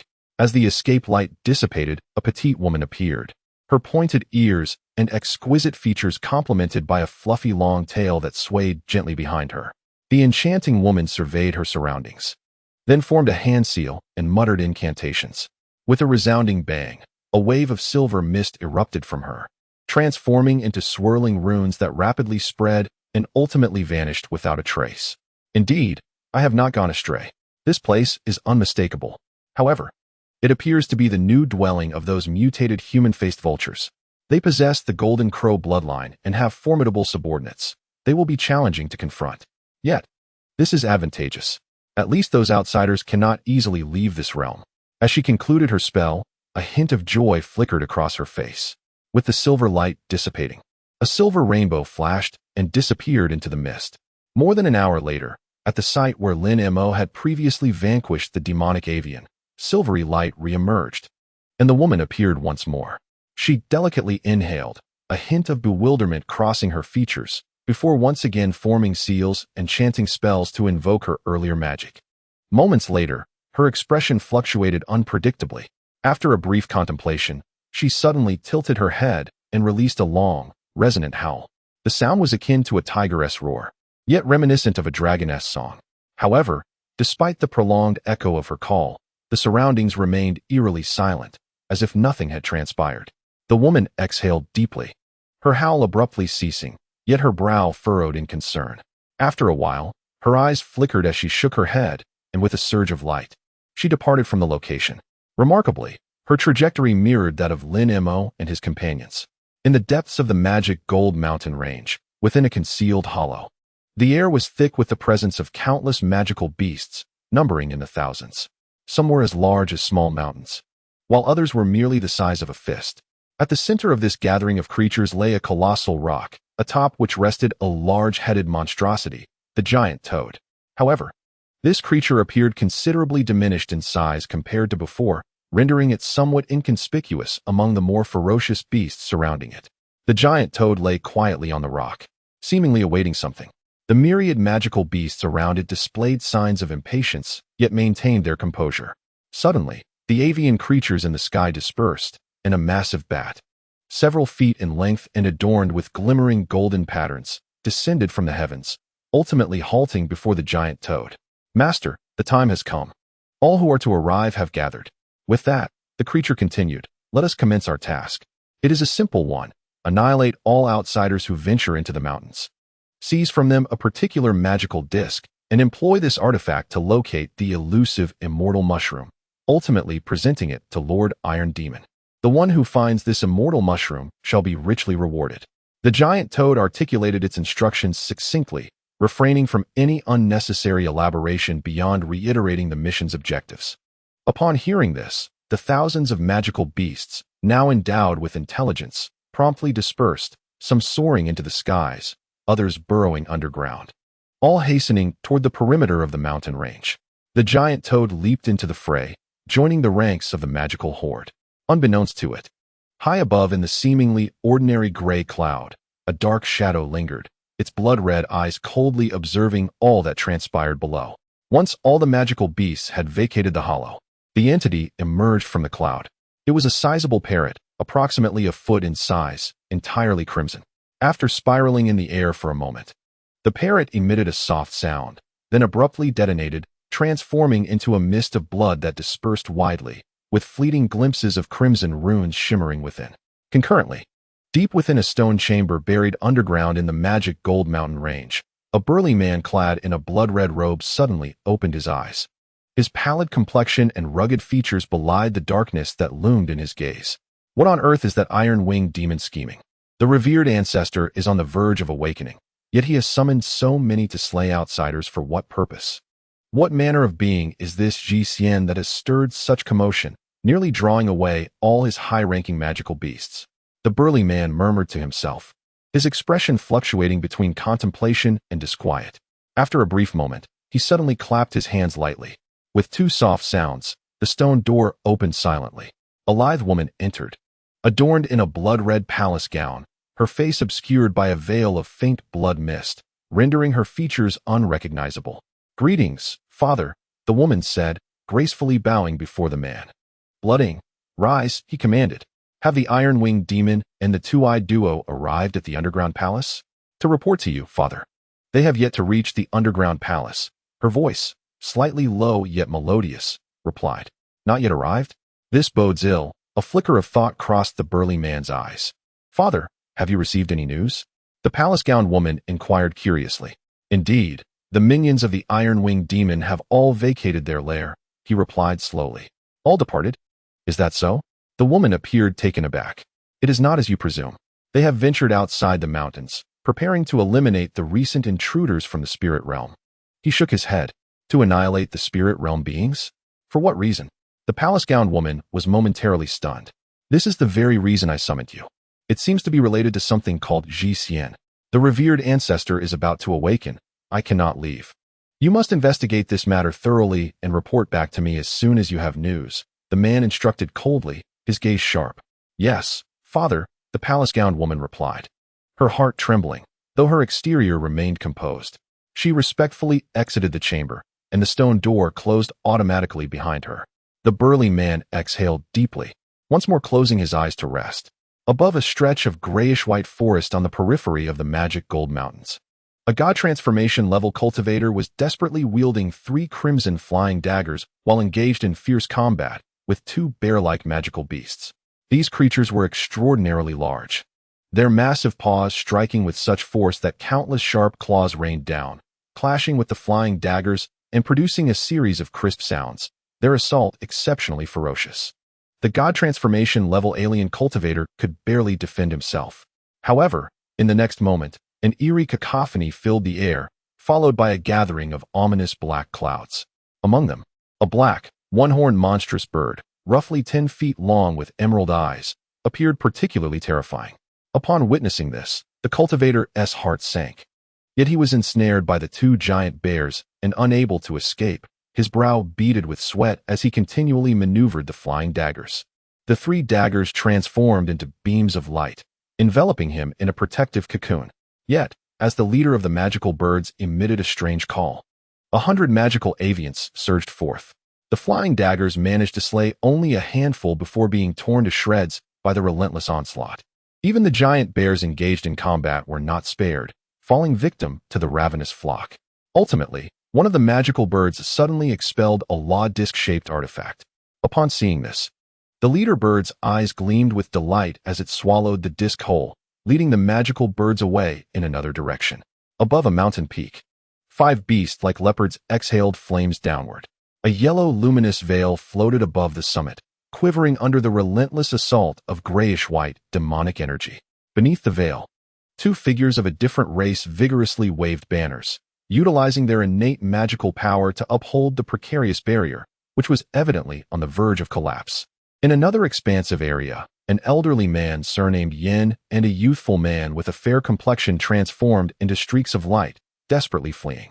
Hot on their heels was a swirling mass of emerald-green clouds and a dark whirlwind, pursuing them with ferocious intensity.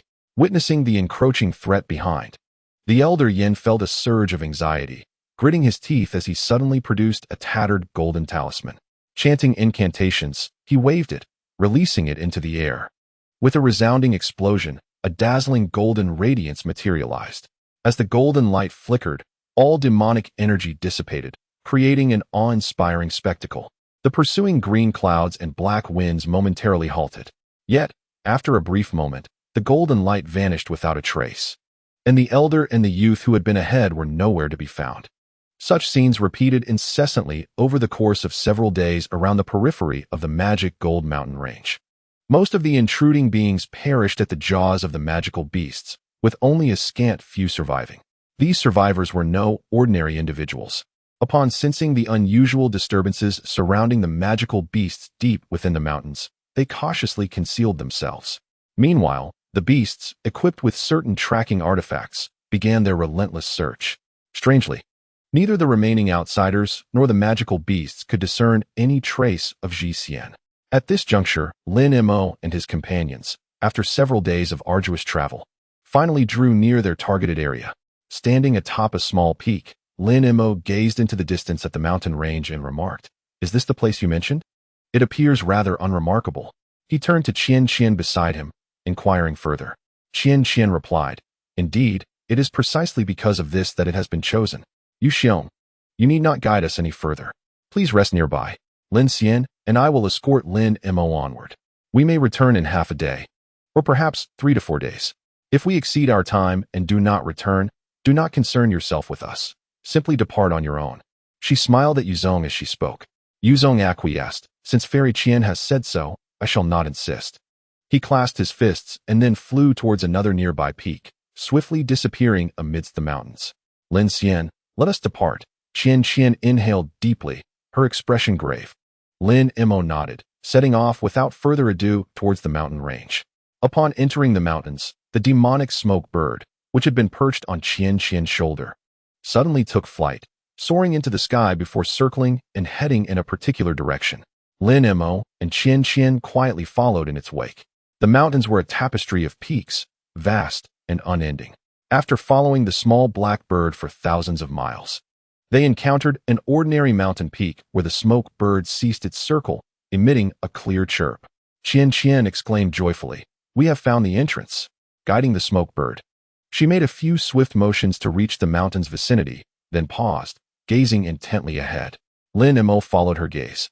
Before them stood an unremarkable cliff, towering over 100 feet in height, its surface smooth and grayish-white, save for the wisps of black mist that lingered in the vicinity. Yet, a glimmer of blue flickered in Lin Mo's eyes, his expression shifting as if he had sensed something amiss. At that moment, Qian softly murmured, and the magic smoke bird suddenly surged toward the cliff. With a muffled thud, the seemingly solid stone wall rippled upon contact with the bird, its surface blurring and transforming into a shroud of black mist. The entire cliff revealed itself to be the entrance of a vast cavern, and the magic smoke bird, undeterred by the obscuring fog, darted inside. "Please wait a moment, Senior. I must first ascertain the situation within," Qian said with caution, then settled herself in midair.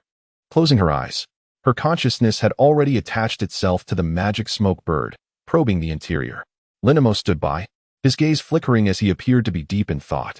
After a time sufficient for a meal, The magic smoke bird issued a cry and emerged from the black mist, spiraling down to perch upon Qian's shoulder.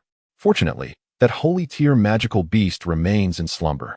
Now is the optimal moment for action. I shall have the magic smoke bird lead the way directly to the holy tier beast, she declared. However, the magic energy within is extraordinarily fierce. Even with your esteemed power, it would be difficult to sustain for long. The best course of action is to avoid awakening it, and to strike it down with a sudden, decisive blow. Qian spoke with gravity, gesturing toward the sky. The small black bird immediately flew back into the black mist. Rest assured, Miss Qian, I understand what must be done. You lack the protective magical prowess. So remain here until I return, Lin Mo responded, observing her for a moment before nodding. He then formed a hand seal, golden light shimmering around him, revealing a thin layer of scales. Transforming into a streak of golden light, he plunged directly into the black mist. Watching Lin Mo enter the fog, the woman's smile gradually faded, replaced by a pensive expression. It is nearly time. We must also prepare for action. A swirl of azure light erupted from her form, coalescing into a fist-sized illusion of a qilin, which turned to address her. Let us wait just a moment longer. Once they commence their battle, we shall be able to enter the true spirit cavern. Qian shook her head. No, we must wait. The holy tier beast, though slumbering, will undoubtedly have its defenses in place. We can only enter while they are engaged in conflict. You speak wisely. We shall bide our time. The qilin illusion nodded in agreement. Meanwhile, outside the mountain range, in a cave, Yuzong sat in meditation. Suddenly, he sensed something amiss, his expression changing as he swiftly flipped his palm. A box containing the peculiar insect appeared in his hand. Once opened, the creature thrashed violently, emitting a frenzied shriek. Yuzong inhaled sharply, leaping forth as a streak of white light, bursting out of the cave. However, upon emerging, his countenance darkened. Before him floated a man clad in silver armor, his demeanor cold and unyielding. It was none other than the alien of the Gue clan, with whom they had previously clashed. It turns out to be a predecessor. I initially believed another beast had emerged. Do you have any instructions for me? Yuzong's heart sank as he managed an awkward smile. The man with the surname Gue coldly regarded him, and after a prolonged silence, he inquired emotionlessly. Where are the others? What others? There is only me here, Yuzong replied calmly. Is that so? Then you may depart, the man with the surname Gue responded, a flicker of crimson flashing across his face, exuding an aura of malevolence. Yuzong's expression changed abruptly. He tossed the box in his hand, unleashing dozens of talismans that erupted, while a white jade tablet emanated a radiant glow. A monstrous insect burst forth from the box, transforming into a colossal creature that lunged at the man with the surname Gue. The talismans detonated, and the jade tablet enveloped the man in a shroud of white mist. A flash of white light flickered beneath Yuzong's feet, and a pair appeared in his hands. In the blink of an eye, he vanished from his original spot, reappearing several dozen yards away from the mist. Subsequently, he morphed into a streak of white light, preparing to flee. Observing this, the man with the surname Gue let out a cold laugh, his figure blurring as he conjured 3 doppelgangers. One of these doppelgangers transformed its hands into blood-red claws, viciously tearing apart the monstrous insect, while another exhaled a stream of crimson light, devouring the luminous sphere. The final doppelganger became a silver dragon, charging toward Yuzong. Yuzong's complexion paled, yet he did not resign himself to defeat. 2 white bone-flying swords emerged from within him, engaging in combat with the dragon. However, the flying swords were shattered by the dragon's assault. And as Yuzong attempted to employ an escape technique, he was ensnared by the blood-red orbs spewed forth by the silver dragon, ultimately being consumed. Chapter 592. The Silver Dragon, merging with its doppelgangers, reverted to the man with the surname Gue, his expression dark and his gaze flickering. How could these individuals appear here? Were they also after that object? Yet, that item should be known only to me, unless, no matter who they are, I alone am worthy of obtaining it. Whoever dares to obstruct me shall be devoured. The man muttered coldly, his eyes glinting with malice. Suddenly, he turned and shouted sternly. Who is there? Show yourself. But the surroundings remained eerily silent, with no figure appearing. The man's expression shifted, raising his hand.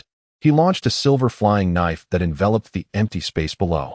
However, when the blade descended and closed, the void remained devoid of anything. The man with the surname Gui revealed a look of surprise, his gaze darting about in confusion. After a moment, he let out a cold snort and gestured with one hand toward the distant emptiness. The flying knife immediately transformed into a silver radiance, swiftly returning and vanishing into his sleeve. Subsequently, the man unhesitatingly unleashed a blood-red light, transforming into a crimson arc that traversed the void. In an instant, the surroundings fell into silence, the only sound being the gentle rustle of the breeze, leaving no other disturbances. After a brief interval, a faint silver light flickered in the sky, revealing a petite figure suspended in midair. This being, with pointed ears and an alluring visage, was Jia, one of the humanoid beasts. She gazed in the direction where the man with the surname Gui had vanished, her brow furrowed slightly, and after a moment, she murmured softly to herself, "Who is this person? Although he is not the one sent to assassinate the young master, his abilities are indeed remarkable. Had she not previously employed her secret arts to transfer her aura elsewhere, it is likely she would have been unable to evade his detection. Alas, these outsiders are quite formidable, and I cannot manage them alone. I must seek reinforcements." With that thought, she swiftly plucked a fine strand of hair from her tail, murmuring incantations under her breath before flicking her wrist. The delicate hair immediately transformed into a silver luminescence, shooting skyward and vanishing beyond the horizon. Observing the spectacle, she exhaled in relief, casting a final glance towards the mountains where Lin Mo and the man of the Gui lineage had disappeared. After a moment's hesitation, she sighed softly. She gestured, her form blurring within the silver light, ultimately fading from view. Lin Mo followed the magical smoke bird, advancing slowly through the dense black mist. Although the bird occasionally emitted anxious low cries, seemingly urging him on, Lin Mo remained unhurried. Faced with this situation, the smoke bird could only relent, slowing its pace to guide him onward. The atmosphere was saturated with demonic energy, the black fog swirling around them as if they were ensconced in the realm of the underworld. Nevertheless, Lin Mo shimmered with golden light, his eyes flashing with blue brilliance as he scrutinized his surroundings. At that moment, he found himself within a vast, square passageway. The corridor was wide, its walls composed of an unfamiliar black stone that continually exuded dense demonic energy. This intrigued Lin Mo. Despite his wariness of the black stone within the passage, he felt an irresistible urge to chip off a few pieces for closer examination. This passage was not singular. Rather, it intertwined like a labyrinth deep within the mountain's belly, leading further underground with each step taken. Time slipped away, second by second. The smoke bird made a round trip in merely the span of a meal. Yet, Lin Mo had been walking for quite some time, and it seemed he had yet to reach the end. His gaze gradually turned frigid as he regarded the smoke bird, a hint of impatience glimmering within. The bird appeared to sense the hostility trailing behind them, and after navigating several intersections, just as Lin Mo contemplated whether to halt, the smoke bird suddenly circled in place, ceasing its advance. A spark of realization ignited within Lin Mo, and he focused intently ahead.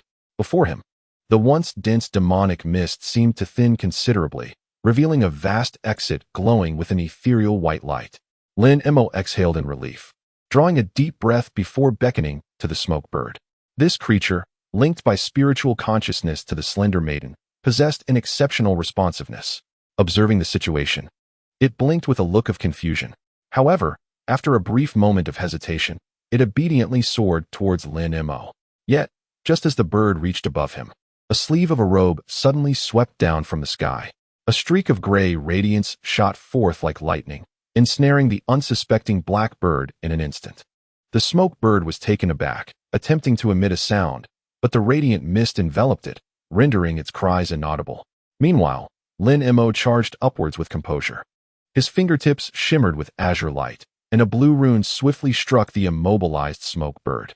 The creature's form glowed with a cerulean brilliance, vanishing in the gray radiance within moments. Having accomplished this, Lin Mo clapped his hands lightly, a smile gracing his features. However, as his gaze shifted back to the passage's exit, his expression turned grave once more. With a narrowed gaze, he suddenly opened his mouth, unleashing a burst of silver flame that swiftly transformed into a silver firebird, vanishing into the wall. Subsequently, with a flick of his sleeve, 72 golden small swords silently soared into the air. Under Lin Mo's command, These flying swords morphed into a cascade of azure lotuses, shimmering within the passage before vanishing in an instant. After accomplishing this, Lin Mo pondered for a moment, then flipped his palm, sending 2 silver talismans hurtling towards the ground, where they promptly transformed into faint golden shadows, disappearing into the earth. These were 2 Jia Yuan talismans. Despite facing an injured integration-level magical beast, Lin Mo remained vigilant. For this endeavor, he had preemptively crafted several silver tadpole talismans. Although the materials were precious, in a super city like Yun City, one could easily acquire them again as long as they possessed spirit stones. Once all preparations were complete, a glint of cold light flickered in Lin Mo's eyes as he affixed a purple talisman to himself. A purple mist enveloped him, and his form flickered amidst silver runes, ultimately vanishing from sight. For added safety, he even employed the Tai transformation talisman. Thereafter, Lin Mo's figure glided towards the exit, as if he were intent on slaying that saint-level magical beast. At the entrance of the passage outside the mountain, when Lin Mo subdued the magical smoke bird, a delicate woman could not help but exclaim in surprise, her face reflecting astonishment. "What has transpired?" The ethereal blue Qilin raised its head in disbelief, gravely inquiring. "My magical smoke bird has been controlled by that individual." The crystalline woman exhaled lightly, her expression now laden with unease. "What? How could this be? Has he already sensed something?" A glimmer of urgency flashed in the Qilin's eyes as it hastily questioned. "I find it unlikely. It may be that he is simply very cautious, unwilling to allow us to observe him while he confronts that saint-level magical beast." The delicate woman hesitated momentarily before responding with uncertainty. "Yet, this predicament poses trouble for us. We are entirely unaware of the circumstances surrounding his battle with that beast, rendering us incapable of seizing the precise moment to act." The Qilin's tail flicked in agitation, its gaze darkening. "I have realized this as well. However, we can no longer afford to dwell on such matters. Regardless of his current situation with that beast, we must act swiftly, even if he is formidable. Defeating a saint-level magical beast is no trivial feat. This alone suffices for us to unlock the true spirit cavern." The crystalline woman gritted her teeth as she spoke. "It appears we have no other choice. Let us proceed." The Qilin nodded decisively. With a flick of her hand, she produced a triangular token. Its obsidian surface bore the image of a black Qilin on one side, while the other side was inscribed with several faint silver runes. What a pity for this magical Qilin token. I invested considerable effort to gather the materials and craft it, enduring multiple failures in the process. The delicate woman gently caressed the surface of the token, a hint of regret gracing her features. "Such an item, no matter how precious, pales in comparison to the treasures within the true spirit cavern. Moreover, only this token can obscure your aura, allowing you to easily infiltrate its depths. Now, with that Lin boy serving as a shield against the saint-level magical beast, even if the beast senses something amiss, it will be unable to prevent you from unlocking the spirit cavern." The Qilin asserted without hesitation. "Even so, it seems a tremendous waste for this item to be utilized solely for concealing one's presence. Moreover, it is a consumable that can only be used once," remarked Qianqian with a bitter smile. Upon hearing this, Qilin's eyes flickered, eager to utter further words. But the woman of the Crystal Clan suddenly adopted a serious expression and hurled the token in her hand into the air. In an instant, the black token spun above, and a violent gust of wind erupted, conjuring a swirling black tornado from thin air. This tornado was extraordinarily eerie, howling as it ascended, accompanied by a chilling growl emanating from its core. Faintly, a colossal beast seemed to be concealed within.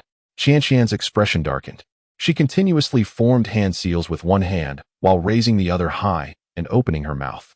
A small azure sword shot forth from her lips, quivering slightly before transforming into a beam of azure light that circled her wrist, ultimately returning to her mouth.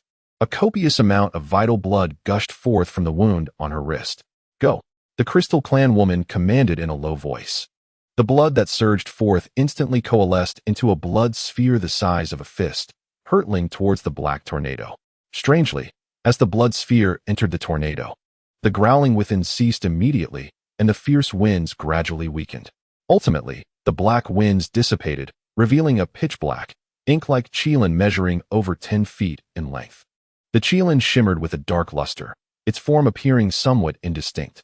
However, confronted with this apparition, the young woman exhibited an unusual gravity. She extended her hand and tapped a few times in the void, causing eerie black runes to materialize one by one, only to swiftly vanish into the body of the ink Qilin. Instantly, the ferocity in the Qilin's eyes diminished, and it leapt, transforming into a burst of black light that shot towards the girl and the azure Qilin. With a soft hiss, both the girl and the azure Qilin were enveloped in the black light, vanishing entirely from sight. Fortunately, I recalled the burial place of the ink Qilin from years past, allowing me to harness the residual essence of its remains to forge this treasure. Because you and I both possess the essence of the Qilin, we are able to wield this artifact. Otherwise, with your current cultivation, you would be incapable of controlling it and might even suffer a backlash, the azure Qilin chuckled. Indeed, it is this rarity that makes me reluctant to use it lightly. Yet, even so, the power of this artifact could very well save my life in a dire moment. The Crystal Clan woman replied with a wry smile. After expressing these words, she no longer hesitated, her form shifting as she vanished into the black light.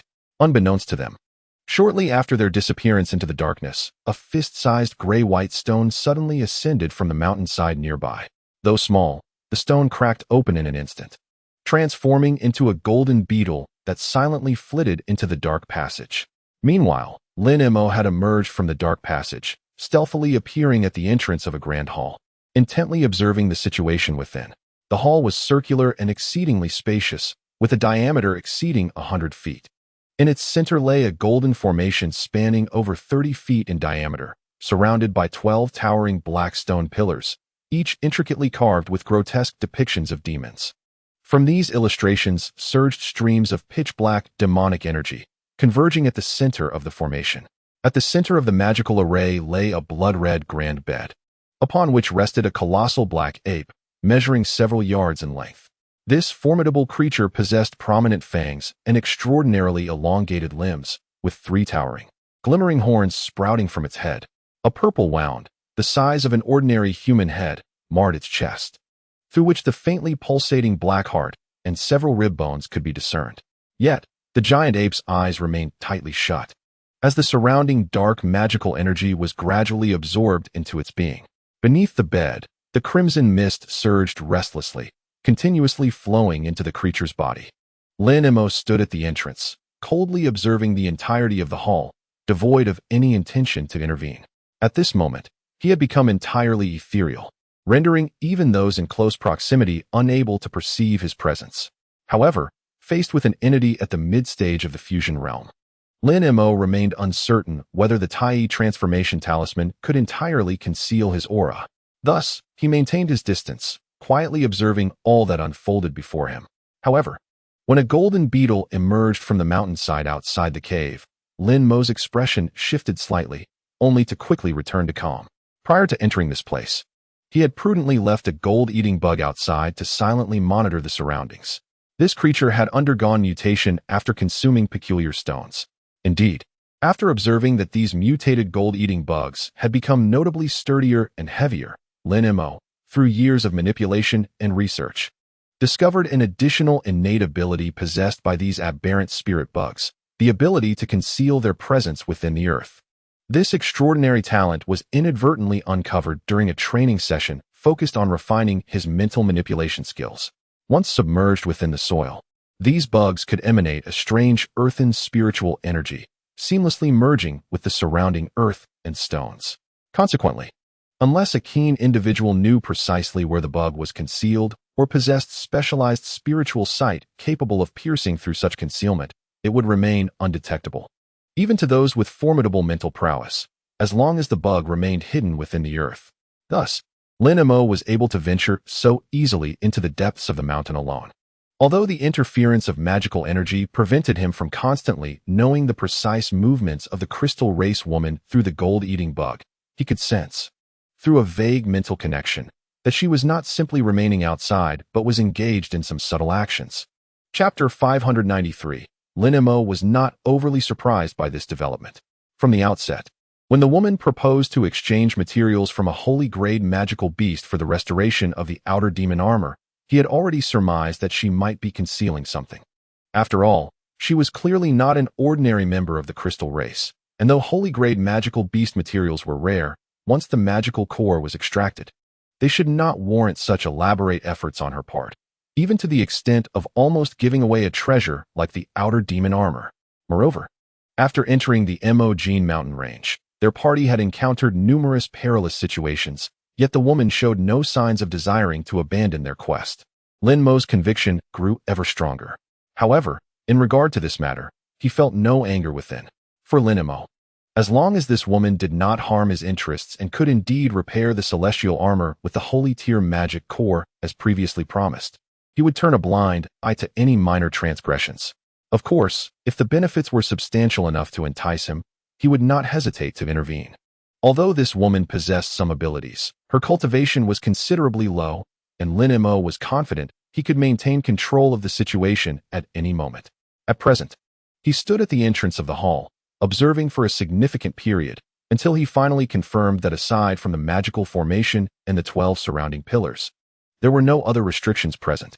The colossal ape before him was indeed gravely injured and appeared to be in a deep slumber. Therefore, until the intentions of the crystalline woman became clear, he had no qualms about seizing the holy tier magic core at hand. As long as it was not a direct confrontation, he believed he could eliminate this beast in a single strike. Contemplating this, a glint of cold light flashed in his eyes, and he resolved to take action. After taking a deep breath, he flicked his sleeves. In one hand, a flash of azure light revealed a dozen azure orbs, while the other hand produced a thick stack of talismans. He cast them before him, both items now hovering in front of Lin Mo. Subsequently, a golden light shimmered, and 2 fist-sized golden beetles emerged from his body. Once these actions were completed, Lin Mo formed a hand seal, quietly materializing from his ethereal state. Throughout this process, his gaze remained fixed on the black giant ape in the hall, which lay motionless on the crimson bed, exhibiting no signs of disturbance. With a slight relaxation of his expression, Lin Mo pointed to the stack of talismans before him. Instantly, they began to drift silently towards the hall's periphery, before vanishing in a flash of silver light. Dozens of orbs floated lazily towards the black pillars, but upon reaching the tops of the columns, the azure orbs came to a halt, suspended several feet above each pillar, refusing to move further. The 2 golden beetles, responding to his mental command, stealthily approached a location not far from the magical formation, vigilantly hovering in midair.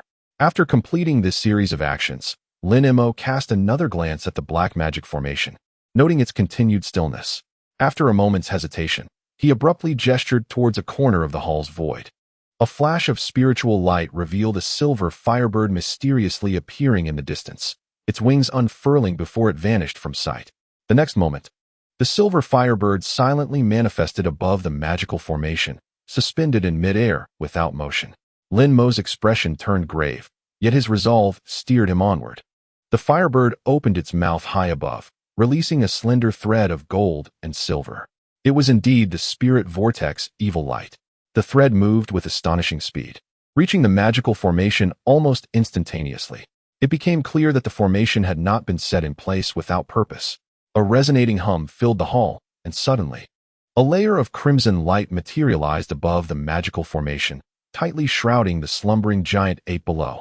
Yet, when the silken threads of gold and silver made contact with the blood-red shield, they exhibited no trepidation and pierced through directly, glimmering upon the immense cranium of the giant ape.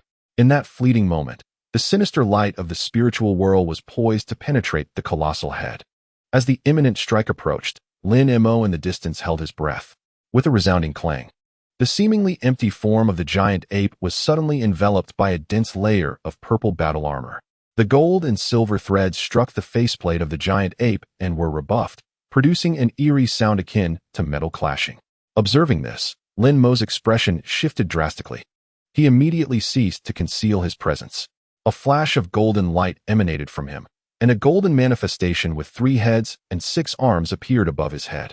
He silently recited incantations, and 2 of the heads within the manifestation opened their eyes, revealing a chilling divine light. All 6 arms simultaneously waved toward the heavens and then paired together. Within the golden hands, various colors of light flickered, and 3 somewhat indistinct colossal swords emerged. Though these 3 great swords bore an ancient design, their surfaces shimmered with runes of diverse hues. One was as thin as a sheet of paper, gleaming with golden light. Another was narrow yet elongated, radiating a bright azure. The last was exceptionally heavy, devoid of an edge, and as dark as ink. "Strike," Lin Mo uttered almost inaudibly. At the same time, he cast his hands in a series of gestures, propelling them toward the distance. With 3 successive sounds of pu pu pu, 3 beams of sword light, each of a different hue, were unleashed, swiftly merging into a singular tricolor stream of light that soared toward the black giant ape. Almost simultaneously, the several azure orbs scattered across the black pillars began to descend. A flash of azure light erupted, accompanied by a tremendous explosion.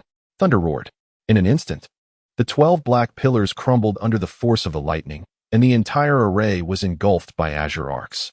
As the shield of light made contact with the arcs, the purple glow and azure arcs pressed against one another.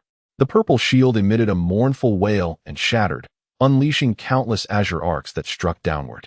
Concurrently, the 2 prepared devouring gold insects and the tricolor sword light surged forward, exploiting the opening.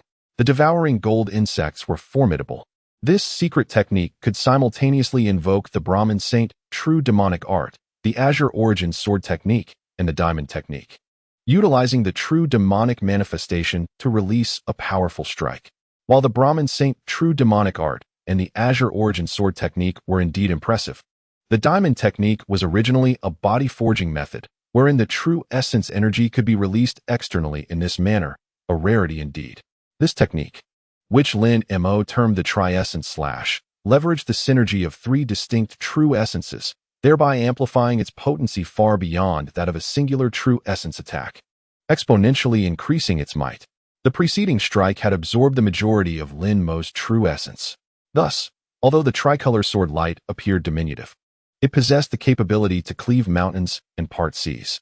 Coupled with simultaneous assaults from other sources, Lin Mo held over a 70% certainty of slaying the black demonic ape with a single sword strike.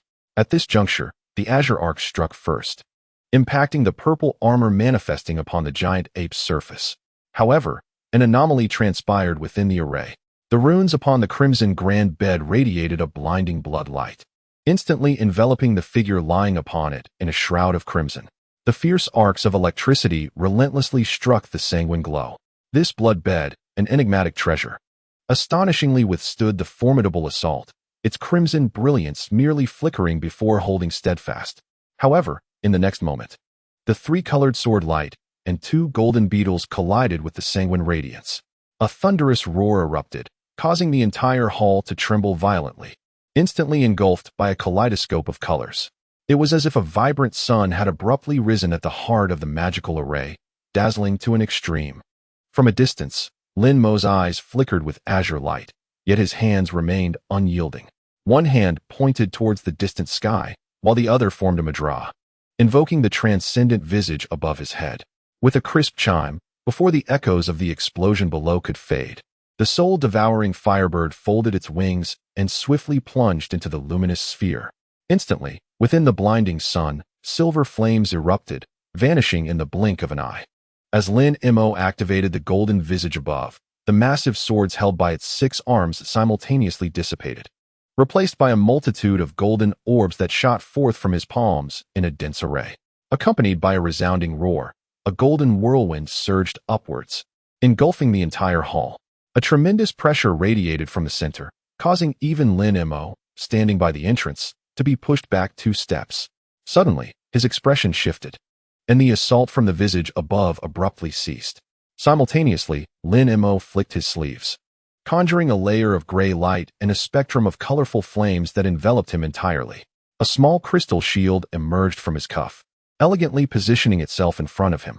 Lin Mo stood silently, his gaze fixed ahead.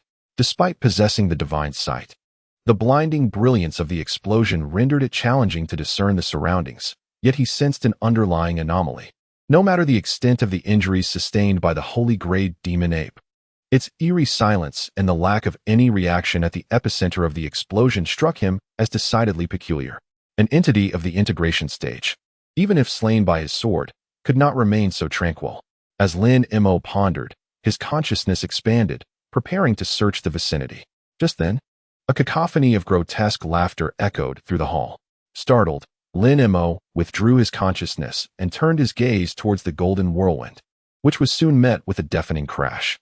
The golden tempest and the colossal sphere it encapsulated shattered internally, marked by a flash of slender purple streaks.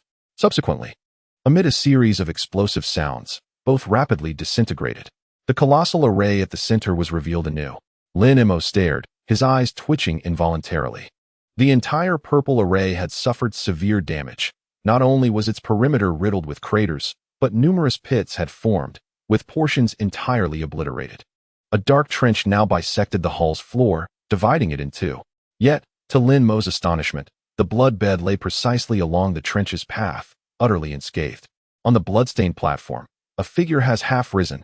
It is the black magic ape clad in purple battle armor.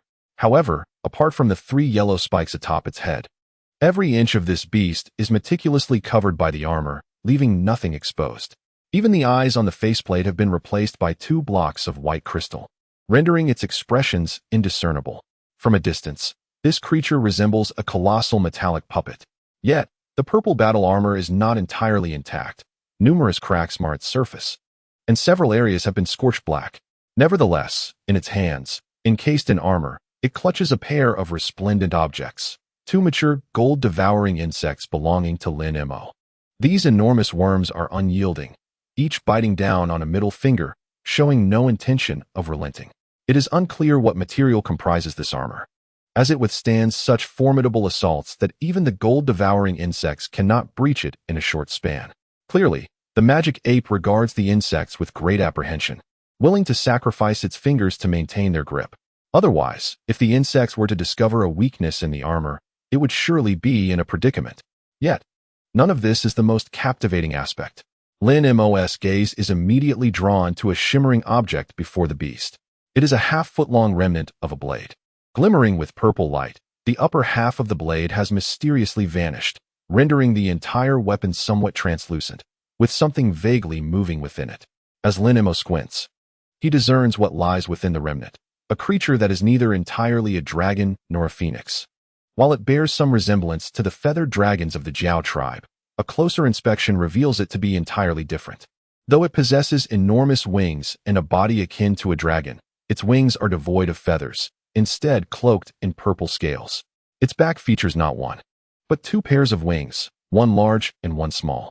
Even more striking is the long, golden horn protruding from its nose, lending it an almost comical appearance. However, Lin Mo's expression bears no trace of humor. A hint of tension flickers in his eyes.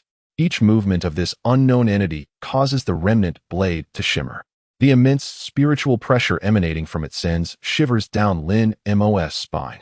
Though damaged, this being's spiritual pressure remains formidable. Had it been intact, its power would be unimaginable. It appears that this holy tier magical beast, despite its grievous wounds, possesses treasures of extraordinary caliber, making it evident that vanquishing it will not be as effortless as Lin Mo had initially anticipated. As Lin Mo contemplates swiftly, the strange laughter emanating from the purple battle armor abruptly ceases. A dark mist flickers across the faceplate, and the immense form rises from the blood-stained platform. Swaying as it steps down, Lin Mo's lips twitch as he suddenly extends a hand towards the distant void. With a soft sound, countless pea-sized silver flames bizarrely manifest near the magic ape, swiftly surging towards it like a tempest. Concurrently, the walls of the hall flicker with spiritual light, and hundreds of talismans materialize, only to vanish moments later.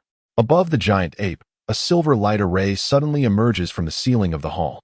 In the radiant array, an immense palace flickered into view, seemingly hailing from another realm.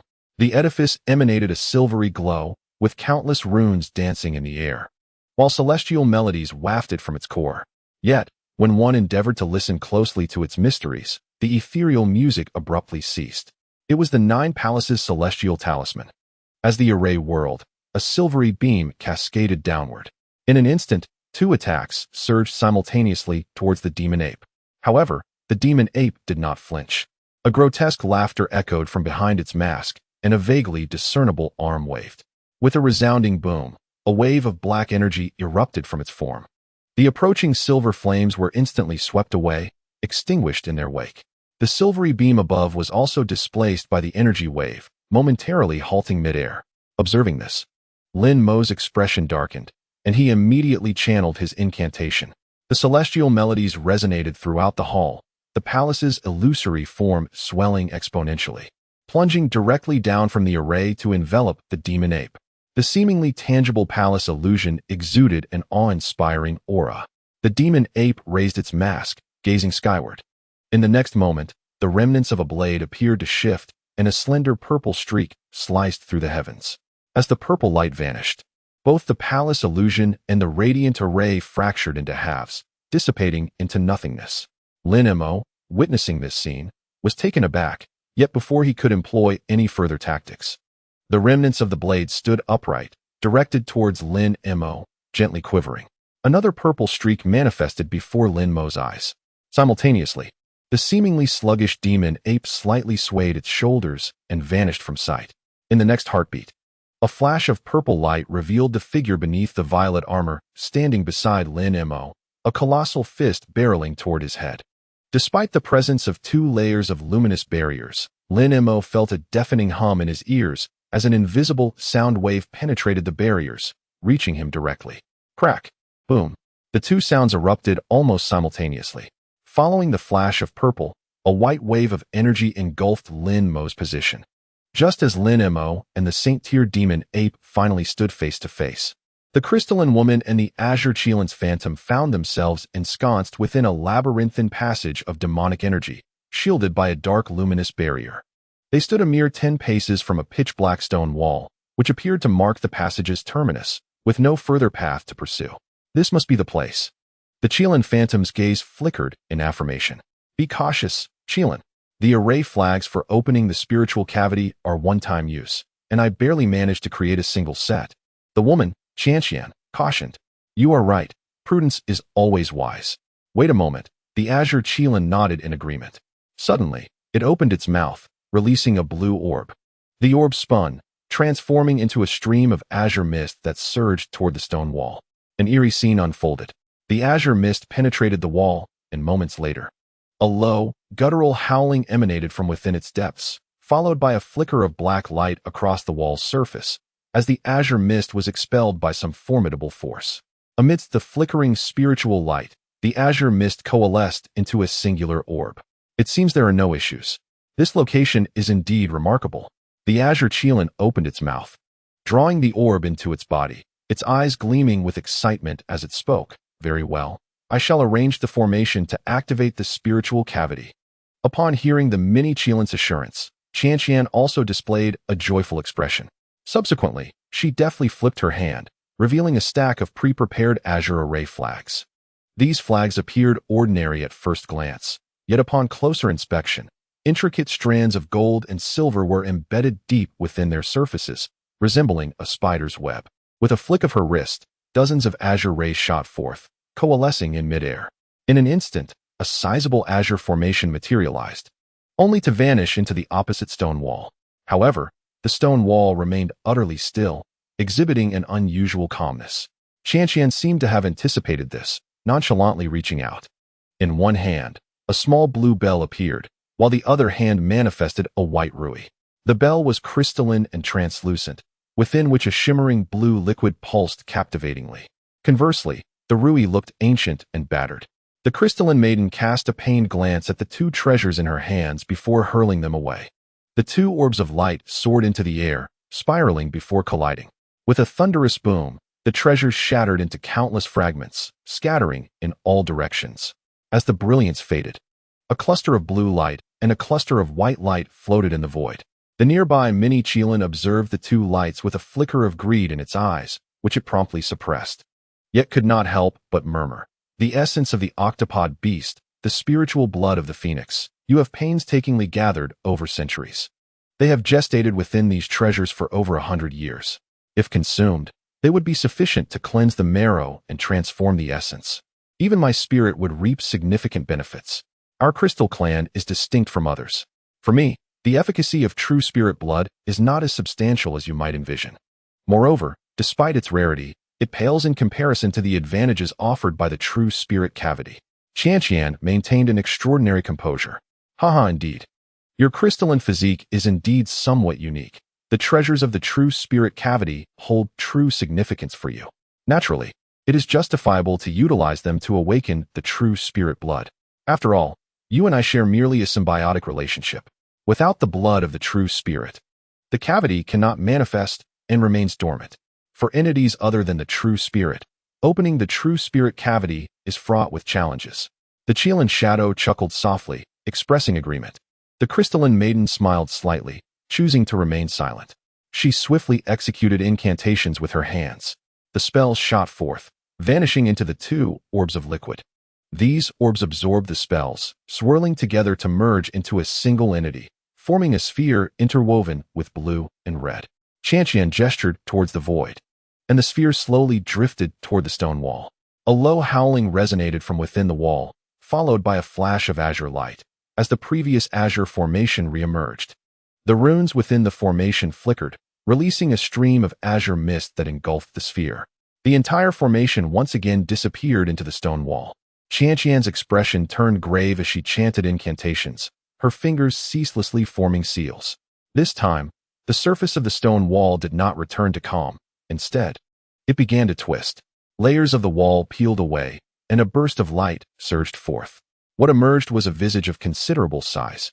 A luminous face devoid of any features save for its eyes, nose, and mouth, rendering its age indiscernible. Yet, this grand countenance remained motionless, its eyes closed in tranquil repose. Quickly, now is the moment, urged Qianying with urgency. Xian, equally anxious, summoned her magical powers, but the azure light array, upon its reappearance, soon collapsed into nothingness. All that lingered was a sphere of bluish-red liquid, suspended in the air, utterly still, as if stirred by the actions of the azure light array. The great face stirred slightly, gradually opening its eyes, which shone with an obsidian brilliance reminiscent of the night sky. It fixated upon the bluish-red essence of true spirit blood before abruptly opening its maw wide and consuming the liquid in one gulp, a look of satisfaction crossing its features. Casting a glance at Xian, its mouth gaped wide, nearly matching the size of its own visage. Subsequently, the great face solidified into a white stone, and its gaping mouth transformed into a profound passage leading to an unknown destination. We have succeeded. The spirit of the cave has succumbed to slumber. Let us hurry, exclaimed Qianying, brimming with excitement. Xian nodded eagerly, swiftly enveloping Qianying and darting like a bolt of lightning into the cavern, vanishing in an instant. As the crystalline woman and Qianying exuberantly entered the passage, they remained oblivious to a fleeting glimmer of crimson light that flickered in a corner of the stone wall, subsequently falling silent. Moments later, a golden flower emerged from the malevolent aura, spiraling before it too vanished into the white passage. Concurrently, outside the mountain, a streak of blood-red light shot down from the horizon, and a figure clad in silver armor, bearing a grim countenance, materialized at the entrance of the malevolent passage. My warning barrier has been triggered. They have indeed reached the true spirit cave. Excellent. This saves me the trouble of intervening, the man with the surname of Gui murmured, his voice laced with malevolence. With the release of the blood-red light, he transformed into a streak of crimson radiance, surging into the passage. The bloodlight he wielded seemed to possess a unique power, evading the malevolent aura upon contact, vanishing in the blink of an eye. Shortly after the Gui man entered the malevolent aura, a silvery light flashed in the nearby void, revealing a diminutive figure. It was Jia, observing the turbulent malevolent passage. She displayed a look of astonishment. The density of the malevolent aura here is so profound, it seems only those esteemed individuals could wield such powers. Could this be the secret lair of the Iron Demon or Blood Arm? She speculated aloud, her expression shifting uncertainly. Ultimately, with a determined bite of her lip, she transformed into a silver streak and flew into the depths. As a high-tier magical beast, she would only grow stronger amidst the malevolent aura and harbored no fear. In a corner of the grand hall, Lin Mo stood, his shoulders adorned with two gleaming golden heads, and beneath his arms, golden arms emerged. Each arm grasped a golden weapon, including staffs and measuring tools, intertwined in a complex arrangement, with a massive fist wedged between each pair. These four weapons trembled slightly, emitting a low, mournful wail, as if exerting considerable effort. Meanwhile, the surfaces of the two fists writhed with dark energy, occasionally releasing surges of force. However, once a strike reached the crystalline barrier before Lin Mo, it immediately parted, sustaining no damage whatsoever. In the distant heights, two golden beetles danced around a swirling mass of violet blades, engaging in a spirited chase.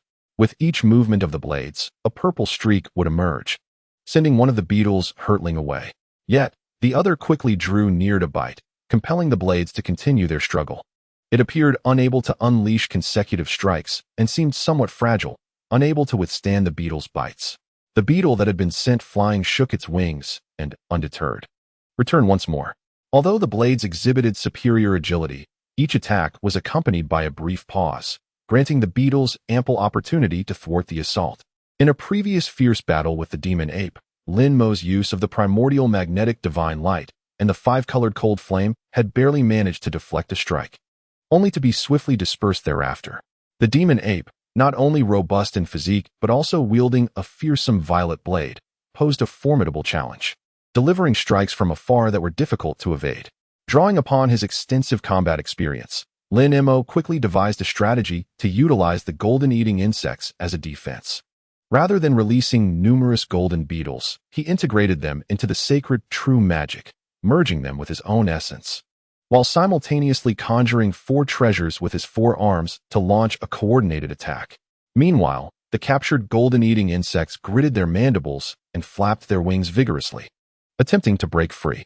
The mutated golden-eating insects were inherently strong. Amidst the simultaneous assaults, they finally extricated themselves from the adversary's grasp. The 2 insects immediately soared toward the distant violet blades, engaging in a relentless entanglement. Observing this, the demon ape swung its fists with unhesitating ferocity toward Lin Mo. However, Lin Mo's physique was exceptionally robust, and he stood undaunted, resulting in a current stalemate. The demon ape's armor and that violet blade were formidable, yet it was the sheer power of its massive form that truly instilled fear. Although Lin Mo was not exerting his full strength, the sacred true magic had been pushed to its limits, leaving him slightly inferior to his opponent. Nevertheless, the demon ape, perhaps due to its grievous injuries, believed that its fists alone were sufficient to contend with Lin Mo, refraining from employing any other mystical abilities. Gradually, Lin Mo acclimatized to the adversary's swift movements, beginning to defend with composure. However, typical treasures proved ineffective against that violet armor, leaving only superficial marks at best. This mysterious purple armor rendered the demon ape akin to a creature ensconced within an impenetrable turtle shell, presenting a significant quandary for Lin Mo. It was evident that alternative strategies were necessary. With an impassive expression, Lin Mo pondered inwardly. He inhaled deeply, and suddenly, a hand as white as jade emerged from his sleeve. As the eerie howl echoed, 5 skeletal heads appeared, their gaping mouths unleashing a torrent of 5-colored cold flame toward the demon ape. Subsequently, Lin Mo opened his mouth once more, expelling a small azure tripod. The tripod spun several times, releasing countless azure threads that raced toward the opponent, only to vanish swiftly from sight. Concurrently, a thunderous roar erupted from behind Lin Mo as a pair of wings materialized. With a slight tremor of his wings, he instantly transformed into a bluish-white arc of lightning. Darting towards the exit of the hall, he intended to momentarily suppress the demon ape using these 2 abilities, seizing the opportunity to escape and widen the distance between them. Subsequently, he aimed to lure the demon ape into the Chunli sword array situated in the passageway. Only by harnessing the power of the sword array could he ensnare his adversary and subsequently unleash his abilities to vanquish the demon ape. However, Lin Mo could never have anticipated the unforeseen turn of events. As the arc flickered and he materialized at the entrance, a sudden anomaly arose. A flash of blood light erupted from the void beside the door, and a blood-red object, several zhang in length, ominously descended upon him. It was, astonishingly, the blood bed previously traversed by the demon ape. How could this object possibly be here? Lin Mo's heart raced with alarm, prompting an inward inquiry. Yet, the emergence of the blood bed was far too abrupt. As it descended, it radiated with blood light, and various runes of different sizes surged forth, appearing exceedingly eerie. Without a moment's hesitation, Lin Mo instinctively issued a low shout, while the 4 golden arms beneath him wielded their weapons, and his black and white palms transformed into a multitude of fist shadows, striking towards the blood bed. although the sudden appearance of the blood bed caught him off guard. Leaving him no time to employ other abilities, he trusted that the combined strength of his 6 arms would be sufficient to send this object flying. In a resounding clash, the 4 weapons struck the blood bed solidly, and amidst the thunderous noise, golden light intertwined with blood light. The blood bed merely hesitated momentarily before continuing its slow descent. Lin Mo's expression darkened as he concentrated his fist shadows, which suddenly morphed into 2 colossal black and white fists, crashing down upon the blood bed. At that moment, a chilling sensation crept up his back, causing goosebumps to rise involuntarily upon his skin. This is bad.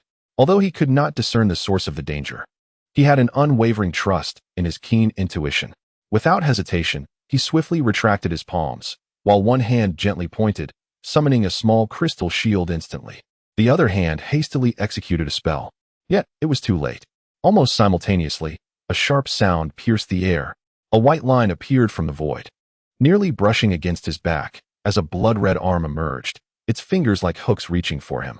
The golden protective aura and his formidable physique seemed to falter at that moment. Upon being grasped, the blood-red arm penetrated Lin Mo's body, emerging from his chest. He gazed at the blood arm protruding from his chest, his facial muscles twitching, and a look of bewilderment clouded his eyes. As if he could hardly believe the unfolding reality, the eerie cackling laughter echoed throughout the hall once more. However, this time, the laughter did not emanate from the demon ape clad in purple battle armor, but rather from the master of the blood arm within the spatial rift across from him. You dare to provoke me, little one?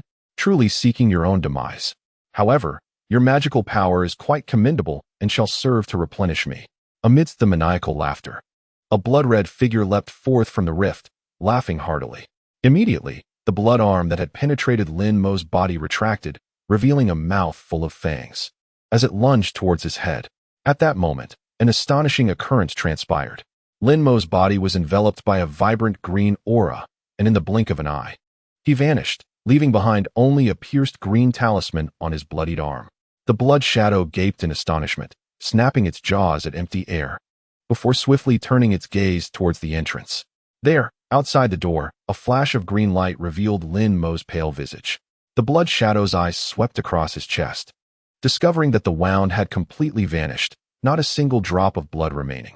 Had it not been for the gaping, torn wound on his chest, even the blood shadow might have believed it had truly pierced through his body. Its expression shifted slightly, and another arm reached toward the talisman.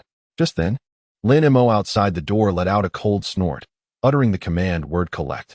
The talisman flickered and instantly transformed into a beam of green light, swiftly shooting forth and disappearing into Lin Mo's body. This was the spirit transformation talisman, cultivated over years in the spirit realm. With his current cultivation and centuries of nurturing, the talisman's power had far exceeded what was known in the mortal realm. Although he had failed to activate the protective treasure in time, he had swiftly activated the spirit transformation talisman in the midst of the attack, allowing it to absorb the fatal blow in his stead. Had he not done so, he would have likely escaped with his formidable physique, but would have sustained grievous injuries. However, due to the use of the talisman, he now faced the necessity of recultivating it before he could wield its power again. Yet, this place was evidently the resting ground of the magic ape. What manner of being was the blood shadow, and why did it appear here? Although the blood shadow claimed to be the magic ape, could it possibly be a fragment of the ape itself? Lin Mo's expression fluctuated, his gaze flickering as he scrutinized the blood shadow. Though shrouded in crimson light, everything became clear under Lin Mo's keen observation. To his astonishment, the blood shadow bore an uncanny resemblance to the magic ape clad in purple armor, sharing the same 3 horns, exposed fangs, and abnormally elongated arms. Noticing Lin Mo's intense scrutiny, the blood shadow broke into a sinister grin and suddenly beckoned to the magic ape in purple armor. The ape promptly moved, striding forward with purpose, while the blood shadow transformed into a streak of crimson lightning, swiftly darting towards the ape, vanishing in an instant. A soft hiss resonated, as a swirling black-red demonic aura erupted from the purple armor. Simultaneously, an unfathomable spiritual pressure surged forth, seemingly unscathed. Lin Mo, situated at a distance, was taken aback by the sudden onslaught of spiritual energy, causing his complexion to shift as he staggered backward a few steps. A flash of insight struck him. And he recalled a particular arcane technique from the heavenly demon art, unable to suppress his exclamation, soul-body division. "Oh, how do you know the name of this technique?" came the voice from within the purple armor, coolly inquiring. "Indeed, I am employing this technique to heal. Although the separation of the soul-body is somewhat perilous, it allows my recovery speed to increase more than twofold. It seems you possess some peculiarities yourself, clearly a being of the spirit realm. Yet you cultivate our ancient demonic world's premier techniques. Though modified, their potency appears quite formidable. Thus, it appears that your injuries have nearly healed." Lin Mo's expression turned exceedingly grim. Haha. Although the recovery of my physical form is somewhat sluggish, my primordial spirit has regained much of its strength. If you are wise, you would do well to come forth and allow me to siphon some of your essence. Should you prove satisfactory, I might even grant you a fragment of your soul, permitting you to be reborn. The demon ape cackled maniacally. "Do you truly appear to have recovered significantly? With your current level of cultivation, even if your primordial spirit has partially restored, there is no need for such covert tactics against me, hiding in the shadows and attempting a sneak attack. Even if your spirit has accelerated its recovery, it is barely at 30 to 40%. Now that your spirit has returned, while I may not be your match alone, summoning 2 allies would surely enable me to annihilate you without difficulty." Lin Mo pondered briefly, a cold smile revealing the deception in his opponent's words. Upon hearing Lin Mo's statement, the demon ape abruptly ceased its maniacal laughter. The 2 pools of bloodlight on its mask flickered, and then, with a sudden motion, it grasped at the void with a single hand. The purple blade, engaged in battle with 2 devouring golden insects at a distance, vanished in an instant. Immediately thereafter, this blade materialized in the demon ape's grasp, transforming into a massive purple sword nearly 10 feet long. The giant sword aimed at Lin Mo, flashing several times, leaving behind thick purple slashes that appeared before Lin Mo in a heartbeat. However, Lin Mo had anticipated this and would not allow his adversary to succeed. The crystal shield before him radiated brilliance, morphing into a glistening barrier that concealed him behind its shimmering veil. The purple slashes erupted violently upon striking the surface of the barrier. While the majority of the assault was deflected, the force of this strike far exceeded the previous ones, sending shockwaves through the barrier and directly impacting Lin Mo. With a whoosh, Lin Mo was propelled backward, as though devoid of any resistance, and in a flash, he vanished amidst the swirling darkness. "You speak with great bravado, yet you believe this trivial spell can threaten me. No, boy, you intend to flee?" The demon ape initially mocked, but moments later, realizing Lin Mo had not reappeared, the bloodlight on its mask flickered. Suddenly, it sensed something amiss and shouted loudly. The black-red demonic energy surged in reverse, the winds of magic roared, and it rode a dazzling arc into the billowing miasma. Yet, just as the demon ape entered, an unusual airflow descended, unexpectedly pressing down a small mountain of considerable height. The demon ape's escape momentarily faltered, yet it remained unfazed, raising an arm and striking the void with a punch, unleashing an invisible force. The beast no longer concerned itself with the outcome, fixating intently ahead. Though the demonic passage appeared pitch black to ordinary mortals, rendering visibility impossible, for this holy-tier beast, there were no obstacles. Thus, it readily beheld Lin Mo standing firm several dozen feet away, hands forming seals, as the surrounding demonic energy retreated, seemingly preparing for a formidable spell. Seeking death, the demon ape, witnessing Lin Mo's audacity, muttered under its breath, yet did not charge immediately. Instead, it warily scanned its surroundings. However, what transpired above next took the demon ape by surprise. When the force previously exerted struck the base of the small mountain, it merely caused a slight tremor. The mountain then plummeted with increased velocity, descending upon the head of the demon ape, its form suddenly expanding several-fold, casting a dark shadow as it descended. The demon ape was momentarily taken aback, but soon snorted coldly, swinging the massive purple sword in its grasp. In an instant, several purple slashes appeared, converging into a thick beam of purple light aimed skyward. The demon ape intended to cleave the black mountain into fragments with a single strike. However, its movements were slightly delayed, and the seemingly formidable mountain suddenly flickered with a gray light, vanishing like a bubble. The purple slashes similarly dissipated. The demon ape paused, its mind perplexed, struggling to comprehend Lin Mo's intent. Yet in the next moment, It felt an instinctive awareness, lowering its gaze and redirecting its focus forward. There, it beheld Lin Mo, his body enveloped in crackling lightning, a multitude of fine golden arcs darting around him in a chaotic dance. As time passed, the arcs thickened, spreading outward and forming a circular electric net amidst the astonishing radiance. Concurrently, a series of shimmering golden runes erupted from Lin Mo's hands, swiftly vanishing into the surrounding arcs.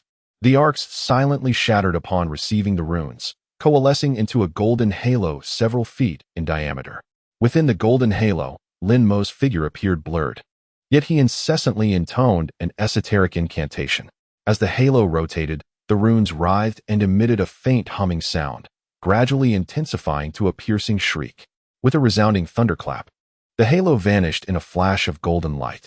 Lin Mo's figure reemerged. One hand formed a gesture while the other pointed upward, gently parting the air. Suspended just above his palm was a sphere that seemed to be crafted from pure gold, smooth yet uneven, its glow dim and devoid of any spiritual pressure. Resembling an ordinary object, upon recognizing the golden sphere, the demon ape trembled, exclaiming, "Evil-repelling thunder pearl." Without hesitation, it transformed into a swirling black-red demonic wind, racing toward Lin Mo, seemingly intent on preventing him from activating the golden sphere. However, just as the demon ape soared a dozen yards forward, Lin Mo remained still, while the ground beneath him suddenly shimmered with golden light, and two swords along with a knife eerily materialized. With a flick of the weapons, two sword energies and a blade of light surged directly toward the demon ape engulfed in the demonic wind.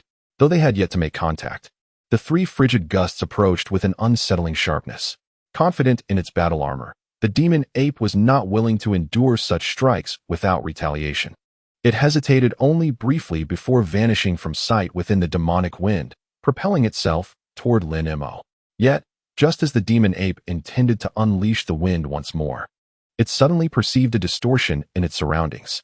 Countless azure lotuses, each about a foot in size, erupted from the walls of the passage, their blue light intertwining to form an azure curtain that enveloped Lin Mo. The holy-tiered demon ape found itself ensnared within the sword formation. The spring dawn sword formation swiftly activated by Lin Mo's command. Simultaneously, the golden blades that had emerged from the ground abruptly disintegrated and vanished. Meanwhile, where Lin Mo stood was illuminated by a shimmering golden light, casting a faint shadow. In a moment, two golden warriors emerged from the shadow, one wielding slender dual swords and the other a single blade. They were the shadow puppets conjured by the talisman of armor. A sword formation. This posed a considerable challenge. The demon ape, ensnared by the sword formation, felt surprised but remained unperturbed, muttering to itself. At that moment, a glint of cold light flickered in Lin Mo's eyes, and as he urged the incantation in his mind, the power of the sword formation suddenly intensified. The demon ape sensed a flash of azure light around it, as robust azure trees appeared out of thin air, crashing down like a tempest. With a disdainful grunt, the demon ape's blood-red aura flickered, and its form vanished, revealing an exceptionally ferocious visage. Its eyes were as large as bells, with purple irises shimmering with runes, instilling dread in the hearts of onlookers. In the face of such an eerie gaze and the multitude of azure trees, a smirk crept across the demon ape's face. It then extended a hand, suddenly grasping one of the azure trees while ignoring the others crashing down around it. With a resounding crash, a crystalline hand materialized in the air, pushing aside the other trees and seizing the seemingly inconspicuous azure tree.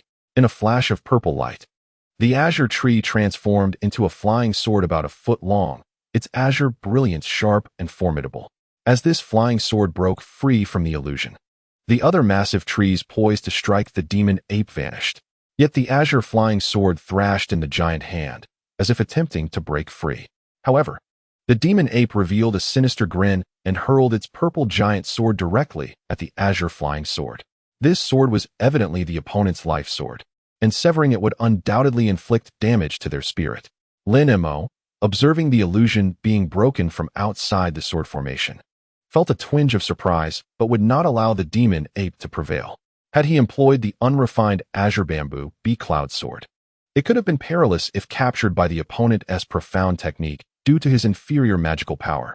However, With the transcendent ability of the sword's spirit to shift between the tangible and the ethereal, Lin Mo merely flicked a finger, shattering the azure bamboo bee-cloud sword ensnared by the giant hand. In the next moment, 10 paces away in the void, Azure's spiritual light emerged and coalesced, manifesting the azure flying sword out of nothingness. In an instant, the sword vanished within the formation. The demon ape paused in astonishment, but its eyes soon glinted with a fierce light as it formed a seal with its fingers. Its purple gaze became blinding, with 5 colored runes faintly shimmering deep within its pupils. Ultimately, its gaze fixed upon Lin Mo outside the sword formation. Spiritual sight. Lin Mo's heart sank as his initial doubts dissipated entirely. The eyes of this saint-level demon ape possessed a spiritual sight technique akin to the Ming and Qing spiritual sight, allowing it to pierce through the sword formation's illusions and directly locate Lin Mo. A chilling sensation enveloped Lin Mo as the demon ape growled lowly, spewing forth a cloud of black-red essence. At that moment, purple light radiated, and an unknown spiritual entity materialized from the sword's surface, its form grotesque. The colossal sword spun before abruptly standing upright, its blade directed towards Lin Mo, and in an instant, it descended with a lethal intent. A torrent of violet sword light surged forth, silently cleaving towards the azure barrier. What should have been a swift strike transformed into an excruciatingly slow motion, as if it were ensnared by an invisible weight. Lin Mo's countenance shifted dramatically. All 4 of his golden arms simultaneously conjured spells, aiming directly at the sword formation. For golden pillars of light erupted, surging towards the violet sword light. A cacophony of thunderous sounds ensued. The golden radiance exploded with astonishing force, momentarily hindering the violet light. Yet it was soon shattered. The violet light flickered and continued its relentless assault on Lin Mo. With a slight twitch of his eye, the 2 shadow puppets behind him immediately brandished their weapons. Golden sword flashes and blade lights descended like a tempest. Lin Mo activated the sword formation, and a colossal azure lotus rune materialized on the barrier, standing resolutely in its path. The incessant assault of sword and blade light struck the violet radiance, momentarily stalling it. Yet it failed to prevent its advance. Ultimately, the violet light cleaved through the manifested azure lotus with ease, leaving it split in 2. The gigantic figure surged into the azure light, an unstoppable force. Upon witnessing this, Lin Mo channeled his inner strength, akin to a river, into the sword formation. Fragments of the azure lotus coalesced into a new azure lotus, once again standing as a bulwark against the violet light. Though the violet light wielded immense power, the spring dawn sword formation was equally unpredictable. Bolstered by spiritual energy, countless azure lotuses surged forth to confront the violet sword light. Ultimately, the violet radiance dissipated in the distance of the azure barrier, its power exhausted. The demon ape, observing within the sword formation, had its purple eyes flash with surprise. It was acutely aware of the origins of the remnant blade. It was precisely because of this treasure that it had been pursued by the boundary dwellers, leading to its current predicament. Although it could not unleash its full might, the previous strike had already drained all its magical energy, rendering it incapable of a continuous assault, and it was thwarted by the sword formation. This revelation startled it, indicating that the power of the sword formation exceeded all expectations. Given its current cultivation level, it would be a formidable challenge to breach it effortlessly. Upon reflection, even a saint-level magical beast would find itself at a disadvantage, since traversing the spatial rift of the demon Gold Mountain range into this world. The demon ape had endured numerous battles against other saint-level magical beasts and the human saint clans, resulting in significant damage to its cultivation and nearly costing it its life, even leading to the destruction of its magical treasures. Had it retained its former artifacts, it might have forcibly broken the formation despite its current diminished state. The demon ape's eyes flickered with purple light, its expression shifting unpredictably. Meanwhile, Lin Mo felt a sense of relief, shaking out his sleeve to reveal a stack of shimmering azure talismans. These talismans appeared exceedingly ordinary, each merely half a foot long, yet they emanated an exceptionally pure with spiritual energy. At this moment, Lin Mo finally confirmed that the demon ape's cultivation had been impaired.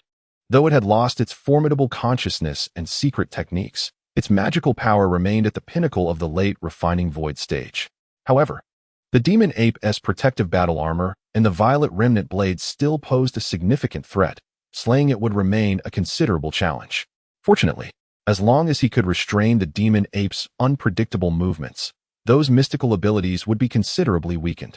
Nevertheless, the demon ape possessed eyes capable of easily piercing illusions, presenting another formidable threat. Clearly, ordinary illusions would be ineffective against the demon ape. Lin Mo had previously contemplated the possibility of encountering foes endowed with spiritual sight while refining his sword array. It appears he has recently gained new insights into the Spring Dawn sword array, which he intends to test on the demon ape. With this thought in mind, Lin Mo seized the opportunity while the demon ape hesitated within the sword array, swiftly gesturing to unleash a flurry of azure talismans that disappeared into the array. Simultaneously, he muttered incantations, transforming a golden orb in his other hand into a beam of golden light that shot upwards into the sky above the sword array.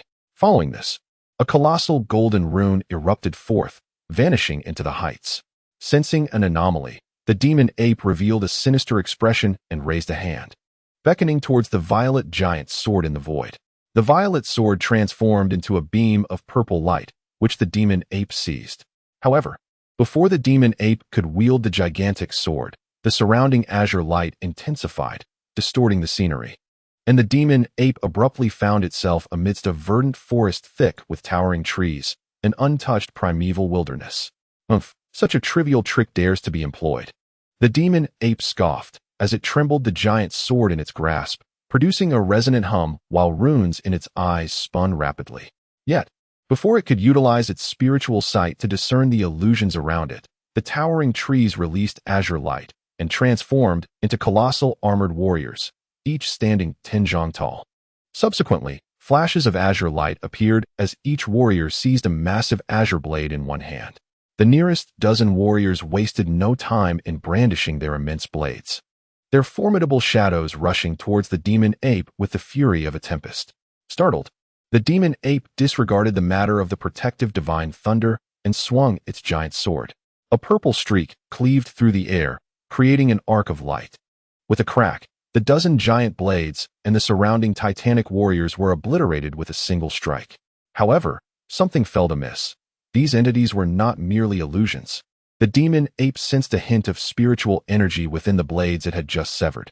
Before it could ponder further, the ground trembled with the thunderous footsteps of more armored warriors surging forth like a tidal wave, countless giant blades whistling toward it. With a cold snort, the demon ape ceased its swordplay and forcefully stomped the ground. A deafening roar erupted as the earth quaked, and black-red waves of energy surged outward. The dark red demonic aura swept through, toppling all the warriors as if they were mere leaves in a storm, clearing the area in an instant. Observing this from outside the sword array, Lin Mo's expression darkened as he altered his incantation. Countless azure lights manifested in the void, transforming into a barrage of azure long arrows. A hissing sound ensued as the arrows rained down upon the demon ape. This time, the demon ape remained composed, merely slapping its purple armor with one hand. A layer of purple mist surged forth from its battle attire, and the demon ape squinted its eyes, sweeping its spiritual sight over the arrows. To its surprise, the demon ape furrowed its brow in confusion. Each arrow contained genuine spiritual energy, none of which were mere phantoms. The demon ape's expression hardened, but before it could react, the sound of piercing arrows filled the air. Azure light erupted upon striking the demon ape, causing the purple shield to tremble violently. Yet the purple barrier remained steadfast, unwavering as a mountain. Upon witnessing the scene, the demon ape felt a sense of relief, yet could not help but be perplexed by Lin Mo's intentions. Just then, a thunderous roar resonated from the ground, and a colossal azure hand emerged, its 5 fingers descending upon the demon ape. Unfazed, the demon ape swung its enormous sword, but suddenly sensed an impending danger and swiftly looked up. Just in time, it beheld a golden beam of light streaking down from the heavens, silently and instantaneously reaching its apex. The demon ape's expression shifted dramatically, enveloped in a resplendent purple glow. Its protective barrier thickened even further as it disregarded the azure hand and firmly gripped the giant sword, raising it as a shield against the impending strike. The sword trembled violently, sending forth golden arcs that emitted a piercing crackle. The demon ape felt an overwhelming weight in its hands, as if a mountain were pressing down upon the sword. Even with its immense vitality, it struggled to withstand the force. The might of the divine thunder was beyond imagination, with golden lightning bolts incessantly descending, and it found itself incapable of defense. Surprised, the demon ape took a deep breath, allowing the dark red energy within to surge forth, transforming into demonic power that flooded its meridians. Its body erupted with power, expanding in size, while its arms shimmered with black and red light, growing thicker and larger. Although the purple sword regained stability, the serious expression on the demon ape's face revealed that its hold was tenuous at best. The azure hand pressed down relentlessly. Yet the demon ape remained undeterred, confident in the protective capabilities of its purple armor, fully aware that under the threat of divine thunder, it could not afford to be distracted. The demon ape continuously activated its demonic skills, striving to break free from the constraints of the divine thunder. It understood the formidable power of the thunder summoning technique, yet recognized the difficulty in its execution, knowing that its opponent would find it challenging to unleash a second strike. As the azure hand approached the purple light, the demon ape instinctively conjured a light shield for defense. However, the crisp sound of shattering echoed, and the demon ape realized its miscalculation. By the time it sought to defend itself again, it was far too late. The immense force shattered the light shield and struck the demon ape directly. The purple battle armor could not provide adequate protection. With all its strength directed at countering the golden lightning bolts, the demon ape was thrown off balance by the unexpected side strike, hurtling through the air with a swift whoosh. The azure hand revealed its true form. It was the primordial magnetic mountain. Lin Mo had refined it, stealthily positioning it beneath the sword formation for a surprise attack. The demon ape, caught off guard, was struck. After undergoing a second round of refinement, Lin Mo dared not confront it head-on. Despite the demon ape's formidable strength, it found itself unable to resist the impact of the primordial magnetic mountain. Compelled to be launched away, Lin Mo had anticipated this turn of events and swiftly dashed toward the distant void. The purple sword, firmly blocking the lightning bolt, caused the golden beam to twist and contort, with golden flashes darting past the sword's edge, delivering a fierce blow to the demon ape. With a resounding crash, golden arcs ricocheted wildly, forming an immense golden net that enveloped the demon ape before rapidly shattering in an explosion of golden light. Amidst the thunderous roars, the golden lightning thoroughly engulfed the demon ape. All of this transpired within the span of mere breaths. The azure arrows within the sword formation continued to rain down, merging into the golden light, intensifying the cacophony of explosions. Yet, Lin Mo's true killing move had yet to be unleashed. Dozens of arrows transformed into slender strands, as fine as hair, moving at speeds several times greater than the other arrows, vanishing after piercing through the golden light. From the previously silent mass of light, the demon abyss emitted a furious roar. These seemingly insignificant strands had, astonishingly, inflicted harm upon the demon ape. Lin Mo was elated beyond measure. He unhesitatingly struck the crown of his head, causing the manifestation above to vanish within the azure luminescence. Simultaneously, the two shadow puppets behind Lin Mo abruptly dissolved into his own shadow. Within the sword formation, spatial fluctuations ensued, as 6 orbs of golden light transformed into colossal fists descending from the heavens. On the ground, 2 golden long swords and a golden dagger materialized, their chilling radiance curling upwards. Just as the second wave of assault was poised to strike the light orb, a shrill cry resonated. The light orb shattered into fragments. A blood-red rainbow light surged forth, swirling within the sword formation before halting midair, morphing into the primordial spirit of the demon ape. The remnant blade in his grasp had reverted to its original form, now a vibrant, eerie crimson. Concurrently, the 6 golden fists and the golden dagger and swords below fragmented, while the surrounding azure arrows vanished without a trace. As the light orb splintered, the demon ape's corporeal form re-emerged, albeit grievously wounded. The violet battle armor was shattered and charred, riddled with numerous small punctures, bleeding profusely. The demon ape could only once again deploy his magical prowess to escape into his primordial spirit. Lin Mo, observing this scene from outside the sword formation, wore a grim expression. His attack was nearly flawless, yet it had failed to annihilate the demon ape. Well, splendid. The corporeal form I have nurtured for centuries has now been reduced to its original state, even worse than before my slumber. In that case, I shall expend this corporeal vessel to seize you, to relieve the hatred that festers within my heart. No, I will temporarily utilize your corporeal form as my primordial spirit's avatar. The demon ape's primordial spirit cast a glance at the forlorn corporeal body below, the purplish glow in its eyes flickering, betraying an uncontainable rage, though its voice turned icy. No sooner had it spoken. The demon ape abruptly quivered the remnant blade in its hand, a stream of bloodlight slicing directly towards its own corporeal body. Strangely, the bloodlight did not strike outward towards the surrounding sword formation, but rather towards its own form. The purple battle armor of the demon ape's corporeal body reacted not at all to the bloodlight, allowing it to penetrate effortlessly.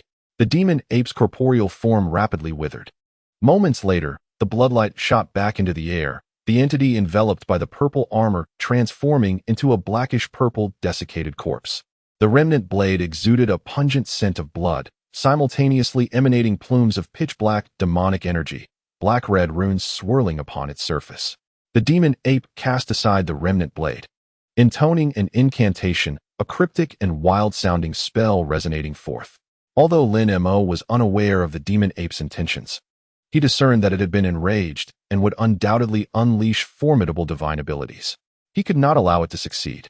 Lin Mo formed a hand seal, urging the sword formation. Hundreds of lotus flowers emerged from the luminescent veil, releasing azure beams aimed at the demon ape. However, the demon ape merely flicked the remnant blade, distorting the nearby space, an invisible wave radiating outward. Upon contact with this wave, the azure beams disintegrated and vanished, unable to approach the demon ape. Lin Mo's heart sank, his complexion paling slightly. Before he could comprehend the nature of the demon ape's divine ability, the demon ape snorted coldly, the bloodlight enveloping its form swirling, revealing a violet ethereal image. This apparition resembled the demon ape, a giant purple simian, its eyes shimmering with five-colored light, adorned with a faint silver pattern inscribed with the character for mountain upon its chest. The mountain giant ape had arrived. Although it was Lin Mo's first encounter with the legendary true spirit, he felt an inexplicable familiarity with the pattern upon his chest, indicating that only this true spirit could possibly exist. The formidable demon ape undoubtedly possesses the bloodline of the mountain ape. Otherwise, it could not manifest such a divine semblance.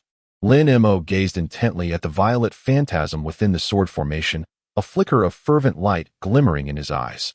This colossal mountain ape represented one of the transformations within the 12 changes of Jingjia. Chapter 598. If he could obtain the blood of this true spirit of the ape, not only would he gain a new divine ability, but the potency of his other transformations would also be significantly augmented. As Lin Mo contemplated this, his murderous intent toward the sacred-tiered demon ape intensified. Yet, it was evident that ordinary divine abilities would prove insufficient against this creature. After a moment of hesitation, Lin Mo inhaled deeply, and with a sudden flick of his wrist, an unassuming ring fell into his hand. This was the spirit beast ring filled with the voracious, gold-devouring insects. He intended to employ such a lethal instrument against the demon ape's primordial spirit. Releasing an excessive number of gold-devouring insects would deplete his mental energy. But if he could resolve the battle swiftly, this would become Lin Mo's trump card.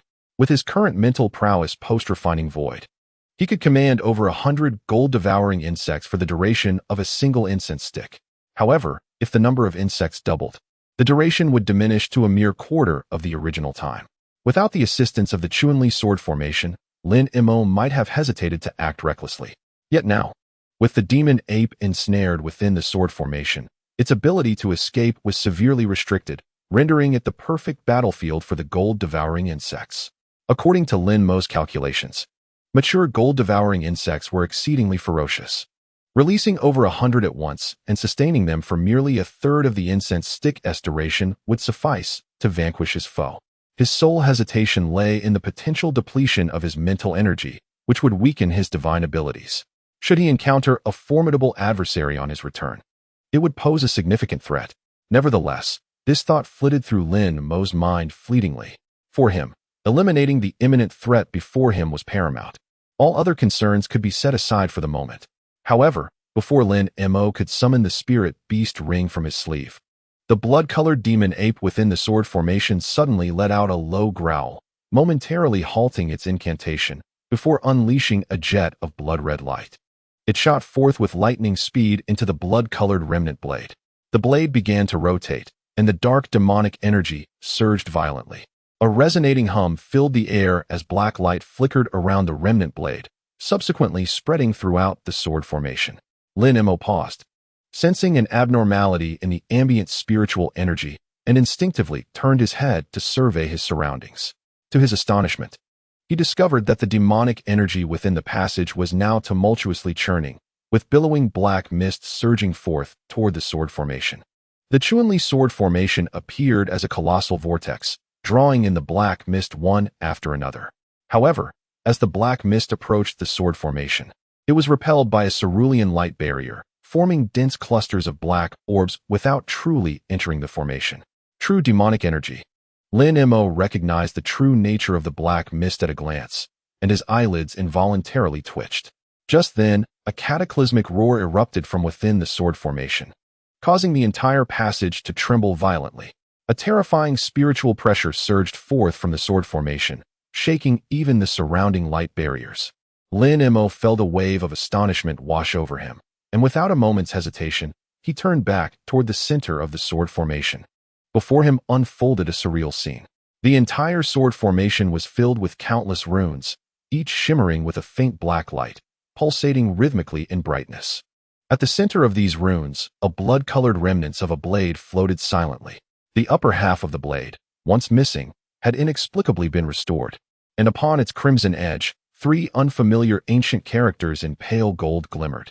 Lin Mo squinted, astonished to discover the synchronization between the flickering black runes and the movements of the remnants, as if they were all under the blade's dominion. Suddenly, the demon ape emitted a strange laugh and began to weave hand signs.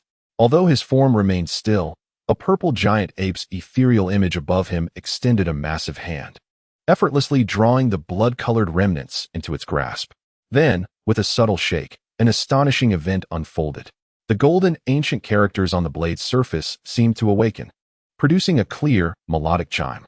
Lin Mo felt a chaotic surge of elemental energy within the sword formation. The black runes darted toward the remnants like moths to a flame. Meanwhile, the remnants emitted concentric circles of black radiance. All runes that came into contact with this aura vanished without a trace. The remnants themselves deepened in darkness. Once all the runes were absorbed by the aura, it silently dissipated, and the melodious chimes ceased.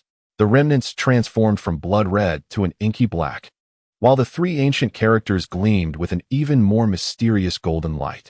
Yet, Lin Mo's pupils suddenly constricted, his hand pressing tightly against his other arm. His gaze fixed on the ebony blade in the demon ape's possession, his complexion pale as death. The Xiantian treasure. Impossible. How could you possess such a divine artifact? Especially while gravely injured. Lin Mo uttered these words in a near whisper. How do you know it is the Xiantian treasure? Upon hearing Lin Mo's words, the demon ape's expression shifted dramatically, his voice growing menacing, his eyes flashing with purple light, as if intent on devouring him.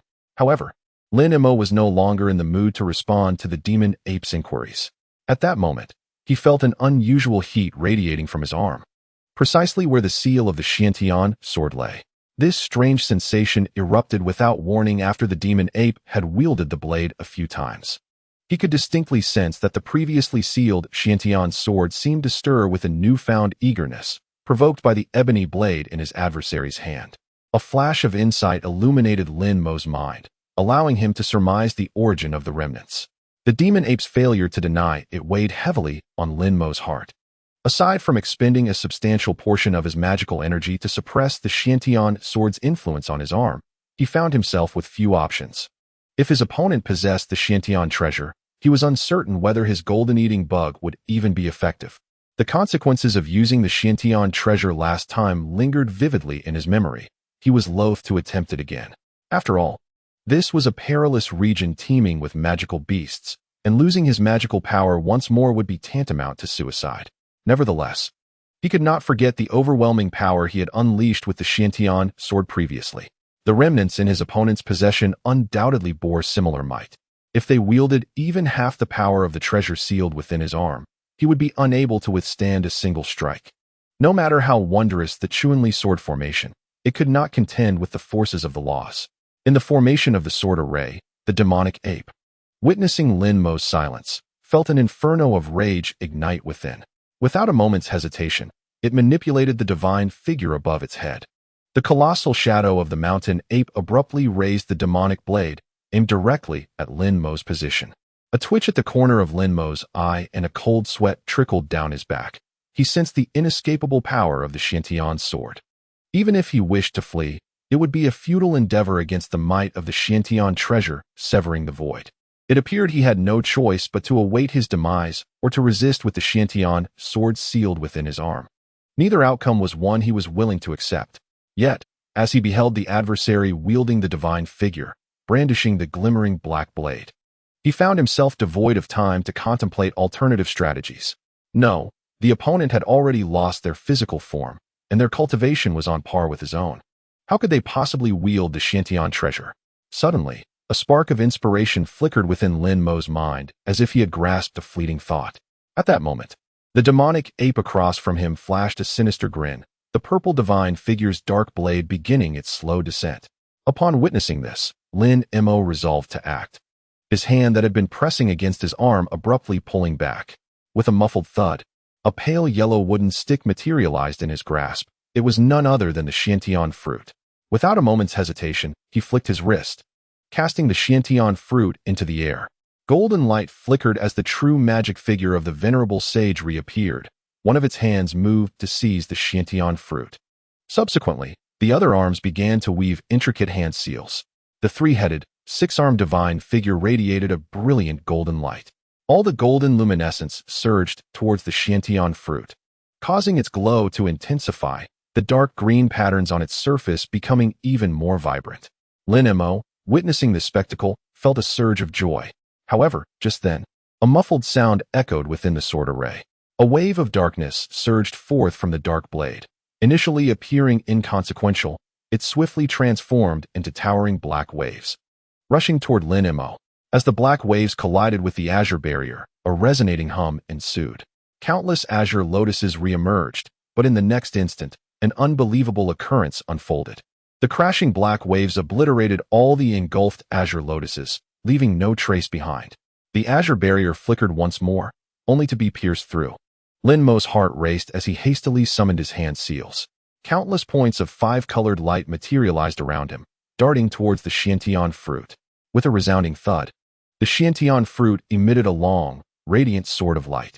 This sword gleamed with an exceptional brilliance, its surface smooth as a mirror. Yet 5 emerald runes were inscribed at its core, shimmering with a cold, unpredictable radiance. As the black waves loomed closer, the golden divine figure above Lin Mo's head flashed with 6 golden beams. He felt a surge of immense magical energy pouring forth from within him, while simultaneously, the golden radiance on the figure's surface flowed into the object in his grasp. The once towering venerable sage true magic figure shrank almost by half, its form becoming indistinct. The surrounding elemental energies of heaven and earth began to churn violently, 5-colored runes materializing as the sounds of wind and thunder resonated. The inky black light streaming through the passage seemed to be repelled by a more potent force, gathering before unfurling outward. The Xiantian sword, held by the golden divine figure, descended, absorbing the nearby elemental energies of heaven and earth, before releasing a brilliant emerald sword light. A flash of emerald sword light pierced through the air, dazzling and radiant like a bolt of lightning from the heavens, illuminating everything within a radius of several miles. The ominous black mist could not obscure this brilliant glow. The once menacing dark waves faltered beneath the sword's gleam. In the next instant, the entire space was divided by an unseen force into 2 starkly contrasting realms.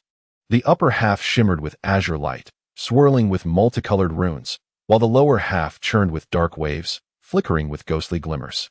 At the boundary where the 2 realms met, a piercing shriek erupted, followed by 2 waves of invisible energy sweeping through the space, shattering everything into oblivion. The spring dawn sword array disintegrated under the clash of these 2 forces, transforming into 72 azure flying swords before vanishing amidst the turbulence. The power of the emerald sword light far surpassed that of the dark waves, utterly overwhelming them, as the governing force crumbled under its greater might.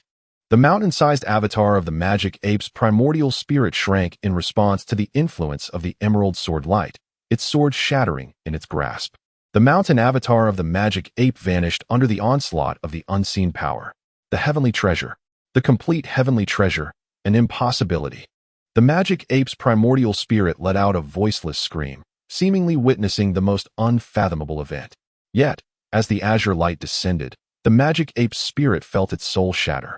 It transformed into a crimson rainbow, racing back the way it had come. Before the bloodlight could travel more than a few dozen feet, the azure force enveloped it.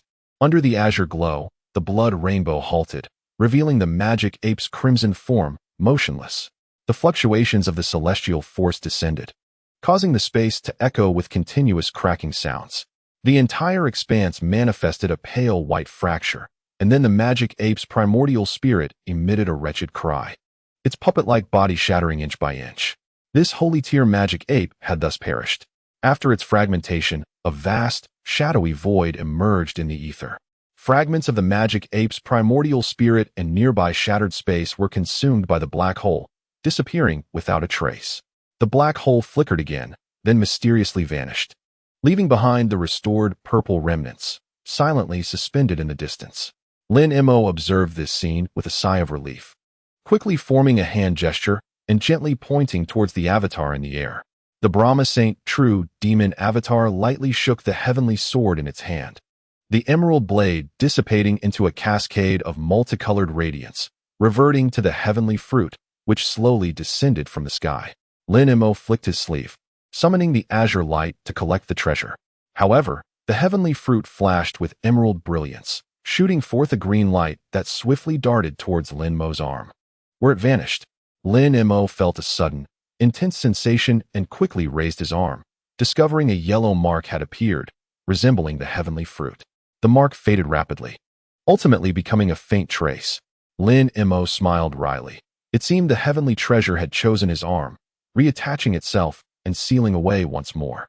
With the disappearance of the heavenly fruit, the phenomena within the passage dissipated, and the governing force that filled the space vanished in an instant. The passage returned to its original state, swirling with demonic energy. Lin Mo cast a glance into the distance, a flash of blue light igniting in his eyes as he raised one hand, grasping at the void with his fingers. In the distance, amidst the swirling demonic energy, a luminous azure light emerged, coalescing into dozens of small azure swords, each approximately a foot in length. These were the azure bamboo bee-cloud swords, once shattered by the forces of law, now restored and seemingly unscathed. The flying swords transformed into streaks of azure light, darting back toward Lin Mo, where they came to a sudden halt before him.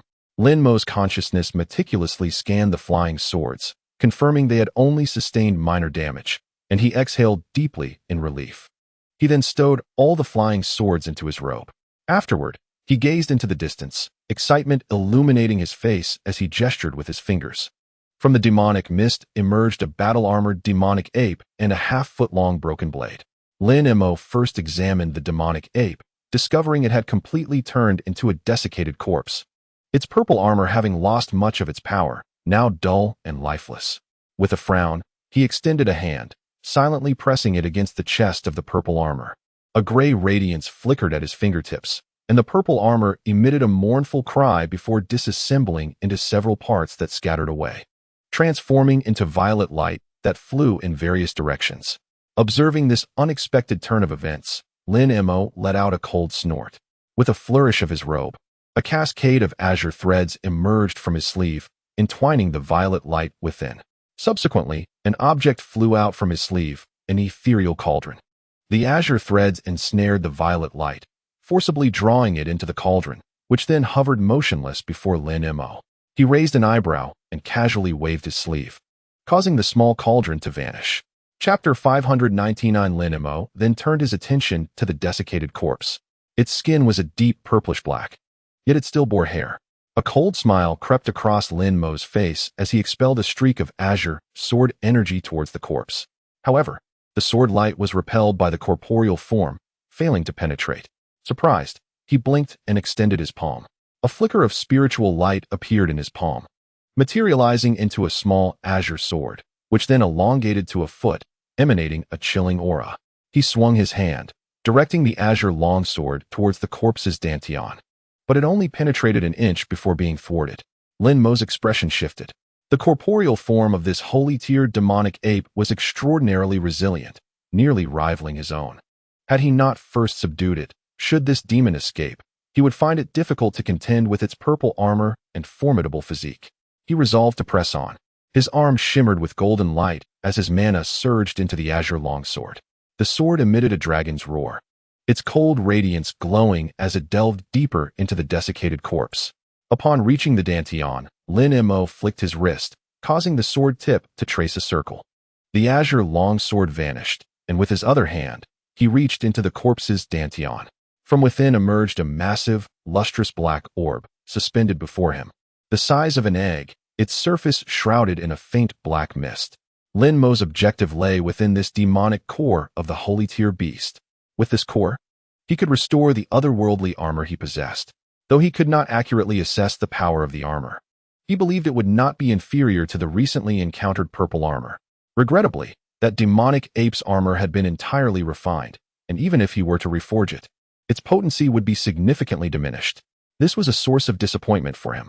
Contemplating this with a hint of regret, Lin Mo flipped his palm, and a black jade box materialized in his hand. He opened the lid and gently touched the demonic core with a finger. The jade box suddenly erupted with a swirl of dark light, and in the blink of an eye, the magic core was drawn into it. Lin Mo then closed the lid of the box and, with a wave of his other hand, produced 2 gold and silver talismans that he affixed to the box. The brilliance of gold and silver shone brightly, completely sealing the demonic energy that had previously permeated the jade box. Calmly, Lin Mo stowed away the jade box and turned his attention to another object. It was a shard of a blade that shimmered with a faint purple light. Lin Mo gazed at it, a peculiar expression crossing his face, a mixture of excitement and confusion. A treasure of the Xiantian? He pondered. Yet its power seems far inferior to mine, and it appears somewhat different. Could it be due to its incomplete state? Lin Mo narrowed his eyes and murmured to himself. He refrained from approaching the shard, instead closing his eyes and allowing his spiritual consciousness to circulate within his body, meticulously examining each part. Ultimately, he even formed seals with both hands, his body radiating golden light as he summoned a 3-headed, 6-armed manifestation, sweeping his consciousness over the shard. The outcome left Lin Mo's countenance somewhat grim. His magical energy had already been depleted by nearly half, and the venerable true demon manifestation had shrunk to almost half its size, suggesting it would take decades of arduous effort to restore it. This was a significant loss. The only stroke of fortune was that this time, the sword formed from the Xiantian fruit had not consumed his essence blood nor directly depleted his true essence. However, Lin Mo was acutely aware that the power of this Xiantian sword was nowhere near that of the last time, perhaps only about 1/10 of its previous might. Part of the reason was that he had not activated the Xiantian treasure with his physical body, but rather substituted it with the power of his manifestation. Another reason was that this time, the Xiantian sword had been passively triggered by the shard's inherent law power. Thus, despite the diminished strength of the Xiantian sword, he had fortunately managed to defeat the demonic ape without further exhausting his magical energy. Although this shard could manipulate a certain aspect of the laws of heaven and earth, it was evidently incomparable to the sword formed from the Xiantian fruit. This led Lin Mo to harbor doubts about whether it was truly a treasure of the Xiantian. Nevertheless, being capable of shattering the Chuanli sword array with a single strike indicated that, even if this blade was not a treasure of the Xiantian, it was certainly not an ordinary celestial treasure. He was inclined to believe that the reduced power of this shard and its ability to be controlled by the demonic ape stemmed from its incomplete nature. Of course, it was also possible that the law power contained within this shard was of the lowest tier among the treasures of the Xiantian.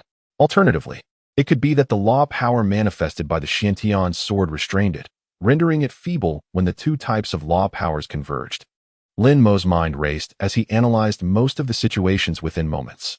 However, the more he understood, the stronger his desire for the purple shard became. Although he could not fully master the Xiantian sword in his hand, perhaps this significantly diminished piece of the Xiantian treasure held promise. Otherwise, how could the demonic ape, having lost its physical form and suffered a decline in cultivation, wield the shard to launch an attack? Lin Mo took a deep breath, suppressing the excitement within him. lifted his hand, and gently flicked it, 5 streams of gray light shooting forth from his fingertips, attempting to envelop the purple shard. With a muted thud, the scene unfolded. As the gray radiance approached the remnant blade, it was obstructed by the violet light emanating from its surface. Subsequently, the blade began to rotate, causing the gray light to shatter and dissipate, unable to draw near. Lin Mo furrowed his brow, extending another pristine hand from which a torrent of multicolored cold flames erupted. However, he encountered a similarly perplexing resistance, preventing him from enveloping the remnant blade. A look of surprise crossed Lin Mo's face, but after a moment of contemplation, a sudden realization dawned upon him. He raised his hand once more, unleashing a burst of golden light that surged toward the remnant blade. This time, the blade readily accepted the embrace of the golden radiance, drawing it closer to Lin Mo. With joy, Lin Mo gazed upon the treasure before him. Noticing the golden glow emanating from the surface of the remnant blade, he abruptly understood that it was being assimilated by his transcendent demonic arts. Astonishment and delight mingled within him as he realized how effortlessly he could control this remnant blade. He sensed that if he infused it with a bit more demonic energy from his transcendent arts, he would be able to wield this treasure entirely.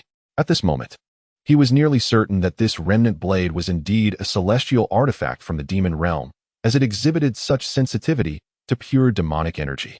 After a brief hesitation, Lin Mo shifted his thoughts and unleashed a radiant golden light that enveloped his entire being, golden scales manifesting upon his skin. He pushed his transcendent demonic arts to their utmost limits, allowing the golden light to flow into the remnant blade.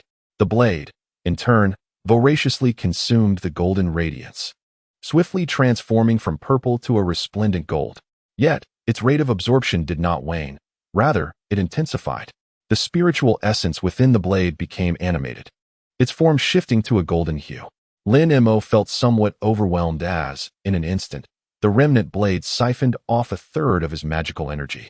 He immediately ceased his transcendent demonic arts, causing the golden remnant blade to vanish into the folds of his sleeve.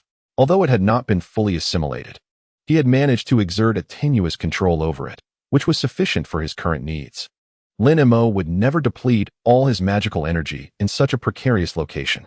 While pondering this, he swiftly retrieved several small bottles of various colors from his storage bracelet and consumed the pills contained within them in one go. These pills were designed to accelerate the recovery of his magical energy. Although they would not restore him to peak condition immediately, they were better than nothing. Then, a hand suffused with emerald light manifested a top-tier spirit stone, which began to voraciously absorb the surrounding spiritual energy amidst the flickering green glow. In this perilous environment, he would spare no expense with his spirit stones. However, as Lin Mo's gaze fell upon the magic ape's desiccated corpse, which bore a gaping hole in its dantian, he suddenly recalled something. He scrutinized the corpse carefully, but found no sign of a storage bracelet or any similar item. Frowning, he waved his other hand, and a jet-black ring flew forth, encircling the corpse as it hovered for a moment before releasing a broad expanse of white light that engulfed the corpse. Returning to Lin Mo's hand. In the next instant, Lin Mo flickered, transforming into a streak of blood-red light. After a few flashes, he materialized in an empty hall. Aside from a shattered array, there was little else present. He qualified his statement with little because he noticed a blood-colored jade bed quietly resting in one corner, emanating a faint sanguine glow. Lin Mo's consciousness swept across the surroundings, confirming that no other suspicious objects existed aside from this item. Without hesitation, he levitated the blood bed into the air. However, when his consciousness made contact with the surface of the blood bed, it was repelled. This blood bed appeared impervious to his mental intrusion. Lin Mo felt a twinge of surprise, but soon adopted a serious demeanor. He invoked the spirit eye technique, and moments later, he gasped softly, a grave expression dawning on his face, before casting a spell towards the blood bed. A mysterious vision materialized. The blood bed suddenly emitted a crimson glow, and a series of silver ancient characters rose from it, coalescing into an enigmatic scripture before Lin Mo's silver Qin. Lin Mo immediately recognized the origin of these silver characters, his face lighting up with astonishment. How could silver Qin appear on the blood bed and come into the possession of this saint-tier demon ape? His mind brimmed with questions, yet he refrained from probing deeper, rapidly reading through the scripture instead. His expression soon morphed into one of uncanny peculiarity, the art of Xiantian artifact refinement. After a considerable pause, he murmured this phrase, rife with hesitation and disbelief. Although Lin Mo did not delve into the text thoroughly, he grasped the essence of the silver Q&S narrative. Merely perusing a portion of its content left him feeling profoundly absurd. The materials and methods employed within were ones Lin Mo had never even contemplated. The scripture boldly claimed that treasures refined through this secret art could rival the esteemed Xiantian treasures, thus dubbing this technique the art of Xiantian artifact refinement. Methods such as sun refinement and sea melting were merely the most rudimentary techniques described in this scripture. Such arts could likely only be wielded by true immortals in the celestial realm. To Lin Mo, this was akin to dreaming in broad daylight. Despite not engaging in an extensive reading, disappointment settled in his heart. Were it not for the silver Q script, he would almost believe this scripture was a deliberate fabrication by the demon ape. After a brief contemplation, Lin Mo's eyes suddenly glimmered with blue light as he cast another glance at the bloodbed. Moments later, his expression shifted, and he indeed discovered something. Lin Mo's figure flickered, momentarily blurring before he suddenly appeared above the bloodbed. One of his hands splayed open, and he struck down fiercely upon the apex of the bloodbed. A rumbling ensued, countless delicate golden arcs shooting forth from his fingertips, transforming into a golden net that enveloped the bloodbed beneath. The silver runes seemed to encounter their nemesis, retracting in an instant and vanishing without a trace amidst the shimmering light. Under the relentless assault of the golden arcs, the blood bed gradually shattered, releasing a nauseating wave of dense blood aura. Lin Mo raised an eyebrow slightly. As the golden arcs dissipated, his fingers converged. The underlying thunder net immediately closed in, and amidst the flickering lightning, the blood aura was dispersed. Subsequently, within the golden electrical net, a palm-sized milky white jade tablet emerged, faintly adorned with flowing silver runes. Indeed, it was one of the outer pages. It appeared to be genuine. However, the Golden Palace Jade Book should have originated from the abodes of the human and demon races. How could it have found its way into the outside world and been acquired by this demon ape? Lin Mo did not display any surprise. Instead, he furrowed his brow and murmured to himself. It is worth noting that this was the third page he had obtained, yet regrettably, the contents inscribed upon it held little significance for him. Should he ascend to the great vehicle stage, perhaps the information could prove useful. Nevertheless, the mystical heavens refining technique could serve as a source of inspiration for him. He might glean some insights from it, which would undoubtedly be advantageous. Contemplating this, Lin Mo understood that the moment was not opportune for an in-depth study of the jade page. With a flick of his sleeve, a cascade of azure mist descended. The radiant light was about to envelop the jade tablet, yet it spun in midair and suddenly veered to the side. However, Lin Mo had anticipated this move, and one hand darted forth like lightning to grasp at the void. Instantly, an invisible force enveloped the area, encompassing a radius of over 10 meters. With a swift sound, the jade tablet was forcibly drawn in, landing in his grasp. Lin Mo promptly retrieved a jade box from his storage bracelet, carefully placed the jade tablet within, affixed several binding talismans, and finally tucked it away gently. Having completed these actions, he found nothing further in the hall to warrant his lingering presence. With a flicker of his form, he transformed into a streak of azure light and darted from the hall, vanishing into the demonic energy passage in mere moments. Lin Mo's escape was swift, with each hand clutching a top-tier wood attribute spirit stone, their emerald light shimmering brilliantly. Concurrently, the medicinal pill he had consumed began to take effect. Pure spirit energy surged within him, gradually being absorbed into his meridians. At this moment, he was racing towards the location sensed by the golden devouring insect. This was the true purpose behind the delicate maiden's foray into the demonic Gold Mountain range. While the intentions of the other party remained unclear, Lin Mo was convinced they were anything but trivial. Now that he had concluded his own affairs, he was naturally intrigued by the investigation of this matter. Although the earlier fierce battle with the demon ape had been perilous, it had not consumed much time, merely the duration of a meal. The golden devouring insect dispatch for tracking had also come to a halt at a certain point, indicating that the crystalline woman had yet to fully secure her objective. Thus, now was the perfect moment to proceed. Despite the considerable depletion of his magical energy and the shrinkage of his dharma form by nearly half, The low cultivation level of the crystalline woman posed no concern for him. Otherwise, had he been faced with an adversary of similar cultivation, Lin Mo might have chosen to evade, wary of incurring significant losses over a matter of little consequence. Chapter 600. Lin Mo's speed was remarkable, yet as he traversed nearly half the distance, a thunderous roar erupted suddenly, signaling a cataclysm deep within the colossal mountain. The demonic energy within the passage churned violently, accompanied by a cacophony and tempestuous winds, as countless dark wind blades surged forth, assaulting the passage in a deluge. Lin Mo's heart leapt in alarm. With a wave of his sleeve, he enveloped himself in a layer of gray radiance. Though the wind blades were fierce, they dissipated without a trace under the might of the primal magnetic divine light. He furrowed his brow, poised to contemplate the unfolding events, when an eerie hiss resonated, deafening like thunder.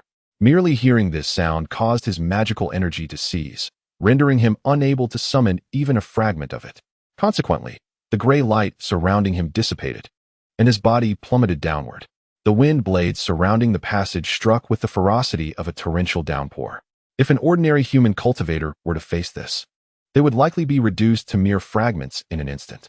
However, Lin Mo's physical form is extraordinarily resilient, rivaling that of a fused-level magical beast. Though the wind blades are fierce, they merely dissipate amidst the azure light. Despite this, Lin Mo is filled with a surge of anger and alarm. His consciousness swiftly circulates, transforming the great transformation technique into a chilling current that flows within him, immediately dispelling the abnormal conditions within his body. With renewed speed, he ascends like a green rainbow, soaring into the heavens. At that moment, the ground of the passage he occupies suddenly fractures, accompanied by a thunderous roar, as countless dark arcs of electricity surge forth. Whether it is the demonic energy or the surrounding stone walls of the passage, any contact with the electric arcs reduces them to mere ashes. Lin Mo, taken aback, finds his spirit stones vanish in an instant, yet he tightly grasps his incantation, summoning a robe of golden and silver lightning that envelopes his form. Although ensnared by the black arcs, Lin Mo remains unscathed amidst the tumultuous dance of electric lights. However, a series of deafening thunderclaps erupt from below, causing the entire demonic energy passage to collapse violently under the onslaught of the dark arcs. Massive stones, the size of boulders, plummet from above, and even someone as formidable as Lin Mo finds himself buried beneath a deluge of debris, engulfed in a cacophony of rumbling sounds as he is further entombed beneath more stones. Outside the mountain, the entire peak is collapsing at an astonishing rate, as if an unseen hand is pressing down upon it with tremendous force. From the shattered cliffs, waves of black demonic energy are expelled, desperately attempting to permeate the surroundings. A piercing shriek emanates from the crumbling mountain, followed by a resurgence of thunder. Dozens of dark arcs of lightning burst forth from the fractured rocks, transforming into towering black bolts that thrash wildly through the air. From a distance, it appears as if numerous massive tentacles are flailing within the void. With a resounding crash, countless fragments of stone erupt from the fallen mountain, as if the entire edifice has been flattened in an instant. Revealed in the place of the former peak is a colossal creature, exceeding 1,000 feet in length. This monstrosity is enveloped in a shroud of black light, yet its surface bristles with black lightning of varying sizes. The previously emerged tentacles are merely the thickest among them. At the heart of the black light, a massive white face, spanning several feet, emerges, its eyes wide open, glimmering with a chilling ferocity. Suddenly, a dragon's roar resonates from the depths of the black light, and a flash of crimson surges from within the creature's body as a blood-red dragon bursts forth, shooting out into the open air. In a blink, it appears over 100 feet away, spiraling before transforming into a man clad in silver armor, sharp as a blade. This is the man named Gue. Yet now, the cold demeanor he once bore has vanished, replaced by a pallor and an expression of sheer rage. Simultaneously, the vast body of the creature below emits a muffled sound, as a half-body of hundreds of feet bursts apart from within, unleashing a whirlwind of azure energy that swiftly coalesces into a gigantic, ethereal qilin shimmering with a blue glow. The monstrous face bellows in fury as the thickest black arc of lightning crashes down like a colossal blade. Yet, in a flash, the immense qilin apparition vanishes without a trace. In the next moment, A gust of azure wind swept through a direction over 100 feet away, and the ethereal silhouette of the Qilin re-emerged. This time, its form shimmered with brilliance, shrinking to several feet in size, yet it appeared remarkably solid.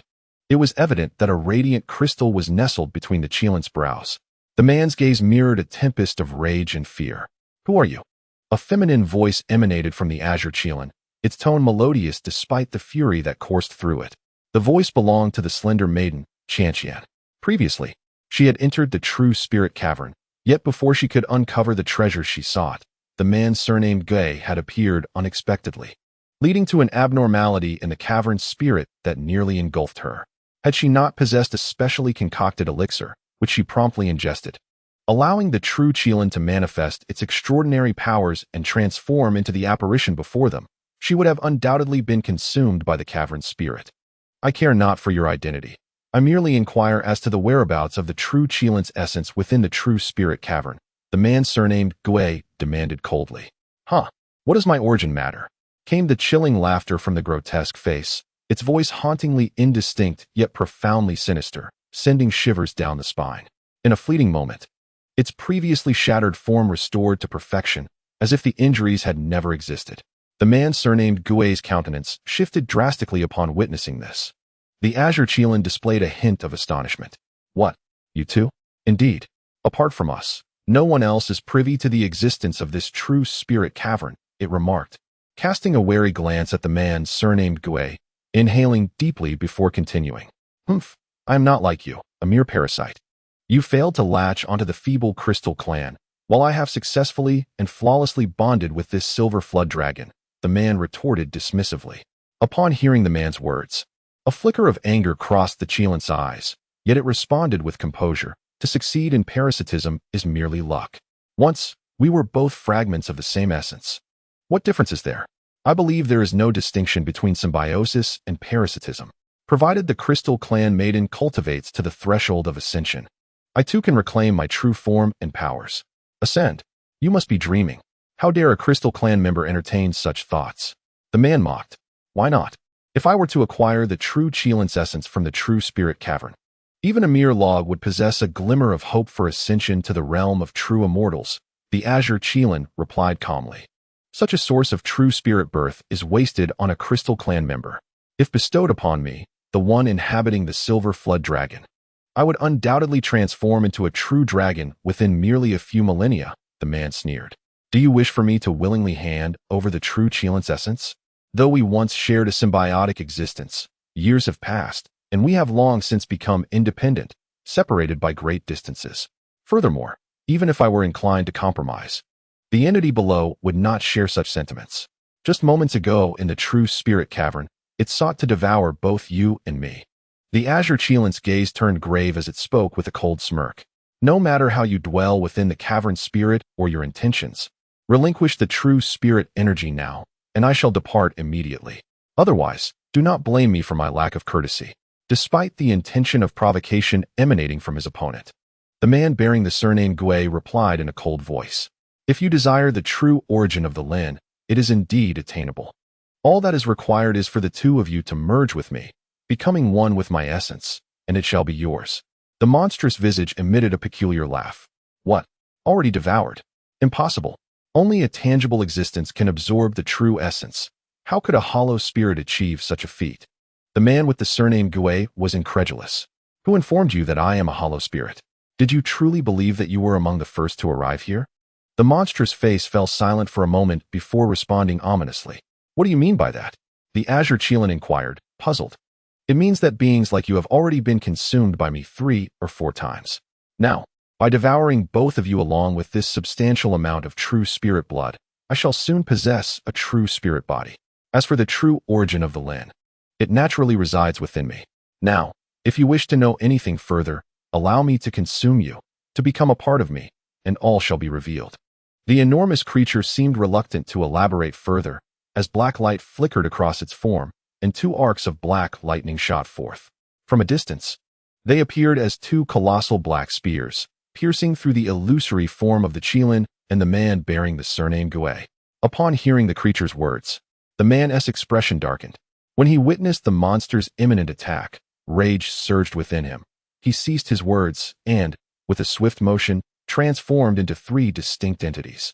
One brandished a silver flying sword, slashing forth to create a silver beam of over 10 zhang in length, obliterating the black lightning. Another manifestation of the azure qilin absorbed the black arcs. One of the man's incarnations suddenly exclaimed, "Great devouring technique. Your powers are impressive. We could join forces. Together, we can vanquish this creature and share the true origin of the Lin." The true essence of the spirit was of a caliber that, even when consumed, could not be wholly refined. Very well, let us proceed. The azure qilin pondered for a moment before acquiescing. Although it was an embodiment of Chanqian and the divine consciousness of the true Lin, its yearning for the true origin remained insatiable. Despite its wariness of the man, the formidable adversary below, the hollow spirit, necessitated attention. The azure qilin radiated a flash of azure light, transforming into a colossal form over 100 zhang in size. Exuding a formidable aura, the three incarnations of the man also readied themselves, both parties vigilant against the strange entity before them. This time, the monstrous visage let out an eerie laugh. "You dare to resist? Excellent. That saves me the trouble. However, before I deal with you, I must first address two uninvited guests." As the words left its mouth, several thick arcs of black lightning thundered towards a certain point in the void. Before the black arcs could descend, an immense spiritual pressure bore down like a tempest. Simultaneously, a silver shadow flickered in the void, revealing a slender figure that soon transformed into a silver rainbow, soaring away. Yet, with a loud crash, the arcs of lightning coalesced into a massive black sword over 100 zhang long, swiftly annihilating the silver rainbow. The figure did not even have time to scream. This figure was the high-level shape-shifting beast, Joyous, who had been stealthily pursuing Lin Mo. Although her cultivation was around the mid-stage of the void refinement, she stood no chance against the black sword. The man bearing the surname Gui and the azure qilin exchanged grave expressions upon witnessing the terrifying power of the titanic sword. The colossal sword did not retreat or strike at its adversary. Instead, it transformed into a dark, rainbow-hued beam, descending towards the ground. This unexpected maneuver astonished both the man surnamed Gui and the azure qilin. As the dark rainbow fell, a crystalline sound resonated from below, and in a flash of azure light, 72 small azure swords surged forth. These small swords coalesced into a massive azure sword several yards in length, from which golden arcs of electricity erupted to clash with the dark sword. The two forces intertwined fiercely in midair. Despite the immense size of the dark sword, the azure sword was remarkably sharp, and the power of the golden arcs was formidable, rendering both sides evenly matched. The white, grotesque face displayed a look of astonishment, and with a flicker of black light on its surface, dozens of black arcs surged forth. However, at that moment, a blue rainbow suddenly shot up from the ground beneath the azure flying sword. Simultaneously, the dark sword illuminated, revealing another dark sword beam that slashed towards the blue rainbow. With a sharp crack, the blue rainbow dissipated, unveiling a crystalline light barrier. The sword light glided past it. Within the crystalline barrier stood a figure with hands clasped behind his back. It was Lin Mo, previously buried deep. He cast a sweeping glance at the grotesque face, the man surnamed Gui, and the azure qilin, remaining silent as he made a single gesture. A flower the size of a fist shot forth from the ground, hurtling towards them. In a mere flick of Lin Mo's sleeve, the insect vanished without a trace. The consciousness that had been attached to the spiritual insect also instantaneously returned to the depths of his awareness. Lin Mo's expression darkened with an inscrutable intensity. The information contained within that sliver of consciousness was absorbed in an instant, as if he had personally witnessed everything the gold-devouring insect had seen and heard. The massive, grotesque face, upon witnessing Lin Mo effortlessly deflect its attack, refrained from launching another immediate strike. Its eyes glimmered with a cold light, seemingly harboring some trepidation towards Lin Mo. "The aura of the demon ape has vanished. Could it be you who slew it?" After a moment, a heavy voice emanated from the giant mouth. "Ah, your senses are indeed keen. Since I am here, the demon ape has naturally ceased to exist." Lin Mo's eyes flickered as he responded slowly. "Humph, you have indeed encountered good fortune. I originally lured that demon ape here to recuperate, intending to consume it as a spiritual elixir once it had transformed into its true spirit form, thereby enhancing myself. It believed this land possessed such pure demonic energy by nature. The grotesque face spoke coldly. Upon hearing this, Lin Mo's expression shifted slightly, but quickly returned to tranquility. So that is the case. I previously found the demonic energy here unusually pure, unlikely to be gathered by that demon ape. It turns out to be your doing. Yet, I am quite curious about your true identity. Are you some kind of celestial spirit? What celestial spirit? It is merely an illusory mirage nurtured through true spirit power. Originally, it possessed no sentience. It was simply a mindless creature. However, after being controlled and possessed by external forces, it has become quite cunning. Lin, you must exercise caution. The Azure Qilin suddenly interjected. Are you still the fairy of the celestial realm? Lin Mo asked, his expression shifting as he recognized the melodious voice of the Qilin. Of course, I am the junior. However, my current state is somewhat unique, as it is a temporary fusion of two consciousnesses controlling this Qilin form. Nevertheless, my awareness remains predominant, the Azure Qilin side, responding with remarkable honesty. Thus, it seems that the primary objective of the ethereal fairy in bringing me here is, in fact, the so-called true source of the divine. To mend the magical armor with a sacred-grade magic core, is this not merely a ruse? Lin Mo fixated his gaze upon the Azure Qilin, his voice devoid of emotion.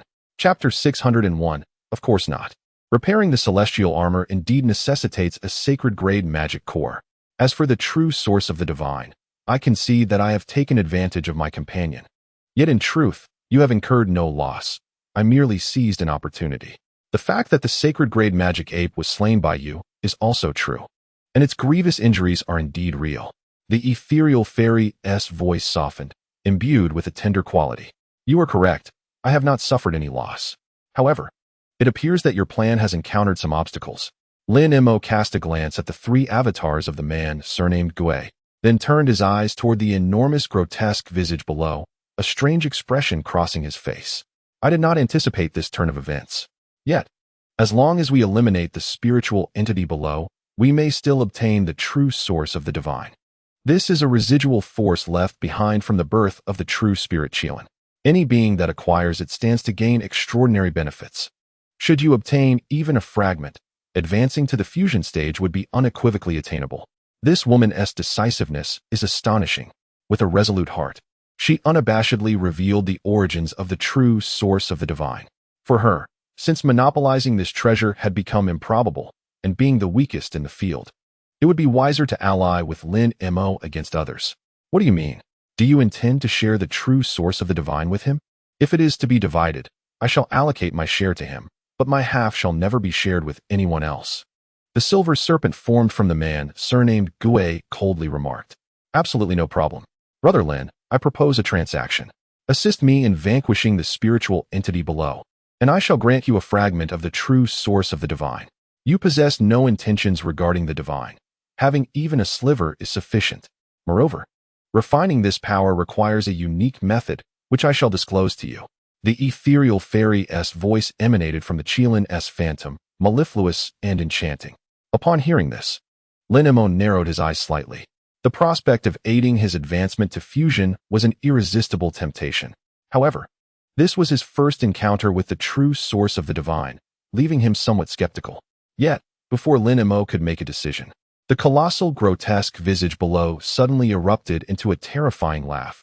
Divide the true source of the divine. Do you truly believe there remains an opportunity? The time is nearly upon us. Have you not sensed something amiss in your bodies? Both the man surnamed Gui and the ethereal fairy were taken aback, instinctively examining their internal conditions.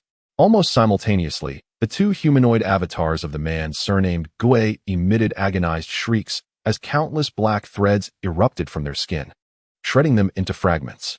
Two immense dark entities materialized in the air. The two green flames that constituted their souls were also pierced by the black threads and subsequently consumed entirely. Though the silver serpent form of the man surnamed Gui was not annihilated, black threads began to surface upon its body, causing it to plummet stiffly. The Azure Qilin's phantom was likewise pierced, shrinking back into the original form of the ethereal fairy, yet at that moment, her body was enveloped in azure light, rendering her immobile. Although the crystalline woman did not fall, her body trembled incessantly, her face contorted in agony, rendering her immobile. Lin Mo witnessed this scene.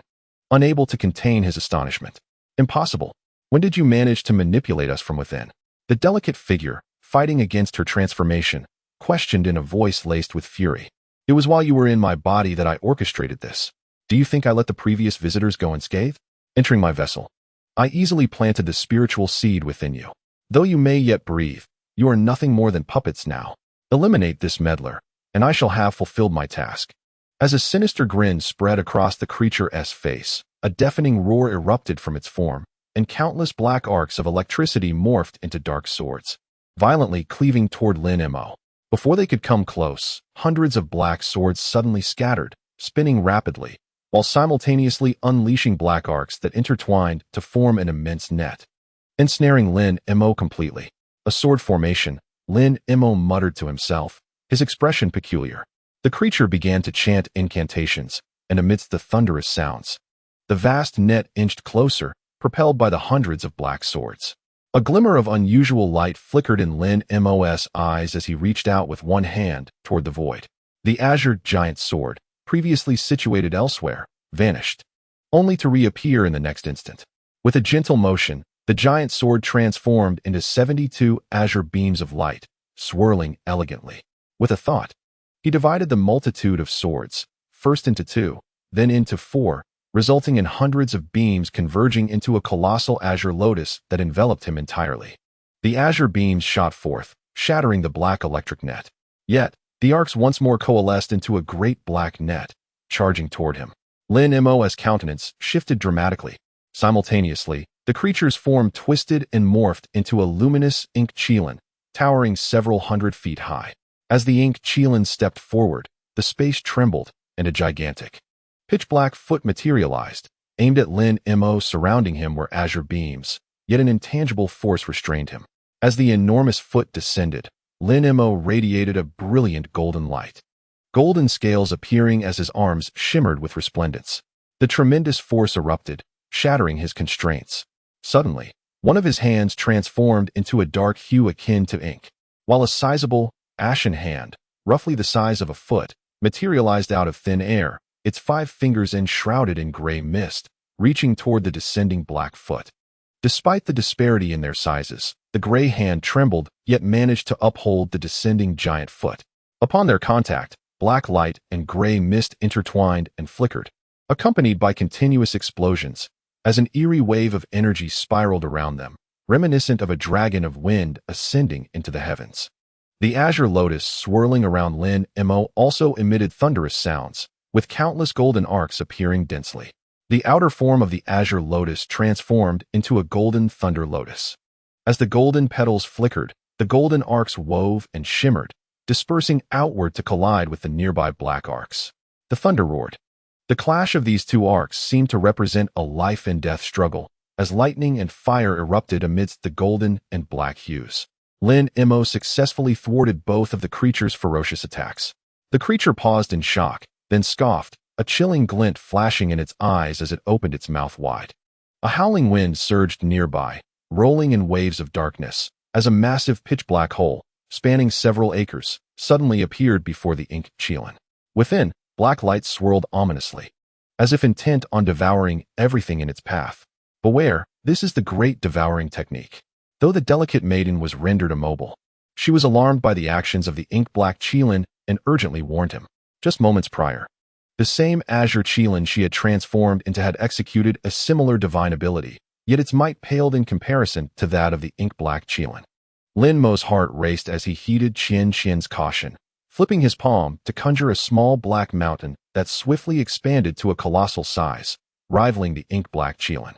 With the weight of Mount Tai, it descended ominously, casting a shadow over much of the sky, as if it could shatter both the black hole and the ink-black chelan. Lin Mo's expression shifted dramatically as a surge of black radiance erupted, striking the Yuan magnetic divine mountain, which transformed into black runes, merging into the mountain's very essence. The dark peak trembled, reverting to its original form before vanishing entirely, drawn into the colossal void. Lin Mo's spirit quaked, the connection waning, and a profound dread enveloped him. The mountain had been thoroughly refined, yet was now seized by another, an unfathomable occurrence. With a grave expression, Lin Mo chanted incantations, and a glimmer of silver flashed across the back of his palm, manifesting a shadow of a small mountain. As the gray light flickered, the shadow solidified into reality, the black mountain appearing in his grasp as if it had never been summoned before. A soft gasp of surprise escaped the creature's grotesque visage. It was unaware that the Yuan magnetic divine mountain had long been refined through the 100 veins treasure refinement technique, unless Lin Mo's hand was severed along with it. He could summon it back regardless of distance. Just as it contemplated employing another divine ability, the power of the great devouring technique became apparent. With an eerie laugh, the surrounding light dimmed peculiarly. Lin Mo felt a foul wind sweep over him, and, in the next moment, found himself enveloped in a pitch-black void. The massive black foot and surrounding black lightning dissipating mysteriously. A chill coursed through Lin Mo as he realized his consciousness could not detach from his body. He promptly activated his spirit vision, straining to discern the situation within 100 zhang radius. Yet, the sky and surroundings were engulfed in darkness, as if he had been transported to an alien realm. Lin Mo understood that he had not moved from his spot. He had indeed been swallowed by the creature. The great devouring technique was extraordinarily bizarre, rendering even him unable to escape. While pondering this unsettling reality, he maintained his composure. The azure lotus of golden arcs blossomed, forming a dual-hued protection with an inner layer of crystalline light shielding him securely. Despite having witnessed the fates of the crystal-clad maiden and the man of the Gue surname, he exercised utmost caution. Lin Mo did not wish to find himself ensnared in this predicament, so he flicked his hand gently. A sound of air splitting echoed. The azure sword aura surged forth like a torrential downpour, but after traveling over 100 zhang, it seemed to vanish into thin air. Lin Mo's expression darkened as golden electric arcs coalesced into a golden electric dragon, lunging forward. However, upon colliding with the barrier, the golden radiance erupted, shaking the void. Suddenly, a black hole materialized, consuming the golden radiance and the force of the explosion. The black hole warped, revealing a figure clad in a black robe, adorned with a white mask. Lin Mo narrowed his eyes. Do not think of escaping. I intentionally released the other two. Now, I confront you personally, and you shall find no refuge. The man in the black robe spoke in a muffled tone, yet his voice was unmistakably that of the grotesque face. With a slight huff, the figure suddenly trembled, plummeting from mid-air like a lifeless log. Lin Mo discreetly activated the spirit-piercing technique, catching the black-robed man off guard. Subsequently, a pair of crystalline wings emerged behind Lin Mo, fluttering gently before he vanished. A streak of bluish-white lightning flashed beside the cloaked figure, and Lin Mo reappeared, brandishing a cerulean sword that effortlessly severed the black-robed man's mask. With a swift motion, he unleashed a golden arc that shattered the cloaked figure. However, the black mist transformed into a serpent, with a portion escaping the golden arc, morphing into a diminutive shadow. Surrounded by the black-robed figures, Lin Mo faced their onslaught of black beams, which were thwarted by the divine light of the UNC.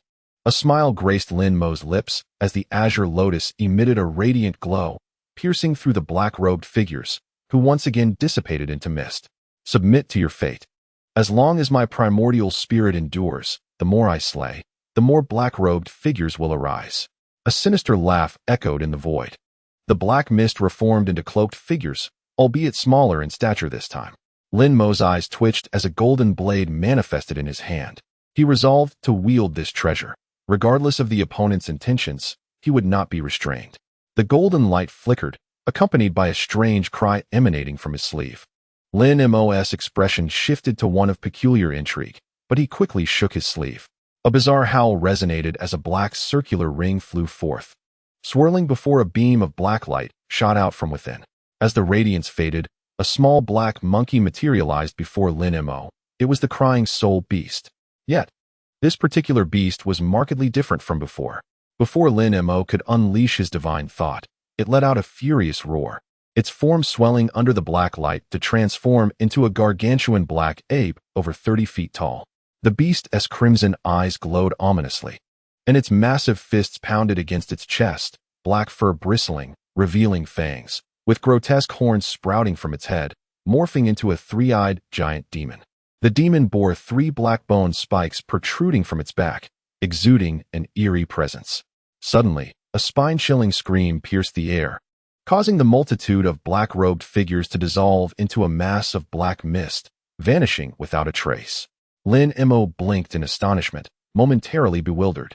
Meanwhile, the giant demon, born from the crying soul beast, appeared to have lost its sanity, emitting a deep, foreboding roar before its third eye unleashed a crimson beam, which then vanished.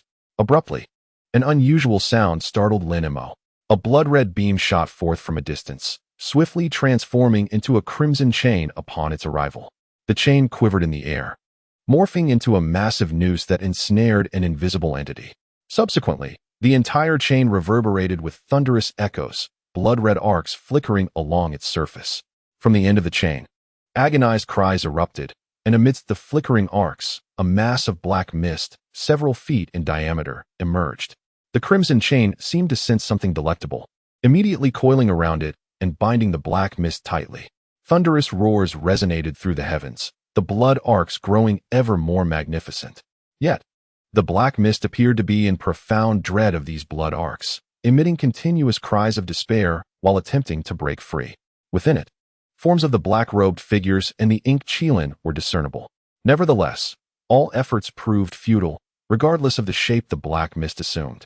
It was shattered by the crimson arcs, dissipating into nothingness. The blood chain held the black mist firmly in place, rendering any escape impossible, accompanied by anguished wails mingled with furious roars. At that moment, the colossal spirit transformed from the wailing soul began to stir, with a furry hand suddenly lunging towards the void. One of the three black bone spikes behind it vanished, yet in the next instant, a dark light flickered in the spirit's grasp, and the bone spike reappeared in an eerie manner, tightly clutched by its 5 fingers. The spirit murmured a chant in a deep voice, a spell that Lin Mo had never heard before.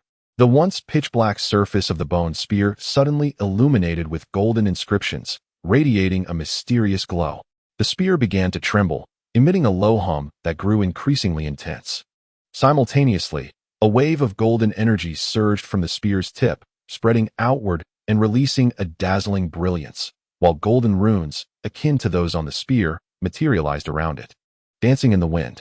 In that fleeting moment of the rune's emergence, a chilling malevolence rose from the spear. Golden seal script, the divine spear of heavenly punishment. Lin Mo and the dark energy emitted completely contrasting sounds.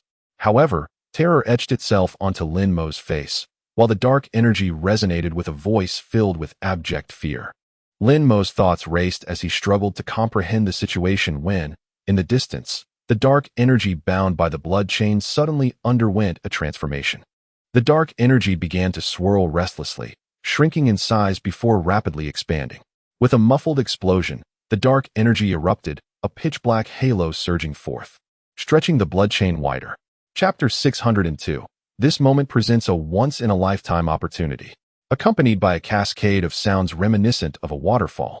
Countless black lights surged forth like butterflies breaking free from their cocoons, darting rapidly from the blood chain. It turned out that the peculiar visage, when confronted with such dire circumstances, unhesitatingly chose to sacrifice the majority of its power, allowing only a minuscule portion of dark energy to escape. However, an astonishing scene unfolded before our eyes. The seemingly feeble blood chain emitted a muffled sound, and after a blur of transformation, it astonishingly morphed into dozens of blood threads, which likewise shot out with remarkable speed. In the blink of an eye, each blood thread, akin to teleportation, precisely penetrated a streak of black light. Following a piercing wail, the black lights trembled and reverted to swirling dark energy, firmly immobilized in midair. All the blood threads swiftly retracted amidst flickering brilliance, effectively consolidating all the dark energy together. Subsequently, after coalescing, the dozens of blood threads transformed back into a sturdy blood chain, once again tightly binding the dark energy, which had shrunk to nearly half its size. At that moment, the bone spear in the spirit's hand erupted into a resplendent golden radiance, shooting forth with the speed of lightning. Although its velocity was not particularly swift, the ensnared dark energy could not evade it in the slightest. In a tumultuous upheaval, a strange visage emerged from within. Unlike the previous white, grotesque face, this new visage bore 2 sharp horns atop its head, its countenance adorned with a kaleidoscope of colors, entirely enveloped in a searing flame of blood. In the depths of the pitch-black eye sockets, two silver orbs whirled rapidly, inducing a sense of dizziness at first glance. If the grotesque visage encountered earlier bore a faint resemblance to humanity, then the countenance before him undeniably represented a demonic form that Lin Mo had never beheld. "Forgive me, O Celestial One. Please, halt the actions of the Xingqiu. My essence is but a fragment of the outer demon lord's soul, willing to submit to you and become your infernal servant." The expression of the demonic face was fraught with despair, as if it grasped at the last thread of hope. Calling out in desperation, upon hearing the name of the outer demon lord, Lin Mo felt a jolt of trepidation coupled with a fervent desire. However, as his gaze fell upon the gigantic figure of the weeping soul, his heart brimmed with resignation. The weeping soul had irrevocably severed its telepathic connection with him, seemingly acting in a state of unconsciousness from the outset. How could he possibly reign in this fierce beast? Ultimately, as despair filled the demonic face's eyes, a golden brilliance flickered and precisely pierced its form. Instantaneously, a thumb-sized hole appeared between the demon's brows, and blinding golden light surged forth like an unstoppable tide. In the blink of an eye, the entire demonic visage was enveloped in this radiant glow, its expression frozen as if turned to stone. Following this, a crisp sound resonated as the demonic face began to shatter, centered around the golden aperture, transforming into countless colorful shards that floated erratically within the dark mist.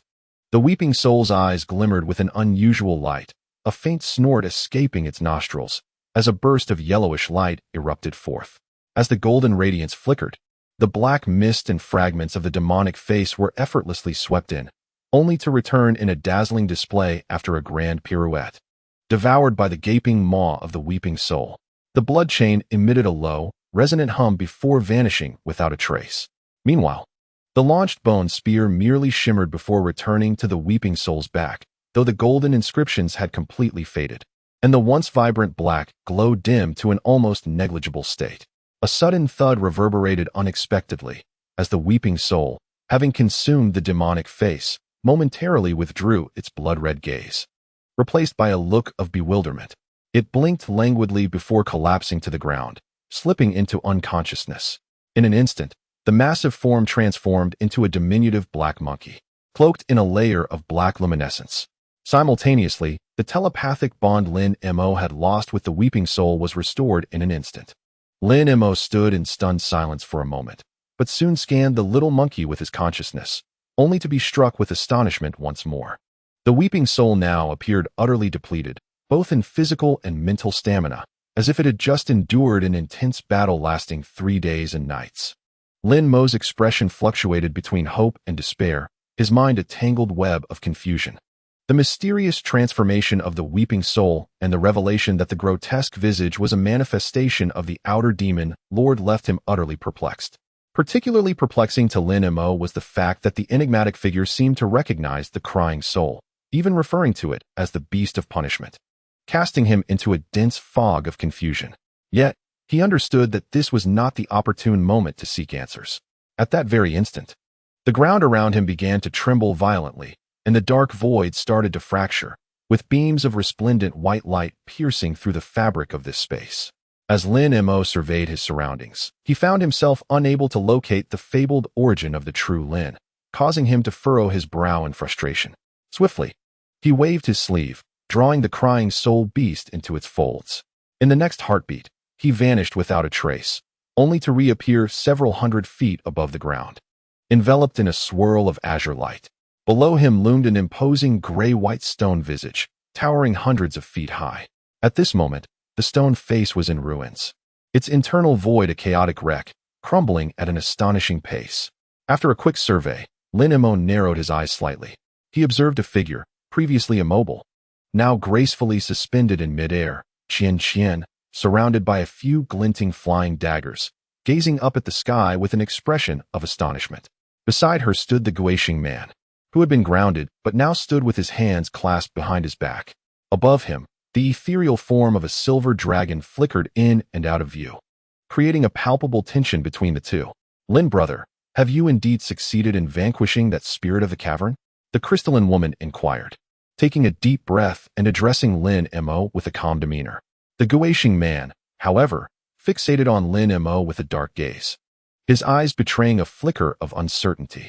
Is it truly so astonishing that I have triumphed over this creature? Lin Mo replied, maintaining an air of composure. Not at all. It is merely that Lin brother's prowess is so formidable that your swift defeat of this entity has surpassed my sister's expectations, Qian responded, a hint of surprise momentarily gracing her features before she smiled. Lin Mo returned her smile, choosing not to elaborate further on the matter. However, at this juncture, the man named Gue spoke slowly. Since you have successfully eradicated the spirit of the cavern, I trust that the precious true Lin origin is now securely in your possession? His inquiry was polite, yet his gaze hinted at a deeper curiosity. Indeed, I have slain the spirit. But how much do you both truly know about the identity of the individual it was attached to? Lin Mo replied coolly, refraining from a direct answer and instead posing a question of his own. Upon hearing Lin Mo, both Gue and Qian exchanged glances, their expressions shifting. After a moment of silence, Qian cautiously remarked, if Lin brother harbors any doubts, please feel free to voice them. Lin Mo appeared remarkably unperturbed. It's nothing particularly special. It simply referred to itself as the embodiment of the demon lord from beyond the heavens at the moment of its demise. Regarding this assertion, I wonder what insights the two esteemed friends might possess. The outer demon lord. Absolutely impossible. At that moment, both Qian and the man named Gue exclaimed in unison, their faces betraying profound fear. It was the first time I had heard of this outer demon lord, yet judging by the reactions of my two companions, they seemed quite familiar with the matter. Might I beseech you both to elucidate this for Lin? Lin Mo raised an eyebrow, his gaze sharp as he fixed it upon them. The man named Gue snorted coldly, his expression fluctuating between shadows and light, seemingly uninterested in the topic. Meanwhile, the crystalline woman pondered for a moment before slowly explaining. Brother Lin should be aware of the outer fiends, and the outer demon lord is among the most formidable of them.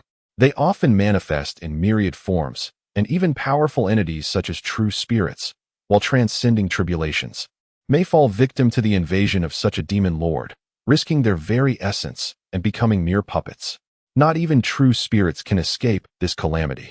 Upon hearing this, Lin Mo's eyes flickered with concern. Furthermore, it is said that even immortals from the true immortal realm may be subject to the control of the outer demon lord. Of course, these are merely unverified legends. As for the matter you mentioned regarding the spirit of the cave being manipulated by the outer demon lord, is it truly the case? Qian initially chuckled ruefully before seeking confirmation once more. Do you suspect that I am fabricating lies? Lin Mo, upon learning the true origins of the outer demon lord, felt a tremendous shock within, his thoughts a tumultuous sea, yet he maintained an outward calm. How could my younger sister entertain such speculation? This matter is of great importance and merits thorough contemplation. In my view, much of what he has said is likely credible.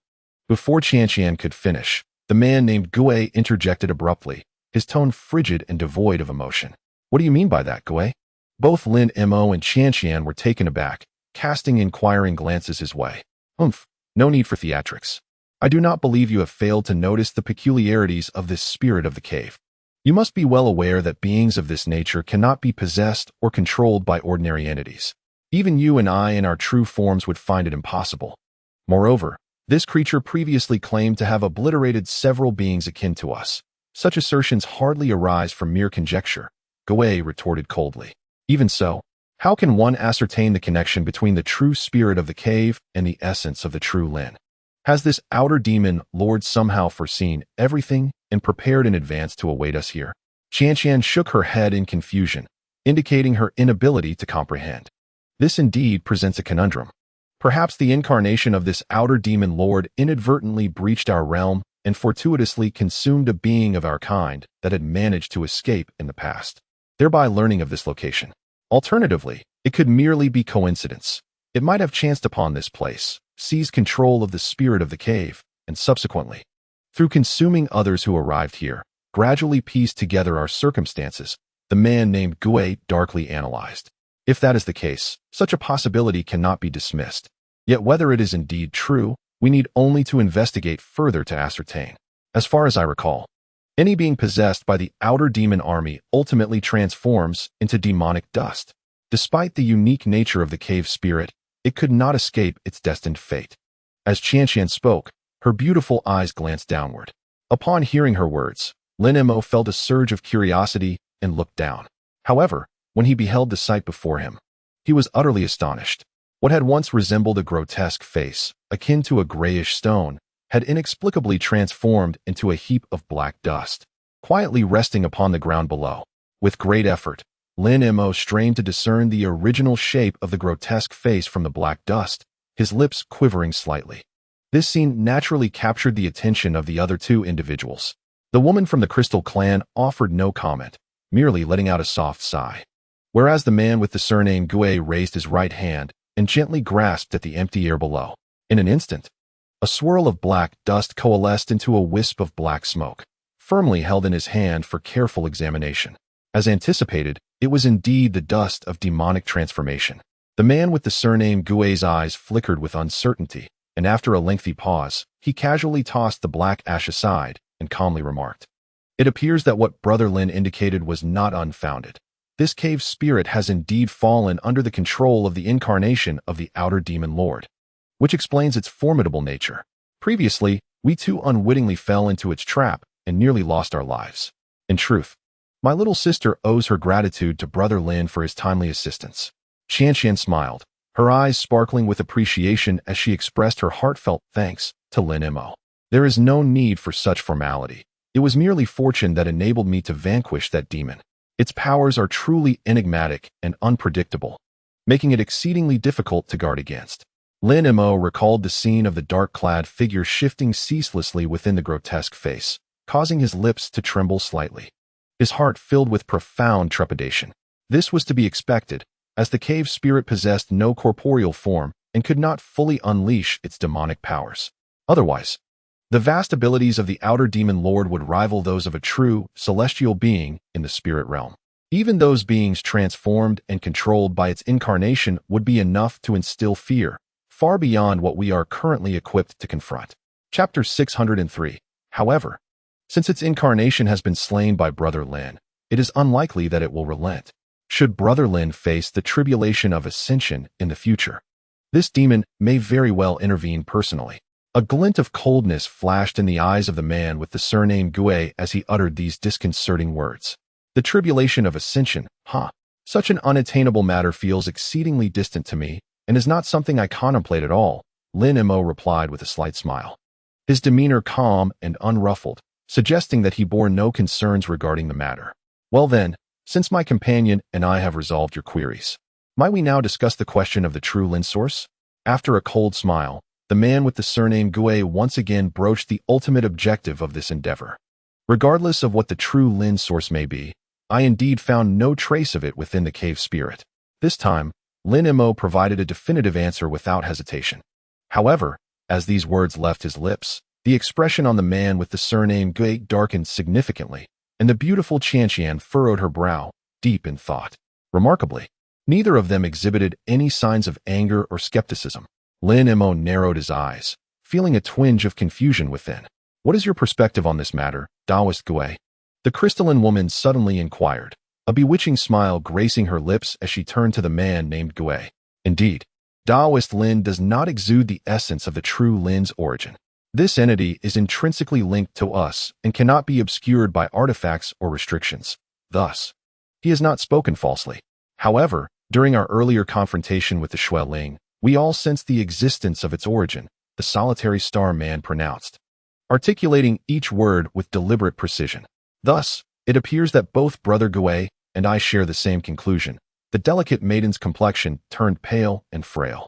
Indeed, given that Taoist Lin has not acquired the true Lin's origin, it follows that with the demise of the Xueling, the origin may dissipate back into the earth, or perhaps return to the primordial true spirit's nest, awaiting the birth of the next Xueling to reclaim this essence." The man named Gui's expression darkened ominously. "If it is the former, we may never have another chance. Yet, if it is the latter, we need only bide our time for several centuries." The crystalline woman managed a faint smile. "Oh, how intriguing. Might I inquire if the two of you could ascertain which scenario it truly is?"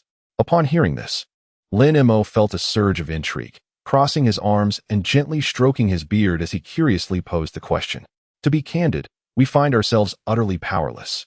The first scenario leaves no trace, while the second is akin to searching for a needle in a haystack. the crystalline woman murmured softly. Upon hearing this, Lin Mo was equally filled with disappointment. After all, that source of power could potentially aid him in transcending to the harmonious body stage. As it stands, even if the true Lin's origin still exists, he would have to wait several centuries to have any hope of obtaining it. However, despite the apparent sincerity of the man and woman before him, Lin Mo remained wary and did not fully trust them. Thus, his eyes gleamed with a cerulean light as he unleashed his consciousness, guiding his escaping light to swirl and dance around him as he meticulously searched the surroundings. After an exhaustive search, he meticulously examined all entities within several miles, yet found no clues, returning to his original position with a sense of frustration and rejoining the other two. Observing Lin Mo's own discontent, the maiden and the man named Gui became even more convinced of the truth in Lin Mo's prior statements. The trio fell into a contemplative silence, each lost in their own reflections. For the girl named Qian, this journey was undoubtedly a complete failure, and her inner turmoil was palpable. The man named Gui, however, appeared remarkably composed, though his gaze remained restless, as if mulling over some profound thought. At this rate, it seems our efforts may have been in vain. Fortunately, my body is a vessel of the silver flood dragon. A few centuries mean little to me, the man named Gui suddenly exclaimed with a laugh, as if enlightenment had struck him. You possess the body of the silver flood dragon. Even if you must wait several centuries, there remains an opportunity to strive for the sacred tier or even higher realms. However, if I were to wait for several hundred years, even if I were to genuinely discover the true source of the qilin, I might not have the time to properly refine it and utilize it for my own enhancement. Qian's expression, however, was somewhat intricate. Since you are already aware of these matters, why not simply relinquish your pursuit, or perhaps consider merging with me into one entity? Upon hearing this, the man with the surname Gui displayed a flicker of surprise in his eyes, then replied, If it means merging your consciousness with mine, that is certainly feasible. But are you truly willing to forfeit your own awareness and allow me to take the lead? I could agree to that at once. Qian lightly furrowed her brow, her countenance suddenly turning grave. You are inviting disaster upon yourself. The man with the surname Gui, upon hearing this, immediately revealed a fierce expression, his hands clenching tightly, emanating a faint scent of blood. Do you think you can handle both Brother Lin and me on your own? A jolt of alarm struck Qian's heart, yet a flash of murderous intent crossed her face as she coldly inquired, Friend Lin, do you intend to involve yourself in this matter? If you leave here now, I would be immensely grateful. The icy glint in the eyes of the man with the surname Gui intensified as he cast a glance at Lin Mo, then abruptly spoke, Grateful? Upon hearing this, Lin Mo could not suppress a chuckle. Do you not trust my words? If that were the case, I could consider making some sacrifices. The tone of the man with the surname Gui was chillingly cold. Brother Lin, only I possess the knowledge to repair that otherworldly demonic armor. If we join forces, upon my return home, not only will I restore that armor, but centuries hence, I shall return here to assist you in seeking the true source of the qilin, and we can share the spoils.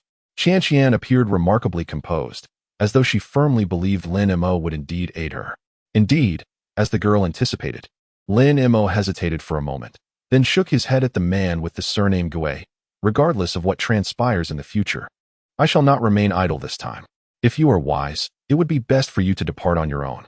Upon hearing Lin Mo's words, a surge of fury ignited within the heart of the man with the surname Gui, his face contorted with a menacing expression, the scent of blood around him growing more potent.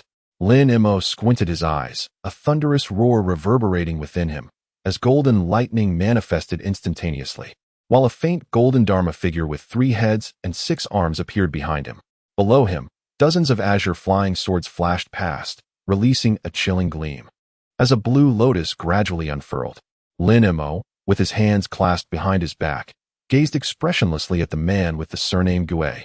Observing this scene, Qian's face lit up with joy, yet she did not remain idle. Instead, she turned her hands, suddenly producing a greenish talisman inscribed with an image of a blue qilin. In her other hand, a flicker of spiritual light revealed a small black flag. Behold, both items were adorned with dense runes, clearly indicating they were no ordinary artifacts. The enchanting maiden gently swayed her hands, and in an instant, a formidable gust of dark wind accompanied by the ethereal image of a galloping azure qilin materialized abruptly. swiftly merging into a singular entity.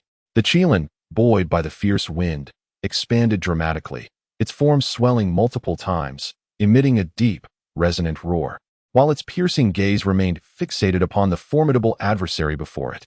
Although the man of the Gui clan was notorious for his ferocity, the sight of Lin Mo and his companions' combined formidable presence cast a shadow over his countenance. He dismissed the prowess of the crystalline maiden. But the shock of Lin Mo's recent triumph over the spirit of the cave left him considerably unsettled. He was acutely aware that, relying solely on his strength against the spirit, his chances of victory were but a mere 50%, particularly given the presence of the manifestation of the outer demon lord. Splendid. I look forward to our next encounter, hoping that both of you maintain your current state of tranquility, the Gui man remarked coldly, a glint of menace flickering in his eyes. Before his words had fully escaped his lips, he waved his arm, unleashing a surge of gray energy.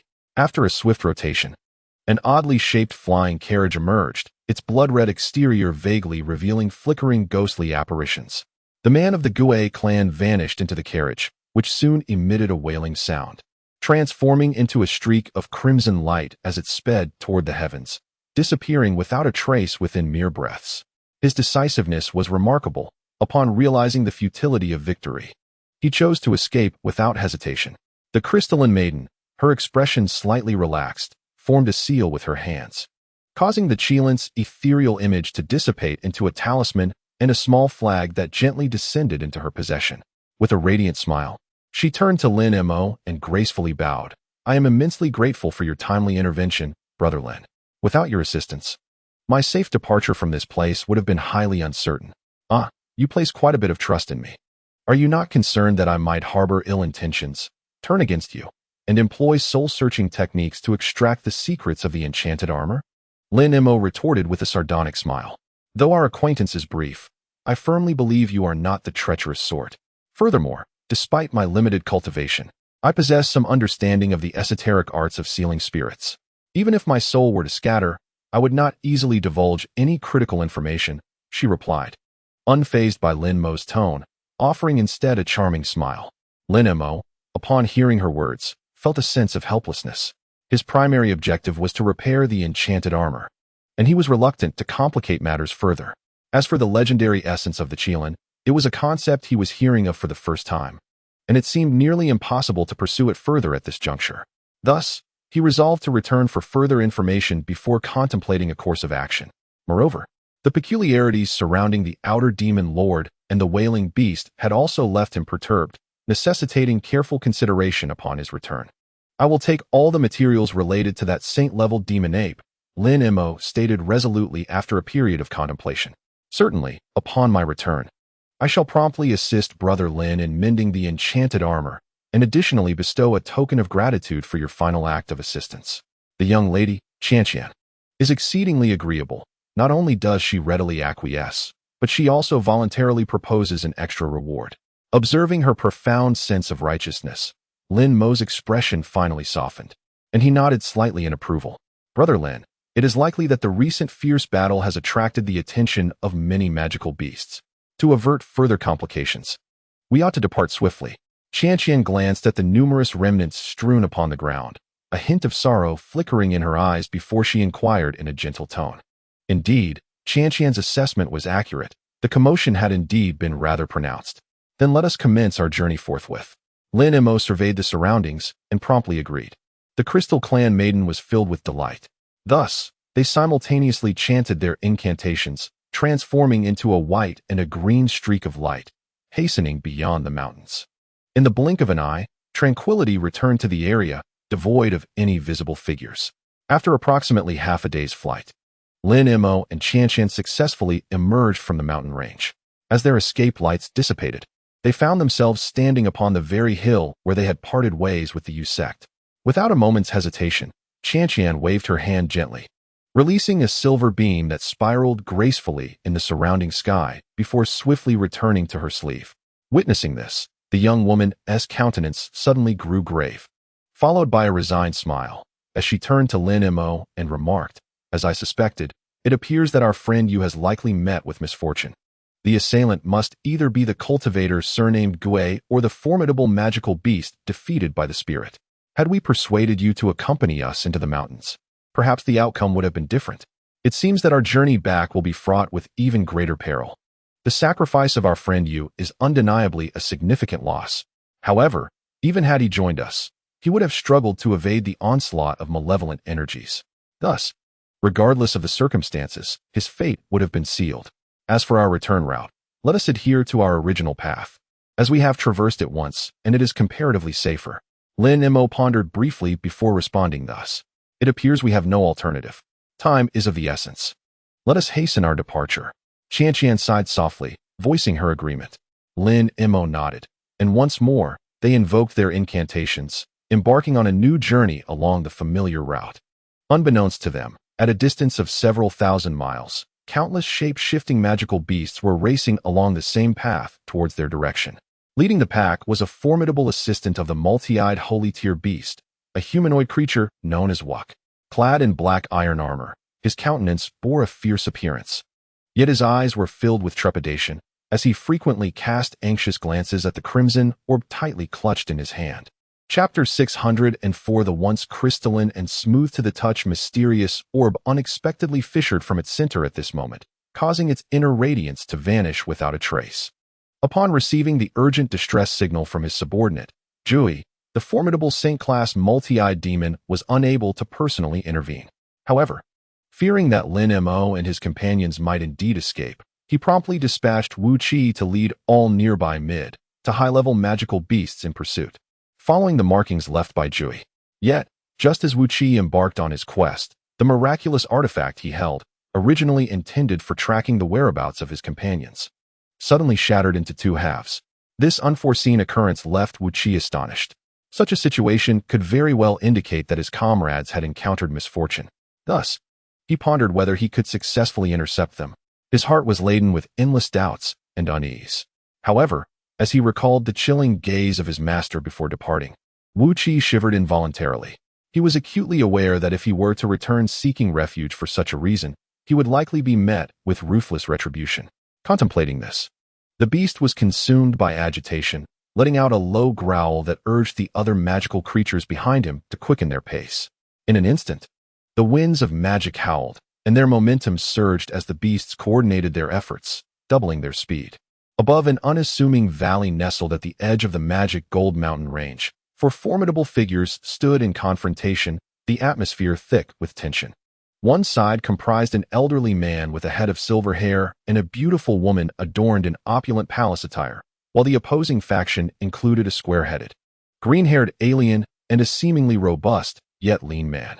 All four bore grim expressions, their eyes filled with hostility as they scrutinized one another. "Are you truly so tyrannical as to attempt to expel us upon your arrival?" inquired the elderly man. A local practitioner who had previously clashed with Lin Mo and his companions in the Thundercloud Pavilion, his demeanor calm.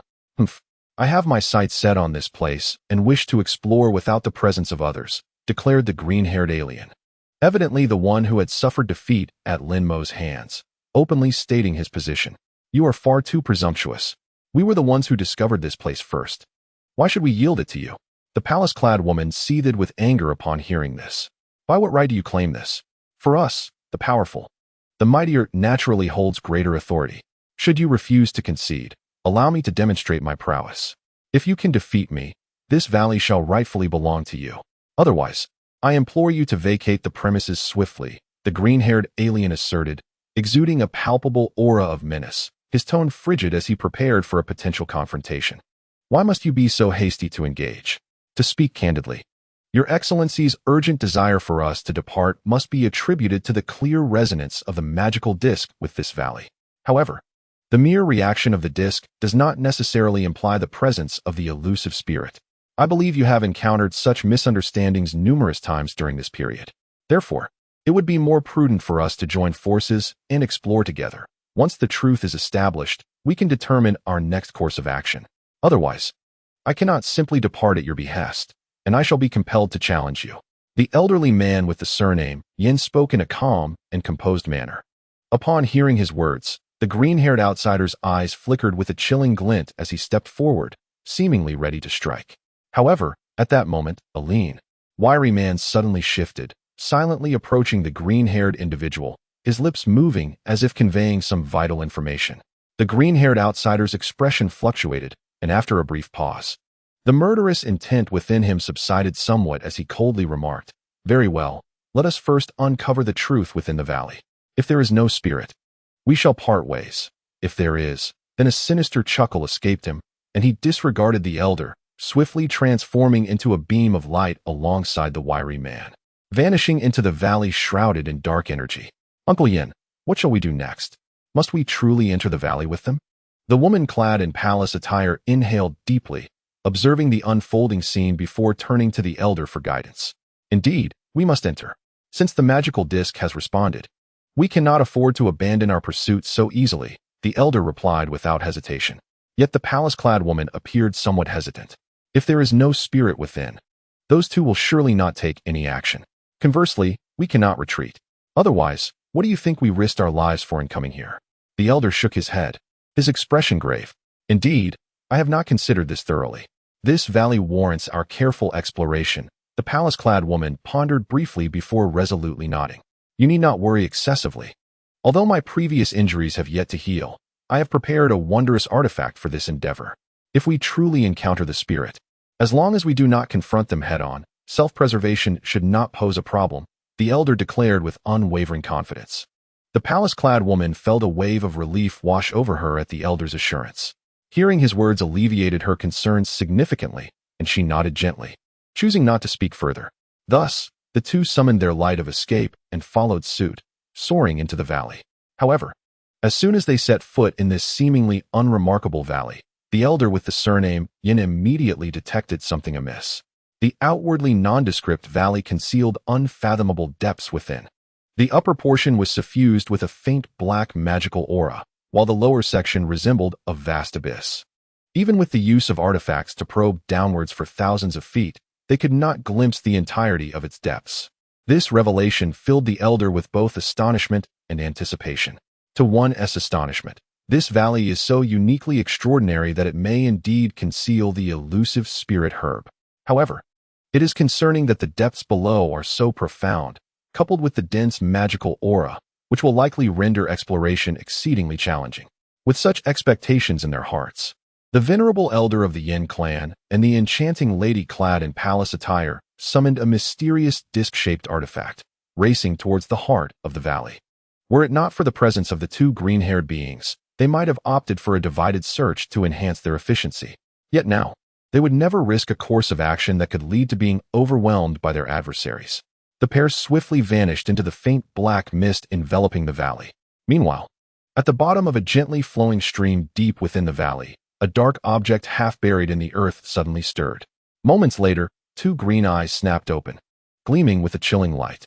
Thousands of miles away from the valley, an enormous toad, towering several feet high, held a similar disc in its mouth, leading a group of 7 or 8 distinct magical beasts through the air. The giant toad occasionally cast glances at the artifact it carried, its pace moderate, yet its trajectory unmistakably directed towards the valley. Trailing closely behind the giant toad was a fire-red beast, resembling a gigantic dragonfly, its size magnified 100-fold.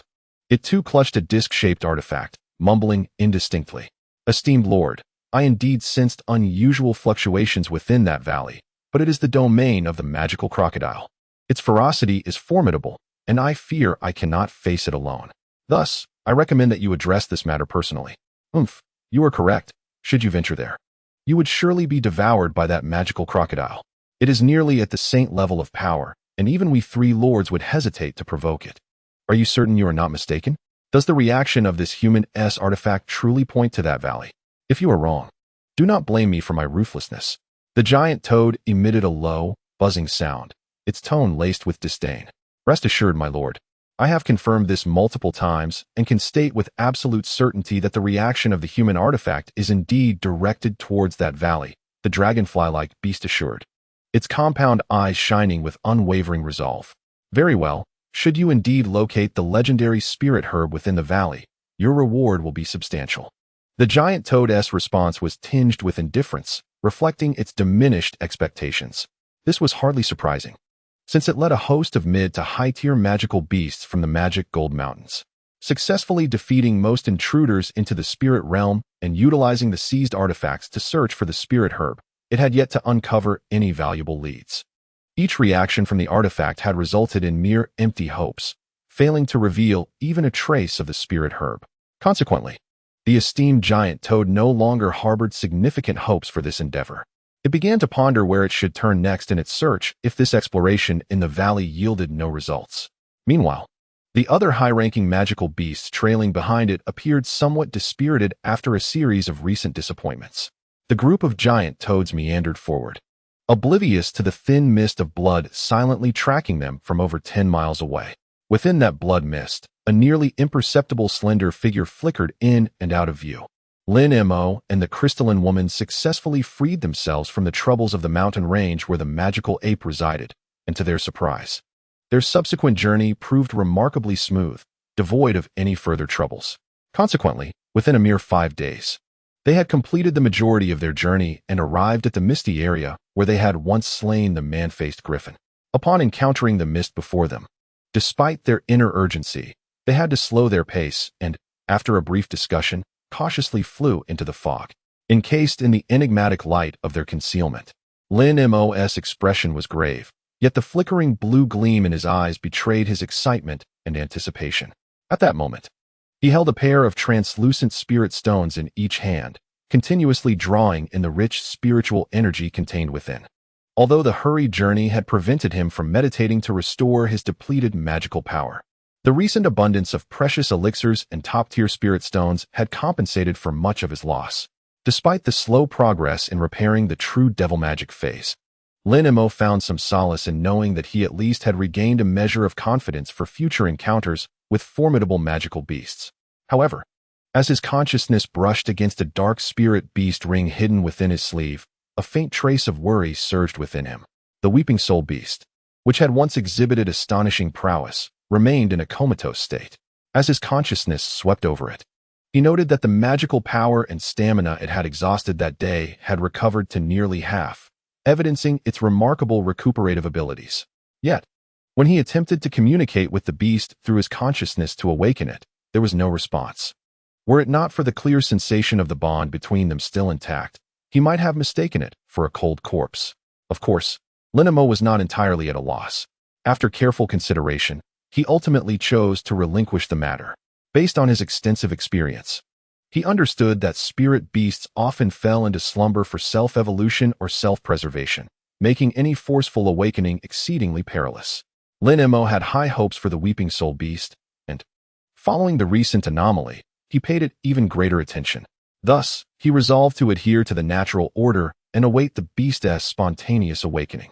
With this thought in mind, Lin Mo temporarily set aside the issue, withdrew his consciousness, and began to introspect his own condition. At that moment, within his dantian, a golden-hued, faintly azure surface infant spirit was crossing its arms, cradling a silver fireball, motionless. This silver fireball appeared quite extraordinary.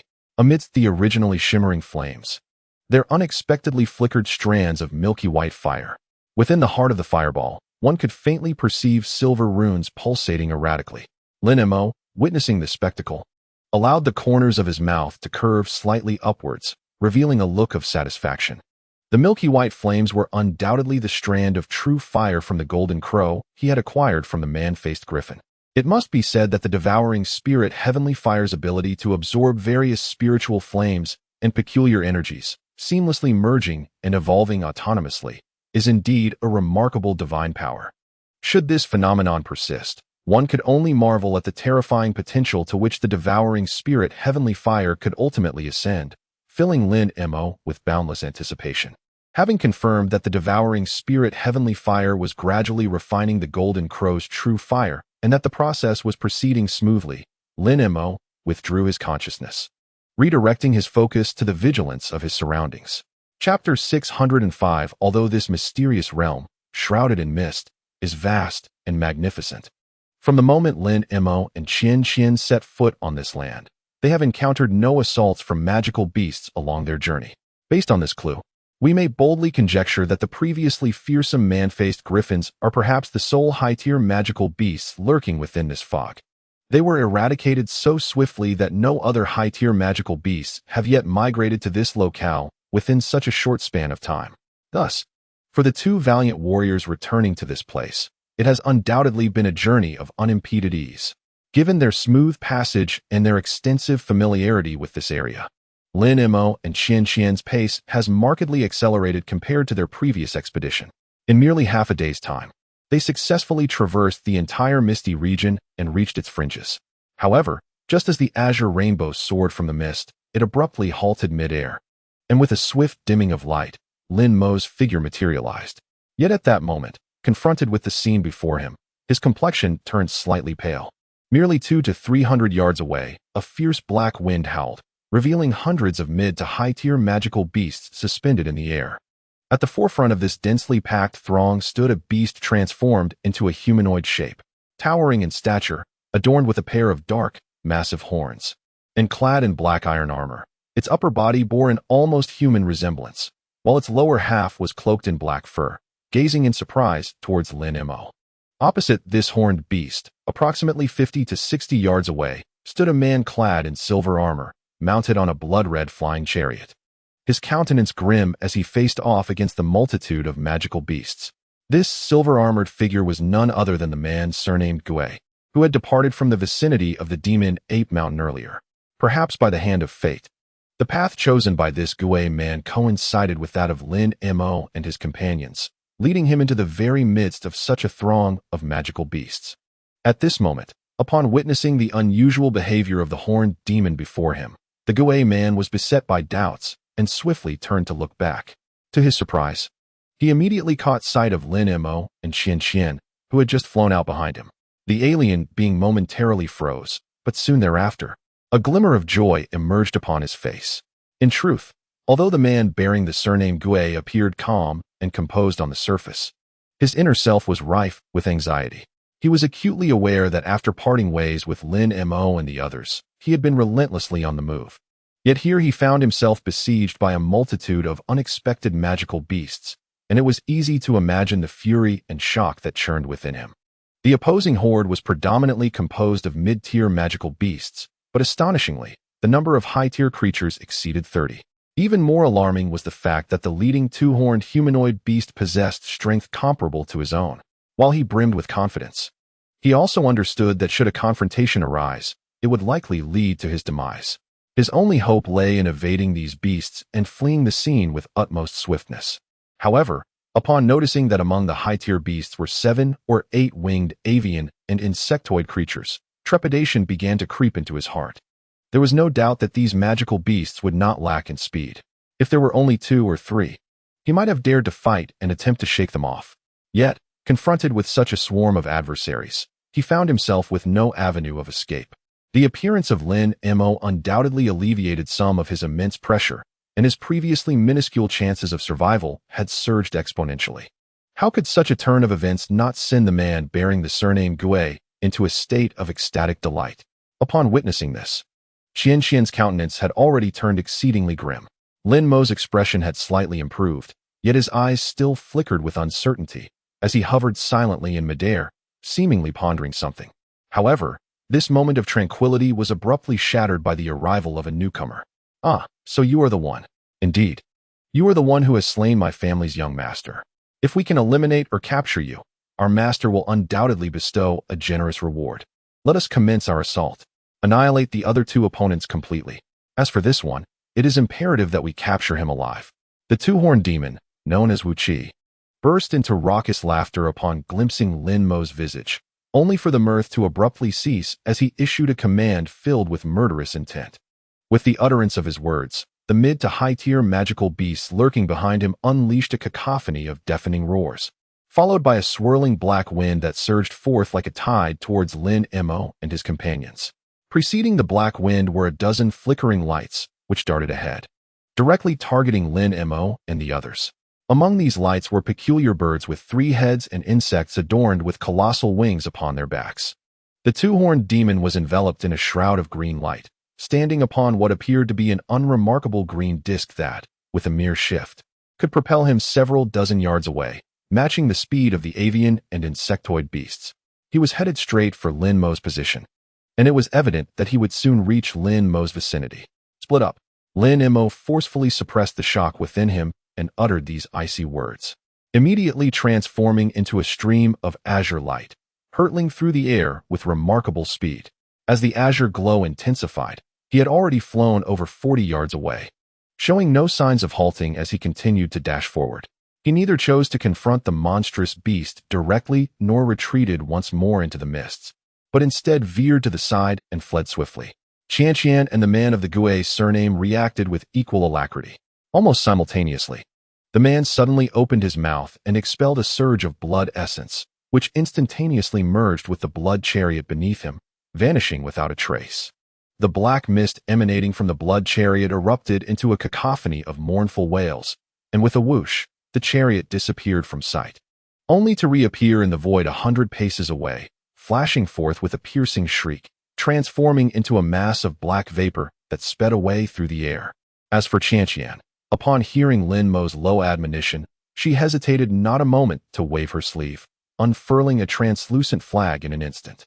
A brilliant white light enveloped her, and in the blink of an eye, she transformed into a massive sphere of incandescent light. The sphere spun incessantly, and with a resounding pop, dozens of identical white orbs simultaneously shot forth, racing in all directions. Each orb moved with the swiftness of lightning, traversing a distance of 20 to 30 paces in the mere blink of an eye, leaving behind a trail of afterimages. Faced with the onslaught of the white orbs, the beasts either unleashed fiery breath or extended their claws, shattering many of them. However, a significant portion of the white orbs still managed to escape beyond 100 paces. Among the numerous high-ranking beasts present, none could discern which orb housed the true form of the crystalline woman. Observing Lin Mo and his companions, regardless of their varying strengths, display such nimble and agile movements, the dual-horned demon could not help but erupt in fury, unleashing a thunderous roar, and with a swift motion, crushed 2 of the passing white orbs. In the wake of this, the green disk beneath it flared with light, transforming into a verdant skiff that zipped after Lin Mo. Following closely behind were a towering, pitch-black demon eagle and a massive azure wasp, several feet in length, crackling with electric sparks. These 3 had evidently locked onto Lin Mo, pursuing him with a speed rivaling that of a blue rainbow, refusing to relent. Meanwhile, behind the man of the Gui surname, several other high-ranking beasts, slightly less adept in their movements, trailed closely. The flying beasts, after a moment's hesitation, surged toward the scattered white orbs. As for the beasts that manipulated the winds, they let out a long howl and split into 3 groups, with 2 chasing after Lin Mo and the man of the Gui surname, while the remaining group unhesitatingly attacked the flickering lights. Lin Mo, naturally, observed all that transpired behind him with clarity. Upon realizing that the crystalline woman had indeed retained further tricks, his previously tense disposition began to ease, and he concentrated wholly on harnessing the escape light, fleeing with all his might.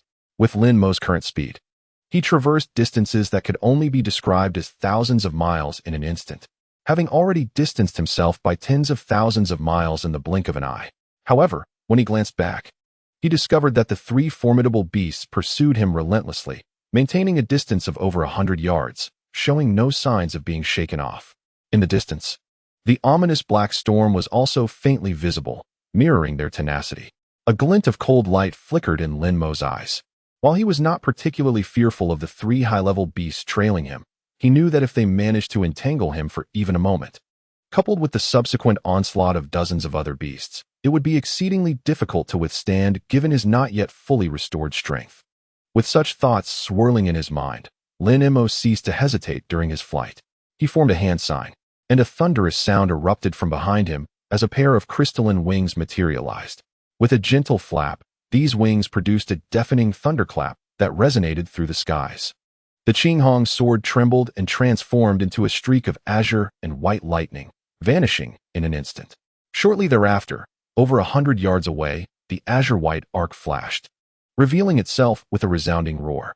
However, this flash paused momentarily before it darted away, disappearing once again. Thus, under the fervent urging of the wind thunder wings, Lin Mo adeptly wielded the thunder escape technique. The azure-white arc flickered in and out, and within mere breaths, it had distanced the 3 beasts behind him by several hundred yards. Upon witnessing this scene, Wu Qi was first taken aback, then filled with a profound anxiety. The thought of allowing this individual to slip away right under his nose was unfathomable. He could hardly imagine the punishment awaiting him upon returning to his clan. Consequently, it suddenly opened its mouth and expelled a peculiar triangular copper mirror. This mirror exhibited a hazy yellow hue, its surface appearing indistinct. However, the two-horned demon immediately turned to the other two high-level beasts and emitted a low, menacing roar. Upon hearing this growl, the demon eagle and the green bee exchanged hesitant glances, their eyes betraying their uncertainty. A fierce light flashed across the two-horned demon's face, followed by another furious roar, this one imbued with a chilling intent to kill. The demon eagle and the green bee shuddered and reluctantly opened their mouths, each releasing a spherical orb, one black and one green, that vanished into the mirror in an instant. The triangular copper mirror began to tremble violently, emanating a radiant light that shifted between black, green, and gray hues. The two-horned demon then extended a massive finger, pointing forcefully at the mirror. In an instant, the mirror's surface shimmered with vibrant colors, erupting in a dazzling tricolored brilliance. This radiant light surged forth like a soaring dragon, swiftly engulfing the three beasts within its luminous embrace, while the mirror itself subtly blended into the glow. Soon after, the light moved gently, silently traversing a distance of 70 to 80 yards, stealthily following the azure-white arc like a phantom. The three formidable beasts skillfully harnessed their treasures, amalgamating their powers into a singular force, greatly enhancing their speed of retreat. Although it appeared that they still lagged slightly behind Lin Mo, the five-crying demon lord, upon witnessing this, he exhaled a sigh of relief. Their strength remained inferior to his own, and they were exerting their efforts collectively through the use of their artifacts. Over time, he was convinced that they would be unable to sustain such an uncanny velocity, and it was merely a matter of time before he would catch up to them. The azure-white arcs of electricity surged ahead, flickering amidst the low rumble of thunder. Trailing closely behind, the tricolored luminescence followed silently like phantoms. In the blink of an eye, both vanished without a trace at the horizon's edge. The dark, swirling winds that pursued initially stretched for tens of thousands of miles, but as it became apparent that Lin Mo and the three beasts were accelerating beyond reach, the black winds dissipated, revealing over 30 mid to high-level magical beasts who exchanged glances of uncertainty. What are we to do? That being from the spirit realm is fleeing with such swiftness that even Lord Five Crying can only barely keep pace. I fear we shall not be able to catch up, hissed a beast resembling a wolf but adorned with a python's head upon its neck. Is there any doubt? We must continue the chase. Hasn't Lord Five Crying provided each of us with positioning discs to indicate our locations? According to their guidance, we can locate Lord Toad even if we are separated by 1,000,000 miles, responded another creature that bore resemblance to a wild boar but sported extraordinarily long ears.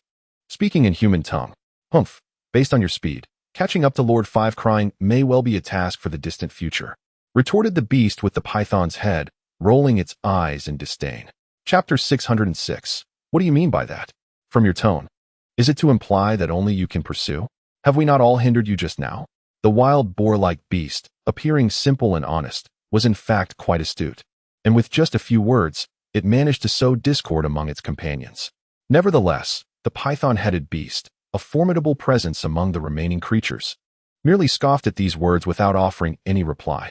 This attitude undoubtedly drew discontented glances from the other beasts. Enough. The abyssal python raises a valid point. Our varied speeds make it impractical for all to pursue. However, it is also insufficient to allow only Lord Five Crying and his two companions to chase.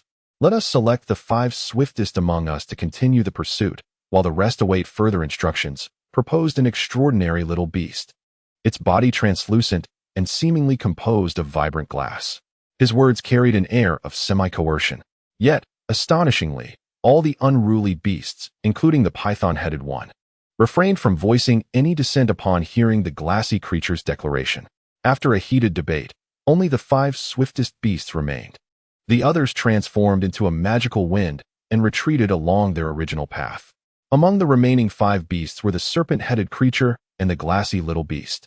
The convergence of their fleeing lights dramatically increased their speed, rendering it incomparable to before. A robust beam of black light, spanning over 10 zhang, dashed past in an instant, piercing the air. Lin Mo's body shimmered with flickering azure and white arcs, akin to a deity of thunder, appearing and disappearing amidst the rumble of thunder, traversing hundreds of zhang seemingly in the blink of an eye. From a distance, one would observe that he had just been at one edge of the horizon, only to suddenly materialize at the opposite edge in the next moment. After another flash, he vanished completely from sight. Shortly after the thunderous light faded, a fleeting tricolored radiance briefly glimmered before disappearing from view after a few flickers. Although Lin Mo did not glance back amidst the thunderous light, he was acutely aware that the three beasts were still trailing him from several dozen li away, unwavering in their pursuit. This realization caused him to furrow his brow slightly, his expression turning serious. He had been racing with these three beasts for half a day, and while the distance between them was gradually increasing, completely evading them still posed a considerable challenge. The magical aura within the Majin mountain range significantly restricts the mental prowess of outsiders. Yet for these beasts, it was as if they thrived in water, their consciousness easily extending hundreds of li away. Even if he continued to flee with the three beasts for half a month, he would likely struggle to truly shake off these pursuers. Furthermore, there were merely a little over 10 days left until the closure of the formation outside the Majin mountain range. He simply could not afford to squander any more time here. More critically, the presence of saint-level magical beasts within the mountains posed a significant threat. If he lingered too long, he might inadvertently attract their attention.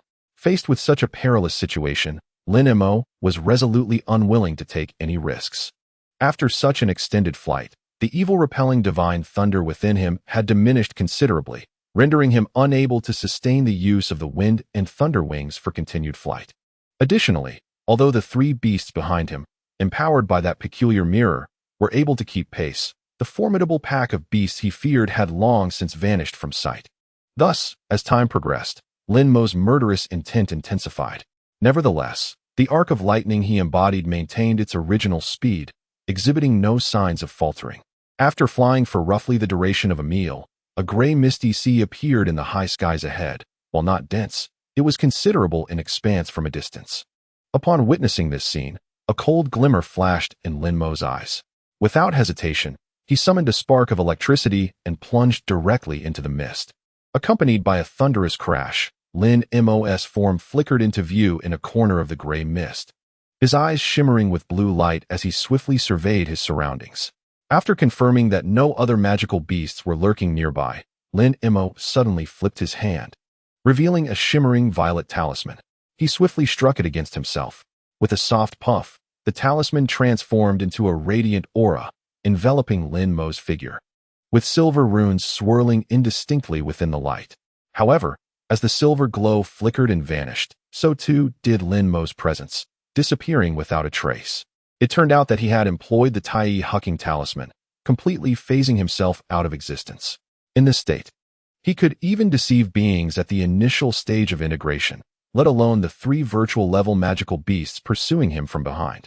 Were it not for the significant reduction in his escape speed after phasing, preventing him from swiftly evading the sensory range of the three beasts, Lin Mo might have already utilized this talisman to depart from this place with great aplomb.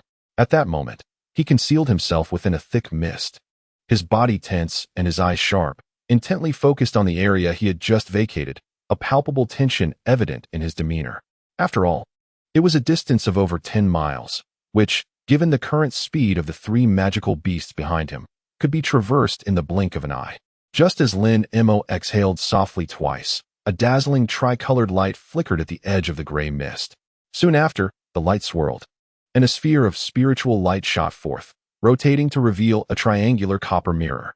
At that moment, the tricolored glow gradually dissipated, unveiling the figures of the three magical beasts, including Wu Qi. What had transpired? Why had the aura of that mysterious figure suddenly vanished from the vicinity? The towering magical eagle, its eyes gleaming with green light, displayed a look of astonishment and confusion. Had he managed to escape? The massive azure wasp voiced its question in human language. Escape? That was utterly impossible. Even the esteemed beings within the mountains could not vanish to thousands of miles away in such a short span. Wu Qi surveyed the surroundings, eventually fixing his gaze on the mist ahead, speaking in a somber tone. Then this mysterious figure must have utilized some exceptionally advanced concealment technique, or possessed a magical treasure capable of masking one's aura. The magical eagle, seemingly endowed with considerable wisdom, slowly analyzed the situation. It was likely so. It appears this mysterious individual is well aware of the futility of evading our pursuit and has chosen to halt, intending to engage us in a decisive confrontation. Wu Qi stared intently into the gray mist, a sly smile gracing his features. Hee, this person's strength is even inferior to mine. If he truly adopts such a course of action, it would undoubtedly be a path to his own demise. The Azure Wasp, having overheard the conversation between Wu Qi and the magical eagle, could not help but emit a mocking laugh. Humph, do not let your guard down. This mysterious individual, daring to act thus, must have some form of reliance. I had not previously informed you that the young master recently met an unfortunate end, likely at the hands of this outsider. Otherwise, the master would not have been so furious, dispatching us at such a crucial moment. A fleeting grimace crossed Wu Qi's face as he coldly remarked, "What? The young master was actually harmed by this individual? Such a revelation is astonishing." The Green Hornet exclaimed in shock. Although the young master's strength is comparable to that of this enigmatic figure, he possesses numerous rare treasures bestowed by his master, making him far from an ordinary adversary. It appears that this mysterious figure indeed poses a significant threat, necessitating our utmost vigilance. The tone of the demon eagle abruptly turned grave. Even in the face of genuine peril, we must forge ahead with unwavering resolve. Should we fail to vanquish or capture this individual alive, the repercussions upon our return to our master would be dire, a truth that I believe you all comprehend fully. The voice of the Weeping Five grew increasingly ominous, as he suddenly extended his hands to grasp the two dark, horn-like protrusions atop his head. With a swift motion, he tore them away, and with a flourish, these massive horns transformed into two gleaming black iron hammers. Coupled with his imposing physique and the black iron armor adorning him, he exuded an aura of formidable strength, radiating a palpable sense of menace. The Black Eagle and the Azure Giant Peak, having absorbed the prior account from their companion, displayed fleeting traces of fear in their eyes. Yet, in an instant, the Black Eagle let out a piercing cry, its wings unfurling dramatically, radiating a brilliant golden light, as it underwent a remarkable transformation into a tall figure clad in yellow robes. In one hand, he wielded a spear as white as jade, while the other clutched a circular shield that shimmered with golden brilliance. The spear was engulfed in swirling black flames, accompanied by the haunting echoes of ghostly wails. The surface of the shield bore a carved depiction of a three-headed, six-armed giant, its edges glinting ominously, as if sharp enough to cut through anything. Meanwhile, the Azure Giant Peak emitted a low, resonant hum, its translucent wings fluttering slightly, displaying a breathtaking spectacle. In the next moment, a miracle unfolded. The Azure Giant Peak shimmered with a blue radiance, and countless luminous orbs erupted from its wings, swiftly enveloping a vast area of several dozen paces around. Witnessing this, the Weeping Five and the Demon Eagle exchanged apprehensive glances and hastily retreated several steps, clearly awed by the spectacle. Following this, a flash of brilliance occurred, and these orbs morphed into an array of giant bees, each the size of an egg, glistening with a vibrant green hue. Despite their significantly reduced size, their appearance bore an uncanny resemblance to that of the Azure Giant Peak itself. Azure Needle, your 1000 bee clone technique seems to have reached an even higher level than before. I recall the last time I witnessed your mastery of this art. You were unable to conjure such a multitude of magical bees, the figure clad in yellow robes remarked, his gaze fixed intently upon the diminutive green hornets. Indeed, that is because I have recently refined this technique to a greater pinnacle. The number of clones has increased by nearly half, and the attack power of each individual has also received a substantial enhancement. The Azure Giant Peak replied with pride. Excellent. This significantly enhances our chances of success. Azure Needle, I implore you to send these clones forth to scout ahead. Together, let us navigate this sea of mist in search of the mysterious figure that may be concealed within, commanded the Weeping Five, clashing his hammers before him with a hearty laugh. The colossal bee nodded gently upon hearing those words, and without any remarkable action. Hundreds of nearby magical bees surged forth, transforming into a swirling mass of azure clouds, vanishing into the mist. The trio of Wu Qi exchanged muted words, their lips barely moving, before they too ventured into the fog. The swarm flew a short distance within the mist before emitting a resonant hum. blossoming into numerous azure flowers that darted off in all directions. Meanwhile, the giant bee appeared to move sluggishly, lagging behind Wu Qi and the yellow-robed figure transformed from the magical eagle. The other two magical beasts seemed unfazed by this spectacle, as if accustomed to it. Though the thousand-bee clone technique wielded immense power, its execution would have the giant bee's own strength, necessitating extreme caution in its actions. Amidst the flurry of magical bee clones fluttering in the mist, they swiftly scoured the surrounding areas while advancing slowly. The entire sea of fog spanned merely 100 miles.